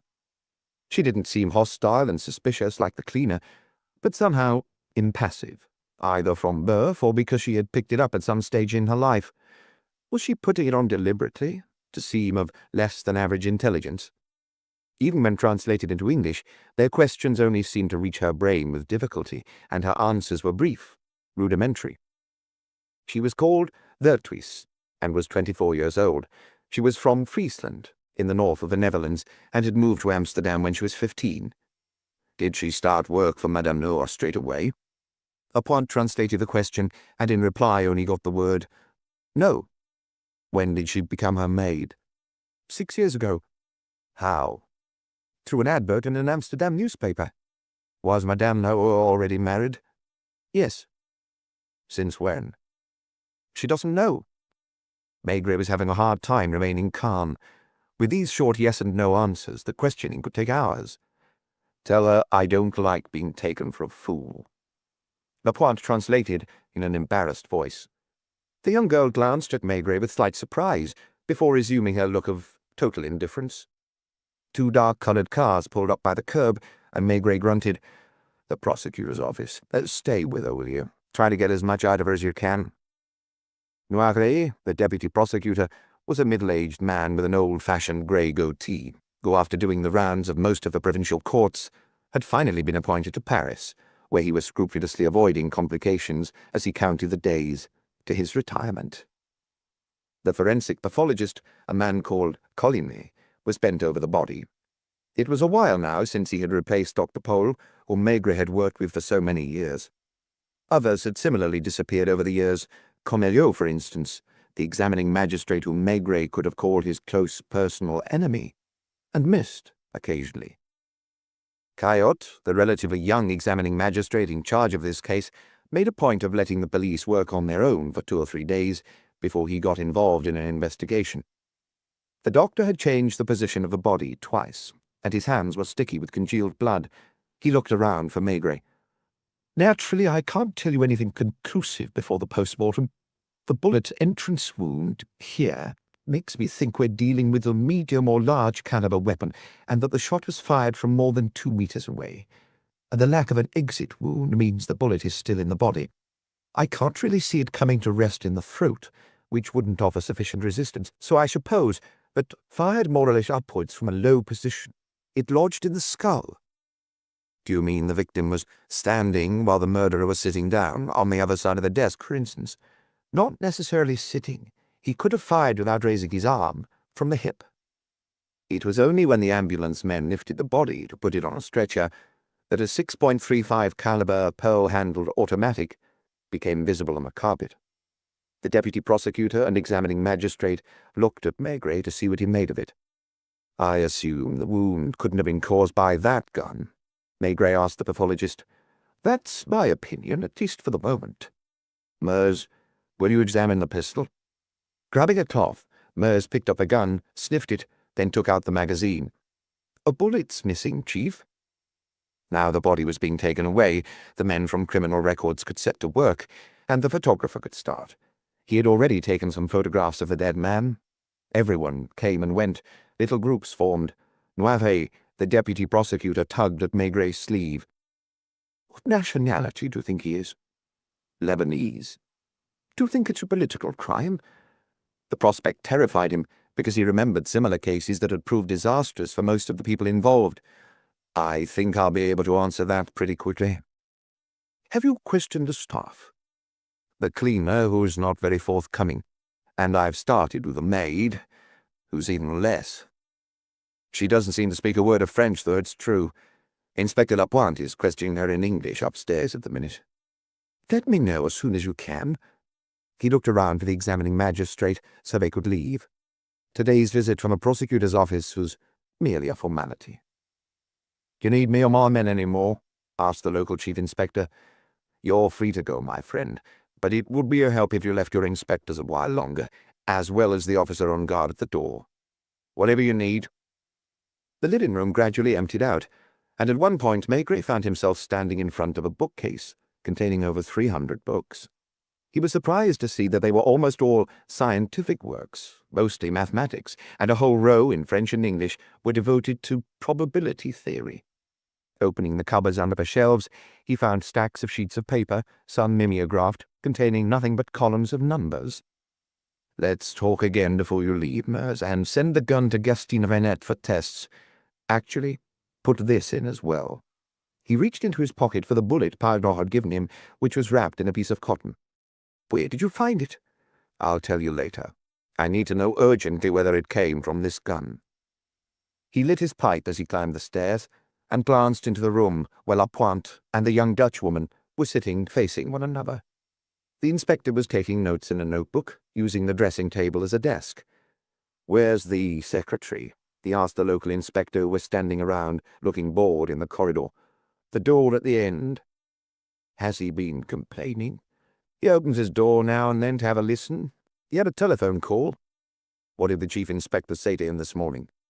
"That his boss had been murdered and that he was to stay in his room until told otherwise." "Were you there?" "Yes." "Did he seem surprised?" "He's not the sort to show his feelings. You'll see." Maigret knocked at the same time as he turned the handle and pushed open the door. The room was neat, the bed carefully made, despite having been slept in the previous night. There was nothing on the floor. A little desk stood in front of a window with a tan leather armchair beside it, and a man was sitting in the armchair watching Maigret coming towards him.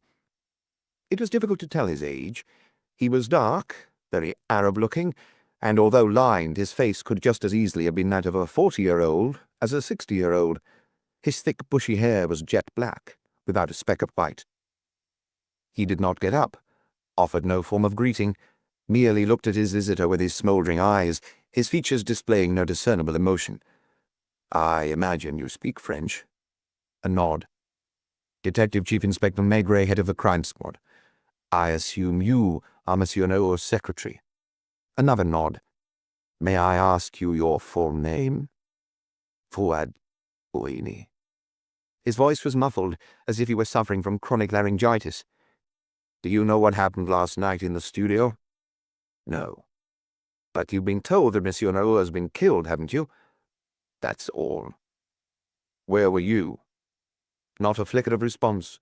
Maigret had rarely come across such a lack of cooperation as he had since entering this house. The cleaner only answered questions in a hostile, evasive manner. The Dutch maid was monosyllabic. And now Fouad Bouini, who was wearing an immaculate black suit, white shirt and dark grey tie, was responding to Maigret with total indifference, if not contempt. "Did you spend last night in this room?" "From 1:30 in the morning." "You mean you got back at 1:30 in the morning?" "I thought you'd gathered that." "Where were you until then?" "At the Saint-Michel Club." "A gambling club?" The man shrugged. "Where is it exactly?" "Above the Bar des Tiers." "Did you gamble?" "No." "What did you do?" "Wrote down the winning numbers." It must have been the sarcasm that made him seem so pleased with himself. Maigret sat down on a chair and continued with his questions, as if he was oblivious to the hostility of the person facing him. "When you came back, were there any lights on in the studio?" "I don't know." "Were the curtains drawn?" "I suppose so. They were every evening." "Did you see any light under the door?" "You never see any light under the door."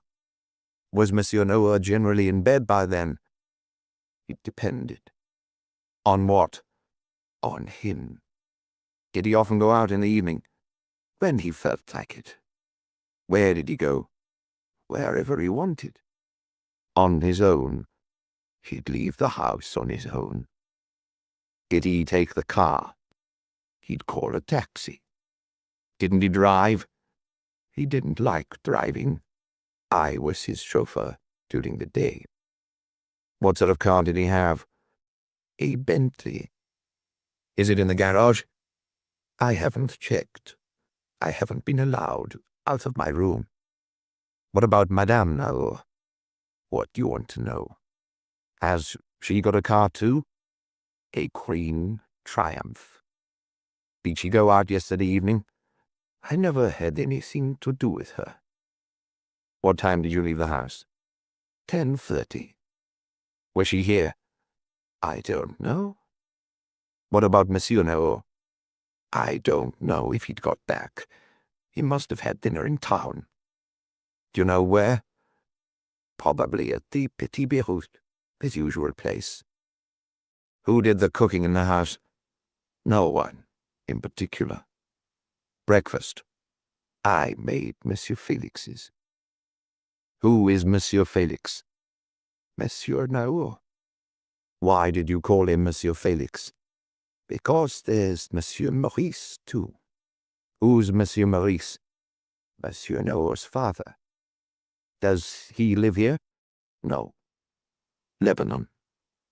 "Who else?" "Monsieur Pierre, Monsieur Felix's brother." "Who lives where?" "Geneva." "Who called you this morning?" "No one called me." "But the telephone was heard ringing in your room." "I asked to speak to Geneva, and they called me back when they got through." "Monsieur Pierre?" "Yes." "Did you inform him?" "I told him Monsieur Felix was dead. Monsieur Pierre will be at Orly in a few minutes. He took the first play." "Do you know what he does in Geneva?" "Banker." "And Monsieur Maurice Naur in Beirut?" "Banker." "And Monsieur Felix?" "He didn't have a job." "Had you worked for him for a long time?" "I didn't work for him." "Didn't you carry out the duties of a secretary? You said just now that you made his breakfast and drove for him." "I helped him." "Have you done so for a long time?" 18 years. "Did you know him back in Beirut?" I met him at law school. In Paris? He nodded, stiff and impassive in his armchair. Maigret felt himself losing patience. Did he have enemies? Not that I know of. Was he involved in politics? Definitely not. So you went out around 10:30 without knowing who was or wasn't in the house. You went to a gambling club on Boulevard Saint-Michel, where you noted the winning numbers but didn't gamble. Then you came back at 1:30 and came up here still not knowing anybody's whereabouts. Is that right? You didn't see anything or hear anything, and the last thing you were expecting was to be woken up with the news that Monsieur Naur had been shot dead. Nobody said anything about him being shot. What do you know about Felix Naur's family life? Nothing. It's none of my concern. Was it a happy marriage? I don't know. I get the impression from what you've said that the husband and wife really spent time together. That's quite common, I think. Why don't the children live in Paris? Perhaps the Côte d'Azur suits them better. Where did Monsieur Naur live before renting this house? All over the place. In Italy, in Cuba for a year before the revolution. We also had a villa at Deauville. Do you often go to the Saint-Michel? 2 or 3 times a week. And you never gamble? Hardly ever. Will you come downstairs with me? They made for the stairs. Fuadueni looked even thinner and leaner when he stood up. How old are you? I don't know. There wasn't a registry office in the mountains where I was born. My passport says I'm 51. Are you older or younger? I don't know. In the studio, Mers's men were putting their equipment back in its boxes. When the van had driven off and the 2 men were left alone, Maigret asked, "Look around and tell me if anything's missing, or if there's something that wasn't here before." Fuadueni tore himself away from studying the pool of blood and opened the right-hand drawer of the desk. "The automatic has gone," he observed. "What sort of gun is it?" "A Browning 6.35. Pearl-handled?" "Yes." "Why did Felix Naur have what's generally considered a woman's gun?" "It was Madame Naur's before." "How many years ago?" "I don't know." "Did he take it off her?" "He didn't say." "Did he have a license to carry firearms?" "He never carried that pistol." Considering the subject closed, the Lebanese man looked through the rest of the desk drawers, which contained an assortment of files, then went over to the bookshelves and opened the cupboards beneath them. "Could you tell me what those lists of figures are?" Fuadueni looked at him with a mixture of surprise and sarcasm, as if Maigret should have worked it out for himself. "They're the winning numbers in the major casinos. Agencies send out mimeographed lists to their subscribers. Monsieur Felix got the others from a casino employee." Maigret was going to ask another question, but Lapointe appeared in the doorway. "Will you come upstairs for a minute, Chief?" "Progress?" "Not really, but I think I should bring you up to date." "I must ask you not to leave the house without my permission, Monsieur Fuadueni." "Can I go and make myself a cup of coffee?" Maigret turned his back on him with a shrug. Chapter 3. Maigret had rarely felt so disorientated, so far from normal life, beset by that feeling of unease that comes over you in dreams when the ground gives way under your feet.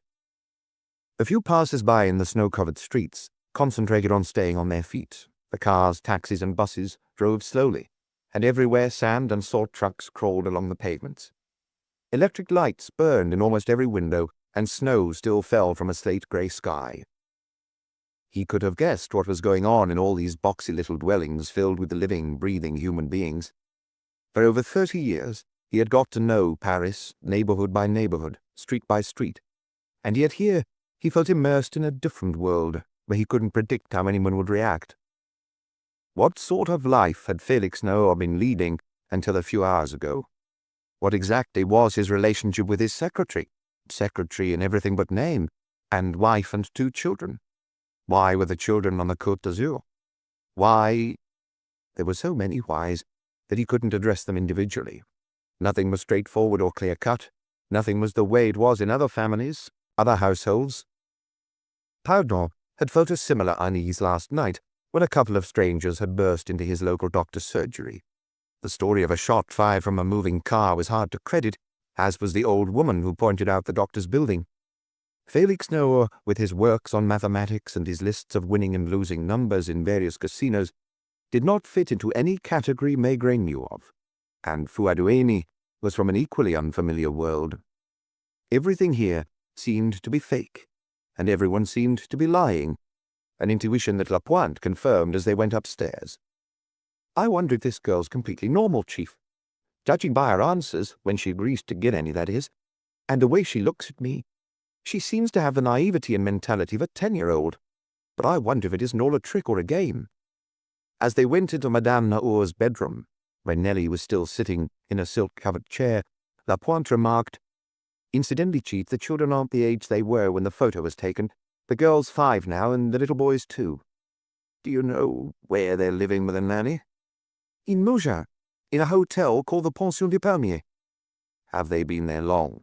"As far as I can work out, the boy was born in Cannes and has never been to Paris." The maid was looking at them with her clear, pale eyes, apparently not understanding a word they were saying. "I found other photographs in a drawer," she showed me. A dozen snaps of the children as babies, then walking. Then there's this one, on a beach, of Naur and his wife when she was young, probably when they first met. And last one, here's a photo of Madame Naur with a female friend by a canal in Amsterdam. The friend was ugly, with a flat nose and poky little eyes, but nevertheless she had a likable, open face. The only letters I found in the room are from a girl, in Dutch. They cover a period of about 7 years, and the last one was written about a fortnight ago. Has Nellie ever gone to the Netherlands with her employer? She says not. Does she go there often? Occasionally. By herself, apparently, but I'm not sure that Nellie completely understands the questions I ask her, even in English. Find a translator for these letters. What does she say about yesterday evening and night? Nothing. She doesn't know anything. The house isn't that big, and yet everyone seems in the dark about what the others are doing. She thinks that Madame Naur had dinner in town. Alone? Didn't anyone come and pick her up? She didn't order a taxi? She says she doesn't know. Didn't she help Madame Naur dress? I asked her that, and she says no one rang for her. She ate in the kitchen as usual, then went up to her room, read a Dutch newspaper, and went to bed. She showed me the newspaper, which is from the day before yesterday. Didn't she hear any footsteps in the corridor? She wasn't paying attention. Once she falls asleep, apparently nothing can wake her. What time does she start in the morning? There's no set time. Maigret was vainly trying to work out what was going on behind the ivory-smooth forehead of the maid, who was smiling vaguely at him. Tell her she can go and have her breakfast, but that she's not allowed to leave the house. When Lapointe translated these instructions, Nellie stood up, gave a little curtsy like a girl at a boarding school, and headed calmly for the stairs. She's lying, Chief. How do you know? She says she didn't come into this room last night, and the local police stopped her leaving her room this morning. But when I asked her what coat her employer was wearing, she answered without a moment's hesitation, the sealskin one. Well, the cupboards were closed, and in one of them I found a mink coat and a grey astrakhan in the other. I want you to take the car and go to Dr. Pardon's on Boulevard Voltaire. Show him the photograph on the desk downstairs. There was a telephone in the bedroom. When it started ringing, Maigret picked it up and heard 2 voices, the pathologist's and Oueni's. Yes, the latter was saying, he's still here. Wait, I let him know. There's no need, Monsieur Oueni, Maigret put in. Will you hang up, please? So the 3 telephones in the house, including the secretary's, were on the same line. Hello, this is Maigret. Collinet here. I've only just started the post-mortem, but I thought you'd like to know the first finding right away. It wasn't suicide. I never thought it was. Nor did I, but now we know for certain. I'm not a ballistics expert, but I'm still confident that the bullet I found in the skull, as I'd expected, was fired by a medium or large caliber gun, a 7.32 or a 45. I'd say it was fired from between 3 and 4 meters away, and the skull has been split. Time of death? To establish that more exactly, I'll need to know the time he had dinner. and then run tests on his intestines. At a rough guess. Or around midnight? Thank you, Doctor. Lapointe had left, and his car could be heard turning into the avenue. There were two men downstairs talking in a foreign language which Maigret eventually recognized as Arabic. He went down and found Ouini talking to a stranger in the corridor as the local inspector looked on, not daring to say anything. The newcomer looked like a slightly older, thinner version of Felix Naur. He was taller as well, and his dark hair was greying at the temples. Monsieur Pierre Naur? Are you the police? The man asked suspiciously. Detective Chief Inspector Maigret, head of the crime squad. What has happened to my brother? Where is his body? He was killed last night by a gunshot wound to the throat, and his body's been taken to the Forensic Institute. Can I see him? In a moment. Why not now? Because the post-mortem is being performed. Come in, Monsieur Naur. He wondered for a moment whether to ask Ouini into the office as well, but decided against it. Would you go and wait in your room? Ouini and Naur exchanged glances. Maigret didn't see any fondness for the secretary in the newcomer's eyes. Once the door was shut, the banker from Geneva asked, Did it happen in here? Maigret pointed to the large bloodstain on the carpet. The man was lost in thought for a moment, as he would have been if he were standing in front of the body. How did it happen? No one knows. Apparently he had dinner in town, and that was the last anyone saw of him. Lina? Do you mean Madame Naur? Her maid claims that she also went out to dinner and didn't come back. Isn't she here? Her bed hasn't been slept in, and she's taken her luggage. Pierre Naur did not seem surprised. Ouini? He apparently went to a gambling club on Boulevard Saint-Michel and noted the winning numbers until 1 in the morning. When he came back, he didn't try to find out if his employer was in the house or not, and went up to bed. He didn't hear anything. They were sitting facing one another. The banker had automatically taken a cigar out of his pocket, but was hesitating to light it, perhaps out of a sort of respect for the deceased, even though the body was no longer there. I have to ask you some questions, Monsieur Naur. I apologize if they seem intrusive. Were you on good terms with your brother? On very good terms, although we didn't see each other often. Why?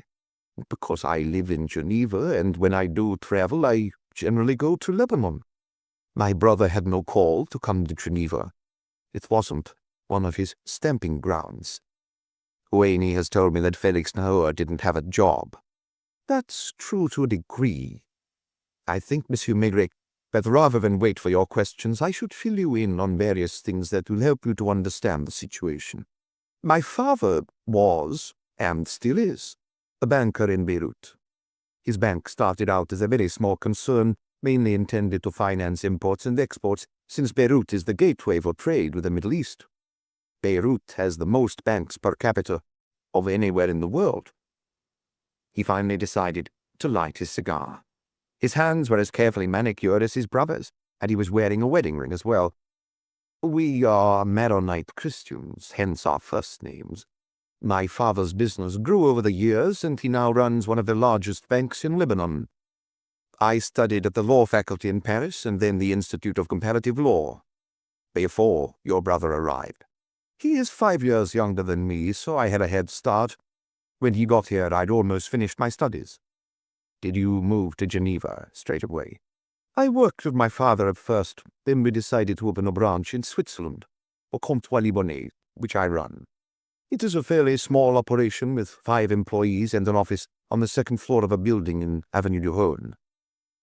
Now that he was dealing with someone who spoke to him with at least a semblance of clarity, Maigret tried to fit the protagonists into place. Do you have other brothers? Only a sister, whose husband runs another branch like mine in Istanbul. So you, your father and your brother-in-law control a large part of Lebanon's trade. Say a quarter, or if we're being more modest, a fifth. And your brother Felix wasn't involved in the family business. He was the youngest. He started studying law too, but his heart wasn't in it, and he spent most of his time in the back rooms of the bars in the Latin Quarter. He had discovered poker, at which he turned out to be very good, and he'd play all night. Is that when he met Ouini? I'm not saying Laney, who's Muslim rather than Maronite, was his evil genius, but I'm not far off thinking so. Laney was very poor, like most people from the mountains. He had to work his way through university. If I understand correctly, judging by various things I found in this office, your brother became a professional gambler. Insofar as one can call it a profession. One day we heard he dropped out of law to study mathematics at the Sorbonne. He and my father fell out for a number of years. What about you? I'd see him from time to time. I had to lend him money to begin with, which he paid back in full. You mustn't think after what I just said that my brother was a failure. The first months or couple of years were difficult, but it wasn't long before he was winning large sums of money, and I'm sure he had become richer than me. Did he and your father patch things up? Pretty quickly. We Maronites have a strong sense of family. I imagine your brother played mostly in casinos. At Deauville, Cannes, Evian, Olga in the winter. For a year or two before Castro, he was a technical advisor and I think associate of the casino in Havana.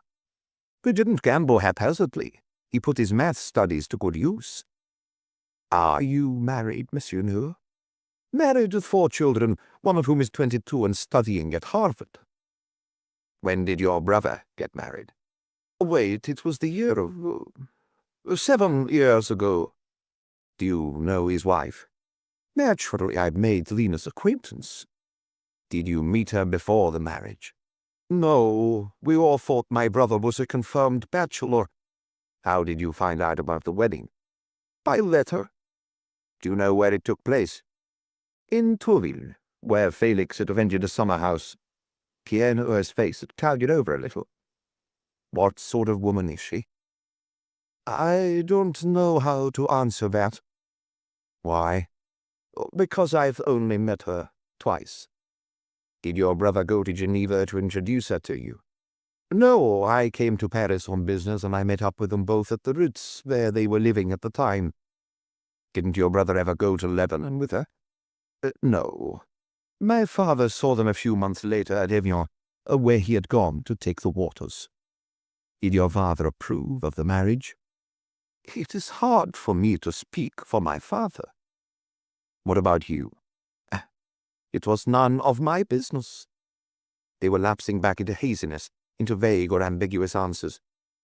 Do you know where your brother met the woman who was to become his wife? He never told me, but it was easy to work it out. The year before they got married, the Miss Europe contest was held at Deauville. Felix was there because they played for very high stakes at the casino, and the house lost almost every night. The crown went to a 19-year-old Dutch woman, Lena Wemus, whom your brother married. About a year later. In the meantime, the 2 of them traveled around the lot, or more precisely, the 3 of them, because Felix never went anywhere without Fouadouini. They were interrupted by the telephone. Maigret picked up. Lapointe was on the other end of the line. I'm calling from Dr. Pardon's, Chief. He recognized the photograph immediately. It's the injured woman he treated last night. Right. Come back here, will you? Drop in at headquarters first and ask Janvier if he's there, or Torrance, or somebody else if he's not, to bring a car and meet me at Avenue du Parc Montsouris. He hung up. I'm sorry, Monsieur Naur. I have an even more indiscreet question to ask. You'll understand why in a minute. Do you know if your brother and his wife got on well? The man's face seemed to close. I'm sorry. I can't enlighten you on that subject. I have never concerned myself with my brother's married life. His room was on the ground floor and his wife's on the first floor. As far as I can tell from the extremely grudging witness statements I've secured so far, they didn't eat together and really went out as a couple. Pierre Naur didn't flinch, but his cheeks reddened. The extent of the staff in this house is a cleaner, Fouadouini, whose role is very indeterminate, and a Dutch maid, who only speaks her native language, and English. Besides Arabic, my brother spoke French, English, Spanish, and Italian, as well as some German. Ouini made his master's breakfast, and Nelly Veltris her mistress's. Lunch was the same when they ate it here, and they mostly went out for dinner but to separate restaurants. I wasn't aware of that. Where are your children, Monsieur Naur? Well, in Geneva, of course, or more precisely, 8 kilometers outside Geneva, where we have our house. Your brother's children live on la Côte d'Azur, the Nami. Felix often went to see them, and he spent part of the year in Cannes. What about his wife? I imagine she went to see them too. Did you ever hear talk of her having a lover or lovers? We don't move in the same circles.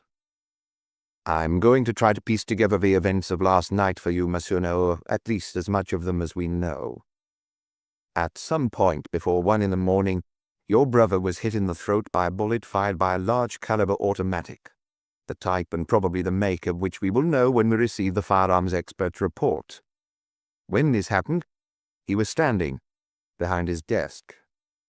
Now, your brother, like his attacker, was holding a gun, a pole-handled 6.35 pistol which was usually kept in the right-hand drawer of his desk, which we found half open. I don't know how many people were in the room, but we're certain that your sister-in-law was present. How can you know that? Because she was wounded by a bullet fired from the 6.35. Have you ever heard of a doctor called Dr. Pardon, who lives on Boulevard Voltaire? I'm not familiar with the neighborhood, and I've never heard that name. Your sister-in-law must have known him, or the man with her. You mean there was another man in this studio? I can't say for sure. Madame Naur, before or after these events, hurriedly crammed some clothes and underwear into one or more suitcases. Soon afterwards, dressed in a sealskin coat, she and her friend got out of a red Alfa Romeo outside 76A Boulevard Voltaire and rang the doctor's bell. Who was the man? All we know is that he's a 25 or 26-year-old Colombian citizen. Pierre Naur didn't flinch or even start. You have no idea who he might be? Asked Maigret, looking him in the eye. None, he said flatly, taking his cigar out of his mouth. Your sister-in-law was wounded in the back. Not very seriously, though. Dr. Pardon treated her. The Colombian told an outlandish story whereby the woman, whom he didn't know, was shot meters away from him by one or more individuals, ostensibly firing out of a car window. Where is she now? Most probably in Amsterdam. As the doctor was washing his hands and taking off his blood-stained coat, the couple silently left his office. Next thing we know, they're at Orly, where the red car still is. 2 passengers, Dutch and Colombian, answering to their description, boarded the flight for Amsterdam. Maigret stood up and went to empty his pipe in the ashtray before filling another one that he took out of his pocket. I put my cards on the table, Monsieur Naur. I expect you to be equally frank in return. I am going back to my office at Quai des Orfèvres. One of my inspectors will remain in the house and ensure that the cleaner, Ueni, and Nellie don't go anywhere without my permission. What about me? I'd like you to stay here too, because once the post-mortem is finished, I'm going to ask you to come and identify the body. It's just a formality, but an indispensable one. He went and planted himself in front of the bay window. The snow had let up, but the sky wasn't any brighter. 2 of the police judiciaire's little black cars were parked by the curb, and the Pointe was getting out of one, Janvier out of another. Both of them crossed the garden, and the door could be heard opening onto the hallway. Perhaps the next time we see each other, Monsieur Naur, you will be able to tell me more about your sister-in-law's relationship with your brother, and possibly with other men. Without responding, Pierre Naur watched him leave in silence. You stay here, Laporte. I'm going to head quarter of the Janvier. And with that, Maigret wrapped the thick scarf round his neck and put on his overcoat. It was 11:50 a.m. when Maigret, leaning back in his chair, finally got through to Amsterdam. Kurlemans, hello, Maigret here, calling from Paris. The head of Amsterdam's crime squad, Jeff Kurlemans, was still young, hardly 40, with a willowy boyish frame, pink cheeks and blonde hair that made him look 10 years younger. When he had come to Paris on a work placement, Maigret had shown him the ropes of the police judiciaire. The 2 men had become good friends and saw each other every now and then at international congresses. Very well, Curlemans, thank you. My wife, too, yes. What? The harbour is frozen over. If it's any consolation, Paris has become a skating rink. And now it started snowing again. Hello?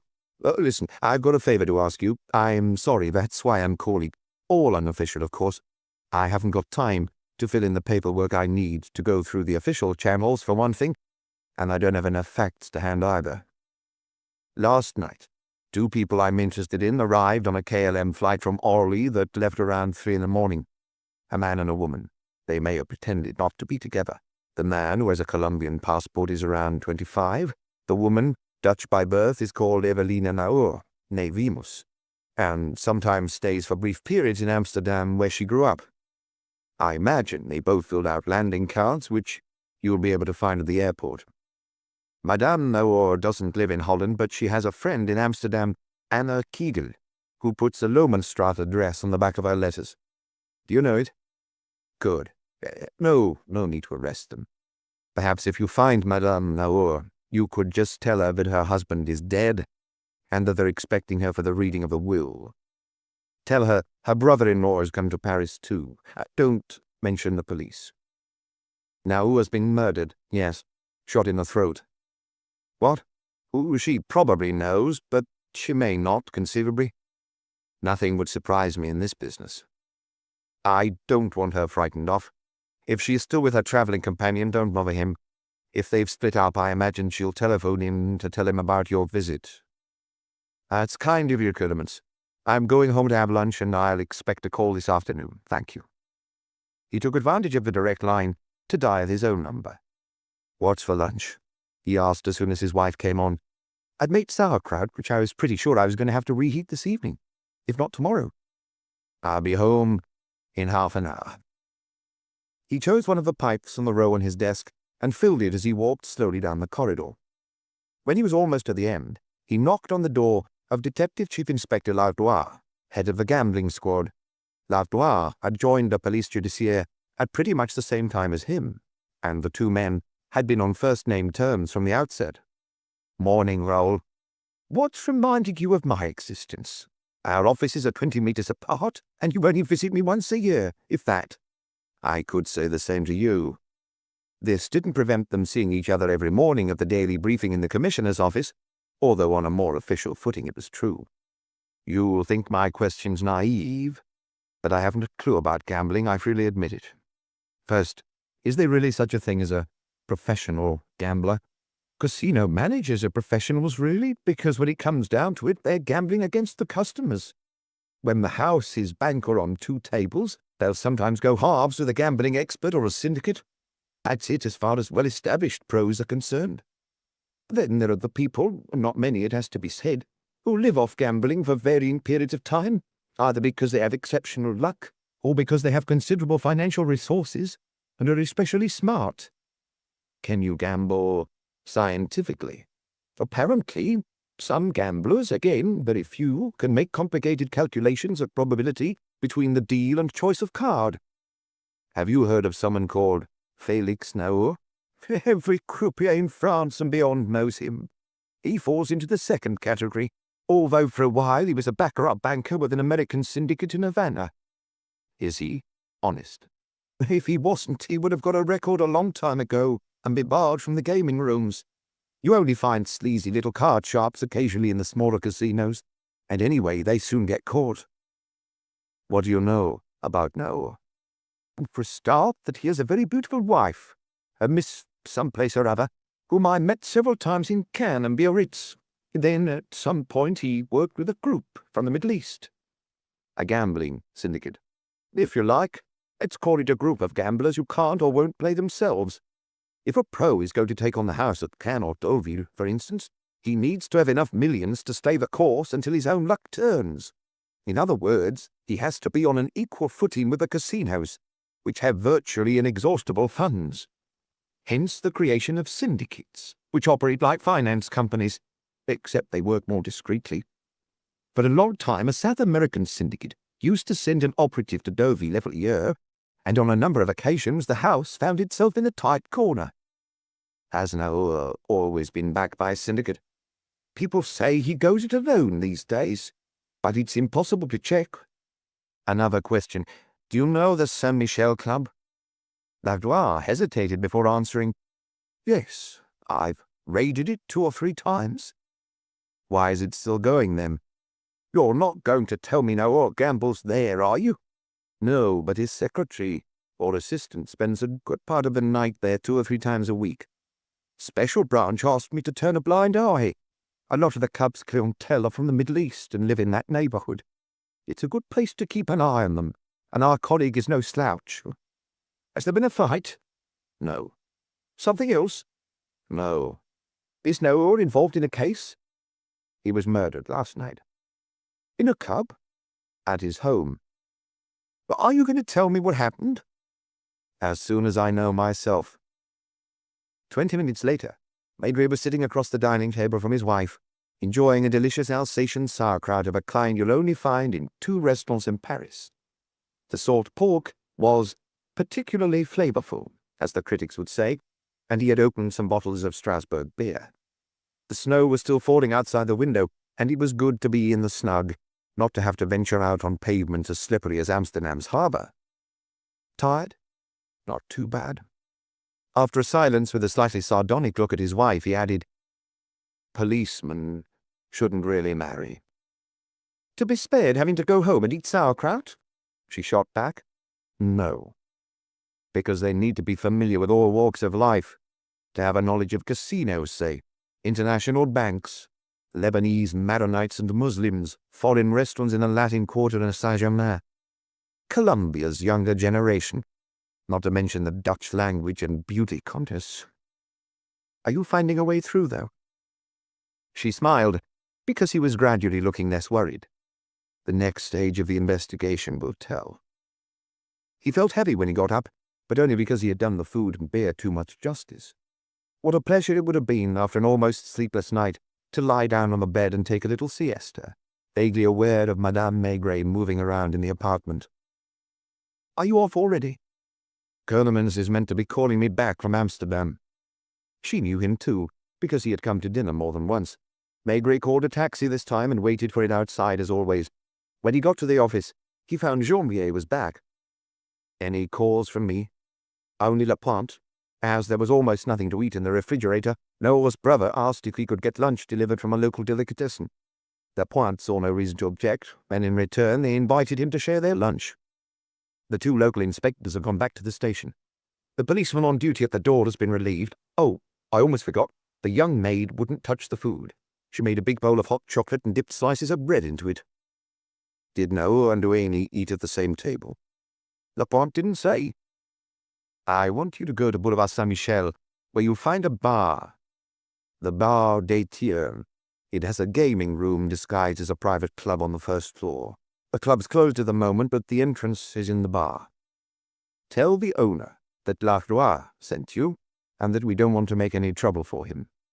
Try and find out if Fouadouini went to the club last night, and if he did, what time he got there, and what time he left.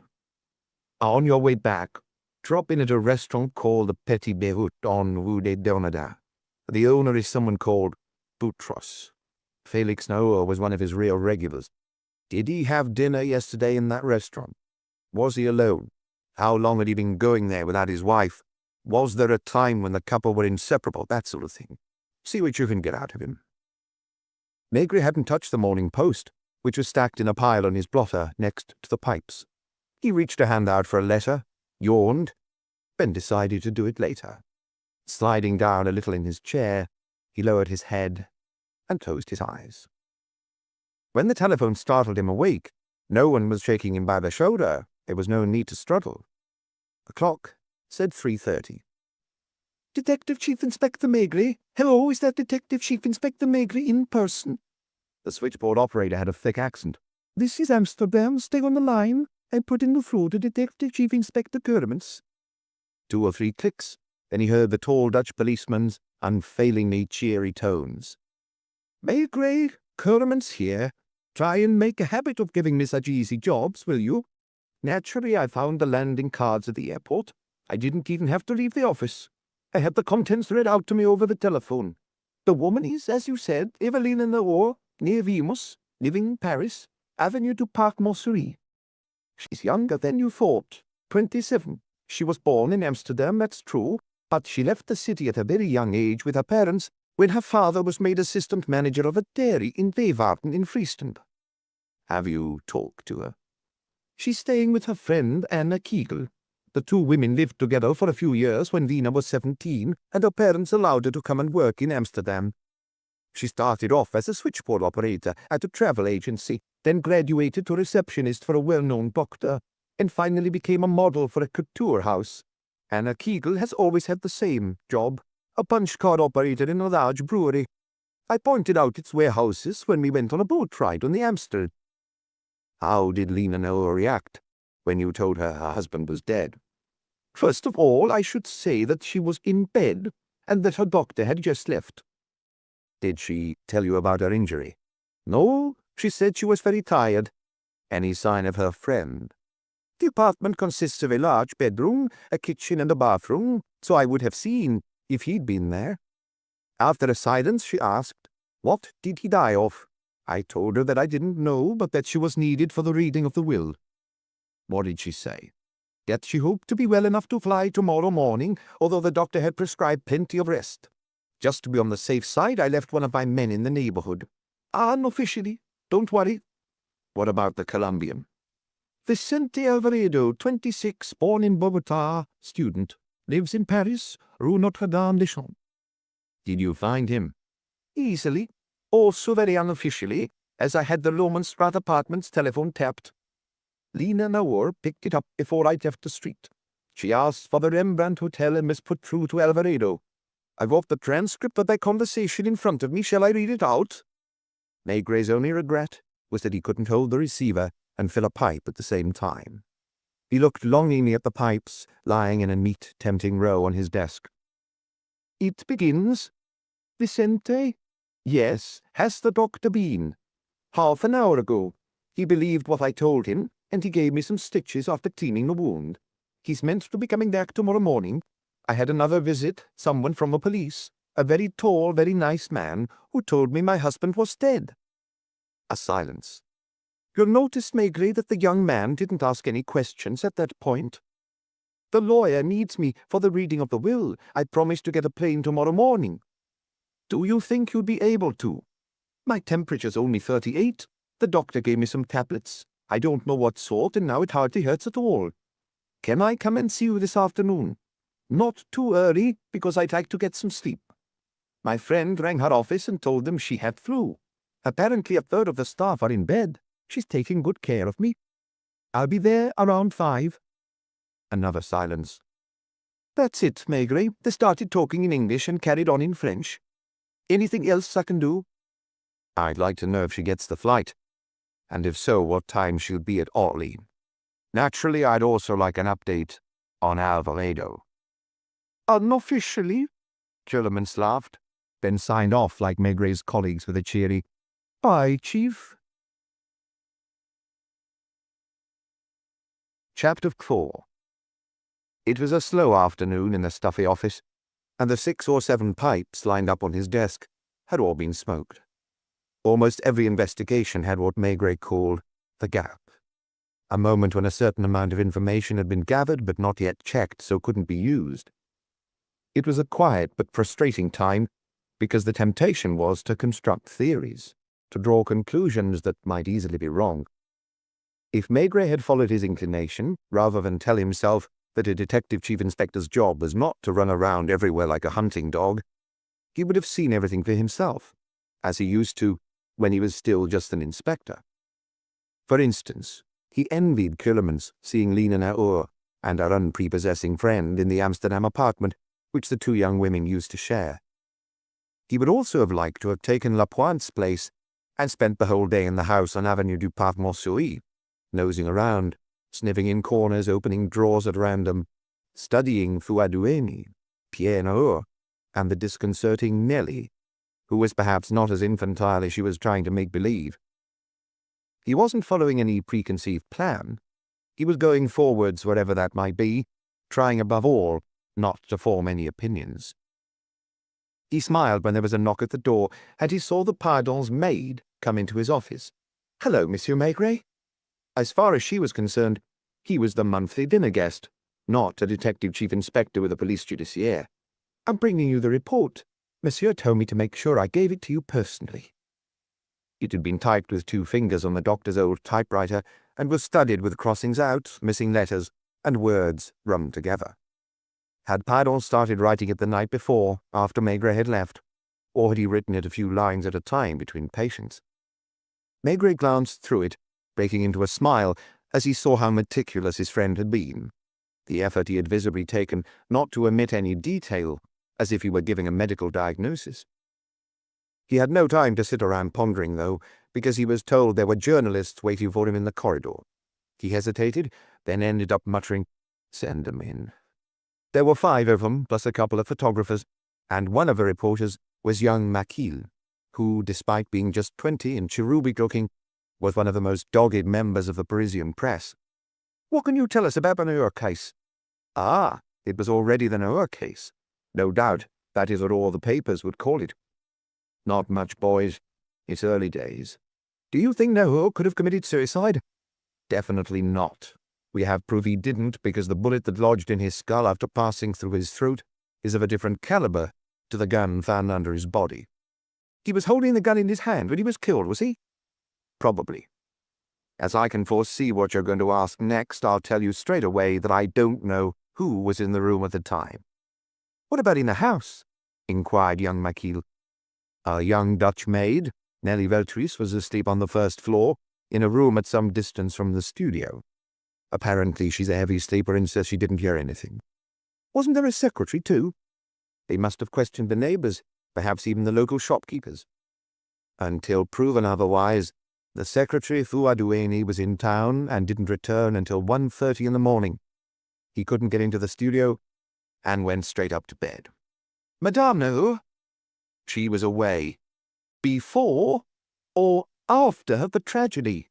the persistent Maigret went on, choosing his words carefully. "The question remains unresolved." "But there's still a question." "There are always questions." "But it might be a political crime, for instance?" "Felix Naur wasn't involved in politics as far as we know." "What about his brother in Geneva?" They had made more headway than Maigret expected. "Wasn't his bank a cover for other activities?" "You're going too fast for me." All the same, Maigret resolved to check that Pierre Naur had definitely arrived in Paris on the morning flight. So far there was no proof he hadn't been in town the day before. "Had the gun found under the victim's body been fired?" "It's with the experts and I haven't got their report yet," Maigret answered noncommittally. "Right.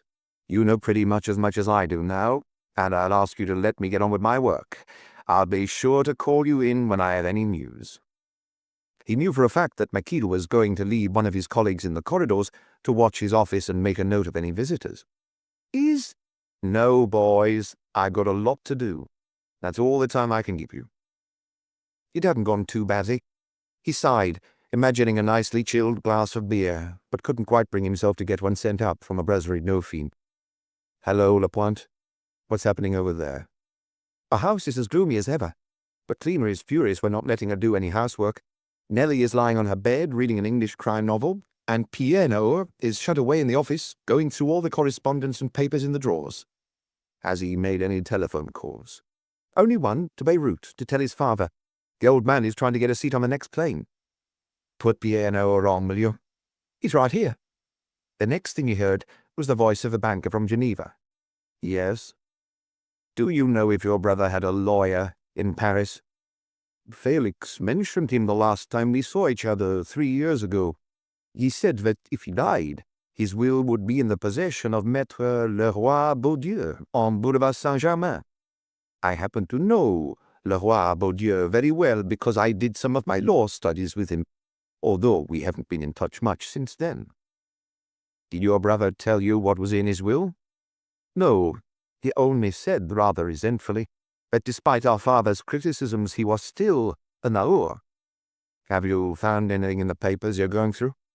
"Bills mostly, which suggest my sister-in-law didn't deal with the tradesmen, even the butcher and greengrocer, choosing to leave that chore to my brother. Almost daily reports from the nanny with news of the children, which show my brother was very attached to them. Invitations, letters from casino managers and croupiers. Look, Monsieur Naur, you don't have to stay in the house anymore. You can go anywhere in Paris as long as you don't leave the city. If you take a hotel room, I have no intention of doing that. I'll sleep in my brother's room. I may go out, if only for dinner. Will you pass me back to my inspector? Hello, Lapointe. I've just given Pierre Naur permission to come and go as he sees fit. The same does not apply to Eugenie, and I'd rather the maid didn't leave the house either. The cleaner can do her shopping and then go home if she wants. I'll send someone to relieve you towards the end of the afternoon. Goodbye for now. He went into the inspector's office, where 15 or so inspectors were working, some typing up reports, others making telephone calls. Who here speaks English more or less fluently? They looked at each other in silence, until Baron shyly raised his hand. I should warn you that I've got a terrible accent. You're going to take over from Lapointe at Avenue du Parc Montsouris between 5 and 6, and spend the night there. He'll tell you more. When he returned to his office soon afterwards, Maigret found Janvier in his overcoat. He had brought a blast of freezing air in from outside. I've seen the owner of the Bar des Tirs, a fat, sleepy character who I suspect is far smarter than he'd like people to think. He claims that his only connection with the club upstairs, which is run by someone called Potsy, is that punters have to go through his place to get there. The bars fall between 8 and 11 or midnight because lots of people come to watch television. It was even fuller than usual yesterday because the wrestling was on. He didn't see Eugenie come in, but he saw him leave around 1:15. So, Eugenie could have got there any time before 1:15 and only stayed a few minutes in the club. It's possible. If you want, I'll go and question Potsy and the croupier tonight, and if necessary, the regulars. Maigret would have liked to go too. He hesitated before admitting that he'd be better off getting some rest after his almost sleepless nights. Tomorrow promised to be busy. What about the restaurant? It's tiny, with such a strong smell of Middle Eastern cooking it made my head spin. Boutros is a portly character who splays his feet out as he waddles along. Apparently, he had no idea what happened last night because when I told him Naur was dead, he started crying. My best customer, my brother, he exclaimed. Yes, that's right, Inspector, I loved that man like a brother. He used to come and eat here when he was a student, and I often gave him credit for weeks. When he became rich, though, he didn't forget poor old Boutros, and if he was in Paris, he'd come and eat here almost every evening. Look, there's his table in the corner by the bar. Did he talk to you about Madame Naur? He's one of those old devils who watch you out of the corner of their eye as they put on a great show. He went into raptures for hours about Madame Naur's beauty, her sweetness, her kindness.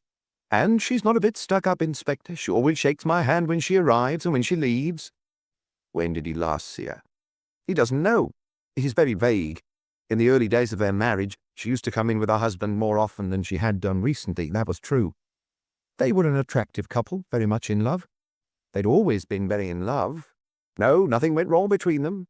But of course, she had to look after the house and the children. Doesn't he know the children live on the Riviera? He pretends not to, at any rate. Maigret couldn't help smiling. Everyone was lying in this case, weren't they? It had started at Pardon's the night before with that unbelievable story of the shot from a car and the old woman pointing out the doctor's building. Wait a second, Maigret told Janvier. I need to make a call. Stay here. He got Lapointe on the telephone again, as the cleaner left. I think I can hear her getting ready to go. Put her on, will you? He had to wait a while before a woman's voice asked bluntly, What do you want now? To ask you a question, Madame Baudin. How long have you lived in the 14th arrondissement? I don't know what that's got to do with... I can easily ask at the station, where I'm sure you're registered.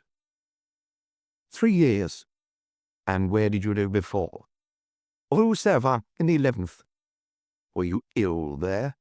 My health is no one's business. But you went to Dr. Pardon, didn't you? He's a good man, that doctor. Never asks people questions, just makes them better.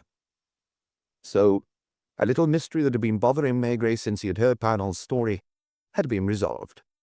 Is that all? Can I go and do my shopping? One more thing. You were fond of Dr. Pardon, so you probably sent people you knew to him, did you? I might have. Try to remember. Who did you mention him to in the house you're working in now? There was a fairly long silence, during which Maigret could hear the old woman breathing. I've no idea. Madame Naur? She's never been ill. Monsieur Oueni, the maid? I'm telling you, I don't even remember mentioning him to anyone. Honestly, if I can't even go and do my shopping, you might as well arrest me. Maigret hung up. His pipe had gone out, and he asked Janvier to ring Orly as he filled another. Asked the inspector if the flight that landed just after 11 was Air France or Swiss Air. Janvier repeated the question to the person on the other end of the line. Swiss Air, Janvier said. Wait a second. Get him to put you through to the office that registers arrivals. Hello, can you... A few minutes later, Maigret had cleared up something else. Pierre Naur had definitely arrived that morning from Geneva on a Metropolitan, in which he had got a seat at the last minute. What now, Chief? As you see, I'm checking. Do you know what time Felix Naur had dinner yesterday evening? Around 8:30. He left just after 9:30. He had lamb and an almond and raisin cake. Go next door and pass that on to Dr. Collinet, who needs it to establish the time of death. Then Maigret looked up Maître Leroy Bourdieu's telephone number, thinking the name was familiar. When he got him on the telephone, the lawyer exclaimed, "What news, my dear Detective Chief Inspector? It's a very long time since I had the pleasure of seeing or hearing you." As Maigret racked his brains, the lawyer went on. "The Montfort case, do you remember? That old client of mine whose wife—" "Yes, yes. What can I do for you?" "I believe the will of someone called Felix Naur is in your possession." "Very true. He cancelled the old one and wrote a new one about 2 years ago." "Do you know why he changed his mind?" There was an embarrassed silence. "It's a delicate matter, and I am in an awkward position. Monsieur Naur has never confided in me, and as far as the will itself is concerned, as you will realize, I am bound by professional confidentiality. But if it's of any help, I can tell you that the reasons were purely personal. Felix Naur was murdered last night, in his office." "Oh, there hasn't been anything in the newspapers." "There will be in the next editions." "Has the murderer been arrested?" "We've only been able to make contradictory assumptions so far." "Isn't it quite common, I think you'll be able to tell me this, when a husband writes his will, that the wife writes hers at the same time?" "I've known that to happen." "With Monsieur and Madame Naur?" "I've never met Madame Naur, and I've never had any dealings with her." "She's a former beauty queen, isn't she?" "That's right." "When is the funeral?" "I don't know, because the body is still with a pathologist." "We normally wait for the funeral before we get in touch with the people concerned. Do you think it will take a while?" "It might." "Have you informed the family?" "His brother Pierre Naur arrived in Paris this morning. His father, who is still in Beirut at midday, has apparently taken the first plane." "What about Madame Naur?" "We're expecting her tomorrow morning." "Listen, my dear Detective Chief Inspector, I'll send out the notifications this evening. Would you like the will to be read the day after tomorrow in the afternoon?" "That would suit me." "I'd like to help as much as I can without infringing our professional rules. All I can tell you is that Madame Naur, if she was aware of the first will, is going to have quite an unpleasant surprise when she reads the second. Is that useful?" "Very. Thank you, Maître." Janvier had come back into Maigret's office. "There's been a development," Maigret muttered dryly. "If I've understood correctly, Madame Naur was the principal beneficiary of the first will. Around 2 years ago the husband wrote a second one, and I'd be surprised if he's left his wife more than the legal minimum." "You think that she—" "You're forgetting that I don't think anything until the end of an investigation," he added with a skeptical smile. "If then." It was definitely an afternoon for telephone calls. "Get me the Pension des Palmiers in Mougins." He rummaged in his pockets and fished out a scrap of paper on which he had written the nanny's name. "See if Mademoiselle Joubert is there." He went and stood by the window because he felt numb from sitting in his chair so long. The snowflakes were thinning. The street lights had been on for a while, in some places all day. A traffic jam had brought Pont Saint-Michel to a halt.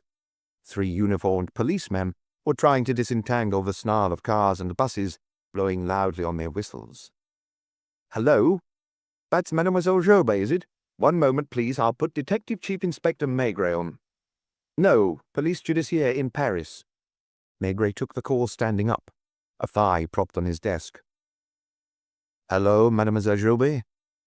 The 2 children are with you, I imagine." "What?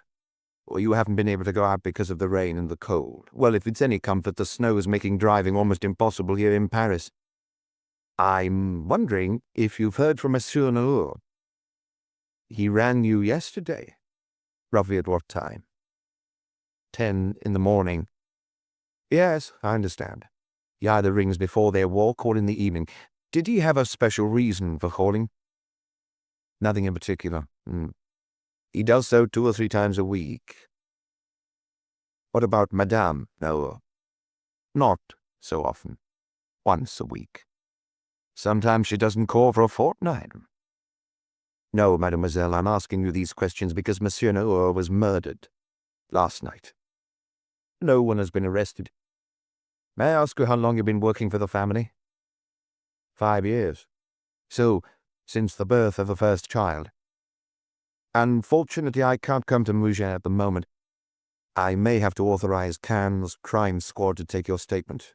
"Oh, no, don't worry at all. I understand your situation. Listen, when you started working, the Naurs traveled a lot, didn't they?" "Yes. Cannes, sometimes Deauville, Evian. Most of the time they rented a villa for the season, or some of it. Did you go with them?" "You often did." "Yes, I can hear you perfectly. You lived in the Ritz with them and the little girl. Then 3 years later the boy was born, is that it? He's not a sickly child who needs a warmer climate than Paris, is he?" "He's 2 now, if I'm not mistaken." "And a rascal, I see."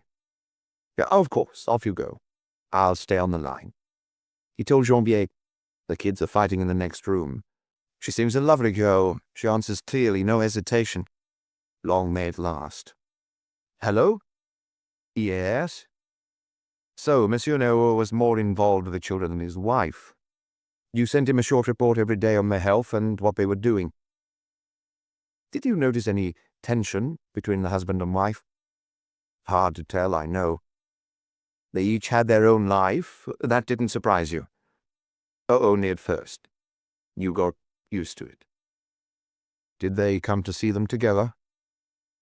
"Hardly ever." "I am very grateful for your help." "You don't know any more than that, I quite understand." "Thank you, mademoiselle." Maigret sighed deeply and relit his pipe, which he had let go at. "And now for the tedious part. Actually, I only say that out of habit, because examining Magistrate Coyote is a good sort." He picked up Dr. Pardon's report from his desk and leisurely made his way to the examining magistrate's corner of the Palais de Justice. Coyote hadn't been eligible for modern offices, and his room was straight out of a 19th century novel. Even the clerk seemed out of a drawing by Forin or Steinlen, and could easily have been wearing oversleeves. Files were piled up on the floor for lack of space on the black wooden shelves, and the light over the magistrate's desk had lost its shade. "Sit down, Maigret." "Well?" Maigret didn't conceal anything. For over an hour he sat on an uncomfortable chair, spelling out everything he knew. When he finally left, the smoke from his pipe and the chain-smoking magistrate's cigarettes hung in a thick pall around the light bulb. Maigret was at the airport by 9:30 a.m., even though the flight from Amsterdam wasn't expected until 9:57. It was Sunday. As he was shaving, he had heard the radio advising people not to drive unless absolutely necessary, because the snow crust on the roads had become harder and more slippery than ever. Luca had driven him and was waiting outside in a police judiciaire car. The airport concourse was busier than Paris's streets, and the air in there was warm, almost body temperature, making the blood rush to his head. After having a glass of beer at one of the bars, Maigret felt scarlet in the face and regretted loading himself down with the stifling scarf Madame Maigret had knitted and insisted he wear. The loudspeakers announced that the Copenhagen flight via Amsterdam was going to be delayed by around 10 minutes. He paced up and down, looking at the policemen who were checking passports at arrivals, glancing briefly at the travellers' faces, and stamping or not stamping their passports accordingly. The day before, at around 8 in the evening, Gurmans had telephoned him at Boulevard Michel and Naur just as he was sitting down to watch television. Lena Naur's booked 2 seats on the 8:45 flight to Orly. Is Alvarado going with her? No, the second seat is for our friend Anna Kegel. The young man booked a seat on the 11:22 flight which gets into Paris at 12:45. Have they talked on the telephone again? This afternoon about 5. Lena Naur gave him the time of her flight, adding that her friend was going with her. He said he would get the next flight. When he asked how she was, she said she felt very well and that her temperature was down to 37.5. The flight's arrival was finally announced. Maigret went and pressed his face against the cold window, his eyes following the customary bustle of activity around the plane. He couldn't recognize the woman he was looking for among the first batch of passengers, which included 4 children, and was starting to worry she'd changed her mind, when he saw a young woman dressed in a sealskin coat, leaning on her friend's arm as she came down the stairs. Anna Kegel, a short brunette, was wearing a bulky woolen coat in a distinctive shade of acid green. At the last moment, the air hostess helped Lena into the little shuttle bus, which was already crammed with the other passengers, and the door shut immediately behind them. Having been last off the aeroplane, the 2 women were also last to show their passports, and Maigret, leaning against the window, had time to study them closely. Was Lena Naur really beautiful? It was a matter of taste. She had the fair, almost golden Nordic complexion Pardon had mentioned, with a little pointed nose and porcelain blue eyes. Her features were drawn that morning, and it was clearly a huge effort for her to stand upright. Anna Kegel, on the other hand, was ugly, yet appealing, and although there was nothing humorous about the situation, looked as if she was quick to laugh. Keeping a discreet distance, Maigret followed them to customs, where they waited a few minutes for a green suitcase and another cheaper-looking bag, which must have belonged to Anna. A porter took their luggage and hailed a taxi for them outside. Maigret got back into the police car next to Luca. Is that them? Yes.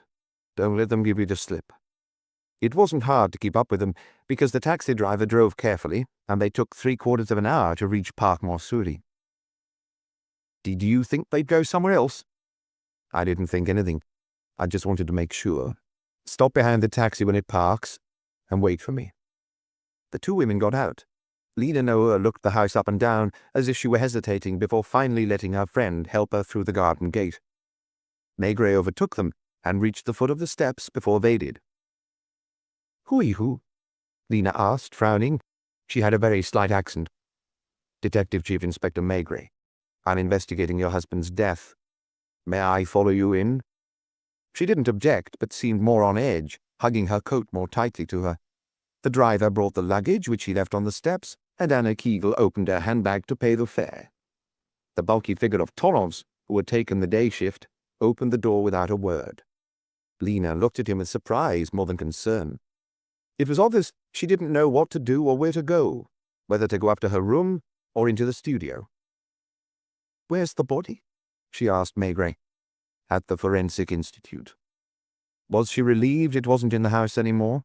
She seemed to shudder, but she was so tense that her movements were reflexes as much as anything. Finally, she put her hand on the studio's door handle, and as she was about to turn it, the door was opened from inside, and Pierre Naur appeared, surprised to find 4 people in the corridor. Hello, Pierre, she said, holding out her hand. Did the Geneva banker really hesitate? Either way, he held out his hand too. Where did it happen? Pierre Naur stepped back to let Lena, her friend, and Maigret go in, while Torrance remained in the corridor. Here, behind the desk. She took a few tentative steps, saw the bloodstain, and looked away. How did they do it? They shot him. Did he die straight away? Pierre Naur remained calm, cool even, observing his sister-in-law without any obvious emotion on his face. We don't know. The cleaner found him when she started work yesterday morning. Sensing that she was unsteady on her feet, Lena's friend led her to a chair where she sat down gingerly, presumably because her back was hurting. She motioned that she wanted a cigarette, and Anna Kegel lit one and passed it to her. There was a pained silence. Maigret felt concerned about the young woman's physical and, most likely, emotional state. Her nerves must have been stretched to breaking point. "We don't know if he suffered, do we?" "We don't," Pierre Naur said curtly. "What time did it happen?"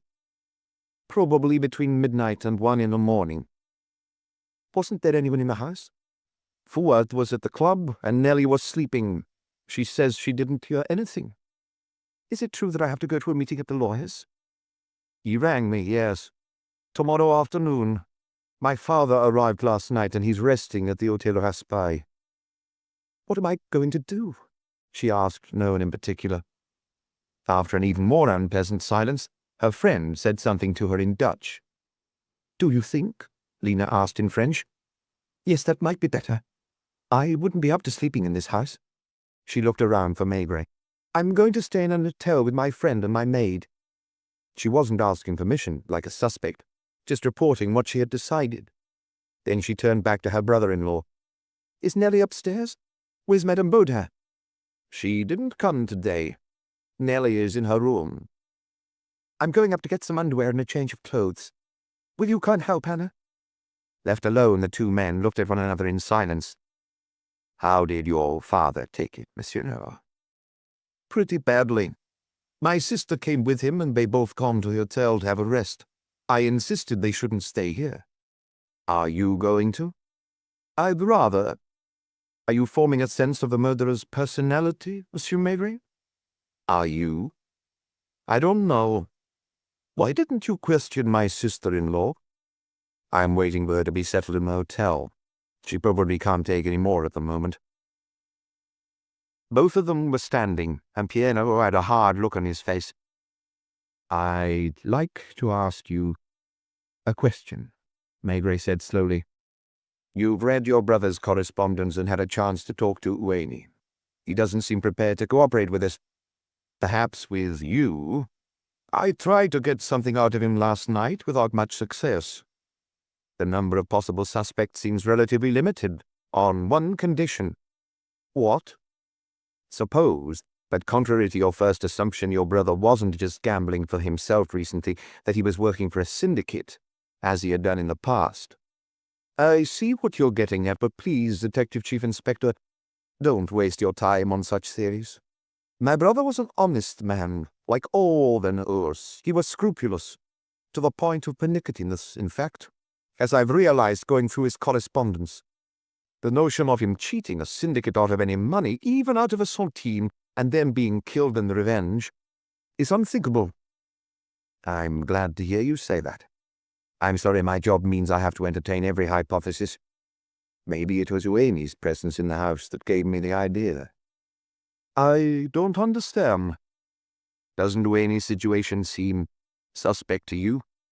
He's not a secretary exactly, or a valet or driver, but nor is he an equal. So it's not that far-fetched to think that he could have been the syndicate's representative, keeping tabs on your brother?" Naur gave an ironic smile. "If anyone else said that to me, I'd tell him he'd been reading too many crime novels. I told you how seriously the Lebanese take family. Well, family for them isn't just relatives, close or otherwise. Old retainers can be part of the family, friends who live in the house on an equal footing." "Would you have chosen Ueni?" "No. For one thing, because I don't like the man. For another, because I married young, and my wife is enough for me. Don't forget that Felix remained a bachelor until he was 35. The family was convinced he would never get married." "If you'll excuse me." Hearing footsteps on the stairs, Maigret went to open the door. Lena had changed her dress and was wearing her mink coat now. Nellie Velthuis followed behind, a faraway look in her eyes, carrying a suitcase, had Anna Kegel brought up the rear with more bags. "Do you mind calling me a taxi, Pierre? I shouldn't have sent mine away." She gave Maigret a questioning look, and he asked, "Which hotel are you going to? The Ritz?" "Oh no, that would bring back too many memories. Wait, what's the hotel on the corner of Rue de Rivoli called? Near Place de la Vendôme?" "The Hotel du Louvre." "That's it. We're going to the Hotel du Louvre." "I'll call in there soon if I may, because I have to ask you some questions." The taxi's on its way. It was almost midday. Janvier would be arriving at Orly, where he was going to wait for Alvarado and then tail him. Goodbye, Pierre. What time is the meeting tomorrow, and what lawyer is it at? 3, at Maître Roy Beaudieu's on Boulevard Saint-Germain. You don't need to write it down, Maigret put in. I'll give you the address at the hotel. It took a while to fit the luggage and the 3 passengers into the car. Lena was shaking visibly as she stood on the pavement, looking around as if she didn't recognize the familiar surroundings. Pierre Naur had shut the door of the house, and Maigret thought a curtain was moving, in what must have been Eugénie's window. Taking his seat next to Luca, he said, "Follow them. They're going to the Hôtel du Louvre, but I'd like to be sure. I'm not convinced I've heard anyone say a word of truth in this business so far." The streets were as deserted as in August, without the coaches full of tourists. The taxi stopped outside the Hôtel du Louvre. Lena and her friend went in first, doubtless to check whether they had rooms free. A few moments later, a porter came out to get the luggage while the maid looked at the meter and paid the fare. "Go and park the car somewhere and meet me in the bar. I've got to allow her time to get into her room and make herself comfortable." Besides, he was thirsty. Chapter 5. The bar was dark and silent. 2 Englishmen sitting on high stools were moving their lips, but he couldn't hear what they were saying. The walls were oak-panelled, and the bronze wall lamps at intervals of 4 or 5 meters only shed a discreet light. A young woman was waiting in a corner, a reddish cocktail on the table in front of her. 4 men in the opposite corner bent towards each other from time to time. It was Sunday here, too, a slack day removed from reality. Through the cream curtains, he could just see a little dirty snow, some black trees, ahead as someone walked past. "Cloakroom, sir?" "I'm sorry." His investigations more often took him to local cafes or noisy bars around the Champs-Élysées than luxury hotels. He took off his overcoat and gave a sigh of relief as he unwound his stifling scarf. "A beer," he ordered in a low voice from the barman, who was staring at him as if trying to remember where he had seen his face. "Carlsberg? Heineken? Any will do." The trusty Luca was also stopped by the coat-check girl. What are you having?" "What about you, Chief?" "I ordered a beer." "The same, then." The words "grill room" were spelled out in discreet neon above an open door, through which came the quiet chink of plates. "Are you hungry?" "Not very." "Do you know their room numbers?" 437, 438, and 439. 2 bedrooms and a small sitting room." "What about Nellie?" "She's sleeping in one of the bedrooms. The other one, 437, is a big room with twin beds for Madame Naur and her friend." "I'll be right back." Out in the huge marble corridor, Maigret headed straight towards a door marked telephone. "Can you put me through to 437, please?" "One moment." "Hello? Madame Naur?" "Who's calling?" "Detective Chief Inspector Maigret." "This is Anarchique. Madame Naur is in the bath." "Ask her if she'd rather I came up in a quarter of an hour or after she's had lunch." He waited, hearing only a confused murmur of voices. "Hello, she's not hungry because she ate on the plane, but she'd rather you left it for half an hour before coming up." A few minutes later, Maigret and Luca went into the grill, which was as hushed as the bar, with the same oak panelling and wall lights and little lamps on the tables. Only 3 or 4 tables were occupied, and everyone was whispering as if they were in church. The maître d', head waiters and waiters padded about in silence, like officiants at a service. Maigret shook his head as he was presented with a huge menu. "Cold cuts," he muttered. "Me too." 2 charcuterie plates," the maître d'hôtel said, correcting them, "and some beer." "I'll send the wine waiter over." "Will you ring headquarters to tell them we're here? Someone needs to get word to Janvier to be at Orly. You give him the number of the apartment." Maigret felt heavy suddenly, and Luca, recognizing the signs, took care not to ask him superfluous questions. They ate in virtual silence, watched by the maître d'hôtel and some waiters. "Will you be having coffee?" A man in Turkish national dress served it with great rigmarole. "You'd better come up with me." They took the lift to the 4th floor, found room 437, and knocked on the door. But it was the door to room 438 that opened. "This way," Anna Kegel said. She must have had a bath or shower too, because her hair was still slightly wet, Come in. I'll go and tell Lena. In the sitting room, which wasn't large, everything was soft and smooth. Pale grey walls, chairs of an equally delicate blue, a table painted ivory. Someone could be heard moving around in the room on the left. Probably Nellie Veltris still unpacking. They waited for quite a long time, awkwardly standing around, until finally the two women came in. Maigret was surprised, because he had been expecting to find Lena Naur in bed. She had just done her hair and wasn't wearing any makeup. She had put on a dusty pink velour dressing gown. She seemed frail, vulnerable. If it was an effort for her to see them, though, it didn't show, and the morning's tension had disappeared. She was surprised to see two men rather than Maigret on his own, as she'd been expecting. She stood looking at Lucas for a moment, as if uncertain what to do. One of my inspectors," explained Maigret. "Have a seat, gentlemen." She sat on the sofa herself, and her friend came and sat beside her.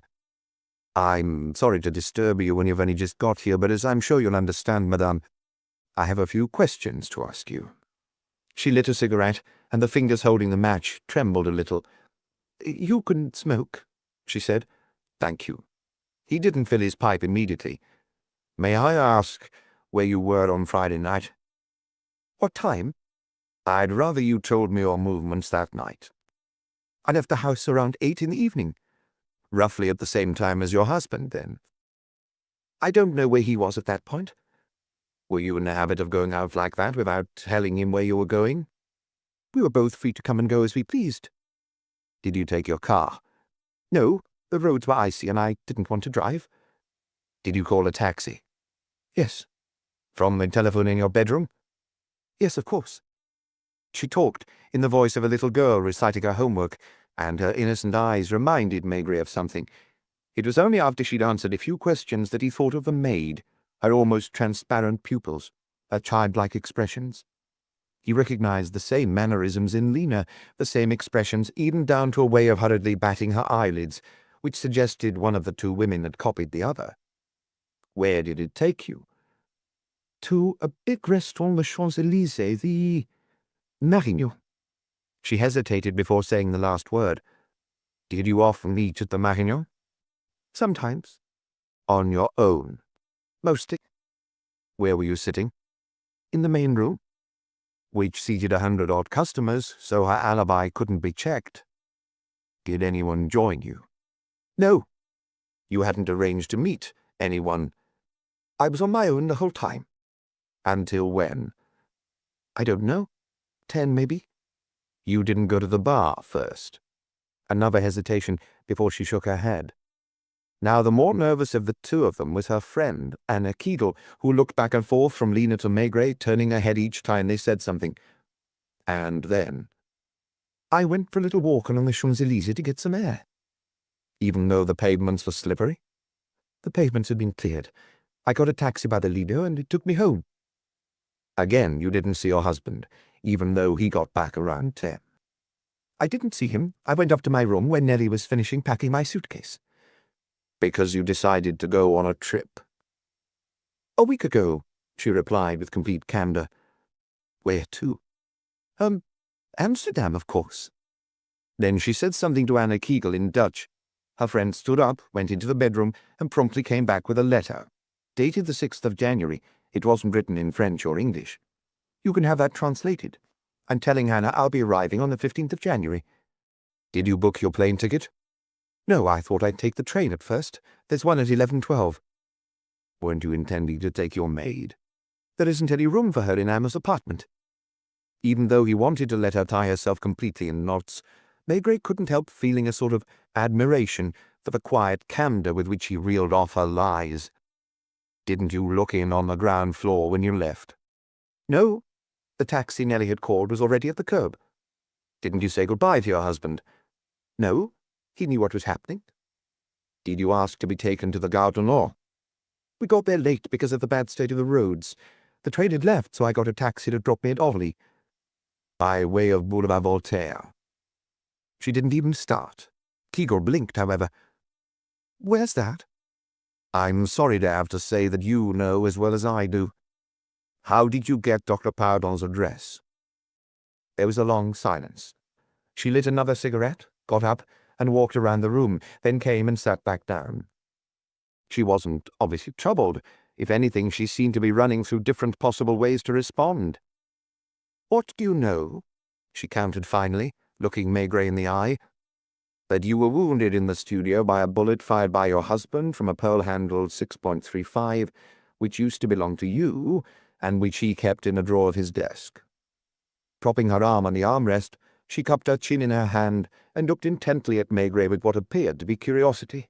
She might have been a model pupil listening to her teacher. "You didn't leave the house in a taxi, but in a red car belonging to a friend of yours called Vicente Alvaredo. He drove you to Boulevard Voltaire, where he told a far-fetched story of you being attacked by a stranger in a car. You didn't say a word as Dr. Pardon put a temporary dressing on the wound. Then you went back into his office, and as he was taking off his coat and washing his hands, you slipped out. What do you want from me?" She was completely unruffled. She might almost have been smiling, again, like a little girl who's been caught lying but doesn't think it's such a great sin. "I want the truth." "I'd rather you asked me questions." That was clever too, because it meant she could find out exactly what the police knew. Maigret played along all the same. "Was this letter really written on January the 6th? Before you answer, you should know that we can check by analyzing the ink." "It was written on January the 6th. "Did your husband know?" "He must have suspected." "Suspected what?" "That I'd be leaving soon." "Why?" "Because life hadn't been bearable for a long time." "How long?" "Months." 2 years? "Maybe." "Since you met Vicente Alvaredo?" Anna Kegel was becoming increasingly jumpy, and as if by accident, her foot nudged Lena's red slipper. "That's right, more or less." "Did your husband know about your affair?" "I don't know. Someone may have seen us. Vicente and me, we weren't hiding." "Do you think it normal for a married woman?" "Hardly." "What do you mean?" "Felix and I have been living as strangers for years." "And yet 2 years ago you had another child." "Because my husband was desperate to have a son. Luckily, I didn't have another girl." "Is he the father of your son?" "Definitely. I met Alvaredo after I'd given birth, when I was just starting to go out." "Have you had other lovers?" "You might find it hard to believe, but he was the first." "What did you plan for the evening of the 14th? "I don't understand." On the 6th you wrote to your friend that you would be in Amsterdam on the 15th. Anna Kegel started talking to her in Dutch, but Lena shook her head firmly and carried on looking at Maigret in the same self-assured way. Maigret had finally lit his pipe. "I'll try to explain. Alvaredo wanted me to get a divorce so I could marry him. I asked him for a week, because I knew it wouldn't be easy. There's never been a divorce in the Naur family, and Felix wanted to keep up appearances. We decided that I would talk to him on the 14th, and then, however he reacted, we'd go straight to Amsterdam." "Why Amsterdam?" She seemed surprised that Maigret didn't understand. "Because it's the city where I spent a lot of my childhood and my life when I was single. Vicente didn't know Holland. I wanted to show it to him. Once the divorce had gone through, we were going to see his parents in Colombia before we got married." "Are you wealthy in your own right?" "No, of course not. But we don't need the Naur's money," she added with a hint of naive pride. "The Alvaredos are richer than them, and they own most of Colombia's gold mines." "Right. So you left around 8 without saying anything to your husband. Alvaredo was waiting for you in the Alfa Romeo. Where did you have dinner?" "In a little restaurant on Boulevard Montparnasse, where Vicente has almost all his meals because he lives round the corner." "Were you worried how your husband might react when he found out what you'd decided?" "No." "Why not, if he was against getting a divorce?" "Because he couldn't do anything to stop me." "Did he still love you?" "I'm not sure he ever loved me."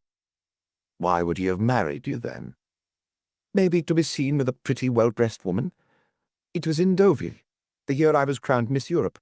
We ran into each other a few times in the foyer and corridors of the casino.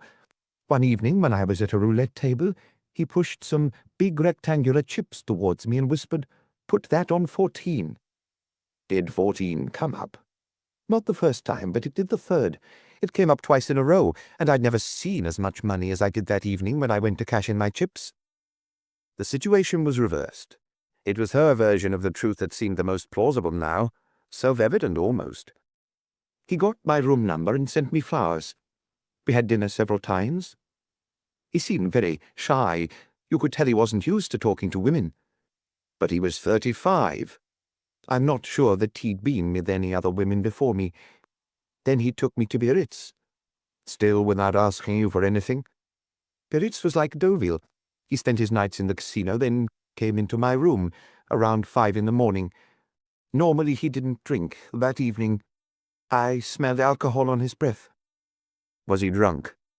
He had had a glass or two to work up the courage. Was that when it happened? Yes. He didn't stay for more than half an hour, and in the next 5 months he can't have come and seen me more than a dozen times. He still asked me to marry him, though. I said yes. Because he was rich?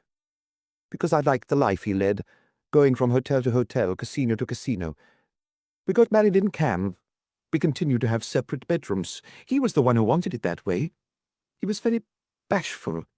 I think he was a bit ashamed to be so fat, because he was fatter in those days than he has been recently. Was he kind to you? He treated me like a little girl. He didn't change his life in any way, and Amy, who he spent more time with than me, came everywhere with us. How do you get on with Amy? I don't like him. Why? I don't know. Maybe because he had too much influence on my husband. Maybe also because he's of a different religion, on which I don't understand. What was Amy's attitude towards you? He seemed not to see me. He must feel complete contempt for me, as he does for all women. One day when I was bored, I asked if I could send for a Dutch maid. I put an advert in the Amsterdam papers, and I chose Nellie because she seemed cheerful. She was smiling now, unlike her friend who looked worried by the turn the conversation was taking. Let's go back to Friday evening. What time did you get back to the house? Around 11:30. Did you and Alvarado stay at the restaurant until then? No, we went to his apartment to get his suitcase. I helped him pack. We chatted and had a drink. Once you got to your house, did he stay in the car? Yes. Did you go into the studio? No, I went up to my room and got changed. I asked Nellie if Felix was downstairs, and she said she'd heard him come in. Did she also tell you if he was alone or with his secretary? With his secretary. Didn't you have any reservations about the conversation you intended to have with him because of that? I was used to Amy always being there. I don't know what time it was when I went downstairs. I had already put on my coat. Nellie came after me with a suitcase. She left it in the corridor, and we gave each other a hug.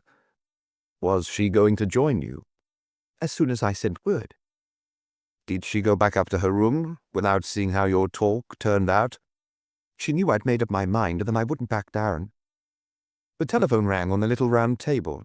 Maigret motioned to Luca to pick it up. Hello? Yes, he's here. I'll put him on. Maigret knew he was going to hear Janvier's voice. He's here, Chief. He's in his apartment, Boulevard Montparnasse. You know the address already, do you? He's got a studio apartment on the 2nd floor. I'm in a little bar just opposite. Stay there. I'll see you in a minute. As artless as ever, Lena asked, as if it were a matter of course, Has Vicente got here? Yes. He's in his apartment. Why are the police watching him? It's their job to keep all suspects under surveillance. Why would he be a suspect? He never set foot in the house on Avenue du Parc Montsouris. So you say. Don't you believe me? I don't know when you're lying and when you're telling the truth. Incidentally, how did you get Dr. Pardon's address? Nellie gave it to me. She got it from our cleaner who lived around there. I needed to be looked at immediately and get as far from the house as possible. Right, he muttered, unconvinced. He wasn't taking anything for granted. So, you hug Nellie Veltris in the corridor by the suitcase. She goes upstairs. You go into the studio. There you find your husband who is working with Amy. She nodded. Did you talk to him about leaving straight away? Yes. I told him that I was going to Amsterdam and that I would have my lawyer contact him from there to arrange the divorce. How did he react? He looked at me for a long time without saying anything, then muttered, That can't be. Didn't it occur to him to send Amy out of the room? No. Was Naur sitting at his desk? Yes. With Owain sitting opposite him? No, Wayne was standing next to him, holding some papers. I don't remember exactly what I said. I was pretty nervous in spite of everything. Did Alvarado advise you to get a gun? Did he give you one? I didn't have a gun. Why would I? I said that my decision was final, and that nothing would make me change my mind, and half turned to head for the door. That's when I heard a bang, and simultaneously felt a pain, like burning, in my shoulder. I must have looked round, because I remember Felix standing, holding a pistol in his hand. I can still picture his staring eyes, as if he'd suddenly realized what he'd done. What about Owain? He was next to him, not moving. What do you do? I was afraid I was going to faint. I didn't want that to happen in the house, where I would be at the mercy of the two of them. I rushed for the door, found myself outside in front of the car, and Vicente opened the door. You didn't hear a second shot? No. I told Vicente to drive me to Boulevard Voltaire, to a doctor I knew. But you didn't know Dr. Parnell. I didn't have time to explain. I felt very ill. Why didn't you go to Alvarado's apartment just around the corner and get him to call his doctor? I didn't want a scandal. I couldn't wait to get to Holland, and I was convinced the police wouldn't find out. That's why I didn't say anything at the doctor's, so no one would notice my accent. I wasn't expecting him to ask us any questions. I didn't even know the bullet was still in the wound. I thought it was a flesh wound, that the bleeding just had to be stopped. How were you and Vicente intending to get to Amsterdam? He was going to drive. When I came out of the doctor's, I felt too weak to sit in a car for hours, and Vicente thought of the plane. I remembered I'd taken a night flight once. We had to wait a long time at Orly. They weren't sure whether the plane would take off because of the snow and ice. When we got to Amsterdam, Vicente took me straight to Anna's apartment in a taxi, and I told him of a hotel where he could wait until I'd recovered. We were going to have separate rooms until the divorce. To avoid being accused of adultery. We didn't even need to be careful anymore. After the shooting, Felix couldn't refuse to divorce me. So if I've got this right, all in all, this was good news for you. She looked at him without being able to prevent a mischievous smile crossing her face, and admitted, "Yes." The strangest thing was that this all held up, and he wanted to believe her. Such was the apparent candor and frankness with which she answered his questions. Looking at her childlike face, like Nellie Veltrice's, Maigret understood why Naur had treated her like a little girl, and why Vicente Alvarado had fallen so in love with her that he wanted them to get married, regardless of her husband and 2 children. It was warm in the plush, quiet sitting room. You could easily slip into a sort of torpor. Luca looked like a large, purring cat. I would like to point something out, Madame Naur. There isn't anyone to confirm your statement. According to you, there were 3 of you in the studio when the first shot was fired. So Fuad's a witness. Unfortunately for you, he claims that he didn't come back to the house until after 1 in the morning. We have established that he left a gambling club on Boulevard Saint-Michel around that time. He's lying. People saw him in the club. What if he went there after the shooting? We'll try to check that. You can ask Nellie, too. She doesn't understand French, does she? He sensed a slight hesitation before she answered indirectly. She speaks English. Suddenly Maigret's massive body seemed to unfold, and without a sound he crossed over to the door of the adjoining room, which he opened sharply. The maid almost fell into his arms and had a struggle to keep her balance. Have you been listening for a long time? On the verge of tears, she shook her head. She had changed out of her twin piece into a black satin dress and an embroidered scalloped white apron, and she was wearing a cap on her head. Did you understand what we were saying? She nodded, and then shook her head, giving her employer a beseeching look. She understands some French, Lena put in, but every time she tried to speak it, especially in the local shops, people would make fun of her. Come in, Nellie. Don't stay glued to the door. How long have you known Madame Naur was leaving for Amsterdam on Friday evening? 1 week. Don't look at her, look at me. She complied reluctantly, but still couldn't bring herself to look Maigret in the face. When did you pack the suitcase? She was clearly trying to translate the answer in her head. 8 o'clock. Why did you lie to me when I questioned you yesterday? I don't know. I was afraid. Of what? I don't know. Did someone in the house frighten you?" She shook her head, and her cap became lopsided. "Did you see Madame Naur again about 10 o'clock?" "Where?" "In bedroom." "Who brought the suitcase down?" "I." "Where did your mistress go?" "Studio." "Did you then hear a gunshot?" "Yes." "One or two?" She looked round for Lena again, then answered, "One." "You didn't go downstairs?" "No." "Why?" She shrugged her shoulders, as if to say she didn't know. It wasn't so much that one of the women had copied the other, Maigret thought. They had each taken certain traits from the other, so that the maid now seemed to be giving a muddled version of Lena's answers. "Did you hear Uemi go up to his room?" "No." "Did you go to sleep straight away?" "Yes." "Didn't you try to find out if anyone had been hurt or killed?" "Look through window, madame. Hear door and see madame and car." "Thank you. I can only hope for your sake that when we take your statement tomorrow you won't produce a third version of events." The sentence was clearly too long and too difficult for her, and Madame Naur translated it into Dutch. The young girl blushed deeply and hurriedly left the room. "What I just said applies to you too, madame. I didn't want you to undergo an official interrogation today. I'll call tomorrow to make an appointment. I or one of my inspectors will come here to take down your statement." "There's a third witness," she exclaimed. "Alvarado. I know. I'll see him when I leave here. Seeing as I don't trust the telephone, Inspector Luca will remain in the apartment until I relieve him." She didn't object. "Can I send down for something to eat? My friend Anna is always hungry. She's a real Dutch woman. I'm going to bed." "Do you mind if I go into your room for a moment?" It was in something of a mess, with clothes hastily tossed on the bed, shoes on the carpet. The telephone was plugged into the wall, like an electrical appliance. Maigret disconnected it and took it into the sitting room, then did the same with the telephone in Nellie's room. The maid was putting underwear away in the drawers. She gave him a resentful look, as if he had reprimanded her. "Sorry about these precautions," he said as he took his leave of the two young women. Lena replied with a smile, "It's your job, isn't it?" The porter hailed a taxi for him. A pale sun was showing behind the clouds now, and children were sliding on the icy paths in the Jardin du Luxembourg. A few had even brought toboggans. He found the bar where Jean-Pierre was supposed to be waiting for him. He found the inspector sitting close to the misted-up window, which he wiped from time to time. "A glass of beer," Maigret ordered in a tired voice.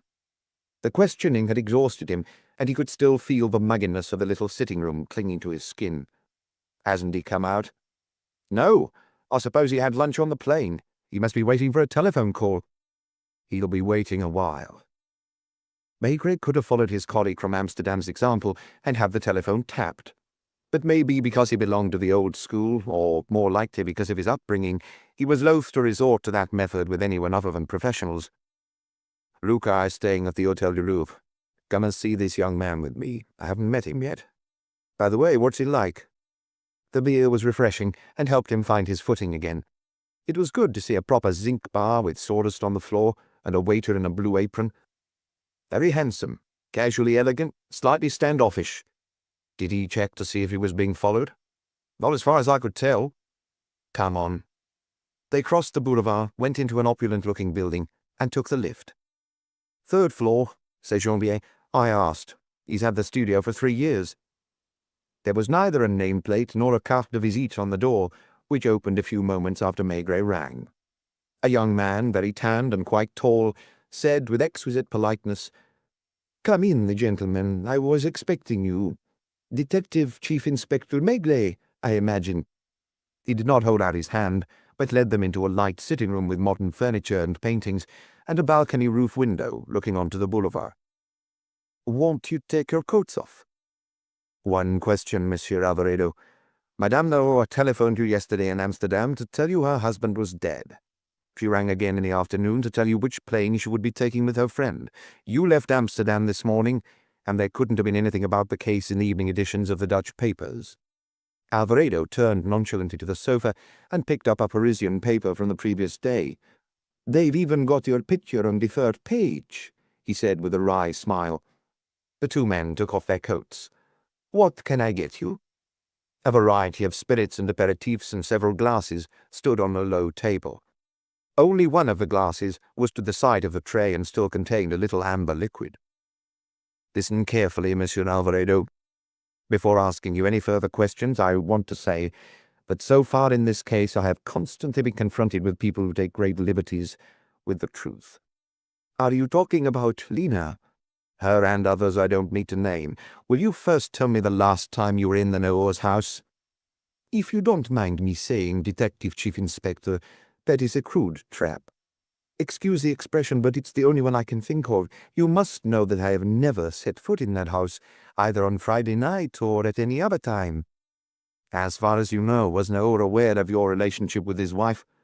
"I don't know, as I only saw him 2 or 3 times, from a distance, and always at the casino table." "Do you know Fuad?" "Lynn has mentioned him, but I've never met him." "And yet on Friday evening you made no attempt to hide, but waited in a very eye-catching car right in front of the gate." "We didn't have to hide any longer, because we'd made our decision, and Lena was going to tell her husband." "Were you worried how their talk would turn out?" "Why would I be? Lena had made up her mind, so he couldn't force her to stay." With a touch of resentment he added, "This isn't the Middle East." "Did you hear the gunshot?" "I heard a muffled sound which I couldn't place immediately. The next moment the door opened and Lena came rushing out onto the pavement, struggling with her suitcase. I just had time to open the door. She seemed exhausted. It was only when we set off that she told me everything." "Did you know Dr. Parnell?" "I had never heard of him. She gave me his address." "Were you still planning to drive to Amsterdam?" "I didn't know how serious her wound was. She was bleeding heavily. I was very worried." "Which didn't stop you lying to the doctor?"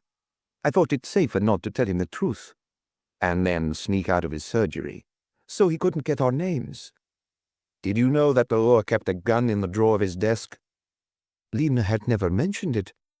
"Was she afraid of her husband?" "He wasn't the sort of man you could be afraid of." "What about Amy?" "She didn't say much about him." "But he played an important role in the house."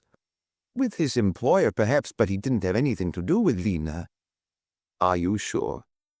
The blood suddenly rushed to Alvarado's cheeks and ears. Through furiously gritted teeth he replied, "What are you implying?" "I'm not implying anything other than that Fuad, by virtue of his influence with Naur, could indirectly have influenced what happened to Madame Naur." The young man calmed down, embarrassed that he had allowed himself to lose his temper. "You are very passionate, Monsieur Alvarado." "I'm in love," he said curtly. "May I ask how long you've been in Paris?" 3.5 years. "Are you a student?" "I studied law in Bogota.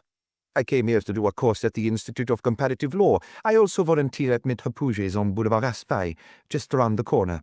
He's a professor of international law." "Are your parents rich?"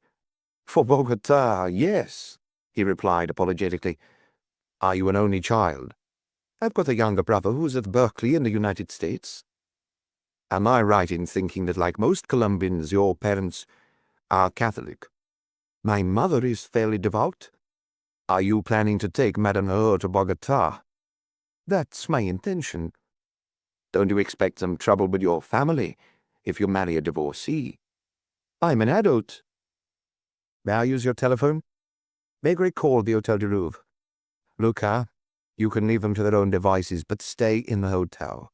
I'll send someone to relieve you at the end of the afternoon." Alvarado gave a bitter smile. "You left one of your men in Lena's room to stop her ringing me, didn't you?"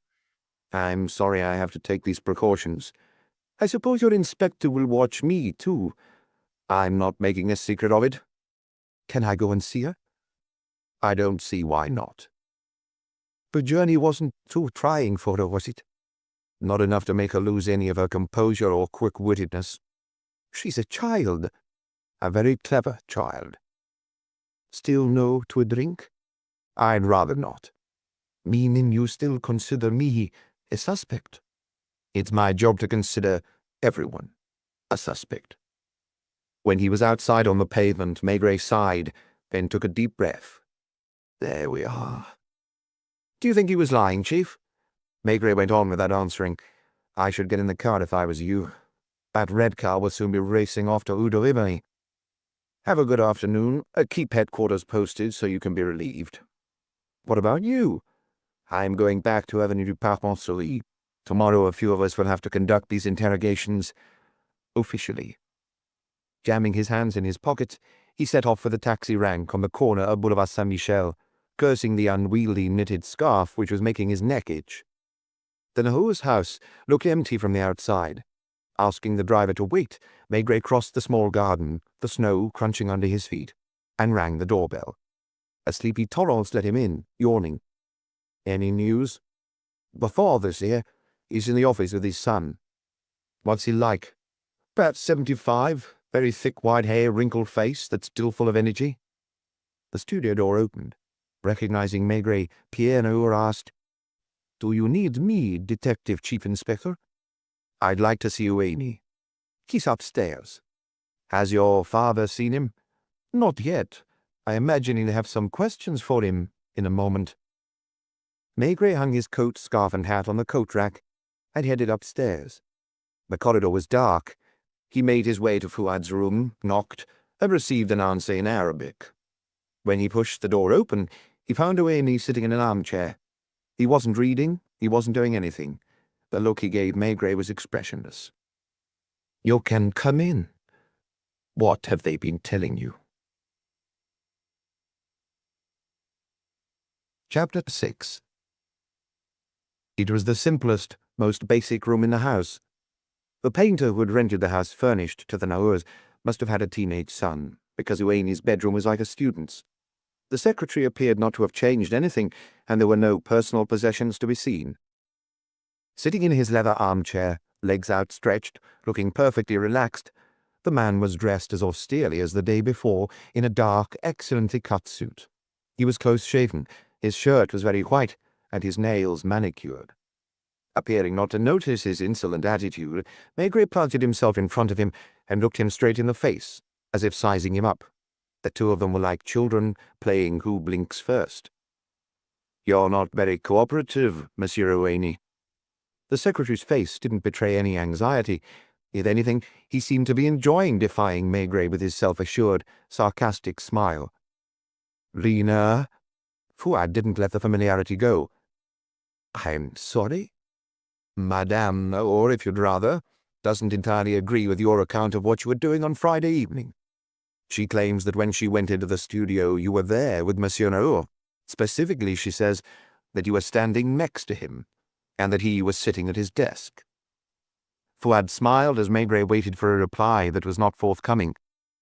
"It's her word against mine, isn't it?" Fouad said eventually. Throughout their conversation, he spoke with the same deliberate slowness, enunciating each syllable. "Are you denying it?" "I answered your questions yesterday." "That doesn't mean you told me the truth." Fouad's fingers tightened on the arm of his chair as if he were reacting to an insult. Nevertheless, he controlled himself and remained silent. Maigret walked over to the window and stood in front of it for a while, then paced up and down the room with his hands behind his back and his pipe in his mouth. "You say you left the Bar des Tilleuls just after 1 a.m, which the owner confirms. But he doesn't know what time you got there. There is no proof that you didn't arrive after midnight and only looked in to give yourself an alibi. Have you questioned all the club members who were in the 2 gaming rooms that night? You know very well that we haven't had a chance to do that yet, and that today's Sunday, so the club and bar are shut. You have plenty of time. So do I." Had he adopted this attitude just to irritate Maigret? He had the coolness, the absence of nerves of a chess player, and it wasn't going to be easy to catch him out. Maigret stopped in front of him again and asked innocuously, "Have you been married, Monsieur Eugenie?" The secretary replied with what might have been a proverb in his country. "A man who isn't satisfied with the pleasures a woman can give him in one night is putting a noose around his neck." "Does this apply to Monsieur Naur, say?" "His private life is no concern of mine." "Do you have mistresses?" "I'm not homosexual, if that's the question." His contempt was even more explicit this time. "Meaning I assume that you sometimes have affairs with women." "If the French legal system is that curious, I can provide names and addresses." "You weren't seeing a woman on Friday evening, were you?" "No, I've answered that already." Maigret turned back towards the window and looked vaguely at the snow-covered Avenue du Parc Montsouris, where, despite the cold, some Sunday walkers could be seen. "Do you own a gun, Monsieur Owainy?" The man stood up slowly, as if reluctant to get out of his armchair, opened the chest of drawers, and took out a long, high-precision pistol. It wasn't the sort of thing you could carry in your pocket, but a practice weapon with a barrel at least 20 centimeters long. The caliber didn't match the bullet removed from Naur's skull. "Satisfied?" "No." "Have you asked Monsieur Alvaredo the same question?" It was Maigret's turn not to answer. The interrogation was very slow and cautious, like a game of chess, with each of the two men carefully preparing their feints and ripostes. Maigret's face was serious. He took long pulls on his pipe, making the tobacco crackle. The silence enveloped them. No sound reached them from the muffled world outside. "Did you know that Madame Naur had been trying to get a divorce for almost 2 years?" "I've already told you that those matters are no concern of mine." "Nevertheless, given how close you and Monsieur Naur were, it's likely he talked to you about it, isn't it?" "So you say." "I'm not saying anything. I'm questioning you, and you're not answering." "I'm answering the questions that concern me." "Did you also know that Madame Naur had been planning to go to Amsterdam for more than a week, and that this would mean a final break with her husband?" "Same comment." "Do you still maintain that you weren't in the room at the time of the tragedy?" Tuat shrugged, considering the question redundant. "You've known Naur for 20 years or so. You hardly left his side in all that time. He became a professional gambler, a scientific gambler, one might say, and you helped him in his calculations." Owainy, who seemed not to be listening, had sat back down in his armchair. Maigret grabbed the back of a chair and sat astride it, less than a meter from him. "You were poor when you came to Paris, weren't you? How much did Naur pay you?" "I've never been on a salary." "You still needed money?" "When I did, he gave it to me." "Do you have a bank account?" "No." "How much did he give you at a time?" "What I asked for." "Large amounts? Do you have savings?" "I've never owned anything except my clothes." "Were you as good a gambler as him, Monsieur Owainy?" "It's not for me to judge." "Did he ever suggest you take his place at a roulette or baccarat table?" "Sometimes." "Did you win?" "I won and lost." "Did you keep the winnings?" "No." "So there wasn't any sort of partnership between you? He could have given you a percentage of his winnings, for instance?" Owainey's only response was a shake of the head. "You weren't his partner or his equal, therefore, since you were completely dependent on him. So all in all, your relationship was that of master and servant. Weren't you afraid when he got married that your relationship would become less close?" "No." "Didn't Naur love his wife?" "Oh, you should have asked him that." "It's a bit late now. How long have you known that Madame Naur has a lover?" "Is that something I'm supposed to know?" If he thought he was riling Maigret, he was wasting his time. Maigret had really been as self-possessed. "I'm sure you know that relations between the couple, which weren't particularly close to start with, have been getting worse for 2 years. You must also know how insistently Madame Naur was requesting a divorce. Did you follow her and tell your employer about her affair with Alvaredo?" An even more contemptuous smile. "He saw them himself as they were coming out of a restaurant in Palais Royal. They weren't trying to hide." "Was Naur furious?" "I never saw him furious."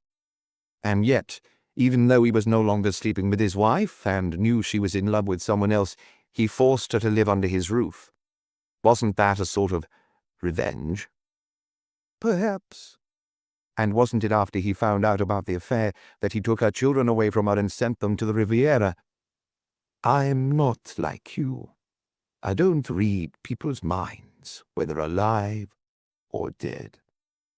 I am convinced, Monsieur Oemi, that Madame Naur isn't lying when she says you were with her husband on Friday evening. I would even be inclined to believe that you were aware of her trip and knew the date.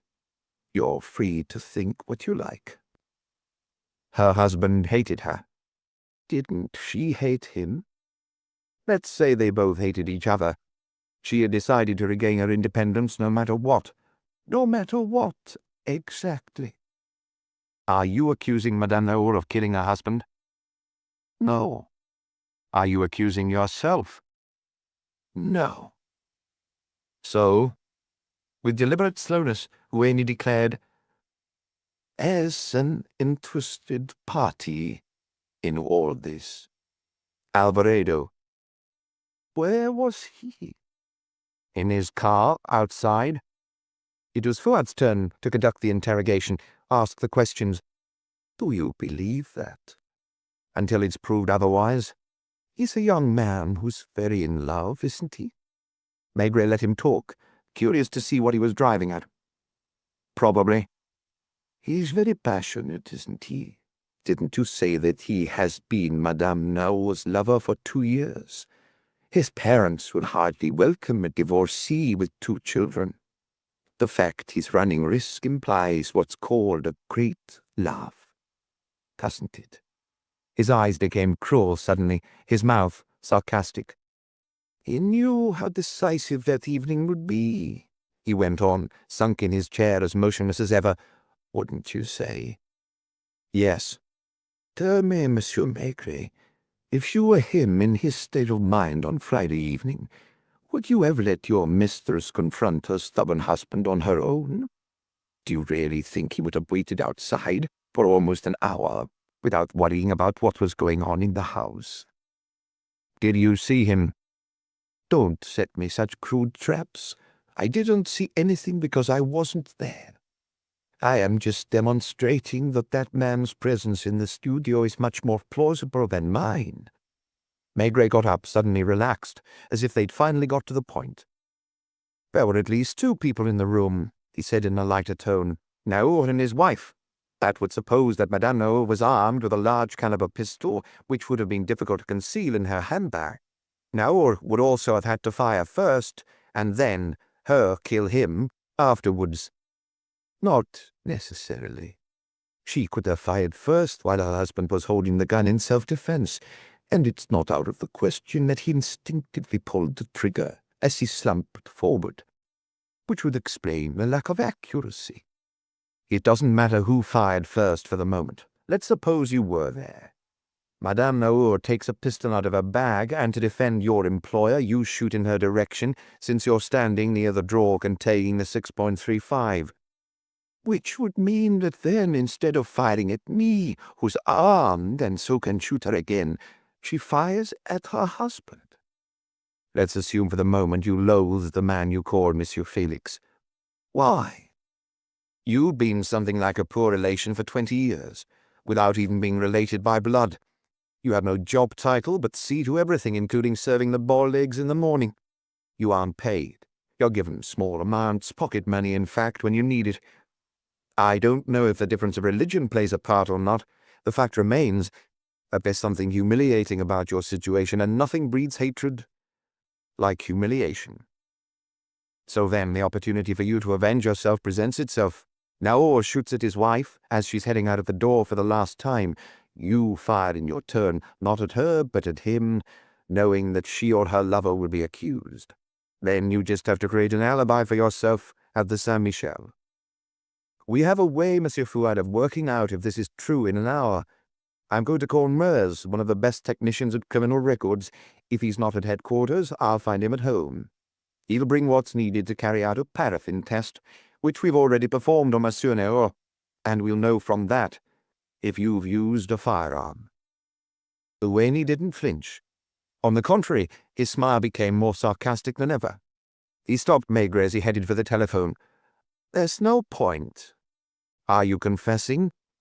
You know as well as I do, Monsieur Maigret, that the test can reveal powder residues on the skin up to 5 days after a shot has been fired. Your knowledge is as varied as it is extensive.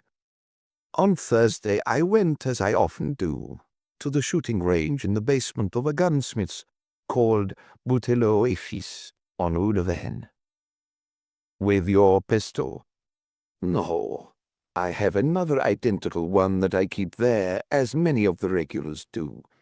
It's likely, therefore, that you'll find powder residues on my right hand. Why do you practice shooting?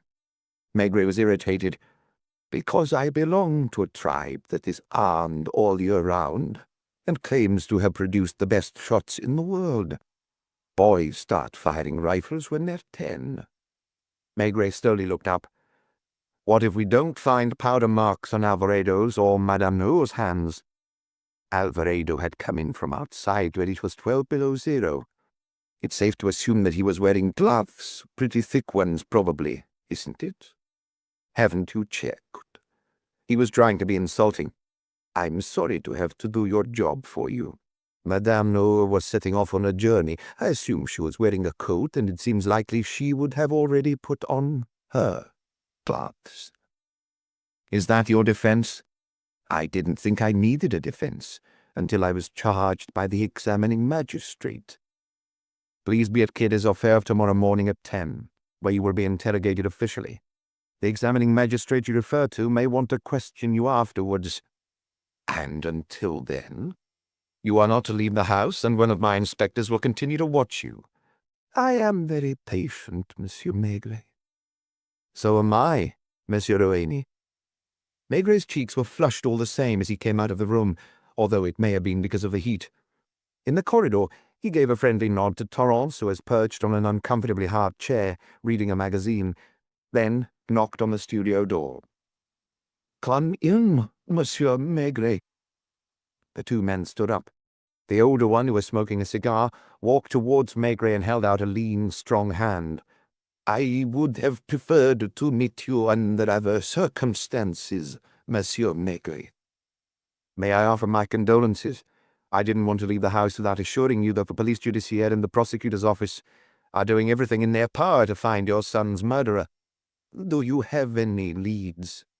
I wouldn't go so far as that, but the role of everyone involved is becoming clearer. Do you think Felix fired at that woman? That seems indisputable, either because he voluntarily pressed the trigger or because he did so instinctively when he was hit himself. The father and son looked at one another in surprise. Do you think that that woman, after causing him so much suffering, ended up? I'm not in a position to accuse anyone, yet. Good evening, gentlemen. Shall I stay? Torrance asked moments later in the corridor. Fouad isn't to leave. I'd rather have you on the first floor, know of any telephone calls he makes. I don't know who'll be relieving you yet. The taxi driver muttered, I thought you were only staying a few minutes. Hotel du Louvre. Honestly, I'm not waiting for you there. I started my shift at 11 and I haven't had time to grab a bite yet. It was growing dark. The driver must have left his engine running from time to time, because the air inside the taxi was hot. Slumped down in the back seat, Maigret looked vaguely out at the black, chilly figures slipping along by the walls. When it came down to it, he wasn't really sure how satisfied he was with himself. Luca was dozing with his hands on his stomach in one of the mammoth armchairs in the lobby. Spying Maigret coming towards him through half-closed eyelids, he jumped up and asked, rubbing his eyes, Everything okay, Chief? Yes. No. Has Alvaredo shown up? Not yet. None of the women has gone out. One of them, the friend, came down to the lobby to buy newspapers and magazines. Maigret hesitated, then grunted. Are you thirsty? I had a glass of beer a quarter of an hour ago. Maigret headed to the bar on his own, left his coat, hat, and scarf at the cloakroom, and perched on one of the high stools. There was no one near him apart from a stand-in barman who was listening to a football match report on the radio. A whiskey, he ended up ordering. He needed one before the task he had set himself. Where had he read the maxim, always attack at the point of least resistance? It had occurred to him in the taxi. 4 people knew the truth, or part of the truth, about the Naur case. He had questioned all 4 of them, some twice. They had all lied, at least on one score, if not several. Who of the 4 was likely to offer the least resistance. At one moment he had thought of Nellie Veltruis, whose ingenuousness couldn't be entirely put on, but the fact that she didn't realize the seriousness of her lies meant there was no limit to what she might tell him. Alvarado was a likable soul, really. He was a passionate man. His love for Lena seemed sincere, even fervent, so he wouldn't say anything that might be damaging for the young woman. Maigret had just left Duane, who was smart enough to anticipate and elude every trap. That left Lena, about whom he still hadn't made up his mind. On first impression, she was a child struggling in a grown-up world, not knowing where to turn. Starting out as a humble typist in Amsterdam, she had been attracted by the cachet of modelling before impulsively signing up for a beauty contest. Then the miracle had happened, and overnight the young girl had found herself in a totally alien world. A rich man, who played for high stakes every night and was fawned over by the casino staff, had sent her flowers and invited her to dinner in the best restaurants without asking for anything in return. He took her to Biarritz as discreetly as ever, and when he finally dared to go into her room one night, he immediately proposed marriage. How was she supposed to understand the psychology of a man like Naur? Let alone Fuad Duane, who accompanied the couple everywhere for no obvious reason. When she had wanted to have a Dutch maid with her, it was like a cry for help, and she had chosen, from a photograph, the most straightforward, most cheerful candidate. She had had her pick of dresses, jewels, furs, but at Deauville, Cannes, Evian, all the places she was taken without being consulted, she was always alone, and occasionally would go off to Amsterdam for hearts-to-hearts with Anna Kegel, like in the old days when the two girls shared the apartment on Romanstraat. She had had a child. Was she prepared for motherhood? Had Naur brought in a nanny in case the responsibility would be too much for her? Was that the moment she started having lovers, affairs? The years had passed, and her features had remained as youthful, her skin as clear and smooth as ever. But what about her mind? Had she learned anything? Another child, a son, finally satisfied her husband, who had only fleetingly tried to be close to her. She met Alvarado. Her life suddenly assumed a different complexion. Maigret was all set to pity her, then reminded himself, the little girl with the innocent eyes is still the one who brought things to a head, and behaved surprisingly calmly since Friday evening. He almost ordered another whiskey, then decided against it, and moments later took the lift up to the 4th floor. Nellie opened the door of the sitting room. "Is Madame Naur sleeping?" "No, she's drinking tea." "Will you tell her that I want to see her?"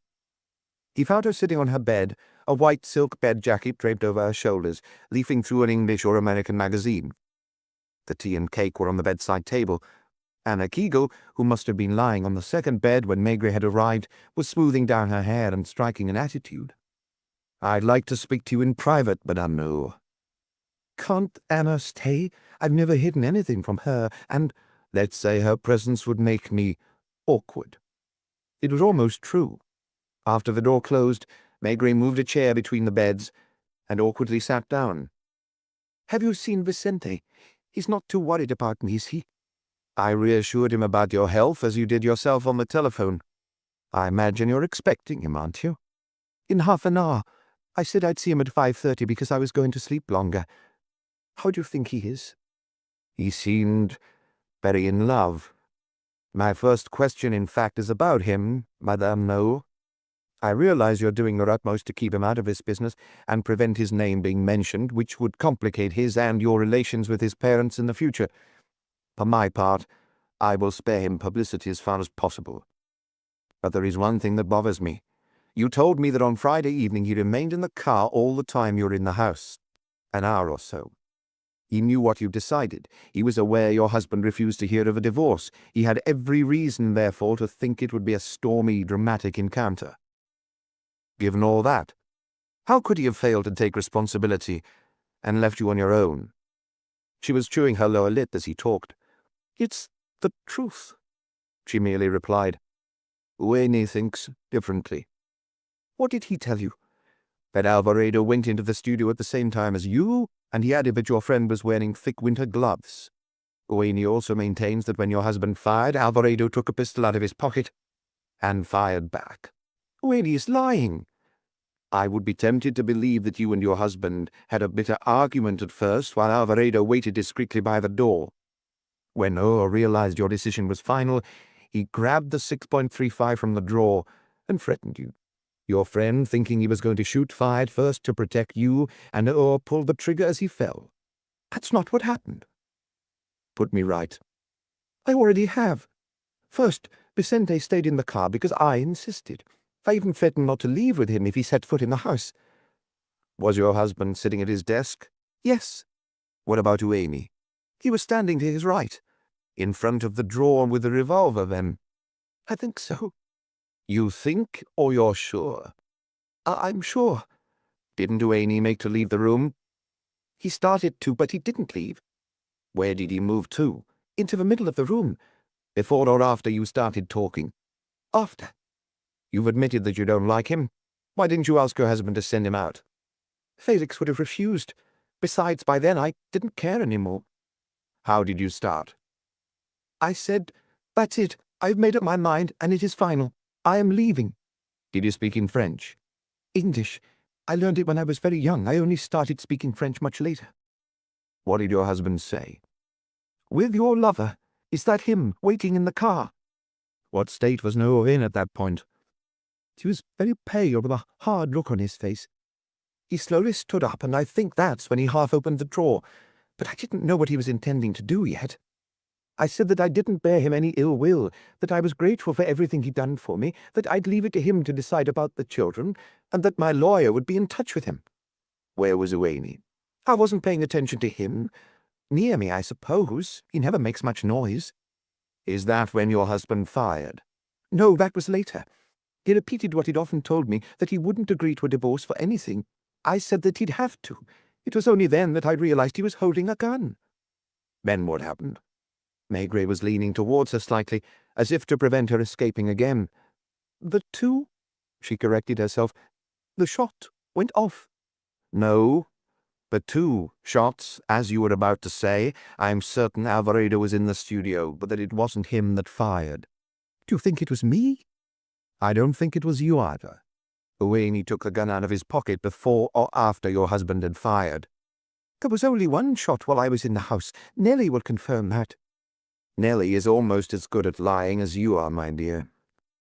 This time, the Maigret who got to his feet was almost threatening. He had stopped playing. After putting his chair back in a corner of the sitting room, he paced around the room, unrecognizable now to Lena, who had thought him almost paternal moments before.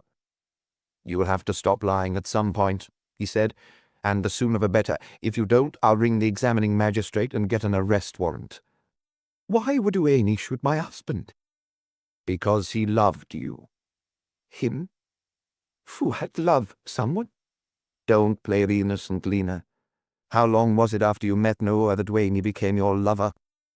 Did he tell you that? It doesn't matter. Answer the question. Several months after my marriage. I didn't expect it. I'd never seen him with a woman. I thought he despised them. Did you set out to excite him? Is that what you think of me? I'm sorry. Anyway, it doesn't matter if he was the one who started it. Until then, he was almost Naur's property. And now he was escaping him to a degree through you. By becoming your lover, he was avenging himself for all past and future humiliations. She was suddenly almost ugly. The features of her face lost all definition, and she cried, without thinking to wipe away her tears. You and your husband had separate rooms in the scores of hotels and villas you lived in, so it was easy for Ueni to meet you at night. At Avenue du Parc Moncherie. Nothing ever happened there. She was genuinely distraught, looking at him with sad, beseeching eyes. I swear, when it became serious with Alvarado— What does that mean? When I realized he really loved me and I loved him, I broke off everything with Fuad. Who accepted it? He tried everything he could, even force one time, to make me take up with him again. How long ago was this? Roughly 1.5 years. Did you know he still loved you? Yes. Weren't you rubbing salt into his wounds that evening by talking to your husband in front of him? I didn't think of that. If he moved closer to you at the start of the conversation, wasn't he trying to protect you? I didn't ask myself that. I don't even really know where he was. Were the two shots almost simultaneous? She didn't answer. She was obviously exhausted and had given up trying to maintain a presence. Her shoulders had sunk into the pillows, and her body was curled up under the blanket. Why didn't you tell the truth the first time you were questioned? What truth? About the shot fired by Fuad. She answered in a whisper, Because I didn't want this ended, no. No what? About Fuad and me. I was ashamed. I had an affair a long time ago in Cannes, and I came clear to him about it, but not Fuad. If I accuse him, he'll tell the whole story in court, and we'll never be able to get married. Wasn't Alvarado surprised when he saw Uwaini trying to kill your husband? They looked straight at each other for a long time. Gradually, Maigret's expression softened, while Lena's blue eyes betrayed a look of increasingly weary resignation. He helped me outside, and in the car I told him Fuad had always hated my husband. Her lower lip was slightly swollen, as she added in a whisper, Why have you been so mean to me, Monsieur Maigret? Chapter 7. At 11 on Monday morning, Maigret came out of one of the offices in Quai des Orfèvres after officially questioning his fourth witness. Alvarado had been the first. He had asked him only 20 or so questions, which Lapointe had taken down in shorthand along with the answers. One question was crucial, and the young Colombian had taken his time answering it. Think carefully, Monsieur Alvarado. This will probably be the last time I'll question you before the examining magistrate takes over. Were you in your car or the house? The house. Lena let me in before she went into the studio. Was Naur still alive? Yes. Was there anyone else in the room? Fuad Uwaini. Where were you standing? By the door. Didn't Naur ask you to leave? He pretended to ignore me. Where was Fuad when the shots were fired? About a meter away from Lena, in the middle of the room.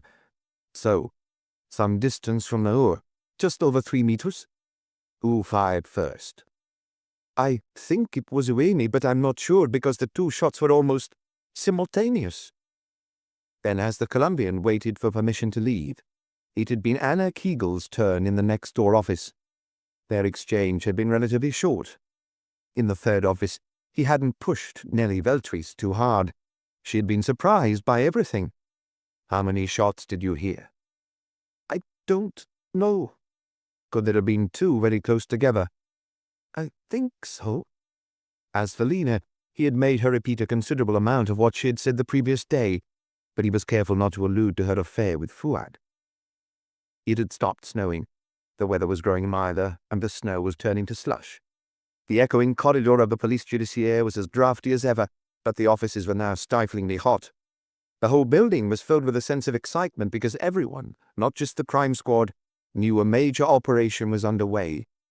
Groups of journalists, including the inexorable Naquil, were sitting on the benches and pouncing on Maigret every time he came through a door.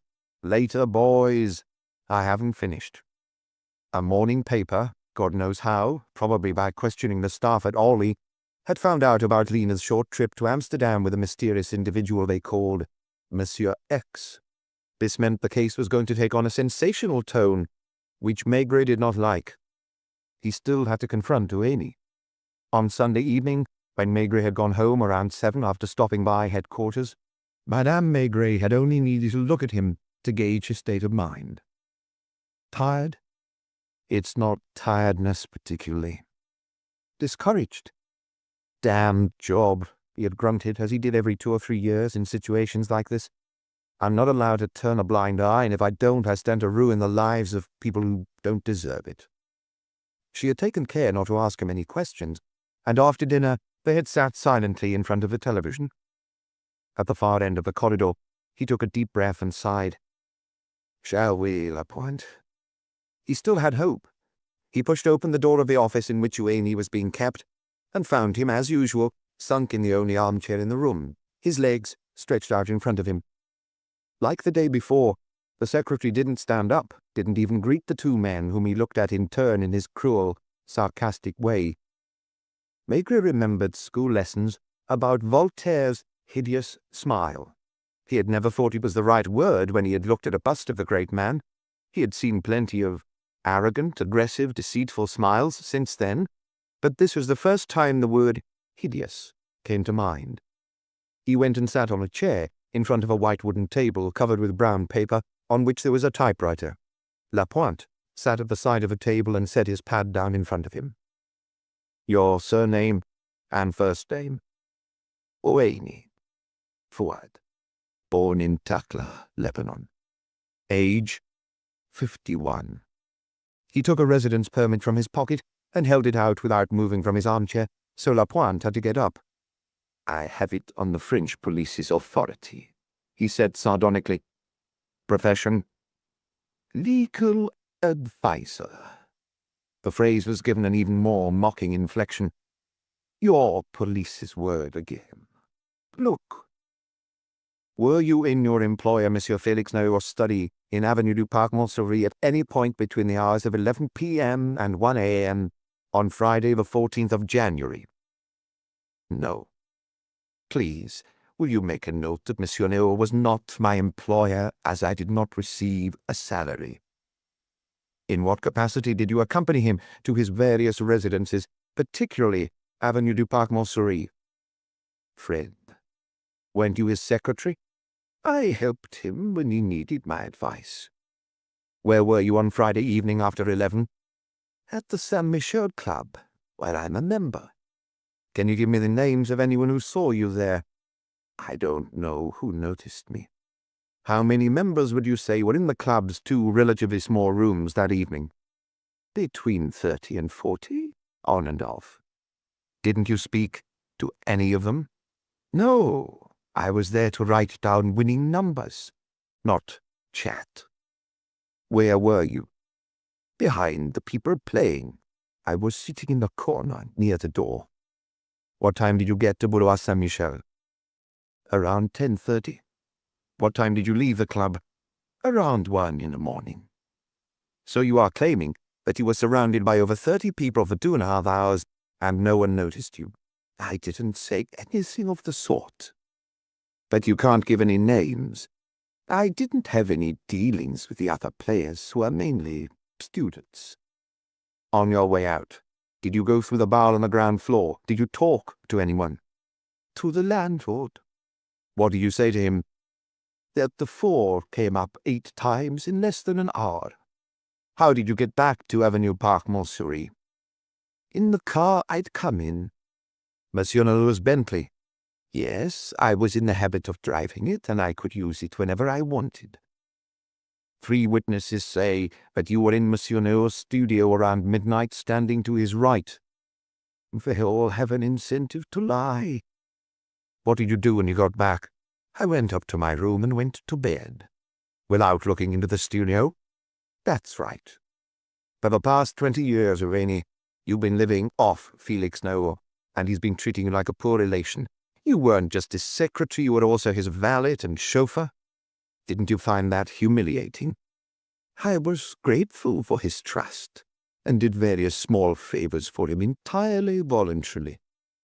He continued looking at Maigret defiantly, almost jubilantly. What he said could be recorded and used against him, so he chose his words carefully. But it was impossible to reproduce on paper his expressions, the unrelenting look of defiance in his eyes. When Monsieur Naur got married after almost 15 years living alone with you, didn't you feel frustrated? Our relationship wasn't inspired by passion, if that's what you're insinuating. I had no reason to be jealous. Did your employer have a happy marriage? He didn't confide in me about his married life. Do you think, particularly during the last 2 years, that Madame Naur was satisfied with the life she was leading with her husband? I've never given it a thought. Maigret's gaze became more insistent this time, as if conveying a message, and Oueni understood it. As a kind of silent challenge, he maintained his cynical attitude, which contrasted sharply with the neutral tone of his answers. What was your relationship with Madame Naur? I didn't have anything to do with her. Now that the interrogation was official, with a crucial bearing on how the case would turn out, every word was loaded with dynamite. Didn't you try to seduce her? The thought never occurred to me. Have you ever been alone in a room with her? If you mean a bedroom, The answer is no. Think.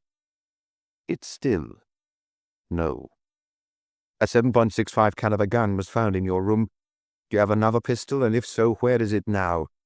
At the gunsmith's in Oudouin, but I often go and practice. When did you go there last? Thursday. Thursday the 13th, the day before the murder, that is. Did you know at the time that Madame Naur was intending to leave her husband the next day? She didn't confide in me. Her maid knew. We weren't on very good terms, Nellie and I. Because you propositioned her and she rejected you? More the other way around. So in a word, this shooting session on Thursday comes in very handy for explaining why you most probably have powder residues on your fingers. At least 2 people were in Monsieur Naur's study on Friday evening, just before or just after midnight. Both swear under oath that you were also there. Who are these 2 people? Madame Naur, for one. What was she doing there? She had come to tell her husband that she was leaving that night and to ask for a divorce. Did she tell you that her husband was prepared to grant her this divorce? Was it the first time she talked to him about it? Didn't she know he would do everything he could to oppose it? Including shooting her? Has it been proved that he shot intentionally? After all, in your experience, is it usual to aim at someone's throat from a distance of 3 or 4 meters? Did Madame Naur also tell you why she was suddenly so impatient to get a divorce? To marry Vicente Alvarado, who was with her in the room when the shots were fired. Shot or shots? There were 2 almost simultaneous shots, and it seems to have been the first that hit Naur in the throat.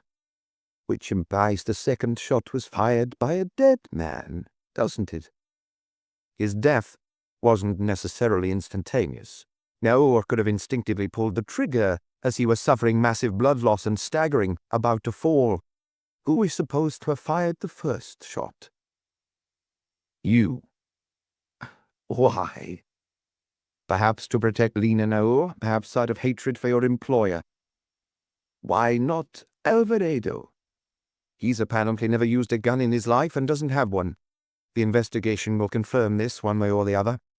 They fled the scene, didn't they? They went to Amsterdam, as they'd been planning to for a week, and returned to Paris as soon as the Dutch police advised them to do so. Was that your doing? Had you promised they wouldn't be bothered? Monsieur Alvarado was wearing gloves, wasn't he? That's correct. Weren't they thick leather gloves that haven't been found? They were found yesterday evening at Olney, and the laboratory hasn't found any traces of gunpowder on them. Wasn't Madame Naur, who was going away, wearing gloves too? Again, the test proved nothing. Are you sure they're the same gloves? The maid says they are. You mentioned 3 witnesses at the start. I suppose the third is Nellie Vertuis. She heard the 2 shots from the corridor on the first floor, where she was leaning over the banisters, waiting for them to finish their conversation. Did she tell you that on Saturday? That's none of your concern. Can you at least tell me where she spent the day on Sunday? At the Hôtel du Louvre, with her employer and a friend of hers. Did these 3 people have any visitors apart from you? I imagine you went to question them as you did me in Avenue du Parc Montsouris. Alvarado went to see them in the late afternoon. Switching roles, Ueni then said curtly, "That's enough. From now on I'll talk only in the presence of my lawyer." There's a question I've already asked you, though, and I insist on doing so again. What was the exact nature of your relationship with Madame Naur? Ueni gave an icy smile. His eyes were darker and brighter than ever as he spat. Non-existent. Thank you. Lapointe, will you call 2 inspectors? He had got up, walked round the desk, and was standing in front of Ueni, who was still sunk in his armchair. Looking him up and down, Maigret asked bitterly, "Revenge?" After checking that they were alone in the room and that the door was shut, Fouad said, "Possibly." "Stand up." He obeyed. "Hold out your wrists." He did so, still smiling.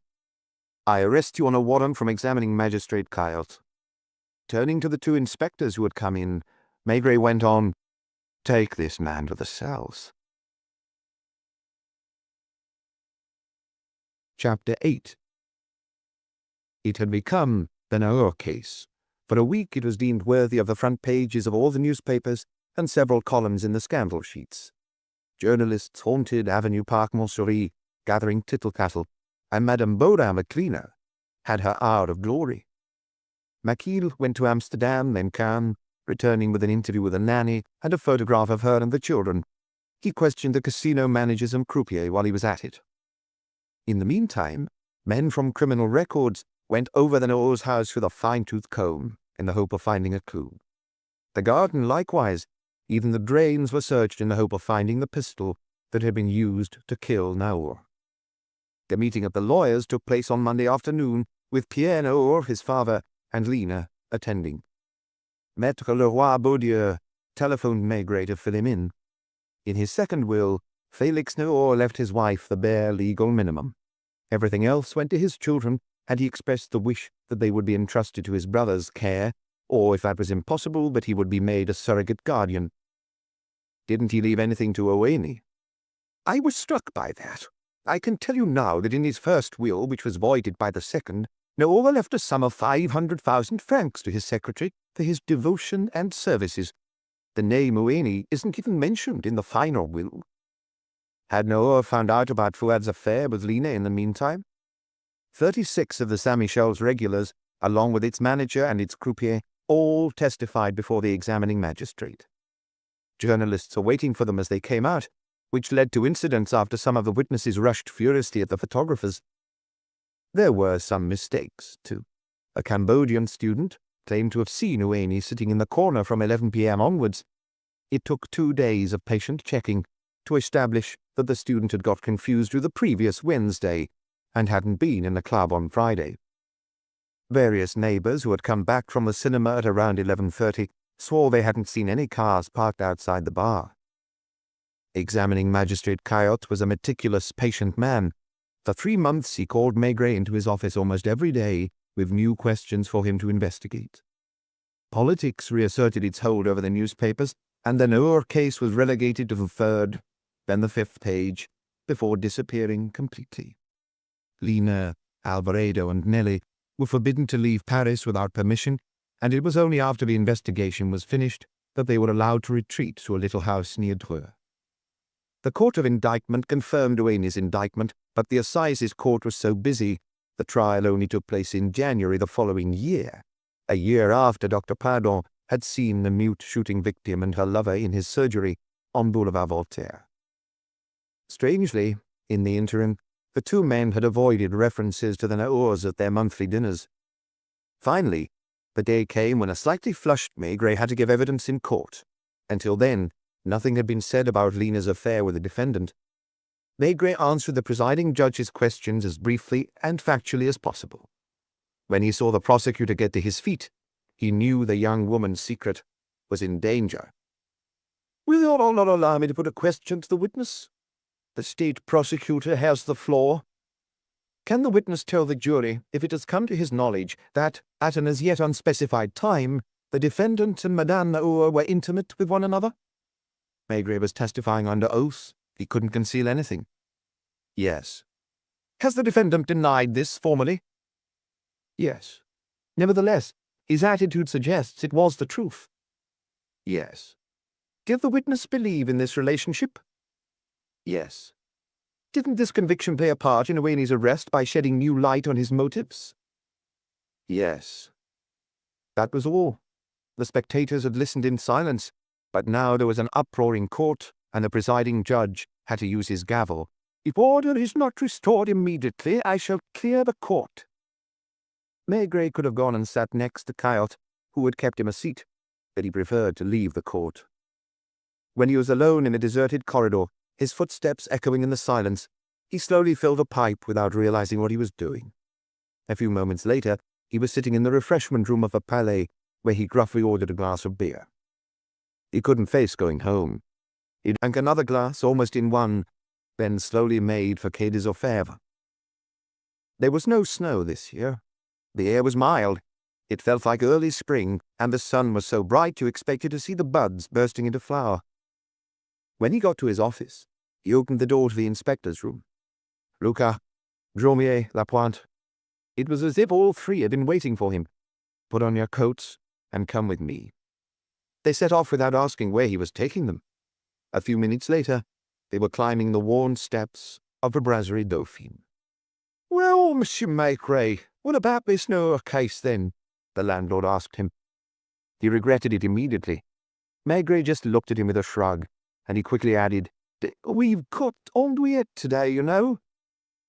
There was going to be no trip to Bogota for the couple now. And after the morning's hearing, would Lina and Alvaredo's relationship ever be the same again? The Naur case was back on the front pages. The evening papers were already talking about a ménage à quatre. If it hadn't been for the new motive, which was the centerpiece of the prosecution's summing up, the jury might have voted to acquit. The gun hadn't been found. Everything rested on the testimony of more or less interested parties. The following evening, Fuadueni was sentenced to 10 years in prison, while Lina and Alvaredo, who had been taken out through a side door, got into the Alfa Romeo and drove off to an unknown destination. Maigret heard nothing more about them. "I failed," he had to admit to Pardon the following Tuesday at dinner at the doctor's apartment. "Maybe if I hadn't called you that night, events would have still run their course. It just would have taken a little longer." Reaching for his glass of Marc de Bourgogne, Maigret added, "Only one, really."